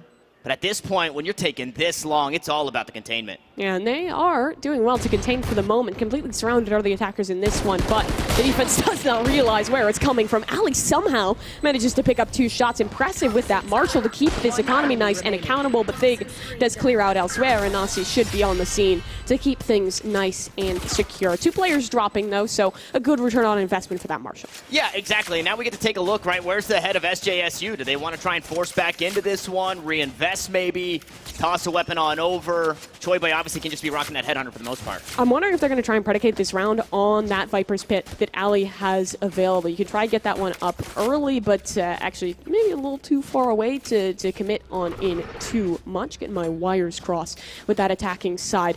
With this slight investment, though, again, it is just going to continue to be damage. The goal of the attack now, if they can take some of those rifles away, get that spike plant on down, they're feeling good. However, maybe a weakness has been spotted. Hall's yet to really be poked. It is just this trademark watching for that space, so we'll send the Jet alone on that lurk. These A-side hits not normally requiring the tailwind to get in, so Teddy fast flanks, and now he's an opportunity to pinch that KO close on site. And the KO, though, not in too much danger. Can look to fight the Jet up towards Halls. Now he's in a bit of danger as Nazi pushes on through, gonna find himself a nice little upgrade. Teddy eventually falls, and Benji, okay, able to trade it back as we get these bonus weapons into the next round for Chris. Nice dink up close and personal. And the Marshall shots, they don't land quite yet, but he's healthy here in the 1v2. Just needs a couple more shots to land. Inside the Cloudburst dip will go. Oh, but he's got the scoped weapon. He's able to find the kill. Vulnerable as he looks to walk away, and it's Ali to clutch it out. And it's Northwood finally on the board. But that's far too close. SJSU completely crippling the economy there for Northwood. They're going to be forced to fully reinvest on in towards this round. And you have to give a lot of the credit that Jet lurking the way over through Hallswell. I don't think any kills were actually found off that positioning. It was the pinch, isolating the KO out on the site, isolating the player over towards the double doors if it weren't for heroics here in the end. And Dip being able to just buy enough time for his teammate to save that round. That very much could have been the eco round swinging the other direction. However, as the LLS replay does close on out, we'll get our first look at a bit closer to rifles versus rifles. Of course, that defensive side, their money is scrappy. Losing out on this round means that money is in the dumpster. Yeah, and I mean, this is just the Northwood way. We saw it all day yesterday where they would reinvest into these rounds that are full buys for the opposition. They would then lose those rounds, be forced to save another, and then finally, 3 rounds later, get back in the fight with the full buy. So we'll see. This is a big round for them to try and tie us up. The pit out towards B, that's going to deter a push that way for now, but mid control still going to be fought for. Nobody up into Halls just yet, but a deeper trademark this time. It's not going to allow for too much of a creep on up as Dip gets some damage onto Chris. He'll survive for now and back away from the angle. Wall goes up in towards mid, so not space the primary cause of concern for this defensive side right now. Obviously, that Sova player just kind of playing the swing. However, as A does seem to be the destination, Seekers come on out. This one might just have to come down towards the retake. I believe that Viper, while still available, should come up in just a moment to block the line of sight. Still, that KO's in close. Pop Flash is available. He could try and fight through this one, make a play. It's a possibility. Yeah, once his team lines up here to get ready for it, Burbza will push through. It's a Bulldog, but unfortunately the shots don't quite land like he was hoping, but it's a Jet to find their way onto the kill feed, and Teddy gets aggressive. The tailwind to escape, the spike to get planted, and the Viper's Pit. Do you even go for it at this point? Your money is in a really bad position. That kill should mean that they do actually commit in towards this round, but Nasi trying to change the tide. 2 versus 2, but that Viper's Pit, the biggest issue. Teddy can just play spoiler, fight forward, protect the president. As long as Chris stays alive, this round is all but secure. However, Tyler, dart just around the corner, 3 seconds till that piece of utility's up. And somebody close to DK takes him down, but get that back up. Actually, it's Chris to get revealed. That means the pit will fall, and they're not ready for where the jet is. He's on the opposite side, and it's not Ollie, it's Tyler instead.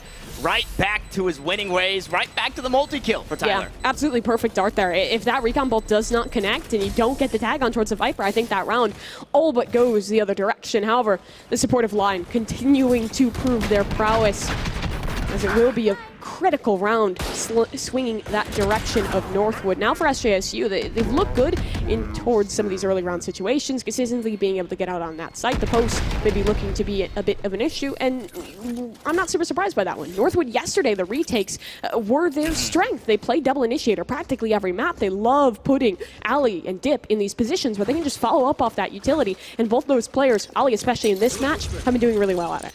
Yeah, and I mean, you look back at that round, and the one player being alive there at the end, it could have gone a whole lot better for Northwood, but Ferbsa was looking to make a play, and I think that's the right call. Try and catch him off guard as they're pushing onto the site. Had you played as all 5 strong in that retake, that looks completely different, but a win nonetheless. 2 players remain. As now we go back to the 5v5, and Teddy, he's got the blades online. The head is spotted, and the head, it's taken off. Benji falls.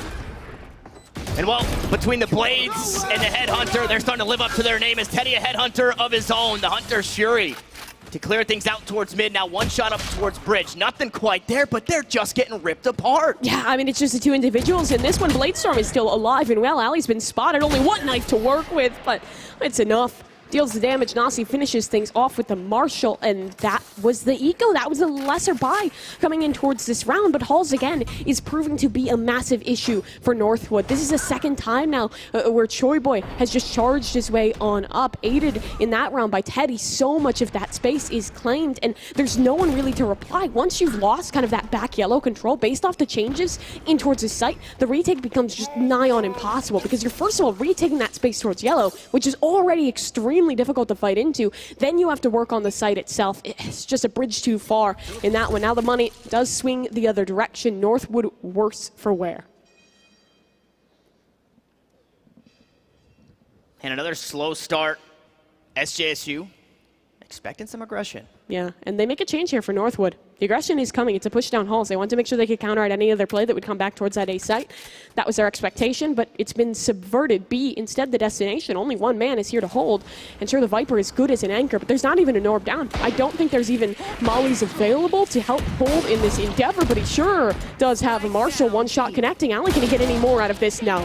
Teddy on the shutdown. Another clean site hit out of SJSU. Yeah, it's tough. If anybody could do it on the squad, it's Ali. It gets a little bit harder when he's only got a Marshall to work with and 5 players right in front of him. So now the next one up to the plate, it's going to be Benji, and he's got himself the headhunter. Ooh, okay. Hunter's Fury actually going to come out and over the top. Nice tag, nice double kill, Tyler. He's so good with these ultimates. He just refuses to miss. Teddy tries to claw his way back in as Chris, now the last one standing. A weapon retrieve, but it's only a Spectre. And the Viper in a tough spot as Dip will slowly make his way onto the site, hunting and searching for a weapon. And well, he's got one. Now they're hunting and searching through the tall grass to try and find the Viper. It's Ferbsa just to stick onto the spike and Dip to find the frag. It goes a little wide for Chris. And we're all tied up once more. And we go Thrifty for Thrifty. We talked about what a game changer Tyler can be, in the util usage in that round is absolute perfection. What I'm wondering, was that combined with a snake bite, or was that just both connections? Because I think I might have no, at that point, excuse me, the Viper was already dead. None of that, nothing fancy. It was just that Hunter's Fury connecting on towards the both of them. But either way, no matter how you get that one done, it's excellent to be able to change the tide with one of those ults. It is definitely tough to get value out of. Every time we've seen that man pop Hunter's Fury, he's getting kills with it. And you know what? Not to take away from what Tyler did there, but those Marshall shots that weren't finding kills, they were finding damage from all leads. It wasn't the snake bite, but it was the tags. Exactly, the tags. That Hunter's Fury only needed to land 1 flush shot, and it did so on 2 players. But here we go again. Another push over towards Halls. They made the change in 1 round to adapt a player in that direction. Now again, it's empty for Northwood. However, aggression does come elsewhere. Dip is walked up over towards B main, which means a heavier force can stay towards this A site. However, Tyler, is he going to be ready for this? Teddy is just anchoring on the angle. He's looking for a fight, and Tyler Might just give it to him. Teddy's taking a risk in this one, and the timing does not work out. He was watching for the trademark, but thankfully Choi Boy was there. The second line of defense holds with the tour de force, and in mid, we go 1 for 1 as well. Map control, though, still pretty heavily in the favor of the attack. Ali does look to hold ground, and he'll do so over towards mid, but information is still heavily lacking in this one. But that's true for both sides. That player in B main has been there the entire time, and Dip should hear Choi Boy above him. Yep, he should, and Choi Boy is going to drop. Knife him. Right out in front, not the knife. Dip will do it to him. Might get punished. No, he cleans up the round. And it's Northwood to take the lead. Just got to do it to him sometimes. Do it to him. Just got to do it to him, and, well, it gets done. Nice lurk forward there in towards B main. So much attention was given over towards that Halls play that they did not think there could be someone that light in towards main, and the punishment for that misstep is very much shown in this one. Unfortunate that I don't know. I want to avert my eyes. Just sad to see it again. We're not looking at the LLS replay for that one. Everybody look away. Nobody saw that. I'm sure there'll be clips on the internet somewhere. We'll find them somewhere. But now one round separates these two teams. It's been a back and forth affair, and Dip tries to dash to safety, but he's met by the Guardian of Thig. Unfortunately, Teddy and Nazi got a couple of touches on him. Able to get that health low and close out that kill. Dash to safety. Teddy can eat some damage as well, but a martial shot onto Tyler. Good chip damage. But in all this, like 3 players are spotted up. There's information that one is over towards B main. They know one's top mid. Why wouldn't you just double back to A at this point? And that's exactly their call. Timing on the re-clear of the drone towards Halls is good, but with that range nerf, it's not going to see the rotation towards A. Ferbza is alone in this one, and he's going to be hungry for information soon. Hearing that drone, though, he relents, and that's massive. Pops up the ult, just has to buy time. A flash comes out. Nazi actually going to take down the KO, so the ult will still go through. Nazi does it again. A madman with the Marshall, a resurrection. I mean, it's just too far out of reach. So now Benji and Ali going to have to fight their way back into this one, a 2v5. Ferbza will eventually go down. Nazi's still alive, and Teddy going to bail him out. It's Benji to fall, and Ali, what do you got for me here, buddy? This is a very tall ask. He's flashed up. We'll find the first. Thig's there to close out the first kill and the last kill on the round, and once more, knotted up at 4, so the back and forth doesn't stop. The mid-rounding has been really nice throughout this map from SJSU. They've realized some of these tendencies, especially on that kind of overcommitment to the fight if mid-presence is shown. It's been a couple rounds where we've seen that. If mid-presence is shown, there's a heavy commitment over towards the elbow from this defensive side, and here again, that was punished. They realized off the lurk over towards A that site's going to be weakened, and just pretty clean on the hit. It was make or break for Ferbza, and in this one, it was broken. Still, the bank is alive, not broken in that regard. And that operator that we talked a little bit about in the pre-show is available. Let's see what Dip can get done towards mid.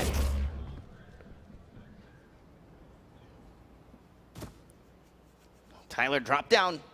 Should have been heard there. Steno player maybe just around the corner. They're going to toss the guiding light right out on it. Ferbza also headed this way, so the reinforcements already here on the B site. Dip wants to get aggressive out towards the door. Ferbza cues up the flash, will toss it out.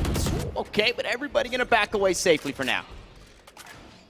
All safe and sound, at least for another moment here. The Chamber holding down the lurk in towards mid. You see the operator, Dip. He's tempted to push deeper in towards this one. Got your trail. Hungry for information, but now that info goes the other way. Seekers out in towards this B site. The anchor tucked in back alone, but Ali's still hitting. He's found 1 kill, still up, and now support is here. Ali might not even need it, though. 2 kills found, and not a trade in sight. Chris now gets 1 down, but Ali's still alive. A 3rd frag to be found, and now that Viper's Pit available. He doesn't even want to commit to it, though. Comfortable in his hold, comfortable in his positioning, and now he's hunting for the ace. The 4th now picked up. Ali needs but 1 more to close this out, and a duel versus Nasi is queued up. Ali on the swing, but the shutdown, and now this clutch is doable! 1 versus 1, and Nasi does it! I mean, you're just at a loss for words. What can't this guy do? This Nasi is nasty, man. Nasi is nasty. That's just what it is. Fights their way through the site. Ali did everything he could, and unfortunately, it just wasn't enough. It could not topple the hill.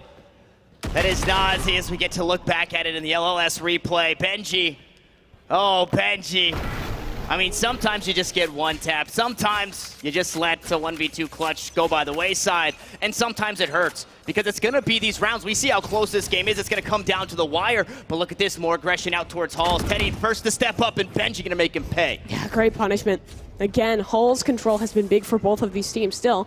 Round not out of the question for SJSU. They want to hit this one over towards A, but super well timed on that KO knife. Everyone is suppressed. The re-drone clears. This hit will have to be canceled because they're so worried about losing space elsewhere. 4 were revealed. Everyone is known to be here, and yeah, mid control is completely gone. They're going to have to commit a lot of resources to re-clear this one. Works for one. Dip does have that trade back, though. And these are the adaptations that the desk talked about. We saw it maybe a little bit in the nerves of Northwood. They didn't want to bite off more than they can chew, but they feel more than comfortable doing that this time around as Tyler will close us out. 2 kills on it. Working his way up that kill feed. A 5th round to Northwood University, and we continue to go back and forth. Now, I wanted to touch on a point from Lawler. He said, I think this is going to be our closest series yet. And although we did get some close series yesterday, I want to caveat on that and say this one right here is going to be closer in way of what we're seeing. Right? Yeah. It's not just giving up rounds to eventually get to 13-10. It's every single round, everything is going to be fought for. So I think that sentiment saying this is going to be the closest series, you need to take a little bit deeper of a look to really see how close this one is. But this one, the pace is looking to be faster. Bladestorm available. Hulls may soon again be tested. You see the Jet heading in that direction, and the Viper stunned on up. Utility, though, to support. Keeps Ollie in position, keeps Ollie alive. And yet again, that mid-control, it has been lost. This proactivity from Northwood University has been so effective, and Furbza even takes down that player towards Hull. So now, for this attacking side, what information do they have? Nothing. They lost their space in Hulls. They're forced to concede A main. Sure, they still have that trademark over towards the deep part of the map, but that could have been smoked off. They could have been flanked. Anything could have happened at this point into the round. Yeah, and we saw early. Actually, I'm going to hold that thought as Nazi might just go toe-to-toe here. Furbza still holding the angle out towards Halls, and he's good for another. The knives, they don't quite land, but it's enough for Dip to back away. Thig is there to trade things out. The flash goes through, the trademark finds the slow, so he's stuck in the mud. As Dip forced to use that dash, he still has the Bladestorm. It only takes 1 to the head, and well, Ollie might be in a tough spot once that screen goes down, but for now, it's SJSU, looking to back away, but they're about to be corralled. Look at the time, 30 seconds left. At this point, it feels like they have to commit over towards A, but Viper's Pit has been conceded. With the man advantage already held, they're fine to give up that space. Ali, though, could be in a bit of trouble. His only support comes in through Halls, and that rotation might be a little too late. If this just ends a contact play, and it looks like it will, this could get very risky. Ali, yet again, the onus is on him. Viper's Pit coming out from Chris. He's just got to try and stop the plant. With 10 seconds, he does so. Now in the scramble, the spike has been fumbled, and somebody has to jump on it and get it planted down. But they're denied once more, and it's Northwood to grab the lead again. Northwood reclaim it, and their hold in towards that mid-round is excellent. Initially conceding a lot of space over towards Halls, but trademark trips, that activates the trap. They take down the player walking up in that direction, and SJSU never left themselves a second option. And what are you thinking when you hear that Viper's Pit go down? Are you thinking he just conceded it and he's still playing on the A side, or did he rotate off of this one? Exactly. It really does, because Vipers don't often just completely concede that pit. They don't often just drop it down. At that point, Ollie could have been anywhere, and well, his position, it became big. Now mid-control, it will be the emphasis in Furbza, with the flash, does not get anything off of it. But Tyler's there to answer right back. The off in hand for Dip as he dashes away. It's Choi Boy to fall, and Northwood once more, 1 player ahead. A 7-5 still on the table for them, and it's getting a bit more digestible here as Benji will take down the Jet of San Jose State. And on that, there might be too many targets just on the other side. No, Nazi, okay, gonna bail his teammate out just a bit. The shock dart, it goes a little bit wide, but a doable situation, a direct 2v2 here on the site. No, Dip with the op through the wall, and Benji is there, the cherry on top, and at the half, it's Northwood University up 2 rounds. 7-5, that is very respectable for a Breeze defense, and I think they showed the issues they were struggling with yesterday have been resolved in a big way. In that series versus TAMU, adaptation was the devil. They started strong, and then once their opponent showed something new, once their opponent changed up the pace, they just kind of got stone-faced. Yeah. They ran out of options. They didn't make a change in time and just barely sneaked by in winning that series. Here, however, they realized their mistakes early. They don't even take a pause, and they just go straight back in. They have new ideas. They kind of step up the aggression in mid. They hold on to their extremities way harder. They use their strengths to their advantage, and SJSU never found an answer, at least not in time to save that half. And now 7-5, the lead obviously feels great for Northwood University, but you're a pistol round loss away from quite possibly looking at a tie game. You pick up the pistol, you pick up the anti-eco, and you're looking at a 7-7 game going into your bonus if you're SJSU. And look at that recon bolt, it's good, but they're just gonna take the fight no matter, trying to catch him off guard, and it's Ali to take a bit more damage than he would have liked, but the tailwind, it's already been bought out. That won't be ready for Teddy for the rest of the round. The setup's interesting to me. It was really heavy control over towards Halton. My initial thought was that contact towards A, it would be aggression down that space. However, they just opened up the door and instead can just hold the line in mid. Big kill there for Thig, and no one even in position to attempt a trade frag. Minute now left on the clock. At SJSU, they want more. They want additional information. They want another opportunity. Teddy asserting himself heavily on this space over towards mid. The information game is great. At this point, they should realize that this is a very distinct possibility of the re-hit over towards A. Choi gets one, teleports away, then you're in a prime position to retake this site. Yeah, prime position, though. Look at Benji. He's lurked all the way up inside the halls. He's got to play that paranoia to get that door open. He goes a little too deep, and he's going to be met by the trademark. He goes a little too deep, and he's going to be met by Nazi. Now, this defense finally getting their piece of the pie as it's Tyler to get things opened up, and Nazi actually died back in the halls. So at the end of the day, it doesn't really matter. It's Benji fight for that space. It's Benji taking it, but Choi Boy fighting right back. The defense one player ahead, but the door is open for another kill for Benji. Chris gonna try and hold this angle, and the classic will be just enough. But Furbza has been more than that. Now stuck in the 1v2 with the flash available. The snake bite across the top. The flash comes out, and he doesn't have his weapon. Thig, good in the 1v1, and good for the pistol for SJSU. Great on the trade there. SJSU, that was the round they wanted. Swing that momentum back in their favor. We're practically at a tied game. Taking a look back at the LLS replay, though, Thig, I mean, what a way to get us started in that round. The setup as well, really potent. Your chamber gets out. Jet is there for the refrag. Maybe they overcommit a little bit in towards these fights, make it probably closer than it should have been. But you do got to give respect to Benji, picking up some very impactful kills here off that lurk over towards the halls. Man, it stings to see. It just comes down to the timing. Obviously, Thig could have been anywhere on the map or on the A site. And Furbza wanted to try and catch him off guard, go aggressive with that flash. And this is that round, right? The anti-eco here for the defense. No plant for the attacking side, so they can't really afford to invest too much. But it is Ali going back to that trusty Marshall. And it looks like Northwood going back to that trusty A site hit. But just a bit of utility tossed out so far. Now they can look to readjust here. They're just trying to feel out if any aggression is coming. Thig, he'll take a peek, but doesn't really receive too much in return. Just damage dealt over towards this attacking side. Where is the destination? Because thus far, I don't think they've realized the extent of the damage in mid. Both rounds now, SJSU has been very proactive in taking that space. Early flash forward, post up on the line, hold the ground. And this one even, Jet takes contact, Thig swings off it. He even has 2 flashes available for support, and the attack they're walking into it. Thig, though, has been spotted, so maybe they set up contended with the flashback in, but the connection not quite there. Tyler takes him down, and now Teddy has a lot to do.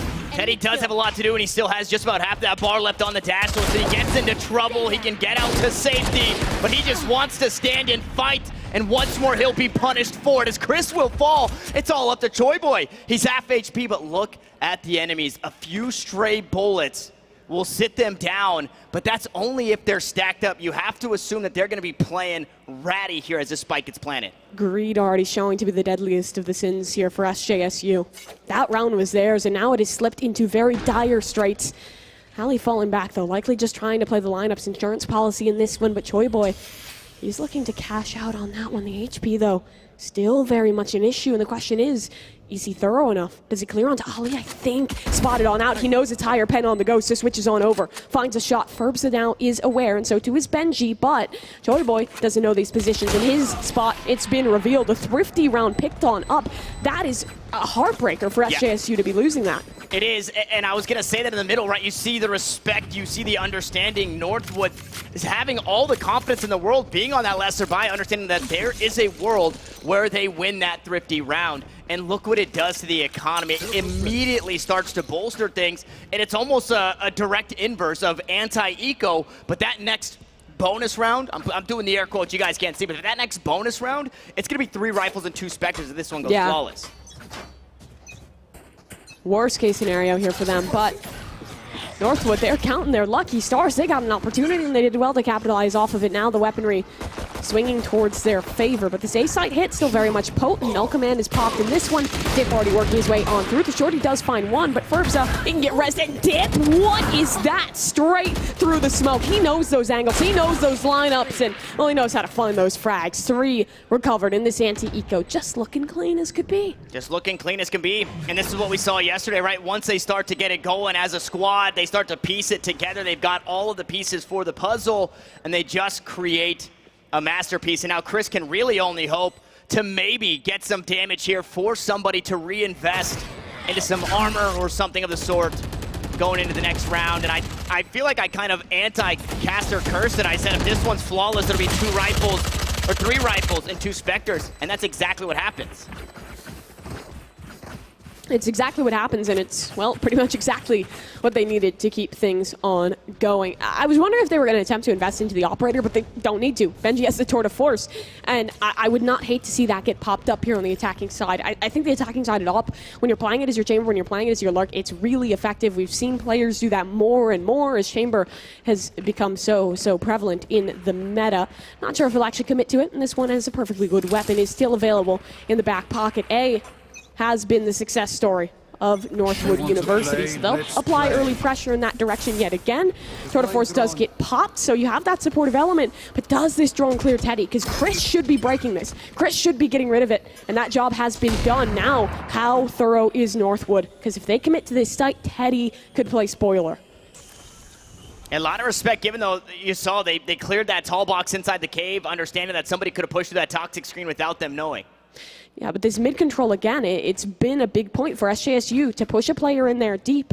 There's plentiful utility for Northwood to re-clear that if they realize it's a threat, and thus far, no one's clearing. This just means the info game is going good. However, you see the pings coming out. They're suspicious that something could be up in that area of the map.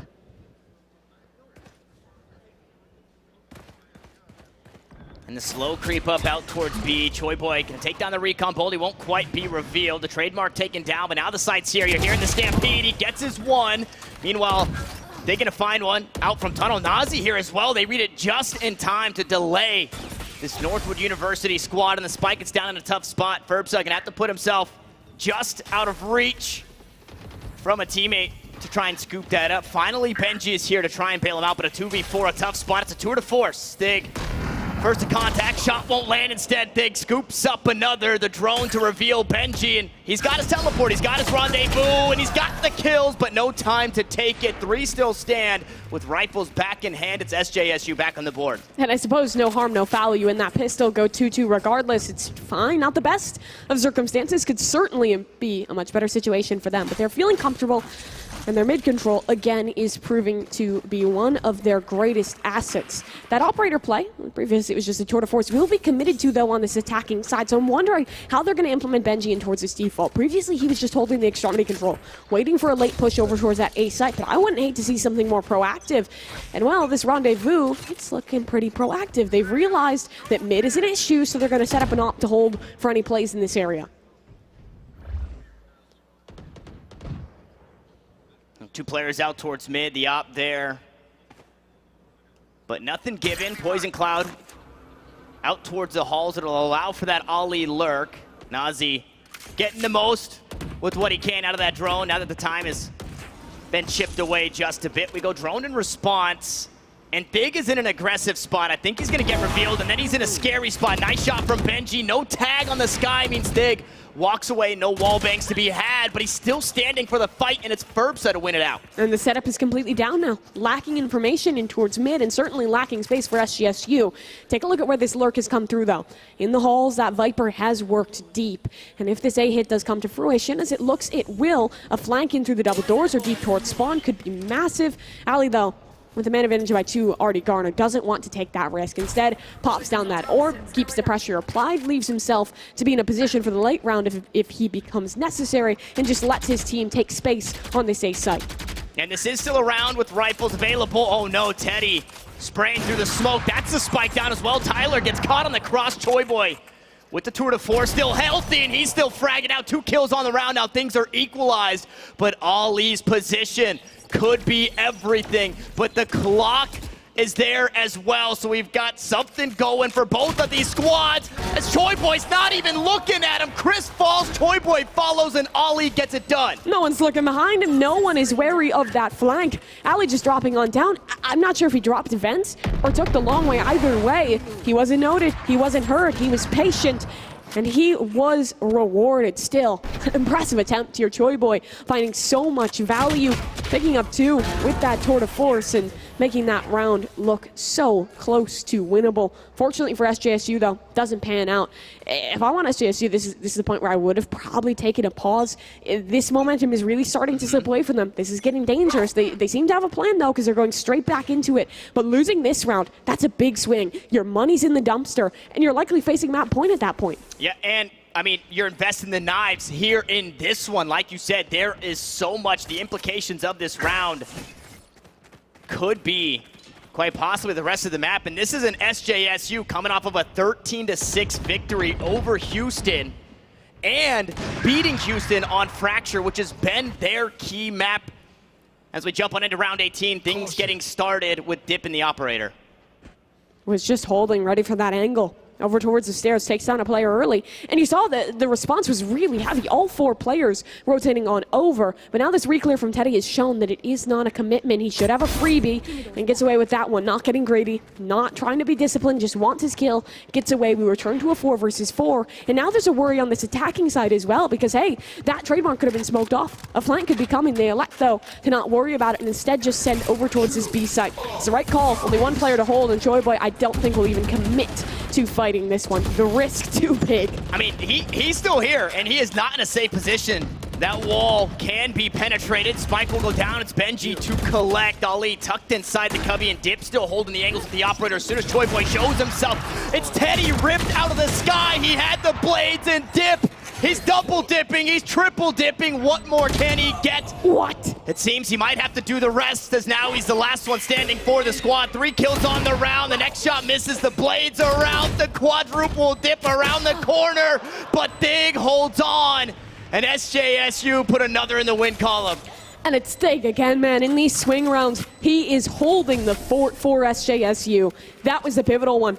They hold on to it. Yep. They win it out in towards that retake and put themselves in a prime position here. Still not able to break the economy of their opposition. The money will be able to come back on in, but that's the first step towards victory, and they've been able to recover that operator over for Choi Boy. He was looking good with it a little earlier on, or at least with the tour de force, I should say. Now with the proper rifle in his hands, he'll have the responsibility of just holding. A little more aggressive this time over towards B. And if this play comes through, that aggression in B main, the early info could be big because his default, it starts as a 4-1 or a 5-0 over towards A main. And with that pit coming on down and space over towards B, the info here is just absolutely abound for SJSU. Northwood is going to have to fully commit a ton of time here and a ton of resources for the reclear because right now they know practically nothing and their opponents are oh so aware of the possibility over towards A or the possibility over towards Hall. Oh man, the delay, it almost works against Teddy and Dip. If you're meant to die, you're meant to die. The ball doesn't lie. Chris trying to hold it down inside. The pit will eventually fall. So the pit will follow, but it's Nazi here to pick up the pieces as it started to crumble for SJSU. Now Benji left in that same position in a 1v3, but the spike, it's compromised in such a tough spot to retrieve. And he's late to this one. Was trying to cut rotations in through mid. Now he has to do this the hard way. 40 seconds left on that clock, but the timing on the dart works for him, so not to be revealed just yet. Does someone phase check him? Does someone swing, or does Choi Boy just hold? The latter comes true as Choi Boy connects onto that kill, and now 2 rounds in a row picked up for SJSU. And that, again, another important one. Although they won the round previous, you saw a couple of members sitting on the light shields. You're really having to struggle with, are we buying full util? Are we investing in lesser weaponry in way of maybe the Guardian or the Spectre? Now SJSU don't have to worry about it. And fortunately, we do get one of these timeouts because this is something yesterday we were asking for it, today we're asking for it. And as this series progresses, hopefully these teams aren't afraid to toss those out because typically you get one per side. Yeah. And now the question is, Northwood, what is the answer to come out of them? I think it's just being more proactive in their default and being a little bit more spread out. Like I said, so many of these rounds just start 5 over towards A, and they tend to kind of re-aggress, re-clear that space in mid, in towards the later rounds. In the early rounds, they have been lacking heavily in the space, and that has been punished. We've seen round after round where there's an early push coming on through. There's a lurker for SJSU just holding on to that space, especially when they're playing the operator in for Choi Boy. He just posts on up, and he can just chill there the whole round, taking such a little risk. Post on the line, you get one, you get a kill, you get information, and you stay alive. I mean, what's not to love there for SJSU? That needs to turn around for Northwood. Yeah, and I think a timeout like this is so important because that round previous started with Dip pushing forward, finding a kill, and then the kind of the whole thing coming unraveled, right? And so like trying to stay, if you get outside the pocket, you need to be able to scramble. That's just how it has to be. And that's just Valorant as a whole. And the nerves are going to be the biggest thing that keep you from being able to scramble efficiency. You need to be able to thrive in the chaos. And hopefully that wasn't up. Just to take a deep breath, slow things down for the squad, and things look a little different as they're working the opposite side of the map.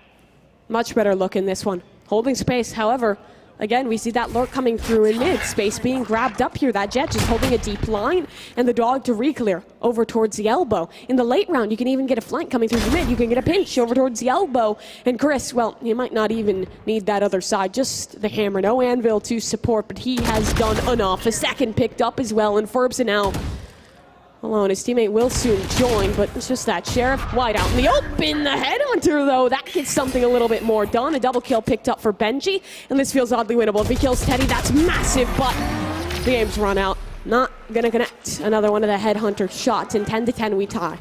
10-10, double digits for both squads here in map 1, and although it hasn't been a direct back and forth one round for one round, you see a similar pattern in the way that the rounds are strung together. So if the script stays true, script writers, I'm looking at you. We know that Valorant is scripted, of course.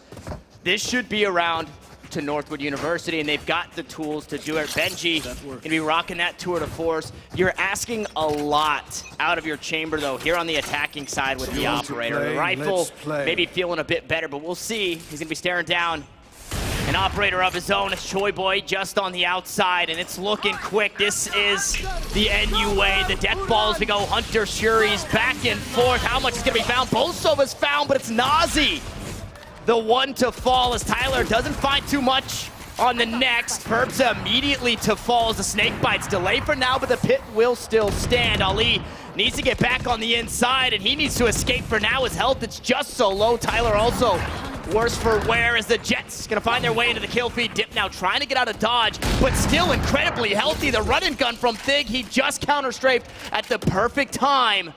And in all of the chaos, again, it's SJSU out on top. Yeah, and again, what are you left with in towards this mid round? Nothing is safe for them. The flank could have come on through. There could be someone holding the line in mid. That operator could still be posted on a new angle. Their solution, it's tunnel. They'll walk their way up slow in this endeavor, but on the opposite side, SJSU, they've made the realization. They're re-rotating. They're re-clearing this space, but the commitment stays heavy over towards A, but that trademark, it's still active. And they have nothing to be able to counter it on out. So they should soon be revealed. And SJSU, they'll realize, they'll rotate. Can they cancel this out, though?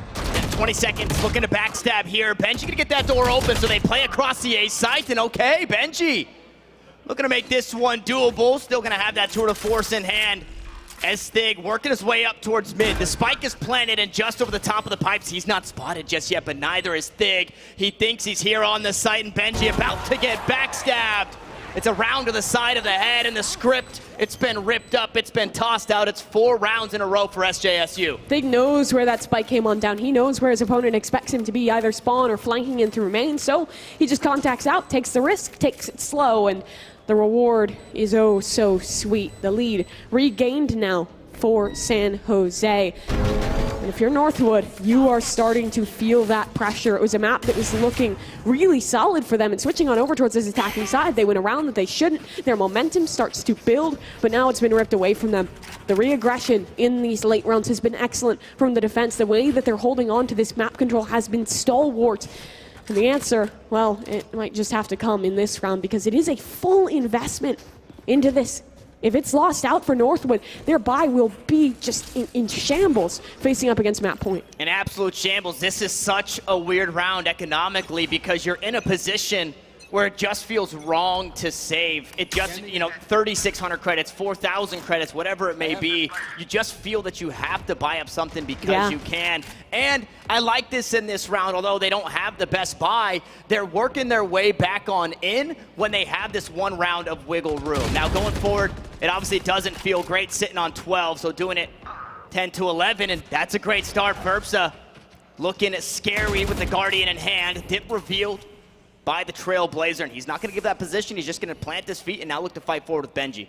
What's the follow-up, though? Look over towards A main. This Jet is just looking to take a walk, hold down that space, ensure that nothing is happening in that area of the map.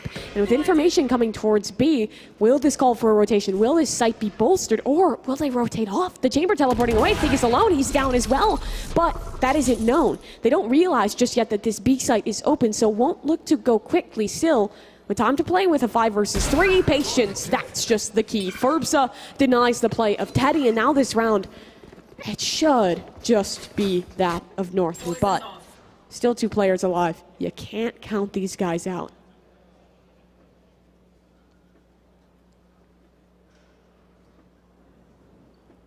It's usually been Nazi to claw SJSU back into these rounds, but now it'll have to be Chris and Choi Boy. I mean, running out of time, just about 10 seconds left on the clock. Nobody really in position to deny, but now they do know that the spike plan is here. It's Cloudburst out, Snakebite to follow, so vulnerability at the feet. Is the up, closes out one. I thought we had a collateral there for a second, but no, it's Dip. Gonna find his way into the kill feed, and we're tied up once more. Finally, the streak has been broken. They're patient. They play the default a lot wider. They deny the push through mid. All of these issues that were building up against Northwood University are solved in that round. And it was the big one for them. Their money now is actually starting to find itself in a pretty comfortable space.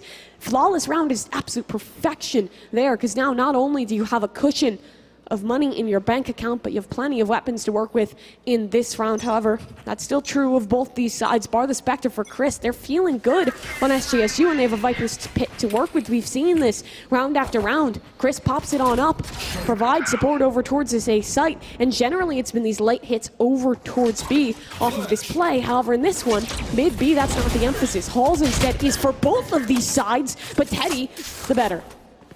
And Nazi ready for a play this way with the Poison Cloud up. He sends out a shock dart. It finds great damage onto Ali, and it's Teddy to close out. A couple of body shots is all it took, and with that, now going back to the drawing board, it's Northwood University, and they haven't quite decided where they want to go. What I do love, okay, Tyler, getting us back into things. Now we're equalized across the board, but I love that the attacking side at op, it's tough to get value. It's tough to do it yourself, and it's hard to be that tip of the spear. Sure. But every time that Benji has been the tip of the spear, somebody's been right there with him, and this time it's been Dip the entire time. So there's always going to be a chance for that trade to, one, make sure that you get that trade kill, and two, make sure that that op is not getting scooped up for free. So now we see everybody here bolstering up the attack out towards B. It's a dash in. It's Dip just playing around the smokes, and it's Ferbsa once more. This time, not a Guardian, but a Phantom as Nazi and Teddy hopped away into the kill feed. Dip in the corner, but Teddy takes him down. Now Ferbsa needs to battle his way out. He's got a fragment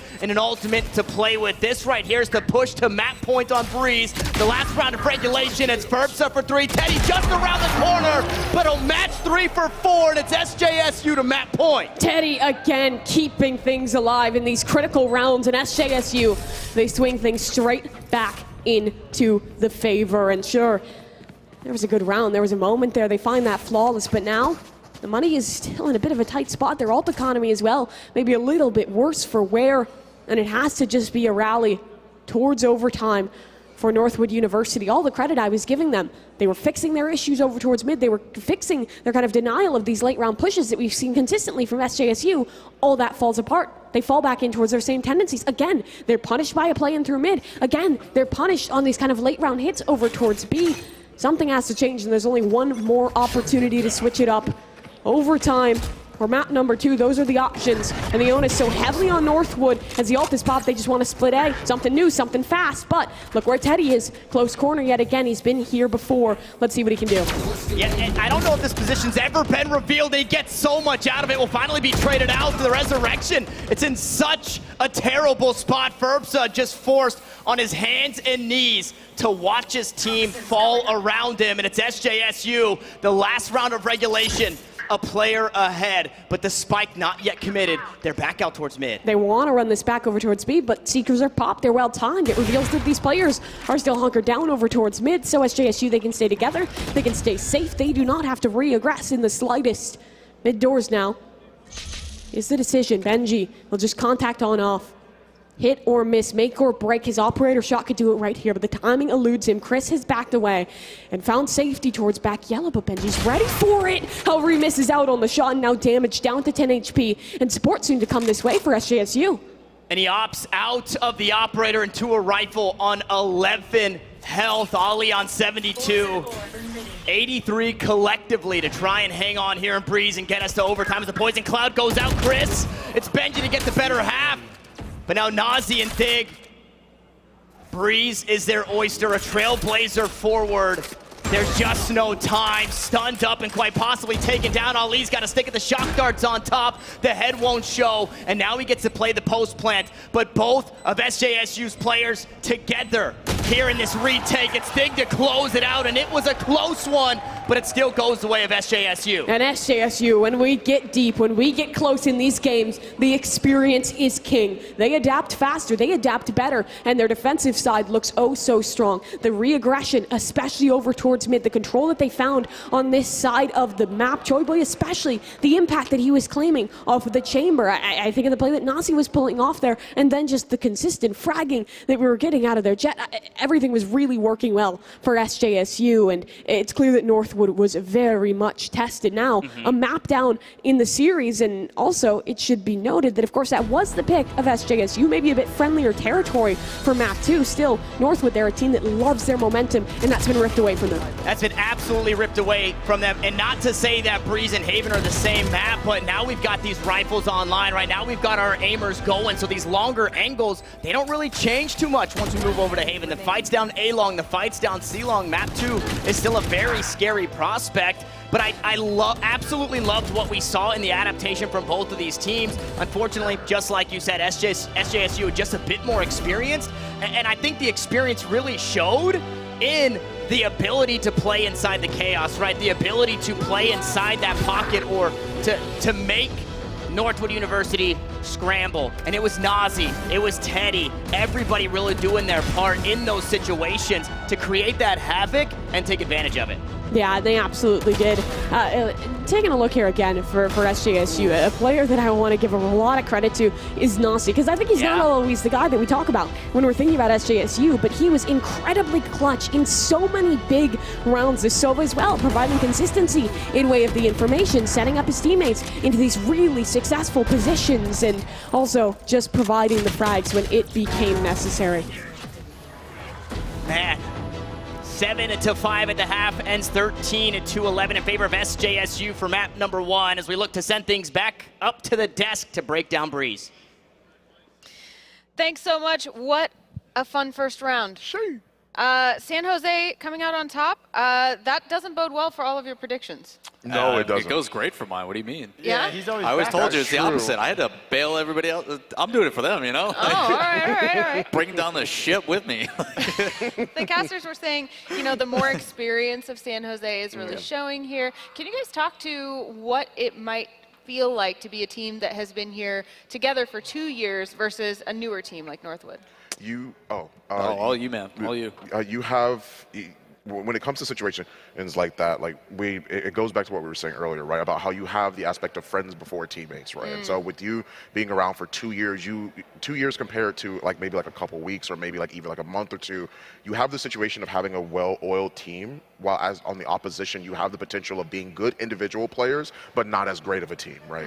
So that's something that you have to keep in mind when you're looking at a lot of those matches. You have the 2-year veterans, as you've said, as we've all said, and as we've all seen today. yesterday. And compare that to Northwood, I was really impressed, and their experience showed, just as Mimi was saying, just as they were saying, right? Like I think it's so important to see how well they were able to adapt, because the gap never got above 2. And I think that's super important.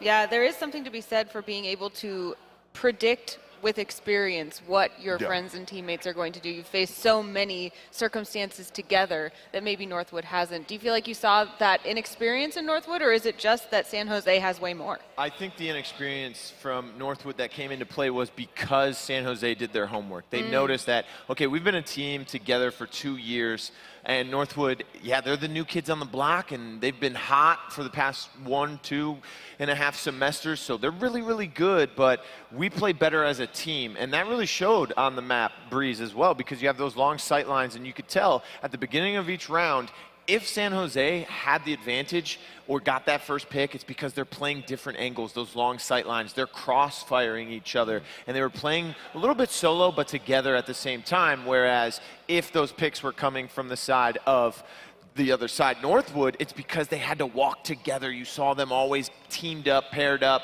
If one of them went down, they would either have multiple people go down, or they would get a pick or two to trade out, because there's always someone there kind of just, holding hands throughout those twists and turns of the Breeze map. And it's great that Tanner mentioned that, Haven, which is going to be the map pick for Northwood in map 2, is going to be similar long sightlines. But if you really want to talk about it, Haven is more a map that we see in the pro scene. And the team that I think resembles more pro-style play is San Jose, because they have people like Thig, who is signed to Metro Esports, and they have Choi Boy and Teddy and Nazi, who is, as Tanner said, nasty or nasty. I know you want the good food adjectives, but nasty Nazi is a little too easy. It's too good, you're right. Yeah. But, they play the pro style a little bit better. Haven's more of a pro style map. So I think they're going to have the slight advantage there too, but I think it's going to be neck and neck once again, because Northwood has the mechanics. They're the new kids on the block. They know how to play. And if Dip is opening team fights with that jet like that, oh, come on. It's going to be as tight as it was in game 1. You think so too? You can definitely tell the experience going out from San Jose. It's, while the mechanics, like you guys are saying, like the pop-off potential, the ability to 1v3 clutch, all that kind of stuff is definitely in favor of Northwood at times. You can see like the staggered peaks and everything else from San Jose. There's multiple times where it's like knowing to peak wide instead of short. Like little things like that just come with experience, knowing that on land there's less ping. So yes, that split-second decision, go a little bit wider, win that trade. But there was also multiple times where it's like, okay, you get the information, you guys should be rushing that. Go for that trade immediately. You have everything you need. And all of a sudden, we put in like 30, 40 damage on this guy, but we're not willing to pick up the kill, and it completely comes back to bite Northwood. So it's those little small nuances that the experience comes in, and then being on that same wavelength as well for San Jose that I think really helps. The fact that they can have faith that, okay, I know you're going to be patient, Choi, you're going to hold that angle until you can't hold it anymore, and all you need is one pixel to pick somebody up. So yeah, that experience from San Jose is showing, but despite that, still 13-11. It's a very close series. Yeah, the casters also mentioned that they feel like this may take away Northwood's momentum, a loss to start out. However, we have, as we've discussed, seen teams that it's like, oh, wait, we lost the game, hold on, we're going to come back even more powerful. What do you think that looks like for Northwood? Do you think they can pull that off, or do you think that this may be a momentum stopper? The first thing that came into my mind was the aspect of when I had saw them and be such a momentum-heavy team, and that was actually on Haven yesterday. That was some of the more in-your-face sort of style play it is that I have seen them do before. And once again, today, there's lots of situations that I've actually seen them clean up. I had mentioned it before about the aspect of like the 3-9 curse, right? The fabled 3-9 curse. But today, it seems different, right? They've cleaned up a lot of the same mistakes it is that I was seeing. Of course, there's like mishaps here and there, right? But as is the case when you're, trying to learn and get the ebbs and flows of a team, it is that like you haven't played as much. So with that being the case, I absolutely will say that I think we'll see a more powerful fight from Northwood this match. All right, well, let's see if we do. Let's get right into this next match, casters. Thanks so much to Anna and the folks over on the desk. Haven, map number 2. Tanner, Metro. Yep. This one, there's a lot of similarities to Haven. Really heavy on that extremity control, holding down the fort over towards A-long, C-long. You can see the similarities, the prevalence of the AWP, the long angles. It's a similar map. Will this be a different story? Well, Mimi, Evil Cat Wormkrantz. Yesterday, I think what we saw for Northwood, although a solid map in Haven, this is where they want to be. I wonder how conditioned they got. When we saw them on Haven previously, every single time out towards A-Long, there was zero contention. And Tyler was just able to get orb after orb after orb, Hunter Shuri after Hunter Shuri. And we've seen, even in that map on Breeze, how deadly he can be with that one. We also saw on that map in Breeze at SJSU, they're going to make you earn every single inch of the map on the attacking side and the defending side. So coming off of that loss, a close one, that's one where you can kind of take a look back. It feels a little worse. You know, a 13-2, maybe you can say, hey, we shake that off, that's their map pick. But it does look like we are getting our agent select underway, and nothing too crazy. There's no way we get the Neon this time, right? I'm really hopeful. I would love to see the Neon come on through. I mean, I'm practically like, I'm halfway there to just being a Neon cosplayer at this point for what I'm wearing this event. But I think that you get so much value out of that agent, especially when you're combining it with the KO. You have that double initiator composition. We talked about how they were struggling with clearing that space, and then on their defensive side, one of the strengths was when they were getting very proactive, fighting for those flanks, fighting for the space in mid. Neon is just free real estate, man. Hold W, flash, follow it up. It's really effective, and I think it befits the playstyle that this team runs. I'm really hoping we do not get to see a Reyna. I think Reyna is just not good. Yeah, I mean, there's just no way to get that space. Alir is not going to be enough. It is going to be that Jet locked in for Dip. So he was playing with our hearts a little bit. A reminder, the last time we saw Northwood on the main stage on Haven, Tyler dropped 30 kills. I also want to give love over to Nazi as well, though, because even through the nerfs, the shock dart nerfs, the drone nerfs, those were the two players who are really whipping it on for the squads. Now we get out to Haven, and that role is so much more prevalent. Yeah, it is really prevalent indeed, and I think that taking a look at that head-to-head is a really good shot. I'm also watching Ali on this map. The way that he plays the Omen here, he gets a ton of value. He'll juggle around those smokes. He'll find himself some fun angles and get a lot of use out of that utility. But here we go, map number 2, and it might just be the end of things. An opportunity for SJSU to reclaim the collegiate crown here in North America, or an opportunity for Northwood to prove that they've got it, to prove that they can push us to a third map. That third map would be Ascent should we need it. The aggressive ball of fury that is Northwood University, starting on the attacking side, which is right where they feel comfortable. And Ali, could we give him the title of most survivingest Omen? I feel like this guy just manages to stay alive in situations that he shouldn't, and this is one of them. He doesn't give up his position out towards Teddy, and Teddy's punished for it. Ferbza taking a fight out towards B as well. We know Northwood likes to flex this way. We know that they like to show that B site will be a threat, and SJSU are ready for it, but they're punished for it thus far. Stig looks to drop down low HP, and it's Northwood.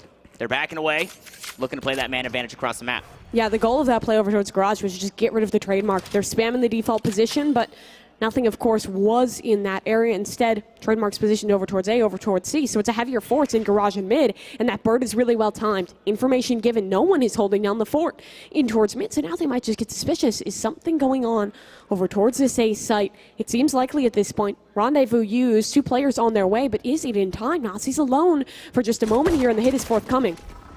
And Recon bolts just before the 0 point can shut off the abilities. It starts to reveal 3 players of 5. All spotted out by that, so the wall hacks are there, but are they going to be enough? As things are equalized for just a second, it's Ali, the most survivingest player, still surviving here, and the pistol will eventually fall, and the numbers get cut down to 1 for Northwood. It's Benji, it's the headhunter, but it's Nazi to keep it going. Nazi will not let these rounds slip away. Hold strong and keeps that 1 versus 2 out of the hands of SJSU. Still, it was a really strong round from them. Initial presence shown over towards mid. They get a pick off of it where you rotate, take down the trademarks. They're trying to kind of check off these boxes that I felt they were lacking in a big way. I was very doubtful of their Haven, especially when I saw them pick in towards this one. Wasn't a big fan of what they were showing me yesterday, but it's clear that they have taken some time. They have realized some of their mistakes, and they're trying to fix it coming in towards this game. Yeah, I'm interested to see how SJSU continue to play around what could be a lot of B pressure from this Northwood squad. Recon Bolt will reveal Chris. Shots tossed out, but really nothing to be had here. Look it out towards A-Long, though. Yeah. Aggression. Talon to 1 HP goes first. Teddy will just dash away in that one. And, well, we'll see if he gets overwhelmed. But at the moment, he should be doing all right. Has the Bulldog and has the range to play with Dip. Will challenge him as well. The Classic deals good damage. With the spikes on the floor, and now the pistols are biting hard. 2 players taken down. Is this another eco round looking to swing the odd direction? Thig, no util to work with. The Bird will be on the charge up in just a moment here, but his opponents now have weapons. And the spike coming down, they just want to go quick for the retake. Yep, that they do. Paranoia on in, but Benji, he doesn't get tagged up. Eventually he'll fall, but Ali stays alive. And Northwood, they reach into the hat and they pull out a thrifty round. What the grief, man. What the grief. SJSU, these rounds cannot be lost in pivotal moments like this. It's an anti-eco. That round should have been yours, but they bite off a little bit more than they can do again. They leave a player alone in towards the site. They don't give time for their jet to rotate on away. They're putting themselves in these really forward positions, and they're giving guns away. They need to give a little bit more respect, have a little bit more discipline in some of these rounds, or those issues will keep cropping on up. Credit where credit's due, though. Northwood hit some good shots. They played together. They just deathballed it. But it's not crazy stuff. It's not a style that I imagine SJSU has never played against before. They should be ready, and that's a big mistake on them. The buy a bit lessened here for SJSU. As you see, the Classics and a shorty just on the inside. Teddy going aggressive with the Marshall. Already has that tailwind on. Tyler ready on the angle, though. Just about half HP as they meet each other. It's Tyler. 3-round burst will sit Teddy down, and slowly but surely these players just become alt orbs for the side of Northwood as the last one standing. Just the lowly chamber. Choi Boy slowly making his way across. Now, Choi Boy could find a kill here and die on the way out, which is what he's looking to do. He'll have that tour de force online. He's 2 pips away, which is not too far out of reach. Spike will be heard planted out towards the C site. And oh baby, it's Old Faithful here in the Marshall in a 1v4 in a pretty undoable situation. But again, the kills that matter, there it is, 1 kill picked up. Now the death means a tour de force, but more kills means, well, the round. And instead it's Dip to close it out. It's the round. The way of Northwood University, and what is going on? The way that these rounds are being played out is weird. From Breeze to Haven, it's getting awkward. It's funky. These teams are close, man. These teams are close. It can swing either direction, no matter what we're looking at in way of those guns. But talk about the weaponry, it's looking good now. A full armament purchased on in for SJSU, and that operator is what I'm looking towards for Choi Boy. Looks like he wants to get aggressive, take a peek over towards short. If he can just establish himself early on that line, I imagine they throw out a dart to get him in position there. Then he's in a position where you can just rendezvous away, back on up if you're tested, and it doesn't look like he'll be tested off the rip, so that Sova leaves. They're comfortable to stack over towards C, and we'll see that's exactly where this attack is heading. Teddy, he's a little too far forward, but he still gets his value. 2-for-1 trade, that's favorable, and this hit has been canceled. Yeah, a 2-for-1 trade and the Hunter's Fury used. Finally, we get one with 0 value out from Tyler. Uncharacteristic, but just trying to answer back and equalize as Benji's position. And the tour de force now revealed out towards mid. And look at the setup on the trademarks again. You asked the question earlier. Peak pressure is a big point for Northwood. What's the reply? Nothing. They don't have to do anything. They can just leave the trademark there, lock down the space. They'll know if anyone's coming towards that site. But now, with the shock dart breaking that trademark, someone is going to have to come and check this out. Someone is going to have to get cautious. But for now, the policy isn't attack, but containment. The operator locks things down over towards A-Link. Garage is contained by the Sky. C-Link is contained by the Sova. There's no way that you can get out of B. Sure, you can have that site, but you're not getting anything more. And that's because SJSU is so comfortable playing the retake in towards B. Yeah, they're not looking to just run their way through these chokes inside the links. They're going to corral you here on this site and make you try and push forward. And look at that drone. It's pushing them in towards the op. They're trying to be herded in towards that position. Thus far, they haven't taken the fight, but that means they're just trapped on the site and have really lacking space for this post plant. Benji is make or break here. Benji is make or break with the tour de force, and unfortunately it doesn't land through the 5-hole and over the shoulder, but on the site, Ali trying to hang on. Tyler, unfortunately, follows in his footsteps and going down. over to SJSU. That round reads to me like it's SJSU ready for the tendencies of Northwood, realizing that in the mid-round that B-side is a really likely hit, and just playing containment in such a big way. They have their man advantage. They're fine to give space over towards B. They just lock down the links and can pinch for that post plant in the late round. Like we were talking about, Benji had to get it done. He missed out on 2 critical shots, and that meant there was no space to work with. There was no space given on over towards that attack, and, well, the hold on the site crumbled. Still, money is available. The spike plant in the 2 rounds in a row. 1 allows that, and Ali has the ult too. We hype this man up. Let's see if he does anything funky with it. We've seen him teleport into, like, spawn and do some crazy stuff on the Omen. Yeah, we've seen him stick some pretty questionable ults, but it ends up working out. The enemy maybe thinking that it's just to cause some paranoia without using it. It's questionable to us, but it's also questionable to the enemies. Like, what the heck is this guy doing? Why is he in our spawn? No way he sticks that. Yeah, absolutely no way. He jumps backside boathouse on a scent while 3 of us are here. That's not possible, but again, Ali, the most survivingest player. Dip, unfortunately, you can't say the same. Teddy, looking to put his Ali pants on, will survive, shuffles out of the way, but they've got an idea that Teddy might still be in the area, so they send out the spam. It doesn't find anything. But Benji gets noted out towards mid. But again, it's the same setup. Trademark over towards A. The chamber holds in towards short. That position hasn't been tested yet. Drone will come on through, but it's just broken. They're still comfortable to leave him there because he has the rendezvous and he has the Sova Nasi in position to rotate quickly. There can be a heavy force over towards C with no risk, but now the risk factor, that's in garage, and the defender has fallen on down. I think we'll trade things on out, but now the round gets awkward because C-Link has been lost. So too has the B-side fallen. Unfortunately, it doesn't get much easier. Recon Bolt, and the B site has 2 players standing atop. Fragment to buy some time to make sure that Choi Boy can't push his way through the links. Now it's Burbs gonna try and aggress on the angle. He's gonna be taken down. Ali once more in a situation to try and hang on, but the grip just too loose. And it got weird for SJSU, but now they have the lead. I feel like I'm watching like the LS replay, man. That played out practically the same in the previous round we saw. Early aggression in the mid round, you get favorable trades. You're denied on a push over towards that C site. And then boom, over towards B, late round hit. Extremity control is held. Both A and C links still in the favor of the defense, and the retake is easy as pop.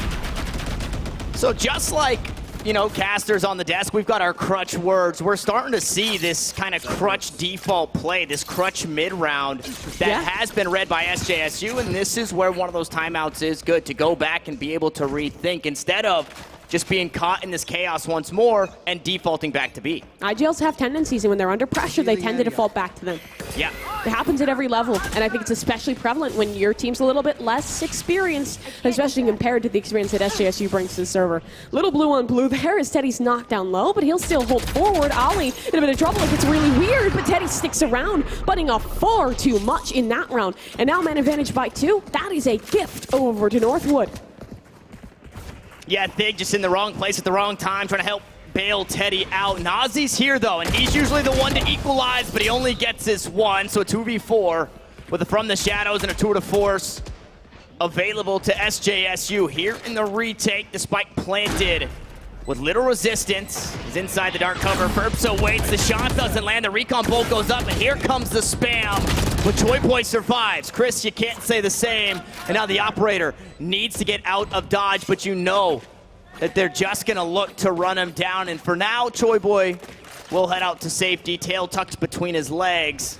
But here comes the hunt. It's dip out towards the spawn. This is 4,700 credits to try and rip away from the opposition. The trademark to reveal 2 players just in front, and the round is already lost. The op is just the cherry on top. I'm actually going to disagree with the play to hunt in that one. I think that's a really big risk to be taken when your economy is so vulnerable, but it works out for them. So all good. You take a risk, it works out. Maybe it's a lower EV play, but if it wins, no harm, no foul. Yes, I love that. I love that. Just because it worked doesn't mean that it's the right play. But it's still, like, we talked about Northwood in being one of their big things is their confidence, and I like that they're regaining some of that, and I think that they're going for the hunt, just committing, just sending it is proof of that. This is a team that feels good in those situations when the energy is with them, and they're getting that back into their systems. Yeah, and working that in tandem, working hand in hand. That's what works for them, being able to, hey, if we're going to do it, we're doing it as a squad. And you saw it there at the end, a player behind a player in front, and well, right in front of Thig, inside the smoke again. That is something that you just have to be ready for at this point. It was out towards C long. Teddy picked up 2 inside the dark cover. Now we go back towards mid, and well, it's Teddy again there in the kill feed. And SJSU, they're letting a little loose too. They're getting more aggressive. They're giving more like individual freedoms to, well, they're individuals and the aggression works. 3 1v1s, all 1 out. And now what do you do for Northwood? The money in reserve is still not great. You only have 2 players left alive. At this point, there's a minute on the clock. You're hard-pressed to commit to a save at this point, so goes the only option. A-side the destination, it's the right call, but look at the setup here. SJSU is purposefully conceding the space. The second that spike is tapped, they'll probably just let it go, but losing out on Nasi, that was never part of the plan. No, that was not part of the plan. Both players have been noted, though. Teddy going to give that Flank's information coming. over towards the team. Yeah, the flank is there. Trademark, it means nothing. And well, Tyler, the first one to go in way of the flank. Flash on out. Trailblazers there. Burbs just corralled here in the sewers. He's going to be flashed. He's forced to reload. No! The knife was coming out, but Toy Boy denies. Dude, this guy's a thief. He's just stealing things away. That was a knife kill for sure. But not to be. SJSU, they have a little fun with it that round. Get aggressive on their own. Yep. Went out on some big fights. Nasi falls in a bit of an off position, but still, all good. No foul. They take it home. This momentum is big. I'm hoping for attack timeout, and there we go. We get one. There it is. Slow it down, try and get it figured out here, the way that this defense is playing. I love this play from Teddy. He goes around the world. He gets that kill out towards C long, then he immediately bounces back towards that A site just to keep the attackers guessing. Yeah. Keep them guessing. Keep that information game in towards your favor. Northwood University, though, having a discussion in this one. What is the solution? Because for SJSU, to be fair to them, they have shown a lot of different looks. They've shown this really passive setup where they just kind of have a heavy play, only one setup over towards that A site, very reliant on that chamber utility, stack a lot over towards C, deny an early hit, and then kind of rely on Northwood going back in towards that crutch of the B hit. I think their kind of initial takes, putting pressure on C, kind of getting rid of that chamber utility like they've been doing is good. They just need to show us more and show us more ideas when we get in towards those late round situations. Because in like the IGL versus IGL, where they're going in the late round off the info we have, SJSU has been winning that every day of the week. Every single day of the week. And even if you guess wrong and saying, we think they're going to hit B or we think they're going to hit this. I mean, the retakes are just so good, right? It's like you just work back in. It's fine. You make the wrong call. You still have the majority of the players left alive, and you still have your double initiator to work in. 100%. And the A retake or the B retake is usually somebody inside the link just playing flexible, playing containment. We saw it there where when Big is flanking, he can go anywhere. He can look to corral back out towards mid.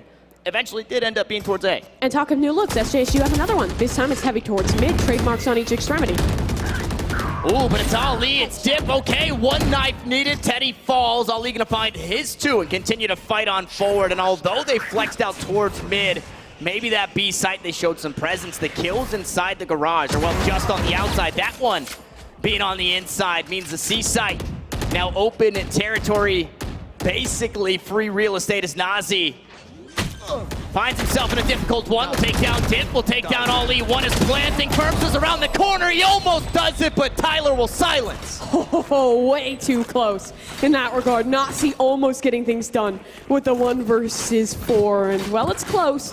It's still not enough. Northwood, they take their pause, they make their change, and they show something really good here. It's a new look. SJSU pull out a brand new setup, and they still adapt around it. They still shut it down. Ali holds for the aggression, gets 2, and the Blade Storm just as invaluable.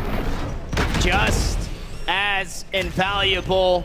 And it looked like a round before the timeout they wanted to go towards that C site, and it was answered by Dig inside the smoke. This time, they punish the aggression. They play a little bit slower. They earn the respect of SJSU, and look at this. The aggression doesn't stop. It's just not in the same spot. Out towards C long already, but quick towards A is Northwood. Teddy here trying to receive anybody who might be inside the lobby. They just lost their trademark over towards C long. They have to be really cautious of that space now. The Dogs even going to clear deep, spot out that chamber. They're going to have to commit a lot to reclaiming areas of the map that were previously lost, and in doing so, they concede all the work that they got done over towards A. Short is back towards Teddy. He's tucked close now. And well, you flip to the front page of the book, and maybe that trusty B site hit is on the horizon. But they're just applying the pressure of it. They break down that trademark, kind of create that looming threat. And you see the reply is actually the same out of SJSU. They set up over towards the links, concede space on C proper. Garage has now been spotted as a weakness, but with the trademark gone, SJSU should realize that. And finally taken down. Overdrive, but the Seeker's just out of range was Thig, so this ult will confirm where the hit is coming through as Chris stuck inside of his eyelids close the near sight for just a moment. And Thig's in a tough spot. He tossed out his ult. He confirmed the information for the squad. Now the spike plant is there. They almost line up for him, but Tyler fights back. And we go 1 for 1, so 4v4 Paranoia across the site onto Logs. Their eyes are completely shut. The Paranoia goes huge, and Dip, he just can't plant his feet and fight the 1v4. And the back and forth continues. You flip to the first page, it's that B site. The last page of the book, though, is the most reliant for SJSU, and it's just their potency in these retakes. Yep. The potency in the retake just so strong. It all comes down to the space that they're able to garner. And the way that that space works, on basically any site, you just denied A. Okay, you've got a player out towards C long that can pinch back towards C or rotate through mid to pinch him onto B, right? The way that they just close the map down, it's like there's not 3 sites at all. Yeah, and that's the tough one to lose. It's been back and forth, but that economy taking the bigger hit for this attacking side. Northwood on an eco here, but they're going to spread wide for the moment, play a bit of a default, see if anything will be given away, see if SJSU will show another one of these aggressive rounds. And we have seen the thrifty victory. I don't know if it quite started like this, up in hand, and they give too much up to Choi Boy. On the peak is Benji. Gonna grab whatever weapon was available there. Look to back away, maybe give that one on over towards a teammate. Tyler has a rifle in hand, and again, has been a very large tool, but so is Ali. We cannot fail to mention that Omen right on into the kill feed. They lean up towards B, but they don't have the spike. This is giving more time as they have to back away. SJSU, they're just getting set up. They're getting the read.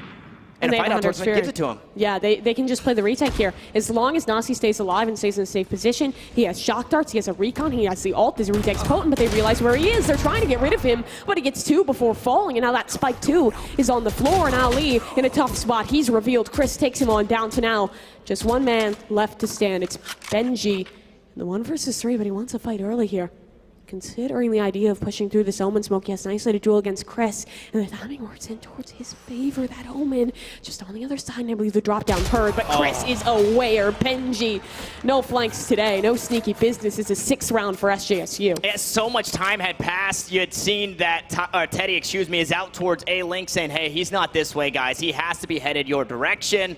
So Chris able to turn around, hit that 180, find the headshot, and close out the round. Now, at the very least, this is an even half for SJSU. If they concede the next 2 rounds, we're 6-6.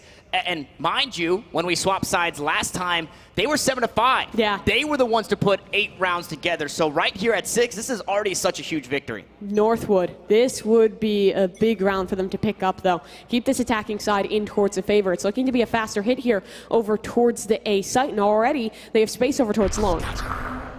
Everybody here for the fight. Ali gonna teleport back site. Nope. It's going to get denied. Onto the site they go. As Teddy the first to fall inside the cloudburst. Dip finds his way on the way out, but Benji, 3 huge kills on the round. They're finally answered back by Nazi, 3 of his own. And just like that, it's a 1v1, but it goes the way of Tyler. Tyler, again, in these clutch situations, when the going gets tight, Tyler steps up. 11-7 for the Sova.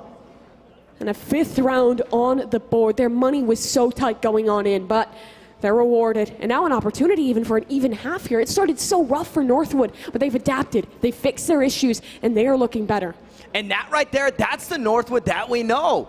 Let's see you guys stack up, piece it together 1 by 1 as a squad. I mean, piece 1 by 1, not go in 1 by 1. Obviously, that's not what's working. It's been this aggression, this full frontal from the squad. Last time they had the ultimates available for it. This time, not quite the same. And unfortunately, they've all been revealed. A beautiful recon bolt as Dip is able to dodge away. Tyler actually gets tagged up by that one in the drone. Will reveal Teddy. Tosses out the cloudburst, dashes to safety. So we're dashless on both sides, but once more, the site should still be here on the A side, and inside the smoke, the adjustment made by Dip He doesn't put his body on the line. Instead, he sends a few rounds and gets good damage. Now a critical mid-round decision to be made here for Northwood University. They still have their flanks locked down, or at least they can presume they do, with those trademarks in position, but they're still holding over towards long. That might just be red.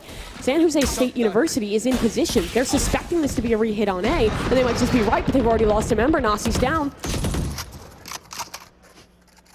And no committal there. They pause again. It's his patience. It has been so good out of them. The decision-making for Northwood University has been well improved. The Dogs shows dipping towards mid. Does that trigger reaction? Does that pull a player off this A site? If it does, it could be dire because now this hit, it is finally coming through, and Ferbs opens up a double for him and only 2 players left. San Jose State University in a very tough position here, but still doable, and no reason not to go for it. And the 2 versus 5 communication between the 2 players, the utmost importance. Let's see if we can take a listen in with them for our McDonald's mic'd up moment.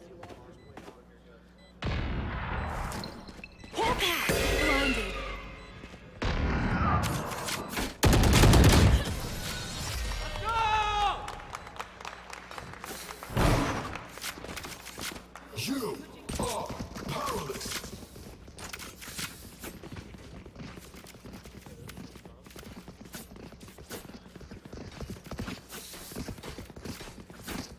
Well, they lose out on that final round at the half, but still, SJSU thinking about those ideas already, focusing in towards this next round, seeing what they can get done in this pistol. Yeah, what a half. I mean, what a series thus far. Again, just going back up to the desk, they called it perfectly, man. This is going to be a close series, the closest one we've seen yet. And although we have seen a little bit of wavering from both of these sides, I mean, it is head and shoulders above what we were seeing back in the quarterfinals, what we saw in the semifinals. Now we get to the grand finals, and it's clear that these are the 2 teams that belong here, and it's a pistol round to scoop up the lead as we should be coming out of the LLS replay. See SJSU mounting their attack, a dash up towards B. They want to split out towards A, though. Ferbs immediately blindsided Toy Boy to find the next. The flash is perfect, but it catches Teddy, and Tyler's here to hang on. But the backstab's right around the corner, and instead it's Dig right in his face with the baby Vandal and Way of Frenzy. I mean, what a play here in the pistol for SJSU. It's vintage, man. How often do you see those kind of mid-B in towards A splits? It doesn't happen too often, and you saw that Northwood was completely unprepared for that play. They were trying to deal with a war on 2 fronts, and both fronts utterly crumbled under that pressure. Now it's just 2 players left alive to make an attempt at this retake. Plenty of Headhunter bullets. Benji could find some big shots, maybe a chance here, but the setup, this crossfire, is so strong for SJSU. And the util, that's available, right? Oh, a flash comes out, a paranoid to follow. The drop from heaven, it's immediately answered, and Nazi. I mean, it's nauseating how much we've said his name today. It really is. SJSU, though, here's the biggest challenge of them all. Win an anti-eco round. Win an anti-eco round. That has been the biggest challenge. It feels impossible. Winning an anti-eco round, challenge, difficulty, impossible. I think we just have to give the credit where credit's due, though. The way that Northwood University have been playing those, they're playing it every single round like it matters. And obviously it does, but there are some times where you can see teams take a step back, play their 1v1s, hope they get a couple of dinks with the classic and maybe get a kill instead. They're always working on closing it out for the most part, as we've got that McDonald's mic'd up listening here with SJSU. Yeah. Chamber just TP? I can drone. That's me, that's me. Dog short and then drone long. Yeah, 3, 2, 1, droning. Backside.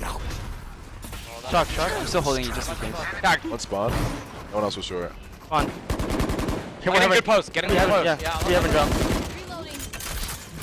They're coming out. He died. Dash. Flooding. Jump down. Nice.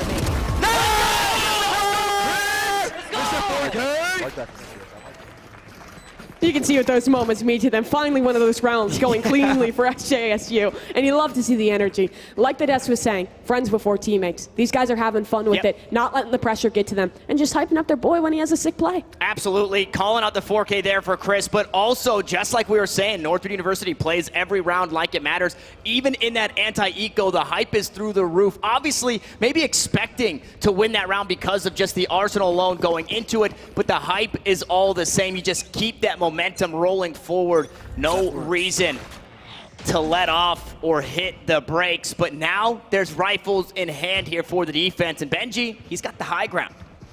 That he does, but this B site might soon be lost. Only one player to hold, and that Jet already dashing in deep, but it was never a commitment. It was just a bait, try and pull some rotations. The real focus is Garage and likely to end over towards his C site. Site has been lost unless they just want to assert themselves through the smoke here. Northwood considered it, but do not commit to the play. So Spike to come down, it becomes a question of the retake. Yeah, it's just a perfect understanding there of what's going to happen on this C site. You toss out the dark cover, and you have to assume that somebody's either going to push it or get inside. So Dig uses that Trailblazer, gets it in, forces this defense back, and now it's still numbers advantage for the defense, but in the post plan here for the attack, this is where they want to be a player up close and personal, and Ollie gets taken down, but Benji back in the kill feed. Tyler gonna go fishing, but there's just nothing to catch as Nazi with the Sheriff in hand doing damage, and Chris is here on the cross, but we're back and forth for more as the Spectre shots, they just don't land. Nazi gets answered out towards long, and in the full buy round, it goes the way of Northwood University. I mean, the coordination on that crossfire, they just swing with full trust in each other, and well, it might have been a second light. The teammate is there. They back each other up, and Northwood do hold on throughout that round. Still, it was just a bonus, and for the side of SJSU, they accomplished their goal. Deal some damage, take away 2 of those guns, force a reinvestment, and get the extra 300 creds for the whole team off that spike plant. Now they'll have a full investment on in. Their ult economy is just around the corner from this Hunter's Fury, from that ult for Chris, and everything else getting pretty close there as well. If they win here, that's a big swing to regain their momentum and keep it squarely within their court. His tour de force. Gonna have some backup behind it. Flash out towards C. Ollie, position noted, dark cover goes down. Paranoia, he wants to fight forward. He doesn't want a shrouded step to safety, and Dip is here to try and bail him out for 2 kills on the round. He survives, and here comes Ferbs to set up the squad. Maybe got his Jet a bit in the flash, but he does it all himself. 2 more kills answered, and this is a full buy round from SJSU to get us tied back up, but it's Choi Boy to keep us from that here in a 1v4. He's got himself a Vandal. He's got himself full shields. And he's got to fight just around the corner. He's wary of the util that might be available. Ferbs up from downtown will close out the round. 3 kills on it, no command online for the KO. But most importantly, we're not up at 8. Yeah, and those are the rounds that Northwood needed. That was the swing for momentum, and they get it in towards their favor. Make or break for both the economies, and the better goes towards Northwood. I'm wondering now if they'll make a little bit more of aggressive play, if they'll just hold on with that operator in play. We'll actually get an opportunity to listen to another mic'd up moment here presented by McDonald's over with Northwood University. You guys have nothing for garage. You guys have nothing for garage. I'm walking out C. I'll cross then, Tyler. I'm walking out C. Alright, heard. Swear to God, if these casters. They smoked for cross. And Darden, can you break? Got Jet on the knife. Okay, I'm chilling here. Plat. Okay. I'm holding the crack, Tyler. Okay. Holding your garage from Plat. Oh, Sky just peeked me. They re-smoke it? I'll drone short. Yeah, I think they're hitting B. Okay, I'm rotating Tyler. Just swung. In my trip. And B. Landing. Vaulting him here. Chamber 2 out. They flashed C-Link. I'm flanking. Give me backside. I'm trying to clear backside. Yeah, I'm with you, Dip. I'm flanking window. Backside's clear. So one more window. Nice. Right side garage window. You tap. You tap. Flank, flank. Yeah, flank. One bullet.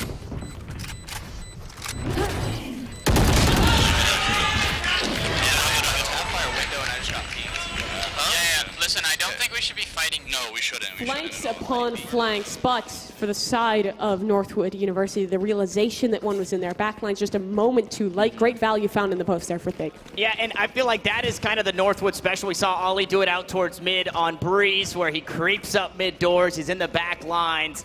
Dink, dink, finds a 2K in a 1v2, and this time it's SJSU to get it done in similar fashion. And with that round loss for Northwood, the buy's not the best. We've seen damage, though, with the Guardians. We've seen damage, especially with the Marshal in the hands of Ali. So, opportunities aplenty here on this side of things. Meanwhile, SJSU, the respect at the start of this round is the 5-point stance. Making sure nothing funny happens. There's no play aggressive for Northwood just yet. They're instead just holding, trying to see what they can get done with these sheriffs. But Teddy has already found space over towards A long, locking down this area of the map, and with the spike postured towards that side, they're still just patient in this endeavor. Northwood University, though, they've spotted out that cloud burst. They hear that orb getting grabbed, so they're very quick to try and pull rotations, but second guessing for the moment. Only a bit of noise heard, and now that information confirmed, but they don't know the number still, as C-Site does look to be that destination for SJSU. They are leading back that way. They're going to be met by the resistance of 2. It's Benji to take the first shot. The Headhunter doesn't quite find its mark, so will rendezvous to safety. Meanwhile, both Benji and Ali punished, but here comes Dip. 3 kills with the Guardian. He wants some more, but he'll finally be silenced. He'll finally be slowed down, and Chris was trying to sneak away with the spike, but the Guardians continue to pop off here for Northwood University. Now Teddy needs to match that same energy with 14 seconds left on the clock. A rough situation to be in, and he doesn't spot the robot atop the logs. 9-9. They fight back into things here. Northwood University winning a big round in that one, and it's just the hold out towards long. Dip doing practically it all in that round. So strong in these holds, and now he's earned himself an operator as well. Man, I mean, that right there, again, timing, but impressive nonetheless. Nice collateral shot. And like you said, operator in hand, and if things get spicy, he's got the Blade Storm. We know economy's also been a problem, so maybe he saves it for a later round. This time, though, the death ball strategy, it's adopted a little bit for the side of SJSU, and we'll see what adaptations they make to this strategy to call it their own. As Tyler tucks himself away, the op shot, I believe it takes down the Trailblazer. Smokes go out, dark covers aplenty, and the sight hit just around the corner. Flash out, Tyler close angle, thinks ready for it, but the blades are still here. Dips popped them in this round, but he gets silenced immediately. The blades ripped away, the robot falls as well. A paranoia across the site, but nobody there to answer for it as Ali wants to go aggressive, a 2v3, but the angles, they've got to be cleared, and they do. They stop the plant, but Dig. 3 kills on the round as Benji just around the corner, the last one standing out of range from the resurrection. And Choi Boy and Thig, they just get to hang on. It's a healthy chamber. It's a pistol in hand. Thig getting a little crazy, but now the clock, it's in favor of SJSU. Benji has time to rotate, though. He has time to play within this one. Just isolating a duel. That's his only goal, up towards heaven. He could get a 1v1 here versus Thig. He's found it, and he knows the position of Choi Boy as well, but the jump behind still. It's not enough for Choi Boy to win it. Benji clutches things out. A 3K for the ban, and double digits secured for Northwood. The fight from heaven always feels impossible, especially when you have to shoot at your feet. You jump atop the ledge, and it just works out for Benji. Where there's a will, there is a way. The same plays were being made in the quarterfinals from this chamber, or the Killjoy, whatever it may be, and he brings it out in the most important time. They reclaim the lead here on their map pick. It's double digits for Northwood. And look at this money. It is tough for the side of SJSU. Lesser weapons across the board here. Just one Vandal to work with in the server, but still a buy that could be potent. Dip fighting forward, has the dash available, but doesn't have the chance to use it. Chris just absolutely beheads him, and now a 4v5 to play with off the rip. Northwood, though, they have a response. They're pushing the extremities quickly here. They have lots of space. The Seekers will dissuade a little bit, but if you can hold on to long, if you can stay alive for Ali, he could win this round. Yeah, if Ali can stay alive, the most survivable member here that we've seen on the broadcast tosses out the smoke, and Ferbsa makes sure that he will stay standing as Benji pushes on for 2. The C-Site, it's been completely cleared of attackers, and guess what? They found themselves a spike. That they did, Choi Boy. A backstab, but what does he have available? The Headhunter, all he really has available, and now no teammate even to stand by his side. The round slips away. 4 members left standing, and we called out Ali again. He stays alive in that critical position. He holds the pressure. His teammates flank in from the backside, and Ferbsa does a ton to keep that round in towards the favor of Northwood. Yeah, and that's a situation for Ali Survival. Although he didn't take part in any 5 of those kills, he was a huge part in just getting the attention, just making sure that Teddy was trying to stay on that line.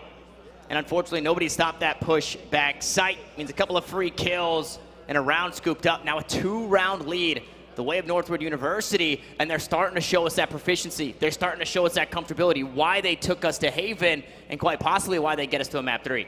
SJSU, though, will take their tactical balls for the second half here and discuss the issues that have been cropping up against them. A troublesome attack thus far for this squad. But if they can win out on this round, keep that money in towards their favor. There's still plentiful time to swing this back in their favor. Still plenty of time and opportunity to make this one a 2-0.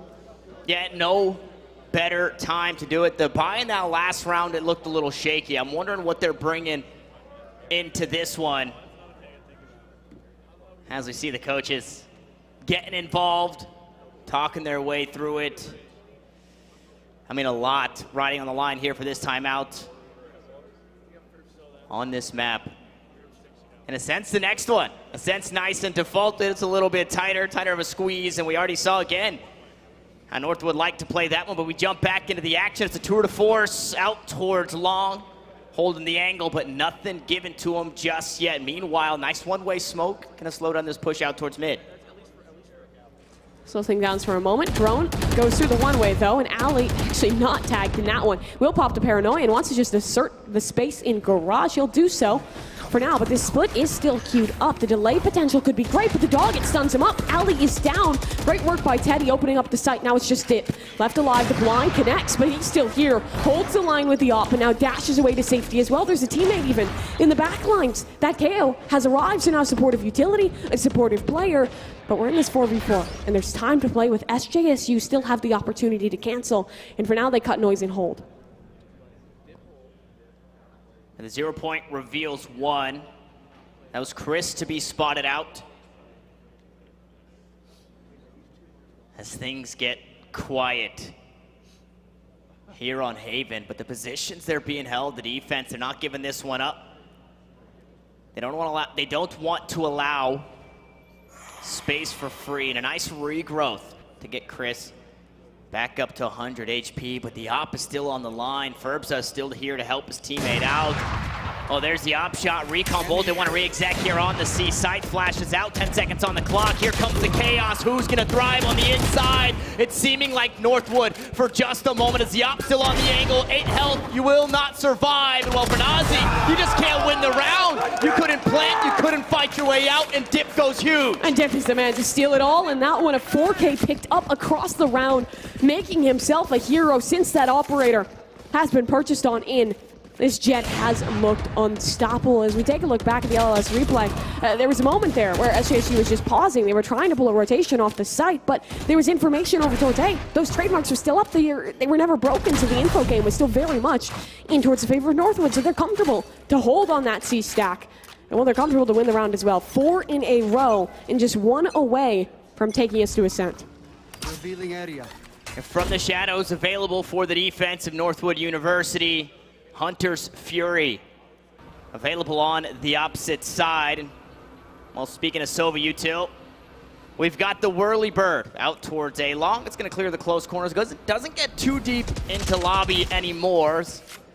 Nazi trades his out, and also a couple of members go unspotted by that one. So the information game still feels a bit dark for both of these teams, but look at this. They're all stacked up. They all have to answer to Tyler, and he only gets 1. The trade, it's immediate, but here comes the reinforcements. Hunter's Fury out across the site. The angle's being cleared out, and Nazi gets nothing with it, but he has the spike in hand as he pushes aggressively here onto the B side. He's going to look to get that one planted. It's Dip on the angle. It's Choi Boy just on the other side. It gives up way too much, and Dip will capitalize. That was the fight that needed to be won, and now it slipped away. Now it's a pinch from 2 angles. Nasi still looking to hold down the 4th, though. Has a dart, but there's too many players to watch for, and now it's just 1 man remaining. Fig has been great in these clutches, but he's just looking the wrong direction. Somehow still alive, but not for long. Map number 2, the way of Northwood. Map number 2, the way of Northwood. We weren't sure how they were feeling off of a close loss on Breeze, and this just answered it for us. I mean, what? We end out streak of 5 rounds in a row for Northwood. in that late round of the second half, they find the adaptation. I think the biggest part of it, get Dip on that up, have that sustaining force. You have him constantly locking down the space towards C. You have those trademarks that were never really tested over towards, especially on that A site. So SJSU in these rounds where they were playing really slow, they just didn't leave themselves too many options in these mid-round calls, and they just kind of got caught into these situations time and again where they're just pushing that operator with no time, no second chance, and Dip just thrives in those situations. Absolutely. As we take a look back at the LLS replays here on Haven, it was a close one. It was a back and forth until the very end, where Northwood University, they just seized control and pieced together 5 in a row to close us out. And a player that I want to mention, because we talk about the most survivable Ollie, we talked about Tyler and what Dip was getting done. And although Ferbsa wasn't incredibly quiet, he wasn't incredibly standout, he's not dropping 30 bombs. Sure. But every time you see Ferbsa, he's in a position to help his team. It's a flash coming through, and it's somebody else collecting those kills, playing that support role, playing that initiator role so darn well, and it doesn't necessarily mean getting the kills, and we've seen it in the series that we've got. And I think a lot of the story of this map was the kind of difference between those secondary initiators. We had the KO versus that Sky coming on through, and I think the value that they were getting out of the KO was absolutely excellent. They were able to clean up so many different kills, they were locking things down, denying that utility, and it just worked. Still, one more map remaining in these series, one of these teams walking away your champion straight after this break. The Collegiate Esports Commissioner's Cup is presented by Microsoft CW. Barbasol. Go to barbasol.com/Dominion to see all the limited edition Jurassic cans. New Street. New Street helps you navigate the collectibles markets with confidence. Visit newstreet.com to find out more. McDonald's. Download the McDonald's app for exclusive deals and easy ordering. McDonald's, I'm loving it. And by the U.S. Air Force. See if you can command the stack in the U.S. Air Force's award-winning augmented reality flight experience mobile game available in the App Store. In partnership with CSMG, transforming traditional sports and esports. Esports U, the flagship of Collegiate Esports. Skillshot Media, the official broadcasting partner of the CECC. Atlanta Esports Alliance, location host of the CECC 2022 in Atlanta, Georgia. Esports Foundry, official tournament operator for the CECC.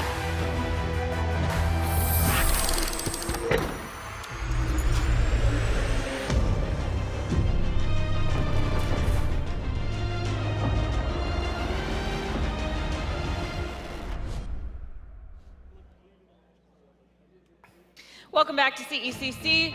We've got some great matches going on. We are tied up 1-1 in the Valorant Grand Final. And Blue, you got some stuff to show us after that match. What is it? Yeah, there was some really good stuff that happened in that match. I mean, if I could, I would just package it all, but that would just be replaying a very long game that went back and forth between the two teams. It got out of hand there towards the end for the side of San Jose. I mean, SJSU, they kind of fell apart, which is what we've been saying Northwood has been doing. But Northwood's been stepping up. And right here, this entire round 5, this was something of beauty for the side of Northwood, because I was looking at SJSU. If you look at that mini-map, you see they've got Jet in the middle, kind of playing that IGL intel. She's not really an intel agent, but she can provide it with her eyes. And she's in there flexing in between. You got 2 people on that C site, you got 2 people on the B site, and they're kind of sandwiching those opponents. And like we said earlier, Northwood kind of sticking together. They don't really play the lanes and those crossfires, and if they get caught in a trap,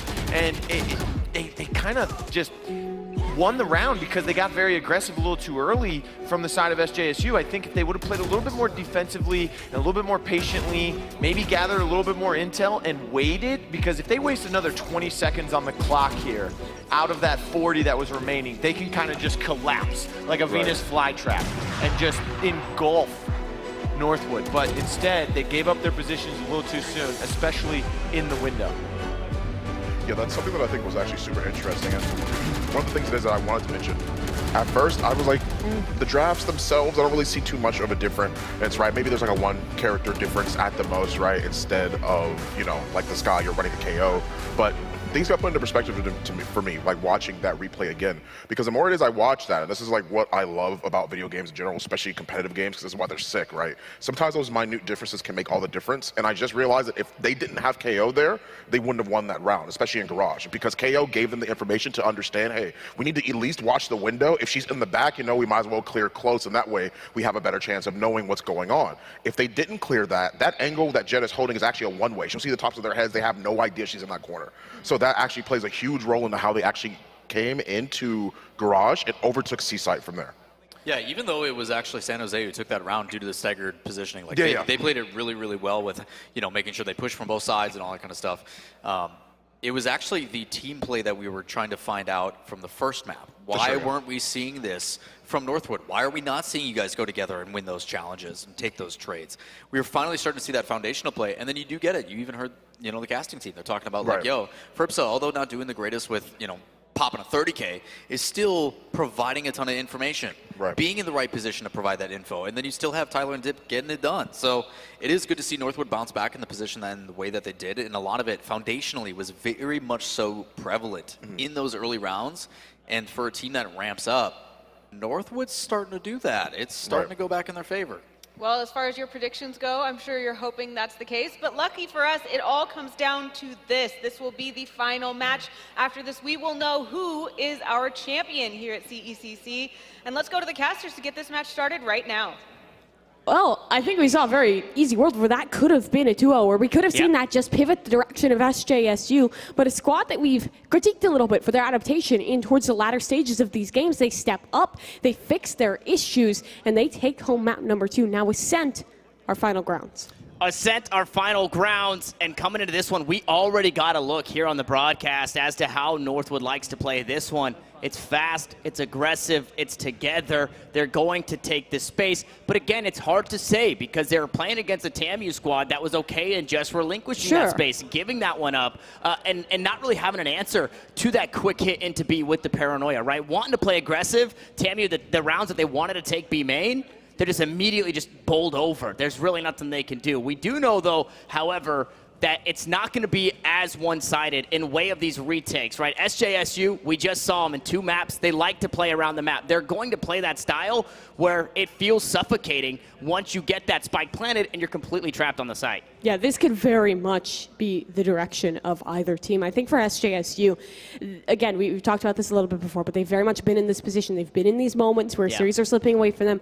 They've been here. They've been on the stages like this before, and they have a lot to prove in towards this match, especially with their opponent just forcing that respect out towards Haven. I think that the turnaround away of the defense for Northwood has been a really big success point for them, and just their willingness to get aggressive, but never really overdoing it. Like the rounds that Dip was pushing down, I don't think we ever really saw a moment where SJSU was punishing that, because the majority of the time it was rather passive, just holding back, set up with that operator, comfortable in what the chamber utility and what the kind of that the Sova darts and the Sova drone for the reclear was providing. So they never had to be as proactive as we knew them previously to be. They're showing us different looks. It's a good sign. It's a great sign, and I love the way that once we finally started getting comfortable on the side of Northwood, the way that they were playing the map on the defensive side of things, they're working together. There's always multiple people in that area looking to play the trade. It's also what we were seeing on attack when Benji was pushing forward with the operator, the tour de force, whatever it may be. So they're not just taking these individual 1v1s.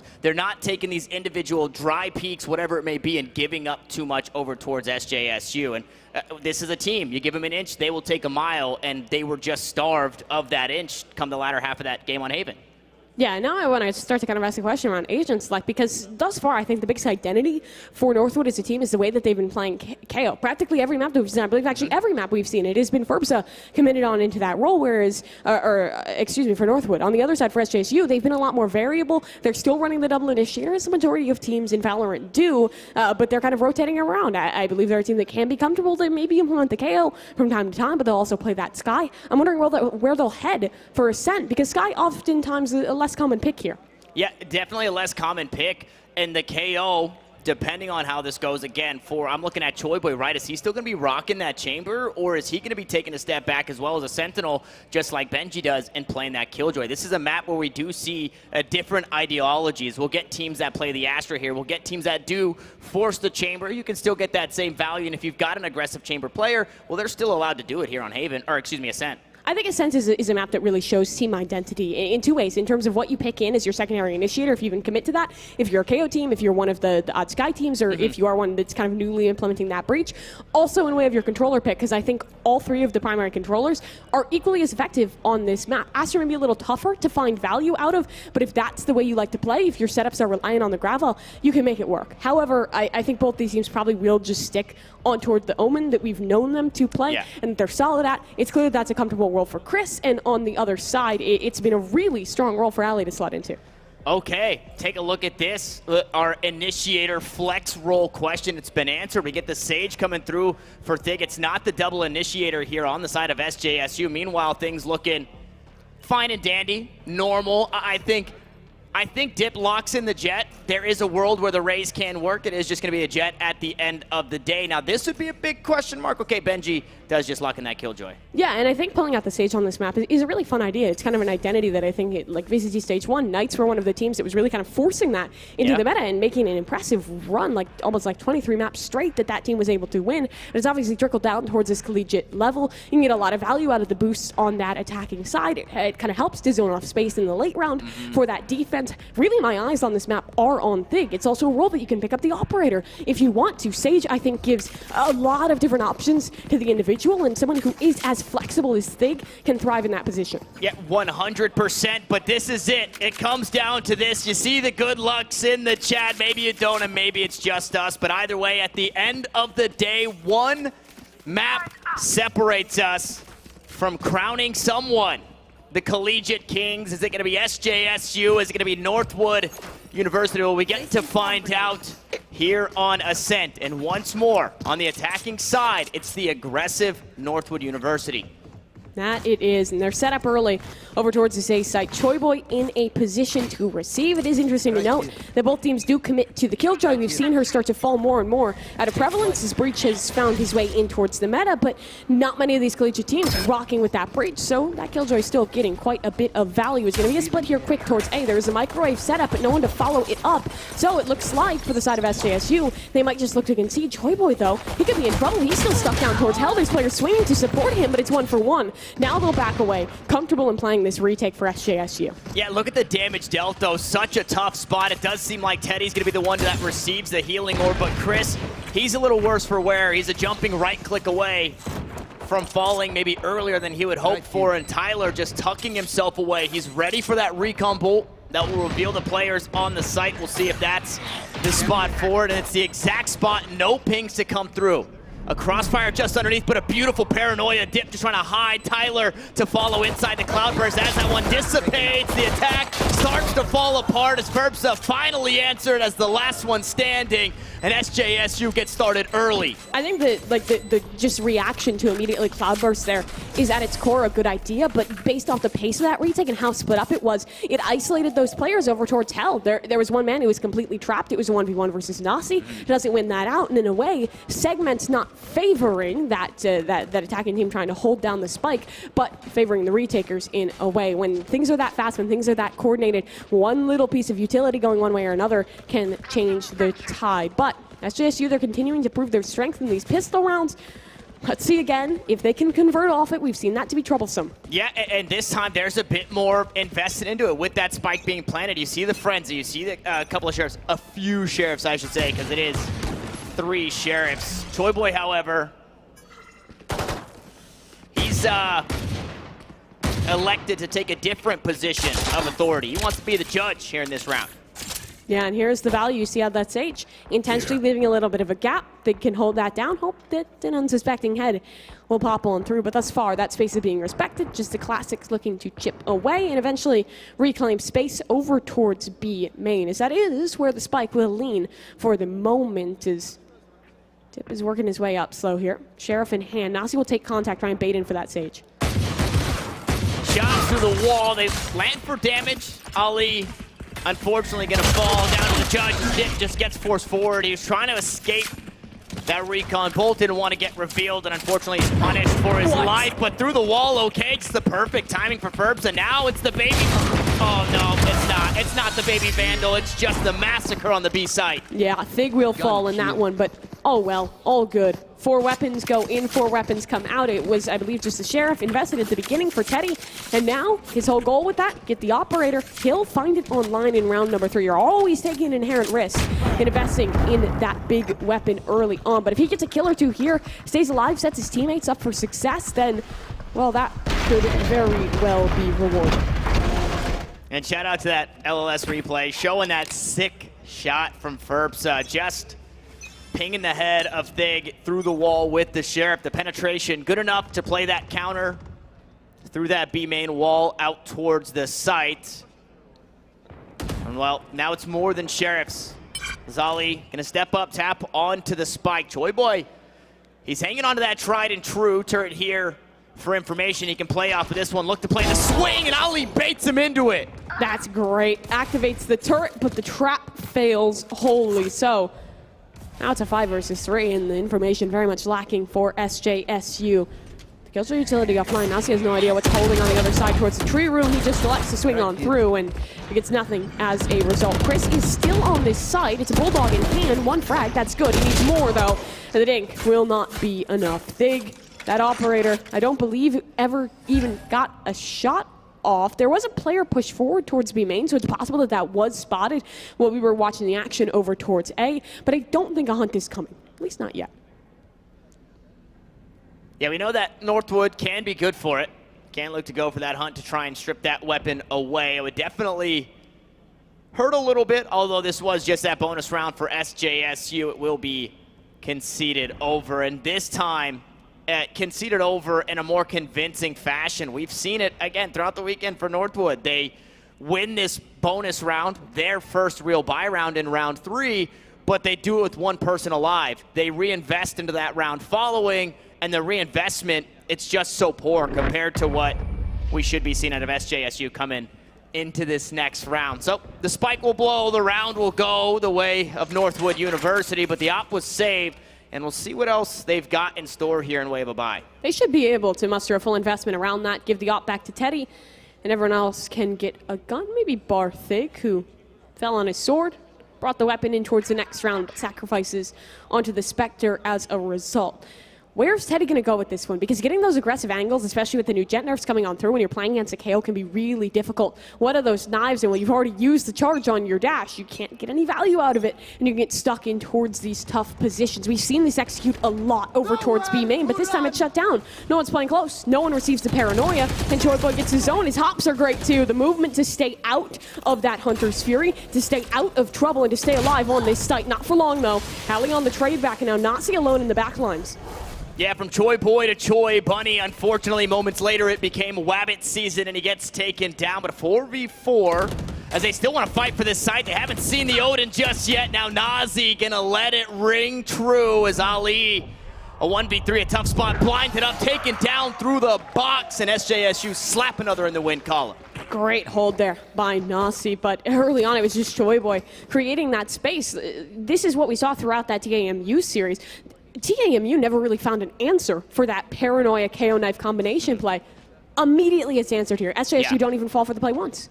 And that's the respect that you have to give. It's the wherewithal to understand that not only are you in a bad position playing up close because of that paranoia, you also have to be wary of this KO. Yeah. One of Choi Boy's jobs, outside of everything else that he has to do in this game, is do not get hit by that 0 point, and if you can, be outside the range of that null command as it's getting popped.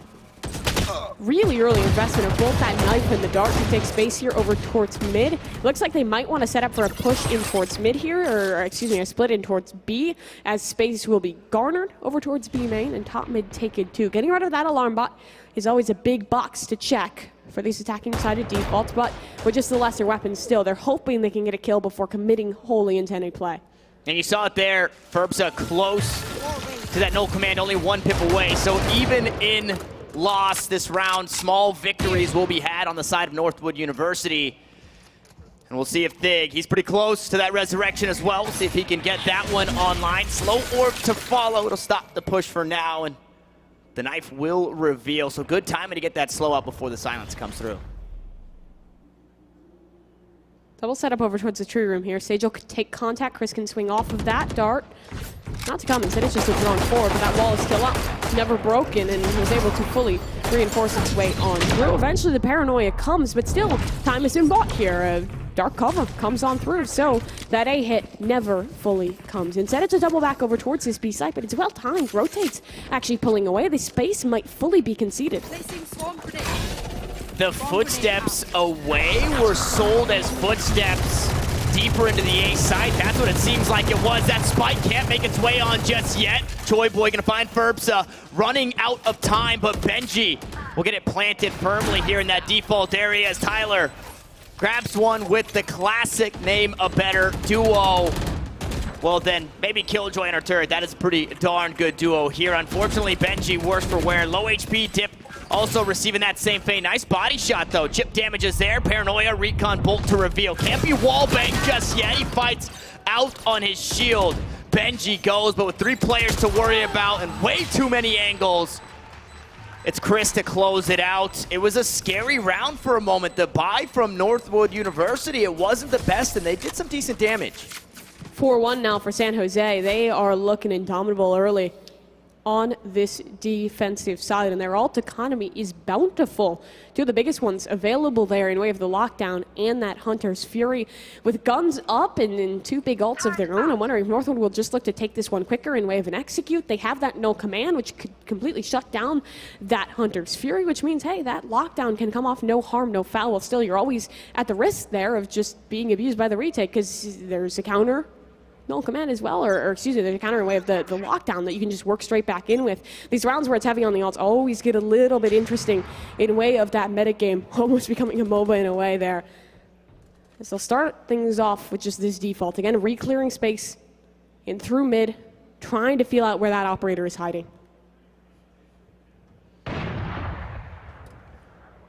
And Dig on the same angle that we've seen the Sage play previously.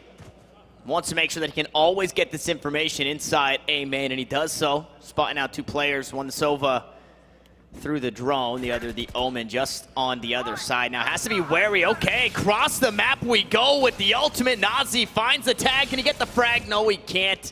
It's Ferbsa to just escape and stay alive as Ali pushes his way up. He's able to clear out Wine, but again, stalled out for just a moment. This is his own dark cover that he's got to push through. Look how close the Silva is. The Silva's just playing in towards the tree room. If null command comes on through here, or excuse me, there's not even going to be an opportunity to reply with shock darts. That Hunter's Fury also was already used, so it just has to be the counter lockdown coming through instead. Does this call for the cancel, or do they still commit in towards A? If they cancel, they're taking a risk because the flank is already coming on through. They look to commit, but Tide is working against them. That defender lockdown, they have to push it, they have to fight for it. But it's just a meat grinder. Nazi was ready, he holds the crossing, well, Dip gets one. That's all there will be for Northwood University. They take the risk, but get nothing for it. I mean, they just jumped into it, like you said, the meat grinder, just a slaughter. Nazi had one of the largest jobs to get done coming into that round. We painted the picture of, hey, lockdown's available. You need to be able to ult that and not get hit by that no command. He pops it early, doesn't get too far ahead of himself. I like to see the aggression. And then he makes up for it, saying, hey, guys, I don't have this ult available for you guys, but what I do have, it's this trusty bad boy. And he reaches into his pocket that is one of those never-ending bags from any RPG game ever. And he pulls out an Odin. And he does Sova things with the Odin. Sova things indeed. I think they started really strong with that round. They had the right idea as well. It was kind of predicated upon baiting out that Sova ult and then just using their lockdown for an execute immediately. But the heads-up play to just see that lockdown and for SJSU go straight back in with one of their own, it's perfect. They shut it down. They forced the fight on their terms. And what I was talking to some of the players with UCF, and they were talking about an extra minor change to the Sova, where although that drone is only getting 2 tags, when that first tag goes through, there's a bit more delay to get that Hunter's Fury out. So it's very hard to hit that. Oh, that's why we see only that first tag coming on through. So, I mean, again, shout outs to Nazi for obviously just trying to be aggressive with that one, catch somebody off guard. It didn't quite work the way that they were hoping, but it did the damage. They ended up capitalizing on the round. in way of Nazi doing Nazi things. And this one, it should be another one basically for free, barring anything crazy from Northwood. Yeah, pause through, but it is still just the eco in this round. We'll try and get something done. Sheriffs, a Marshall, few odd bits and bats to find some damage, but thus far the only man picking up damage is Teddy. He wants more out towards mid as well, just trying to peek his way through, but doesn't find anything else, but nor does he overcommit and fall with that operator. Mid control, however, has been lost, and now someone from SJSU will have to be dispatched in alley. What a shot, I believe, just from thin air there. Teddy is plucked down, but Thig has the resurrection. All good. Your duty is not over. Maybe a small angle that could have been wall banged, but that doesn't come to fruition. Now you see him trying to send the wall bang back in response with that operator. Nano Swarm Fragment, both used to clear tree here, and Toy Boy forced to back away. The alarm bot taken down, but it's the Nano Swarms to start to cook the players of Northwood. They push onto the site. They're awarded the plant. And out towards mid, Nazi gonna be met by Ollie. The crunch, it's not allowed this time around, and now it's SJSU in a tight crunch here, but Burbsa, the last one standing on the site, will eventually be met by Chris, and it's a 6th for SJSU. They take some damage, it gets darn close, but still, SJSU coming out on top of these rounds. They realized the risk that was being taken over towards mid and trying to recommit to clear that space, so they just give it on away. Instead, just like to play retake practically everywhere, giving a lot of respect over to those lesser weapons, which is well deserved, but in this game, Northwood still struggling. This round could be massive if they can swing it back towards their favor. A salvageable half, and they have the resources to make it work. An attack side operator for Dip, a player that was so impactful in the first 2 maps, and still that null command available. And again, you can just see the homework done here by SJSU, because it is not uncommon to see players get aggressive into B main and fight for this area, but understanding that there's always a chance for that Omen flash and dash play, they just concede that space. They're welcoming you into that B site, and they're gonna use what the Killjoy and Sova do best. They're gonna use that utility to slow you down, try and stall. Speaking of utility, Ali up atop the wall, he'll concede his position and back away, understanding that maybe he's getting a little too crazy.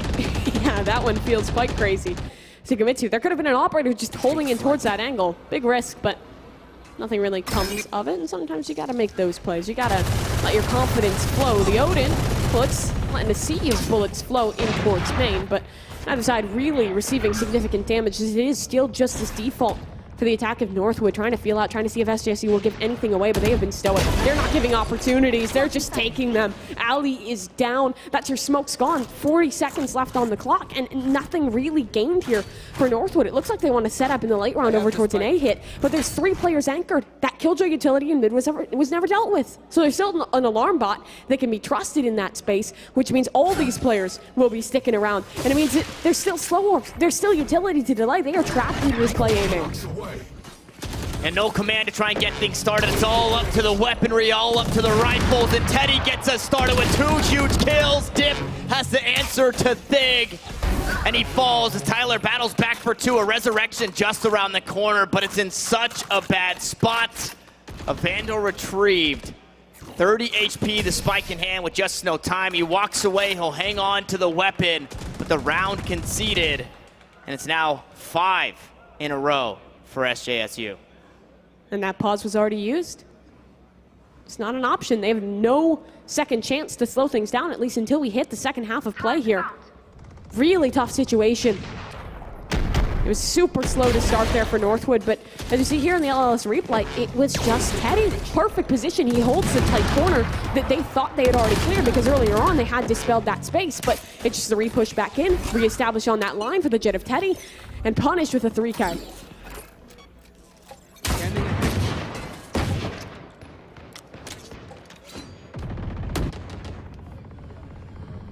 More information garnered from the 0 point.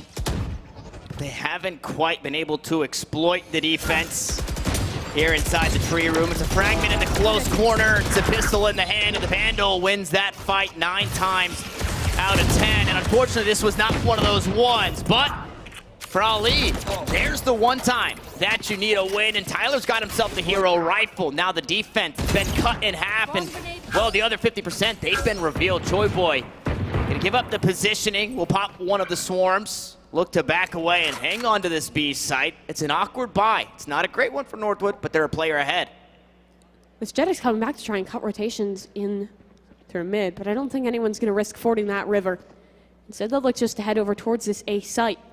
And the rotation is well timed. This operator could be on the scene. There is smokes available.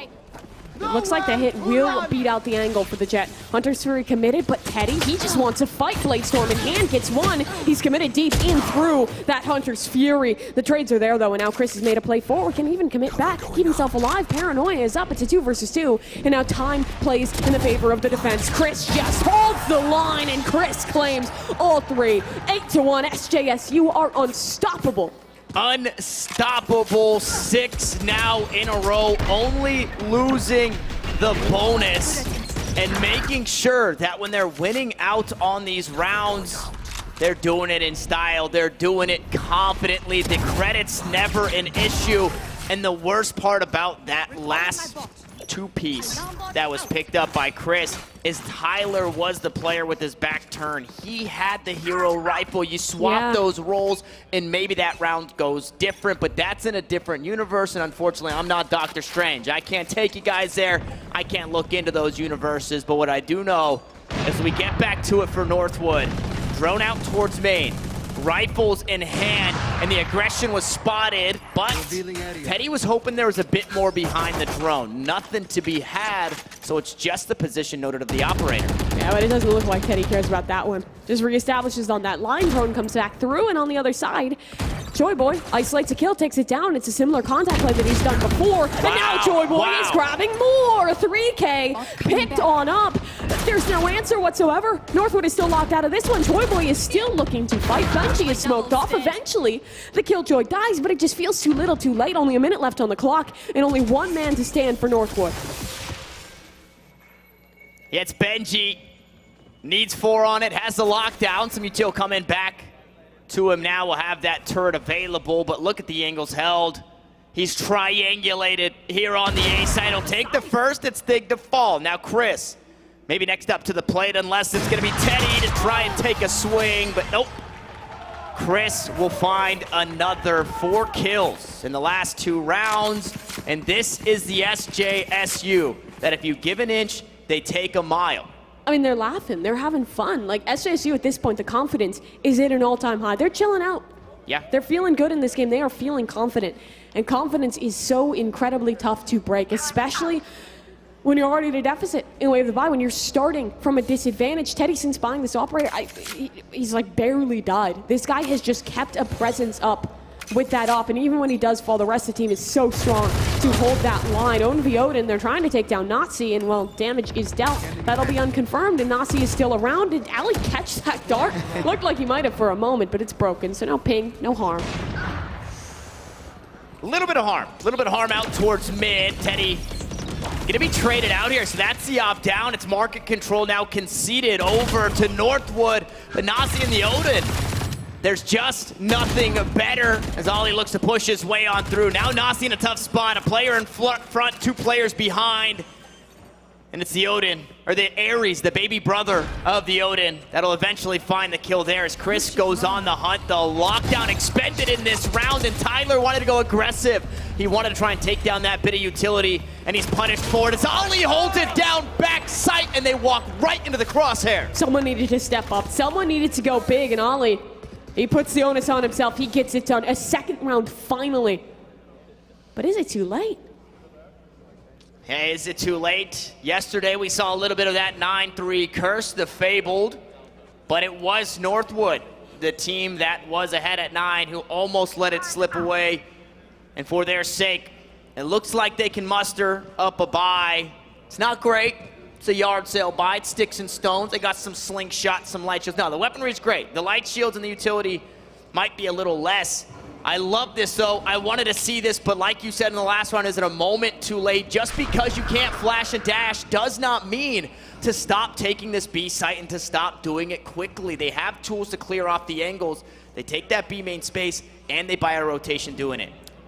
But still, there's 2 players here over towards A, and SJSU have already shown to us that they're very competent in these retakes. It will come down to that. As the Omen teleports on over, Spike should soon be planted, but the realization has been made here. Now the question is, does Northwood take a fight? They still have a player positioned out towards mid. The Sova could find a relurk in the late round, but already that space is being picked back on up. And SJSU, they have a Paranoia, they have a Sova dart around the corner, they have tools for this retake, but they've just lost a big one with Nasi falling in mid. And Odyssey going down doesn't feel great. The resurrection, though, will bring him back. Shieldless, armorless will be the Sova. He's going to queue himself up a Hunter's Fury. Want to clear things out, but you needed to find Ali because he's the problem for the squad. As Ali takes control of the last 2 rounds of the half, and he'll find it 9-3. It's SJSU on top, but momentum the way of Northwood as we swap sides. Now this comes down to the pistol round.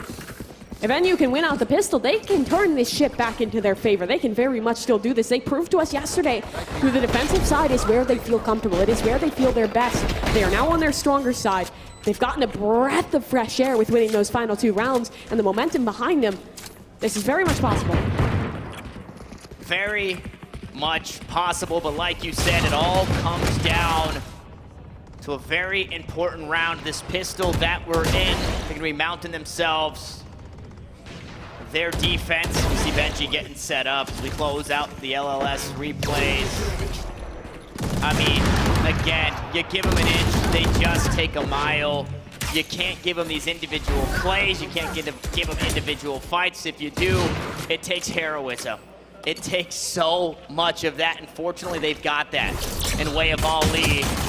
The knockout for the last 2 rounds, and he goes right back to it. A couple of jabs out towards Teddy, and it's a Jet already fallen. Yes, but the A site 2 has been lost. The space gain and the value in that Sage to hold down space. However, no one ever cleared hell, and no one ever checked on Benji. This man is stuck around, and he's now finding value. Nasi on the trade back, and still, that Killjoy in hell is an issue. Will be contended with, but not before he gets another. The jumping classic. All it takes to close. That's the pistol round. That's the one they needed. Northwestern.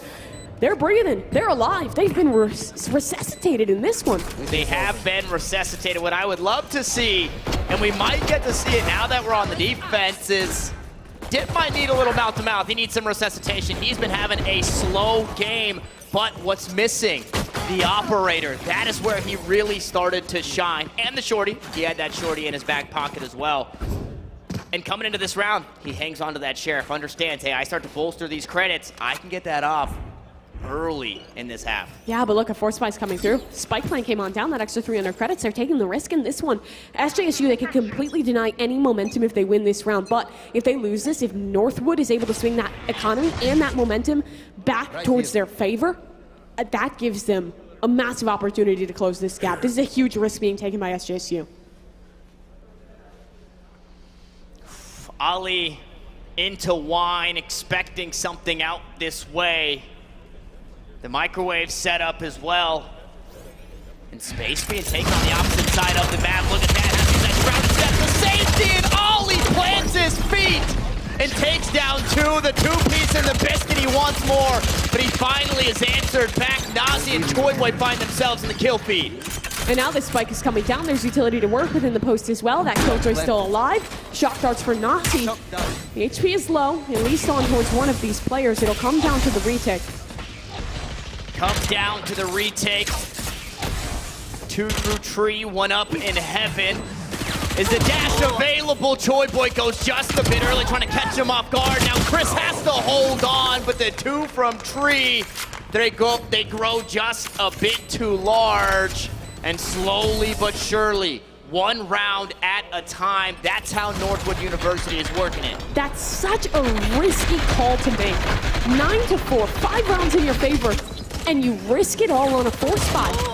I mean, the economy is going to be in such a bad spot now for the side of SJSU, but damage was dealt on both sides, so they want to play the Force Spy wars? Not quite. They'll save on through, and their opponent will reinvest on in. It always gets weird with the Force Spies on Force Spies, but SJSU do cut their losses.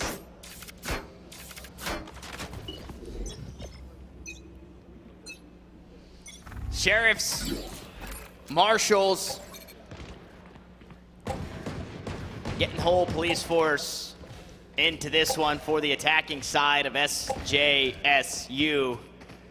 And we've seen these weapons do damage. We've also seen this do damage up towards mid. Alarmbot taken down, Nanoswarm not quite activated. And Verbza expecting some aggression here. And once more, it's not Verbza making these individual plays, killing 5 players. He flashes for himself and a teammate, finds good damage, backs away. And again, it's another one of those plays. Contact off the turret, value found off of it. And now to further that zoning, the knife comes on through for the KO. They realize no one's gonna be main, but that will not be true for long. All 5 members of SJSU re-walking in this space. Now the execute force coming, but 2 players close together on this site. Yeah, the Sheriff, not enough there for Teddy. Verbza still holding it down. Benji now stuck in the mud here, backside, but he just sprays his way on out, and well, things inside the smoke. He creeps onto the other side, and Tyler take him down. The punishment there from Northwood as SJSU, they force up, they come back into this round with sticks and stones once more. And now 9-6 our scoreline as we go into it, a full buy for SJSU, but Dip has got something special for him. The operator available, Dip. Like you said, it's been a very slow start for him, but the team, they've put him in the backpack thus far, and it's been fine. They've held on, and now he's gotten to the point where he can thrive. He's proven to us already that his defense on ascent is his strongest side, and the operator in hand as well could get a lot of value. In this round, though, no one really testing him, just the one lurker over towards B. The brunt of the force here, just clearing space in a main. SJSU, though, they're just hoping to trigger a reaction, and the reaction, it would likely be Dip sneaking forward with the op. Joy Boy is holding the angle, though. It becomes a game of patience. Who waits longer? And Dip will win that war. Well, Verbza wants to go aggressive, but the high ground, Teddy sprays them both down, a huge punish, but Ollie's here. Ollie's alive, he's usually good for 2. He's got his 1, he wants another, but Thing will finally end this reign of terror and grab 2 of his own as Dip's on the opposite side of the map. This. Operator in hand, 600 credits, absolutely have to save this. Yeah, round's over. That'll be the 10th round, SJSU. They took their risk, but they're done with the tomfoolery. The buy came on through. They're done messing around. Good execute over towards A. They punished the aggressive position in a main. They shut down that play. The flash just missing. And the player from the high ground getting value. Good attempt from Ali to at least try to hold on, but yeah, there's never really going to be enough there. He might even die here. I mean, they're really hounding him down. Yeah, only one person on this side, and that person stayed alive. They've still got time. That spike yet to blow, and you still get 6 seconds after that slow orb there. Op shots out inside the cloud burst. Here comes the shorty, and Thig will hunt him down and rip away the operator. The 10th round was always going to happen, but again, the cherry on top, a crushing blow to the economy. And if you're Dip there, you're having your worst map of the tournament. You buy the weapon that you know you can change the tide, that you know you can get back into things with, and you don't even get to use it whatsoever. He gets nothing done, and then he just gets hunted. That is a heartbreaker for Dip. That it is. And with this, a buy here for Northwood. Mustering up all they can. Lockdown available to try and slow things down for the Killjoy from the shadows for information. We'll see how Ollie decides to use that one. And with that orb scooped up, it means not only the Resurrection, but the Hunter's Fury also online for SJSU. And although it's not great to use that drone ult combo, a lot of the teams nowadays are using that Hunter's Fury as that sight-hitting tool. That's true. It's a stronger setup over towards A here. 3 strong for the defense, but don't get me wrong, the setup towards B is potent as well. Contact play in mid, that alarm bot goes off. Flash forward, the KO can get value. Benji Willie's isolated. He has util to play off of, ready for the dart to hit towards that tree, but the drone is coming through. Ooh, Benji might just be in trouble. He needs to get a lockdown here in the back lines. Yeah, he does, but that right there, that 0 point reveals everybody, and it's gonna slow things down. Smokes were out, so they could have still looked to hit that one, but with no abilities, it gets rough. And that's the Omen TP, right? That's the A player leaving, but look at where Dip is. This is Dip's chance. This is his opportunity. The dart misses him. He's holding in the close corner. Judge is good for 1, 2. Dip, he needs more. And the third, absolutely. Dip for 4. It's not the ace, but this man has come alive. Dip finally here. We thought it'd be the up. Instead, it's the judge. And now Nazi needs to try and match that same dip energy as he plays around the generator. The first one steps up to the plate. It's a knock out of the park. But Ferbsa silences anybody who thought that would be a winnable round for SJSU. As we take a look back, the LLS replay giving us everything we need on how that round played out. The quadruple dip. He's getting his germs everywhere with the judge. And Nazi just stuck in a tough spot. Gets the spike planted, sure, but immediately gets run down. 3 players to worry about. And it's another round going the way of Northwood University. They show some signs of life, and they show some signs that it's not just the Ali show. But they're still very much they're still very much in the woods here, right? Like, this buy is rough. They win that round, and they still can't fully reinvest. They lose this one. Their money will go straight back to being crippled, and look at the alt economy. There's a lot available here for SJSU already. Hunter's Fury committed. They have the lockdown as well for this execute, and they'll use it. And the Hunter's Fury, it was just picked up for Northwood, but he's across the map. Unfortunately, Tyler won't be here to stop this. A few angles that are still safe as the recon bolt goes out. Teddy now to dash forward from the shadows used to secure these positions. And now Chris will assume his underneath heaven. Big to plant. Resurrection available should they need it if they find the position. Hunter's Fury, it doesn't get anything on the opposite side. No, it does! 2 kills go the way of Tyler in the retake. It's magnificent. They're gonna opt in to the lockdown just to try and secure it as Choi Boy waits at the entrance, tries to answer back and buy some time, but he's only got the alarm bot and a Vandal to do it. Hopping on the spike, it's a family photo just around the corner. Dip to close it out. He's been resurrected once more in the round to Northwood. SJSU need to pause, but this is getting really dangerous for them. Northwood is back into this. Their confidence has been reinstilled, and the shutdown on some of these preset plays, they read into what's happening there. They understand SJSU have a heavy ult economy. There's a high likelihood they're just going to look to execute here off that KJ ult, and they do. They play into it, and then the retake is just perfection. Despite the strong start for SJSU, Northwood is still proving to have that comeback potential, to have that goal, to stay in these games. And now the money, that is shot as well. It's very tough here for SJSU, and already the round is off to an utterly swimming start. 2 kills picked on up, no reply from SJSU. Ali has consistently been winning that fight from catwalk out towards tiles. You just have to stop peeking that angle and giving it over to the Omen. Where there's a will, there's a way, and he always finds a way. So a rough start to this one, although the buy's not the best. SJSU hoping to at least deal some damage, try and hurt the economy to the best of their ability. Force some reinvestments. Dip on the angle, doesn't quite land the shot, but he's able to go right back to it. The Sheriff's not too threatening. A Nano Swarm to buy the space. I said the Sheriffs weren't threatening. Choi Boy making me eat my words. Another Nano Swarm, but a beautiful recon bolt. Tyler scoops one up through the wall. Chris tries to answer back. It's just not enough. Now here comes Nazi.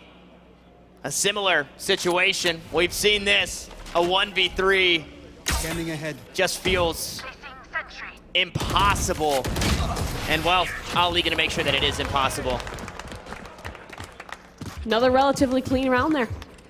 Operator stays in the hands. You can toss that back on over towards Dip. But the buy's back through. SJSU at least have that to work with.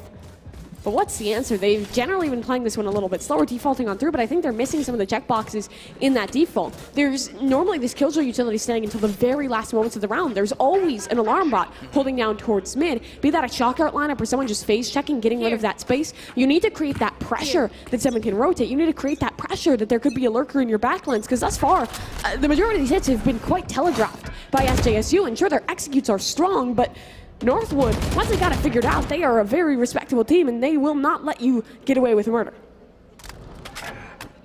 No, they will not. And it seems at Northwood University, they've collected themselves, and they now understand the assignment here on Ascent.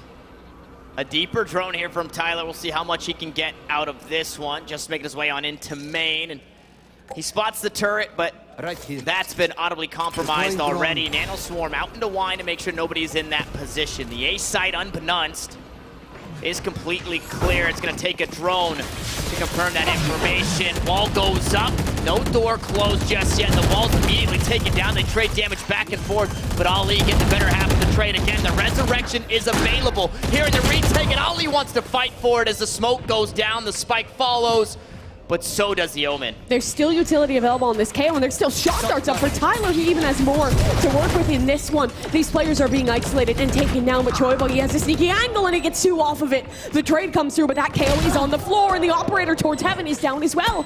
Teddy yet to even be spotted. Chris here, it's a crossfire. They're walking into a death trap. Northwood, they had the momentum. They were building into this one, but it's been stolen back by San Jose. It's been stolen back, and Ali just getting a little too far outside himself. He's been making plays. He tried to make that solo play. As the smoke dissipated, he gets punished. And we know how strong that Northwood can be as a full 5 when they're retaking together. And when your Omen's down, you don't have that paranoia. You can't smoke things off. It makes the retake so much harder. And we saw it there in that it made it. So SJSU could lock that one down once they got that spike planted. And well, similar setup out towards A. Aggression here. Turret down. Teddy gonna take down Ali. Gets revealed. And Ali's just giving it to him here at this point. Teddy will gladly accept that kill. Open arms. Gives him a hug. And they pause. They wait. They're trying to see what the reply will be out of Northwood. Thus far, Northwood, though, are holding to their guns, but they have to start to get nervous. Tree room has been conceded. Someone could have walked up towards heaven. Someone could have walked up towards B main and be deep in that position. However, none of those fears will come true as that knife just a second too late. And now the ult is popped. A site should soon be compromised, but still two towards heaven looking to hold this down. Yeah, they just want to stand and fight. There's a few safe spots with this lockdown. Nobody detained. Resurrection. Can they bait it? Oh, it's Nazi to fall instead as a slow orb comes out. The defense stalwart here, but the robot spotted and the paranoia had him blinded. Removed his Ferbsa and dipped 70 health from meeting that same fate. A 2v4, an awkward situation. There's nothing really to work with here for Benji. I mean, the money's in a weird spot. Do you even justify for going for this? 2 versus 4, the utility's already limited. There's a lurk in through mid. I don't think they even know about that yet. And a wall locking them out towards heaven this round feels nigh on impossible.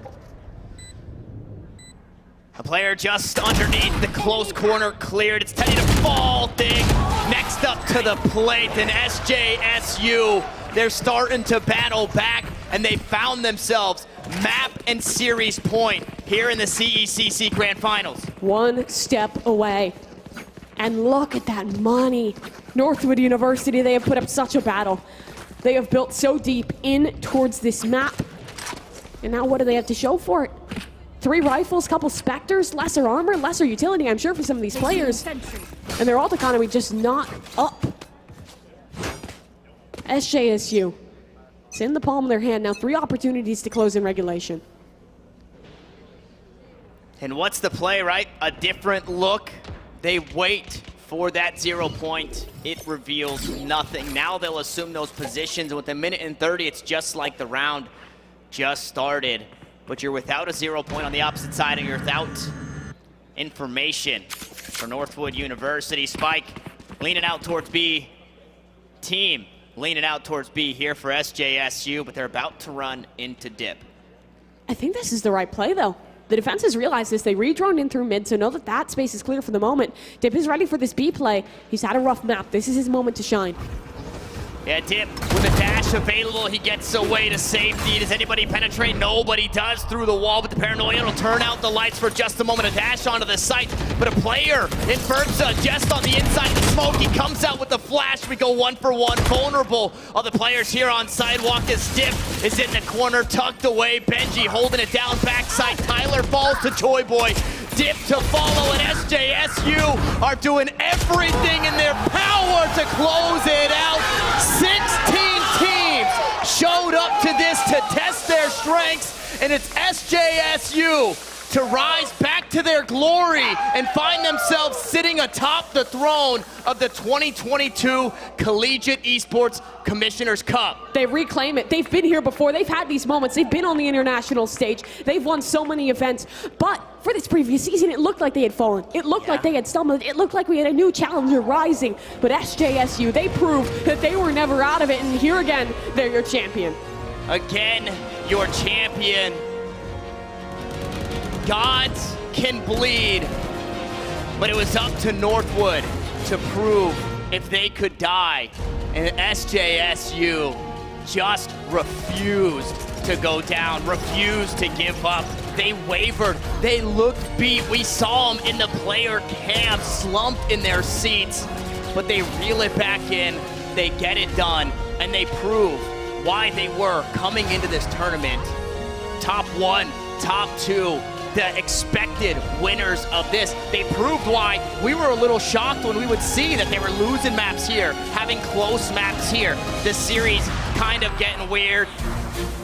But at the end of the day, they silence everybody, they do it again, and the LLS replays, they just show us exactly how they reclaim this fame. I mean, every single one of these players proving their worth throughout this map. Big step-ups from the duelists, from the support line of Choi Boy, the coordination for this squad. 2 years that they have played together, not just in the collegiate scene. They've been playing out in the Tier 2 scene. These guys are grinders. They have been committed to their craft, and the rewards are showing fruitful. Showing fruitful, you see the excitement. And here in just a moment, we might get to hear some of that excitement as it comes down to the last round there, but now out to the stage for the interview and the trophy ceremony. Hello everyone and welcome to the front stage here. Let's give a big round of applause for your winners of the first ever Collegiate Esports Commissioner's Cup, Valorant, SJSU, San Jose State University. Well done. So I'm here with Choi Boy. You guys have been unstoppable all year long in the collegiate space. How does it feel to win the first ever Collegiate Esports Commissioner's Cup? Honestly, it was deserved. I think we've shown ourselves, proved ourselves, and this is just another title in the books. All right, well done, well done. How is the team feeling right now after a massive win? We heard it here in the arena, but tell the folks at home. We're ecstatic, we're proud, we're hyped, right? Yeah. Yes, sir. Let's go. So, I mean, I'm more hyped than them, but it's great because, I mean, for me personally, this is my last semester for collegiate, so it's a great way to end, you know? That's right. So, yeah. Well, Choi Boy is going to go down in history here. SJSU is the first ever Collegiate Esports Commissioner's Cup winners here. This is amazing. You guys did, seriously, you did so good. Well done. But without further ado, let's have our trophy ceremony. Introducing once again the COO of CSMG, Ray Katz, the EVP of CSMG, Angela Bernhard Thomas, and the CEO of Skill Shot Media, Todd Harris. Let's make some noise one more time. Let's go. Absolutely welcome, everybody. All right, so without further ado, let's present this trophy to SJSU. On behalf of the CECC event producers, Skillshot Media, Esports U, and CSMG, and our incredible presenting sponsors, Microsoft and CDW, who are also the Valorant Trophy sponsors today, we'd like to recognize, after traveling a long way and a hard-fought battle, the Valorant victor in the first ever CECC Championship, San Jose State University, and let's recognize the MVP of our CECC Valorant competition today, Nazi. Nazi! Let's make some noise for the MVP of San Jose State University and the champions of the CECC Valorant. Well done. Nazi being crowned MVP, what do you think, casters? Was it deserved? Absolutely. I mean, like, I like watching these guys, like, we're all like sitting up here, like on the desk, like watching what's happening, watching what's going on. The adaptation I loved from SJSU, absolutely. Like, I think it was great. I was a little bit concerned it was looking like a 9-3 curse. I was like, uh-oh, like they're losing round to round, back to back, but they ended up clutching it out, and I think that's what's important. The casters mentioned it, right? Tanner said it. It's the fact that they were slumped in their chairs, but they pulled up their pants. They were like, hey, listen, like we can handle this, we can do this, and that's how they ended up closing out those games. I love how they played, actually. They adapted really, really well after they were losing for several consecutive rounds. Yeah, we said this is either going to be like the predominance of the ruling team or it's going to be an underdog story, and it looks like it is an underdog story. You were all wrong, I'm sorry to say, in your predictions. Were we though? Yeah, you were. No, that is literally, yeah. I said I was going to take us down with a ship. You know, I'm glad I could do that for all of us. I'm glad I was able to bring this out. One might call it nauseating, but you know, we do what we can. You're still wrong. Like you finally gave in and was like, I'm going to agree with you guys. Yeah, no, I was like, you know what? Let's put it to the test. Let's see if this is actually the truth. And I'm like, here we go. Yeah, and the comments from San Jose State, it was deserved. We've shown ourselves. We've proved ourselves. This is just another title in the books. It's interesting. We're calling them an underdog, and they're like, no. This is what we deserved. We worked for this. We proved it. Do you guys think that was a deserved confidence there?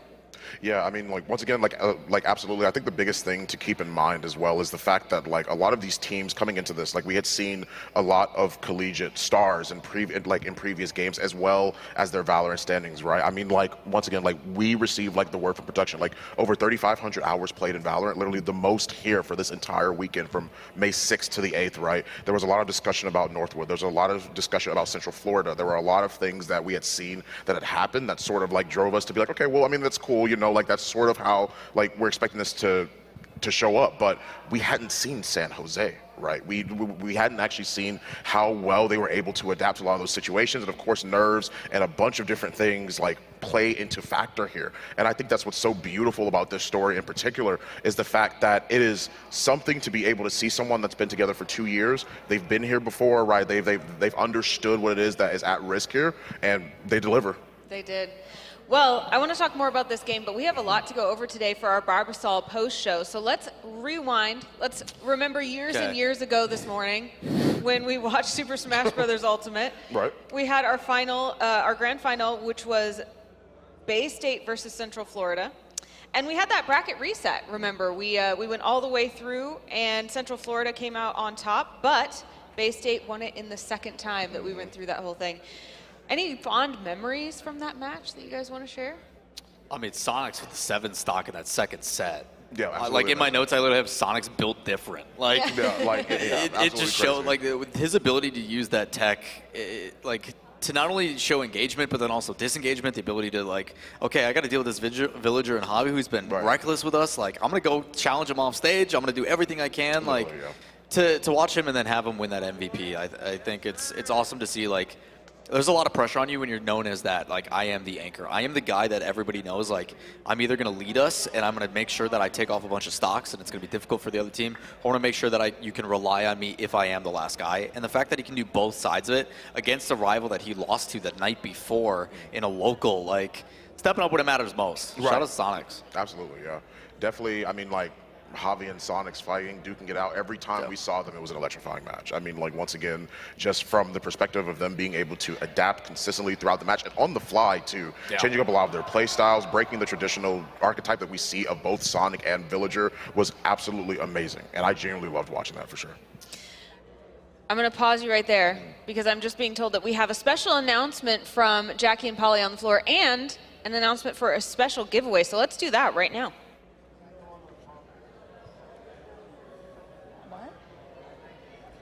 All right. Oh, welcome. Wait, I thought there was going to be a special announcement, so I'm like looking around. The special announcement was us. No, there is a special announcement. So let's do it really quick. We are going to be giving away, we did this, announced it online, we're giving away 2 Atlanta Hawks home opener tickets. So if you claim the NFT winner, number 13, remember, you must be present to win. You must be present to win. NFT winner number 13, I.O. Arctic. I.O. Arctic, come to the stage for 2 Atlanta Hawks home opener tickets. Yay. So there was a special announcement, and we were giving something away. I was giving away you were Hawks. my partner. I was giving away You Hawks didn't tickets. even tell me about this special announcement. Anyway, I just wanted to thank you. I've had so much fun working with you. Stage hosting has just been an absolute delight. You've just kept me all smiles. I definitely want to thank everyone up at the desk and everyone behind the scenes.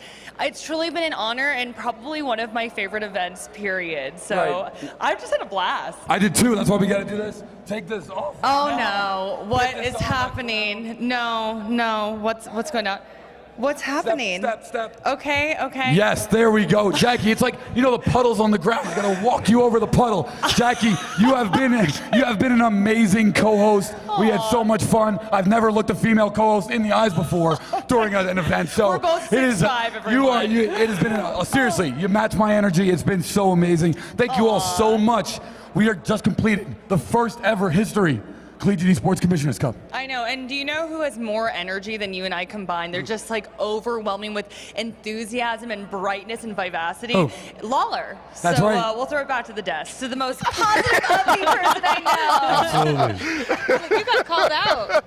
Oh yeah, Positive, energetic person. Jackie's just like overly confident about literally everything ever, and I'm like realistic. So like we balance each other. So it's just banter. I know she loves me. I It's didn't fine. know there were puddles down there too. They've been bringing us Yeah, all that these is Yeah, very those are actually sweat. my tears that she just. It's the gamer sweat.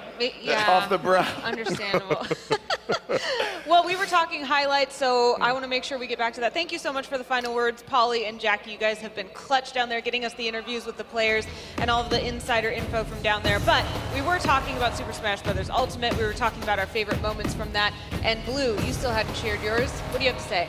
Yeah, the MVP Sonics played great. 7 stocks in that bracket reset. He was in the 2-hole, so he came in second. I think what really set up that successful run from Sonics and that display of just greatness from them was the Flopio change, right? Coming in and taking 2 stocks off of Jake. That was massive. Jake is like the big baller for them besides Hobby, and you come in, no one thinks you're gonna come in. Like they think Toxic's gonna come in or Tony Pajamas, which Lawler, I know you're still saying. Such a good name. Yeah. It's a great name. Just saying. Top 6 player coming into the event, never even played. So when you have that kind of lethal versatility in your roster and you can go very deep, it's just how strong your team is. And then you pull out this person named Flopio, who hasn't played all weekend as well, comes in, takes 2 stocks off of arguably a top player in the event, and then it sets up Sonic so beautifully. He didn't even win. Jake won that fight, but still, 1 stock left. Sonic comes in and says, I just need to take 7 stocks, and that is something I can do, and they did it, and UCF gets 2nd place. That's so right. Props to Floppe especially, and to those winners of our grand final. But we're looking at Overwatch right now, so I want to move on right to talking about your highlights there. Do you want to start? Yeah, sure. Lethal and Tap were the DPS duo that went insane yesterday for Harrisburg. Today, it's kind of like Lethal got put in check, and it was by Echo and Visions. Even when they mirrored the comp, it wasn't necessarily the hero that wasn't the mirror that was popping off. Visions played really great when they had to play Doomfist. Echo played really great on pretty much Cassidy and everything else that they had to touch. Tracer as well. And Gig just did Gig things. Yeah, Gig was our MVP, remember, so reason to celebrate Gig. What about you? One of the biggest things it is that I actually genuinely really appreciated about Overwatch was not only their team composition, but like their strategy around that. They had ran Symmetra like on both sides of the team, fighting in Lijiang Tower. Like, and then not only that, like we're talking about like the double wall. I talk about this play because I feel like it's so important. Is the aspect of utilizing the sound barrier as well to make sure that it counters out the shatter once their Symmetra wall runs up, right? So I think having that sort of level of play is absolutely insane, and doing it preemptively, right? Baiting out one ultimate in use of your other one. I loved how the teams were playing throughout this match. Anything to add, Lawler? No, I think Overwatch is probably my least experienced game, but it is cool to see just kind of those counterbalances. As well as teams not afraid to kind of put themselves out of a position to make plays with other teams. I mean, we talked a lot about Gig the whole time. His ability to draw aggro, split, push, allow his DPS to be proficient with applying their own pressure. It's cool to see kind of that split mentality and the fact that now we have Overwatch 2 to look forward to. You know, they're reducing the amount of people. There's a lot of evolution that I think is really exciting to come in the rest of that esport. And to know it's kind of entering its next chapter, I think should excite a lot of people. This is an early preview. So Collegiate with Overwatch 2, who knows what that's going to look like. Yeah. Now, let's move on from Overwatch. I don't know if we want to start with Rocket League or with Valorant. Your pick, Lawler. Let's do Valorant right now, just because it's actually on our screen. We can always talk about that. So yeah, I think Valorant was fun. I mean, we talked about how close it was going to be. We had two teams coming in, both 2-0 to that final round, and we're like, this one's going to be the nail biter, and it was. You saw a lot of ability to adapt from both rounds. You saw the ability for players that had early foundation issues with Stock, or not Stock. Am I saying that right? I'm completely San Jose? Northwood. Someone called them what was it? Midwood. 1-5 little Midwood. I was like, Jesus, you guys are brutal. But yeah, seeing Northwood come through, and it's like they had early foundations that were problematic. Like they weren't pushing together. They weren't checking peaks and going for trades. And then you start to see that come together. They bounce back at map 2. Then they go back onto Ascent, and we saw a completely different game. And then the 9-3 curse. And we're like, oh no, it's happening.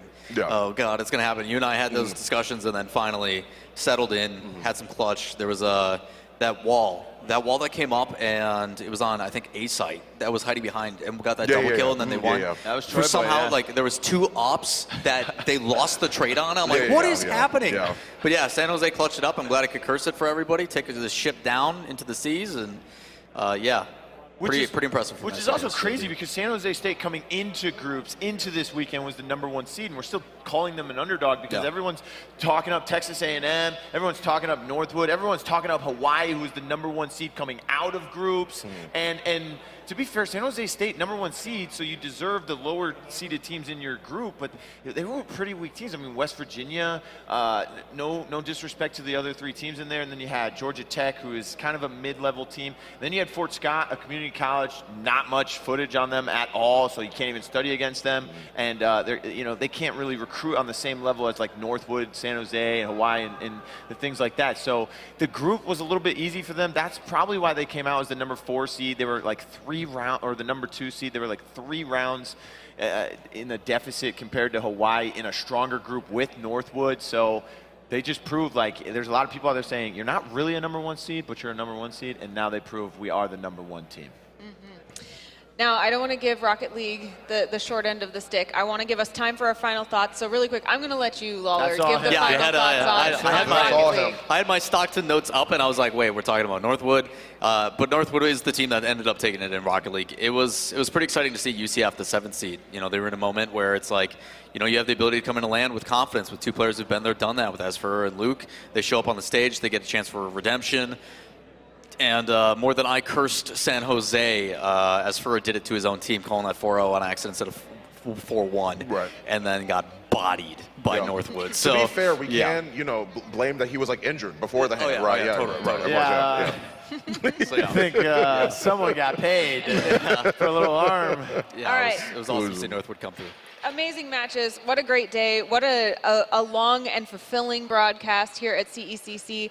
I want to give you guys time to just have some final words, anything you'd like to share with the audience or anything like that, or any of your favorite moments, whatever you feel needs to be said before we unfortunately say goodbye for the night. Let's start with you, Fawn. Cool. You can follow me at Fawn the Legend on Twitter. The biggest thing it is that I could say is that, once again, like, I live and breathe the aspect of thinking that video games are not just entertainment, they're really like real life. Like, they change a lot of lives. I've seen it happen. I've seen it happen with careers. I've seen it happen with players. So for any parents out there that are curious, for anybody that's actually curious, I definitely say go out, go compete, find your friends, just try it, right? There's a spirit of competition that's there that you absolutely can explore. And it's not impossible to be able to reach that same plateau, right? It just takes a lot of hard work and dedication, and that's stuff it is that I've seen competing in a multitude of different titles, right? So I absolutely think that you guys should go out there and play video games. Literally play video games. Like, why would you not? Good advice. Blue? I just want it to be known that there was over 575 hours of Valorant played in this building this weekend. And there was over 160 hours of Rocket League and over 309 hours of Overwatch. So time well spent. Yes, time well spent this weekend, and a lot of time in the game, right? But no, you can follow me on Twitter at RealBlueTV2. Real Blue TV. What happened to the original crowd, Blue? Paul McCartney hates me. That's all I got to say. It'll be back soon. Don't you worry, all right? I'll be out of Twitter jail soon. But no, I want to thank you guys. You guys are great. I mean, you command the desk. You tell me when to shut up and things like that, like a boss. You know, we're talking about Happy Mother's Day. You were like my mother for this whole weekend, telling me when to shut up. Lawler, I looked up to you. You were like an icon. Now I get to sit at the same desk as you, which I still don't believe I deserve or even should have, right? And Fawn, I've worked numerous events with you online and in person, and I always have a great time with you. Absolutely. Whether we agree on something or not, it's always for the best, and that's what makes us so dynamic, is because we can have those disagreements in a game. I'll go ahead and give you a hug. So much love on this broadcast today. And production as well. I know the two big dogs back there, Austin and Dylan, they keep putting their trust in me. I have absolutely no idea why. I know they cannot stand me. They put up with me, and I'm like this 24/7. I don't know how they do it. It's probably why they ignore my DMs. They're in my ear saying, yeah, I don't know why we do it either. Please wrap up, Anna. Please make them stop talking. Yes. I haven't had Lawler's last words, though. I'll keep it short and simple. Obviously, thanks to all of you guys at home watching, hanging out with us. Without you guys, we wouldn't be doing this. The other side of it is Happy Mother's Day. Mom, I love you. Thank you for everything you do. Thank you to all the moms out there. And again, shout outs to production. Without you guys, we can't do this. So they are working very, very long days alongside us. Yes, we're on broadcast. Yes, we're the face. But without them clicking the buttons and making us be able to sound and everything, we can't do this. So it is a true team effort. And everybody, long days, you guys killing it. Absolutely killing it. They really did support us so well. Thank you all for being here. This has been so much fun for me. I love sitting at this desk with you. It's been great to get to watch this entire tournament. That's what we love doing, right? Watching esports and talking about them. If you want to hang out with me, you can find me at Anna Prosser, anywhere that social medias are sold, or at annaprosser.com. And just like these fine people have been saying, video games are really an opportunity for us to find common ground and remember the importance of playing together. It's really a fundamental human thing that we have to do. So I feel blessed to have this be part of my career and something that we get to do as our job. So thank you for making that possible. And thank you to Barbasol for making this post-show very possible. Unfortunately, this is that time to say goodnight. You can't keep them quiet ever. No, you can't. But right now we have to say goodnight.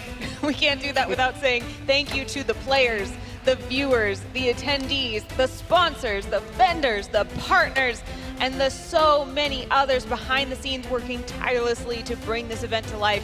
We want to say congratulations again to our 4 champions. First, Bay State University, the Super Smash Bros. Ultimate Champions. Illinois State, our Overwatch champions. Northwood University, our Rocket League champions. San Jose State, our Valorant champions. On behalf of everyone at CSMG, Skillshot Media, Esports U, Microsoft CDW, our lovely talent team, partners and sponsors, and of course, everyone involved with CECC this weekend, thank you for tuning in and attending the CECC live from Atlanta, Georgia. Until next time, we leave you with the sights and sounds of the first ever Collegiate Esports Commissioner's Cup. Good night, everyone.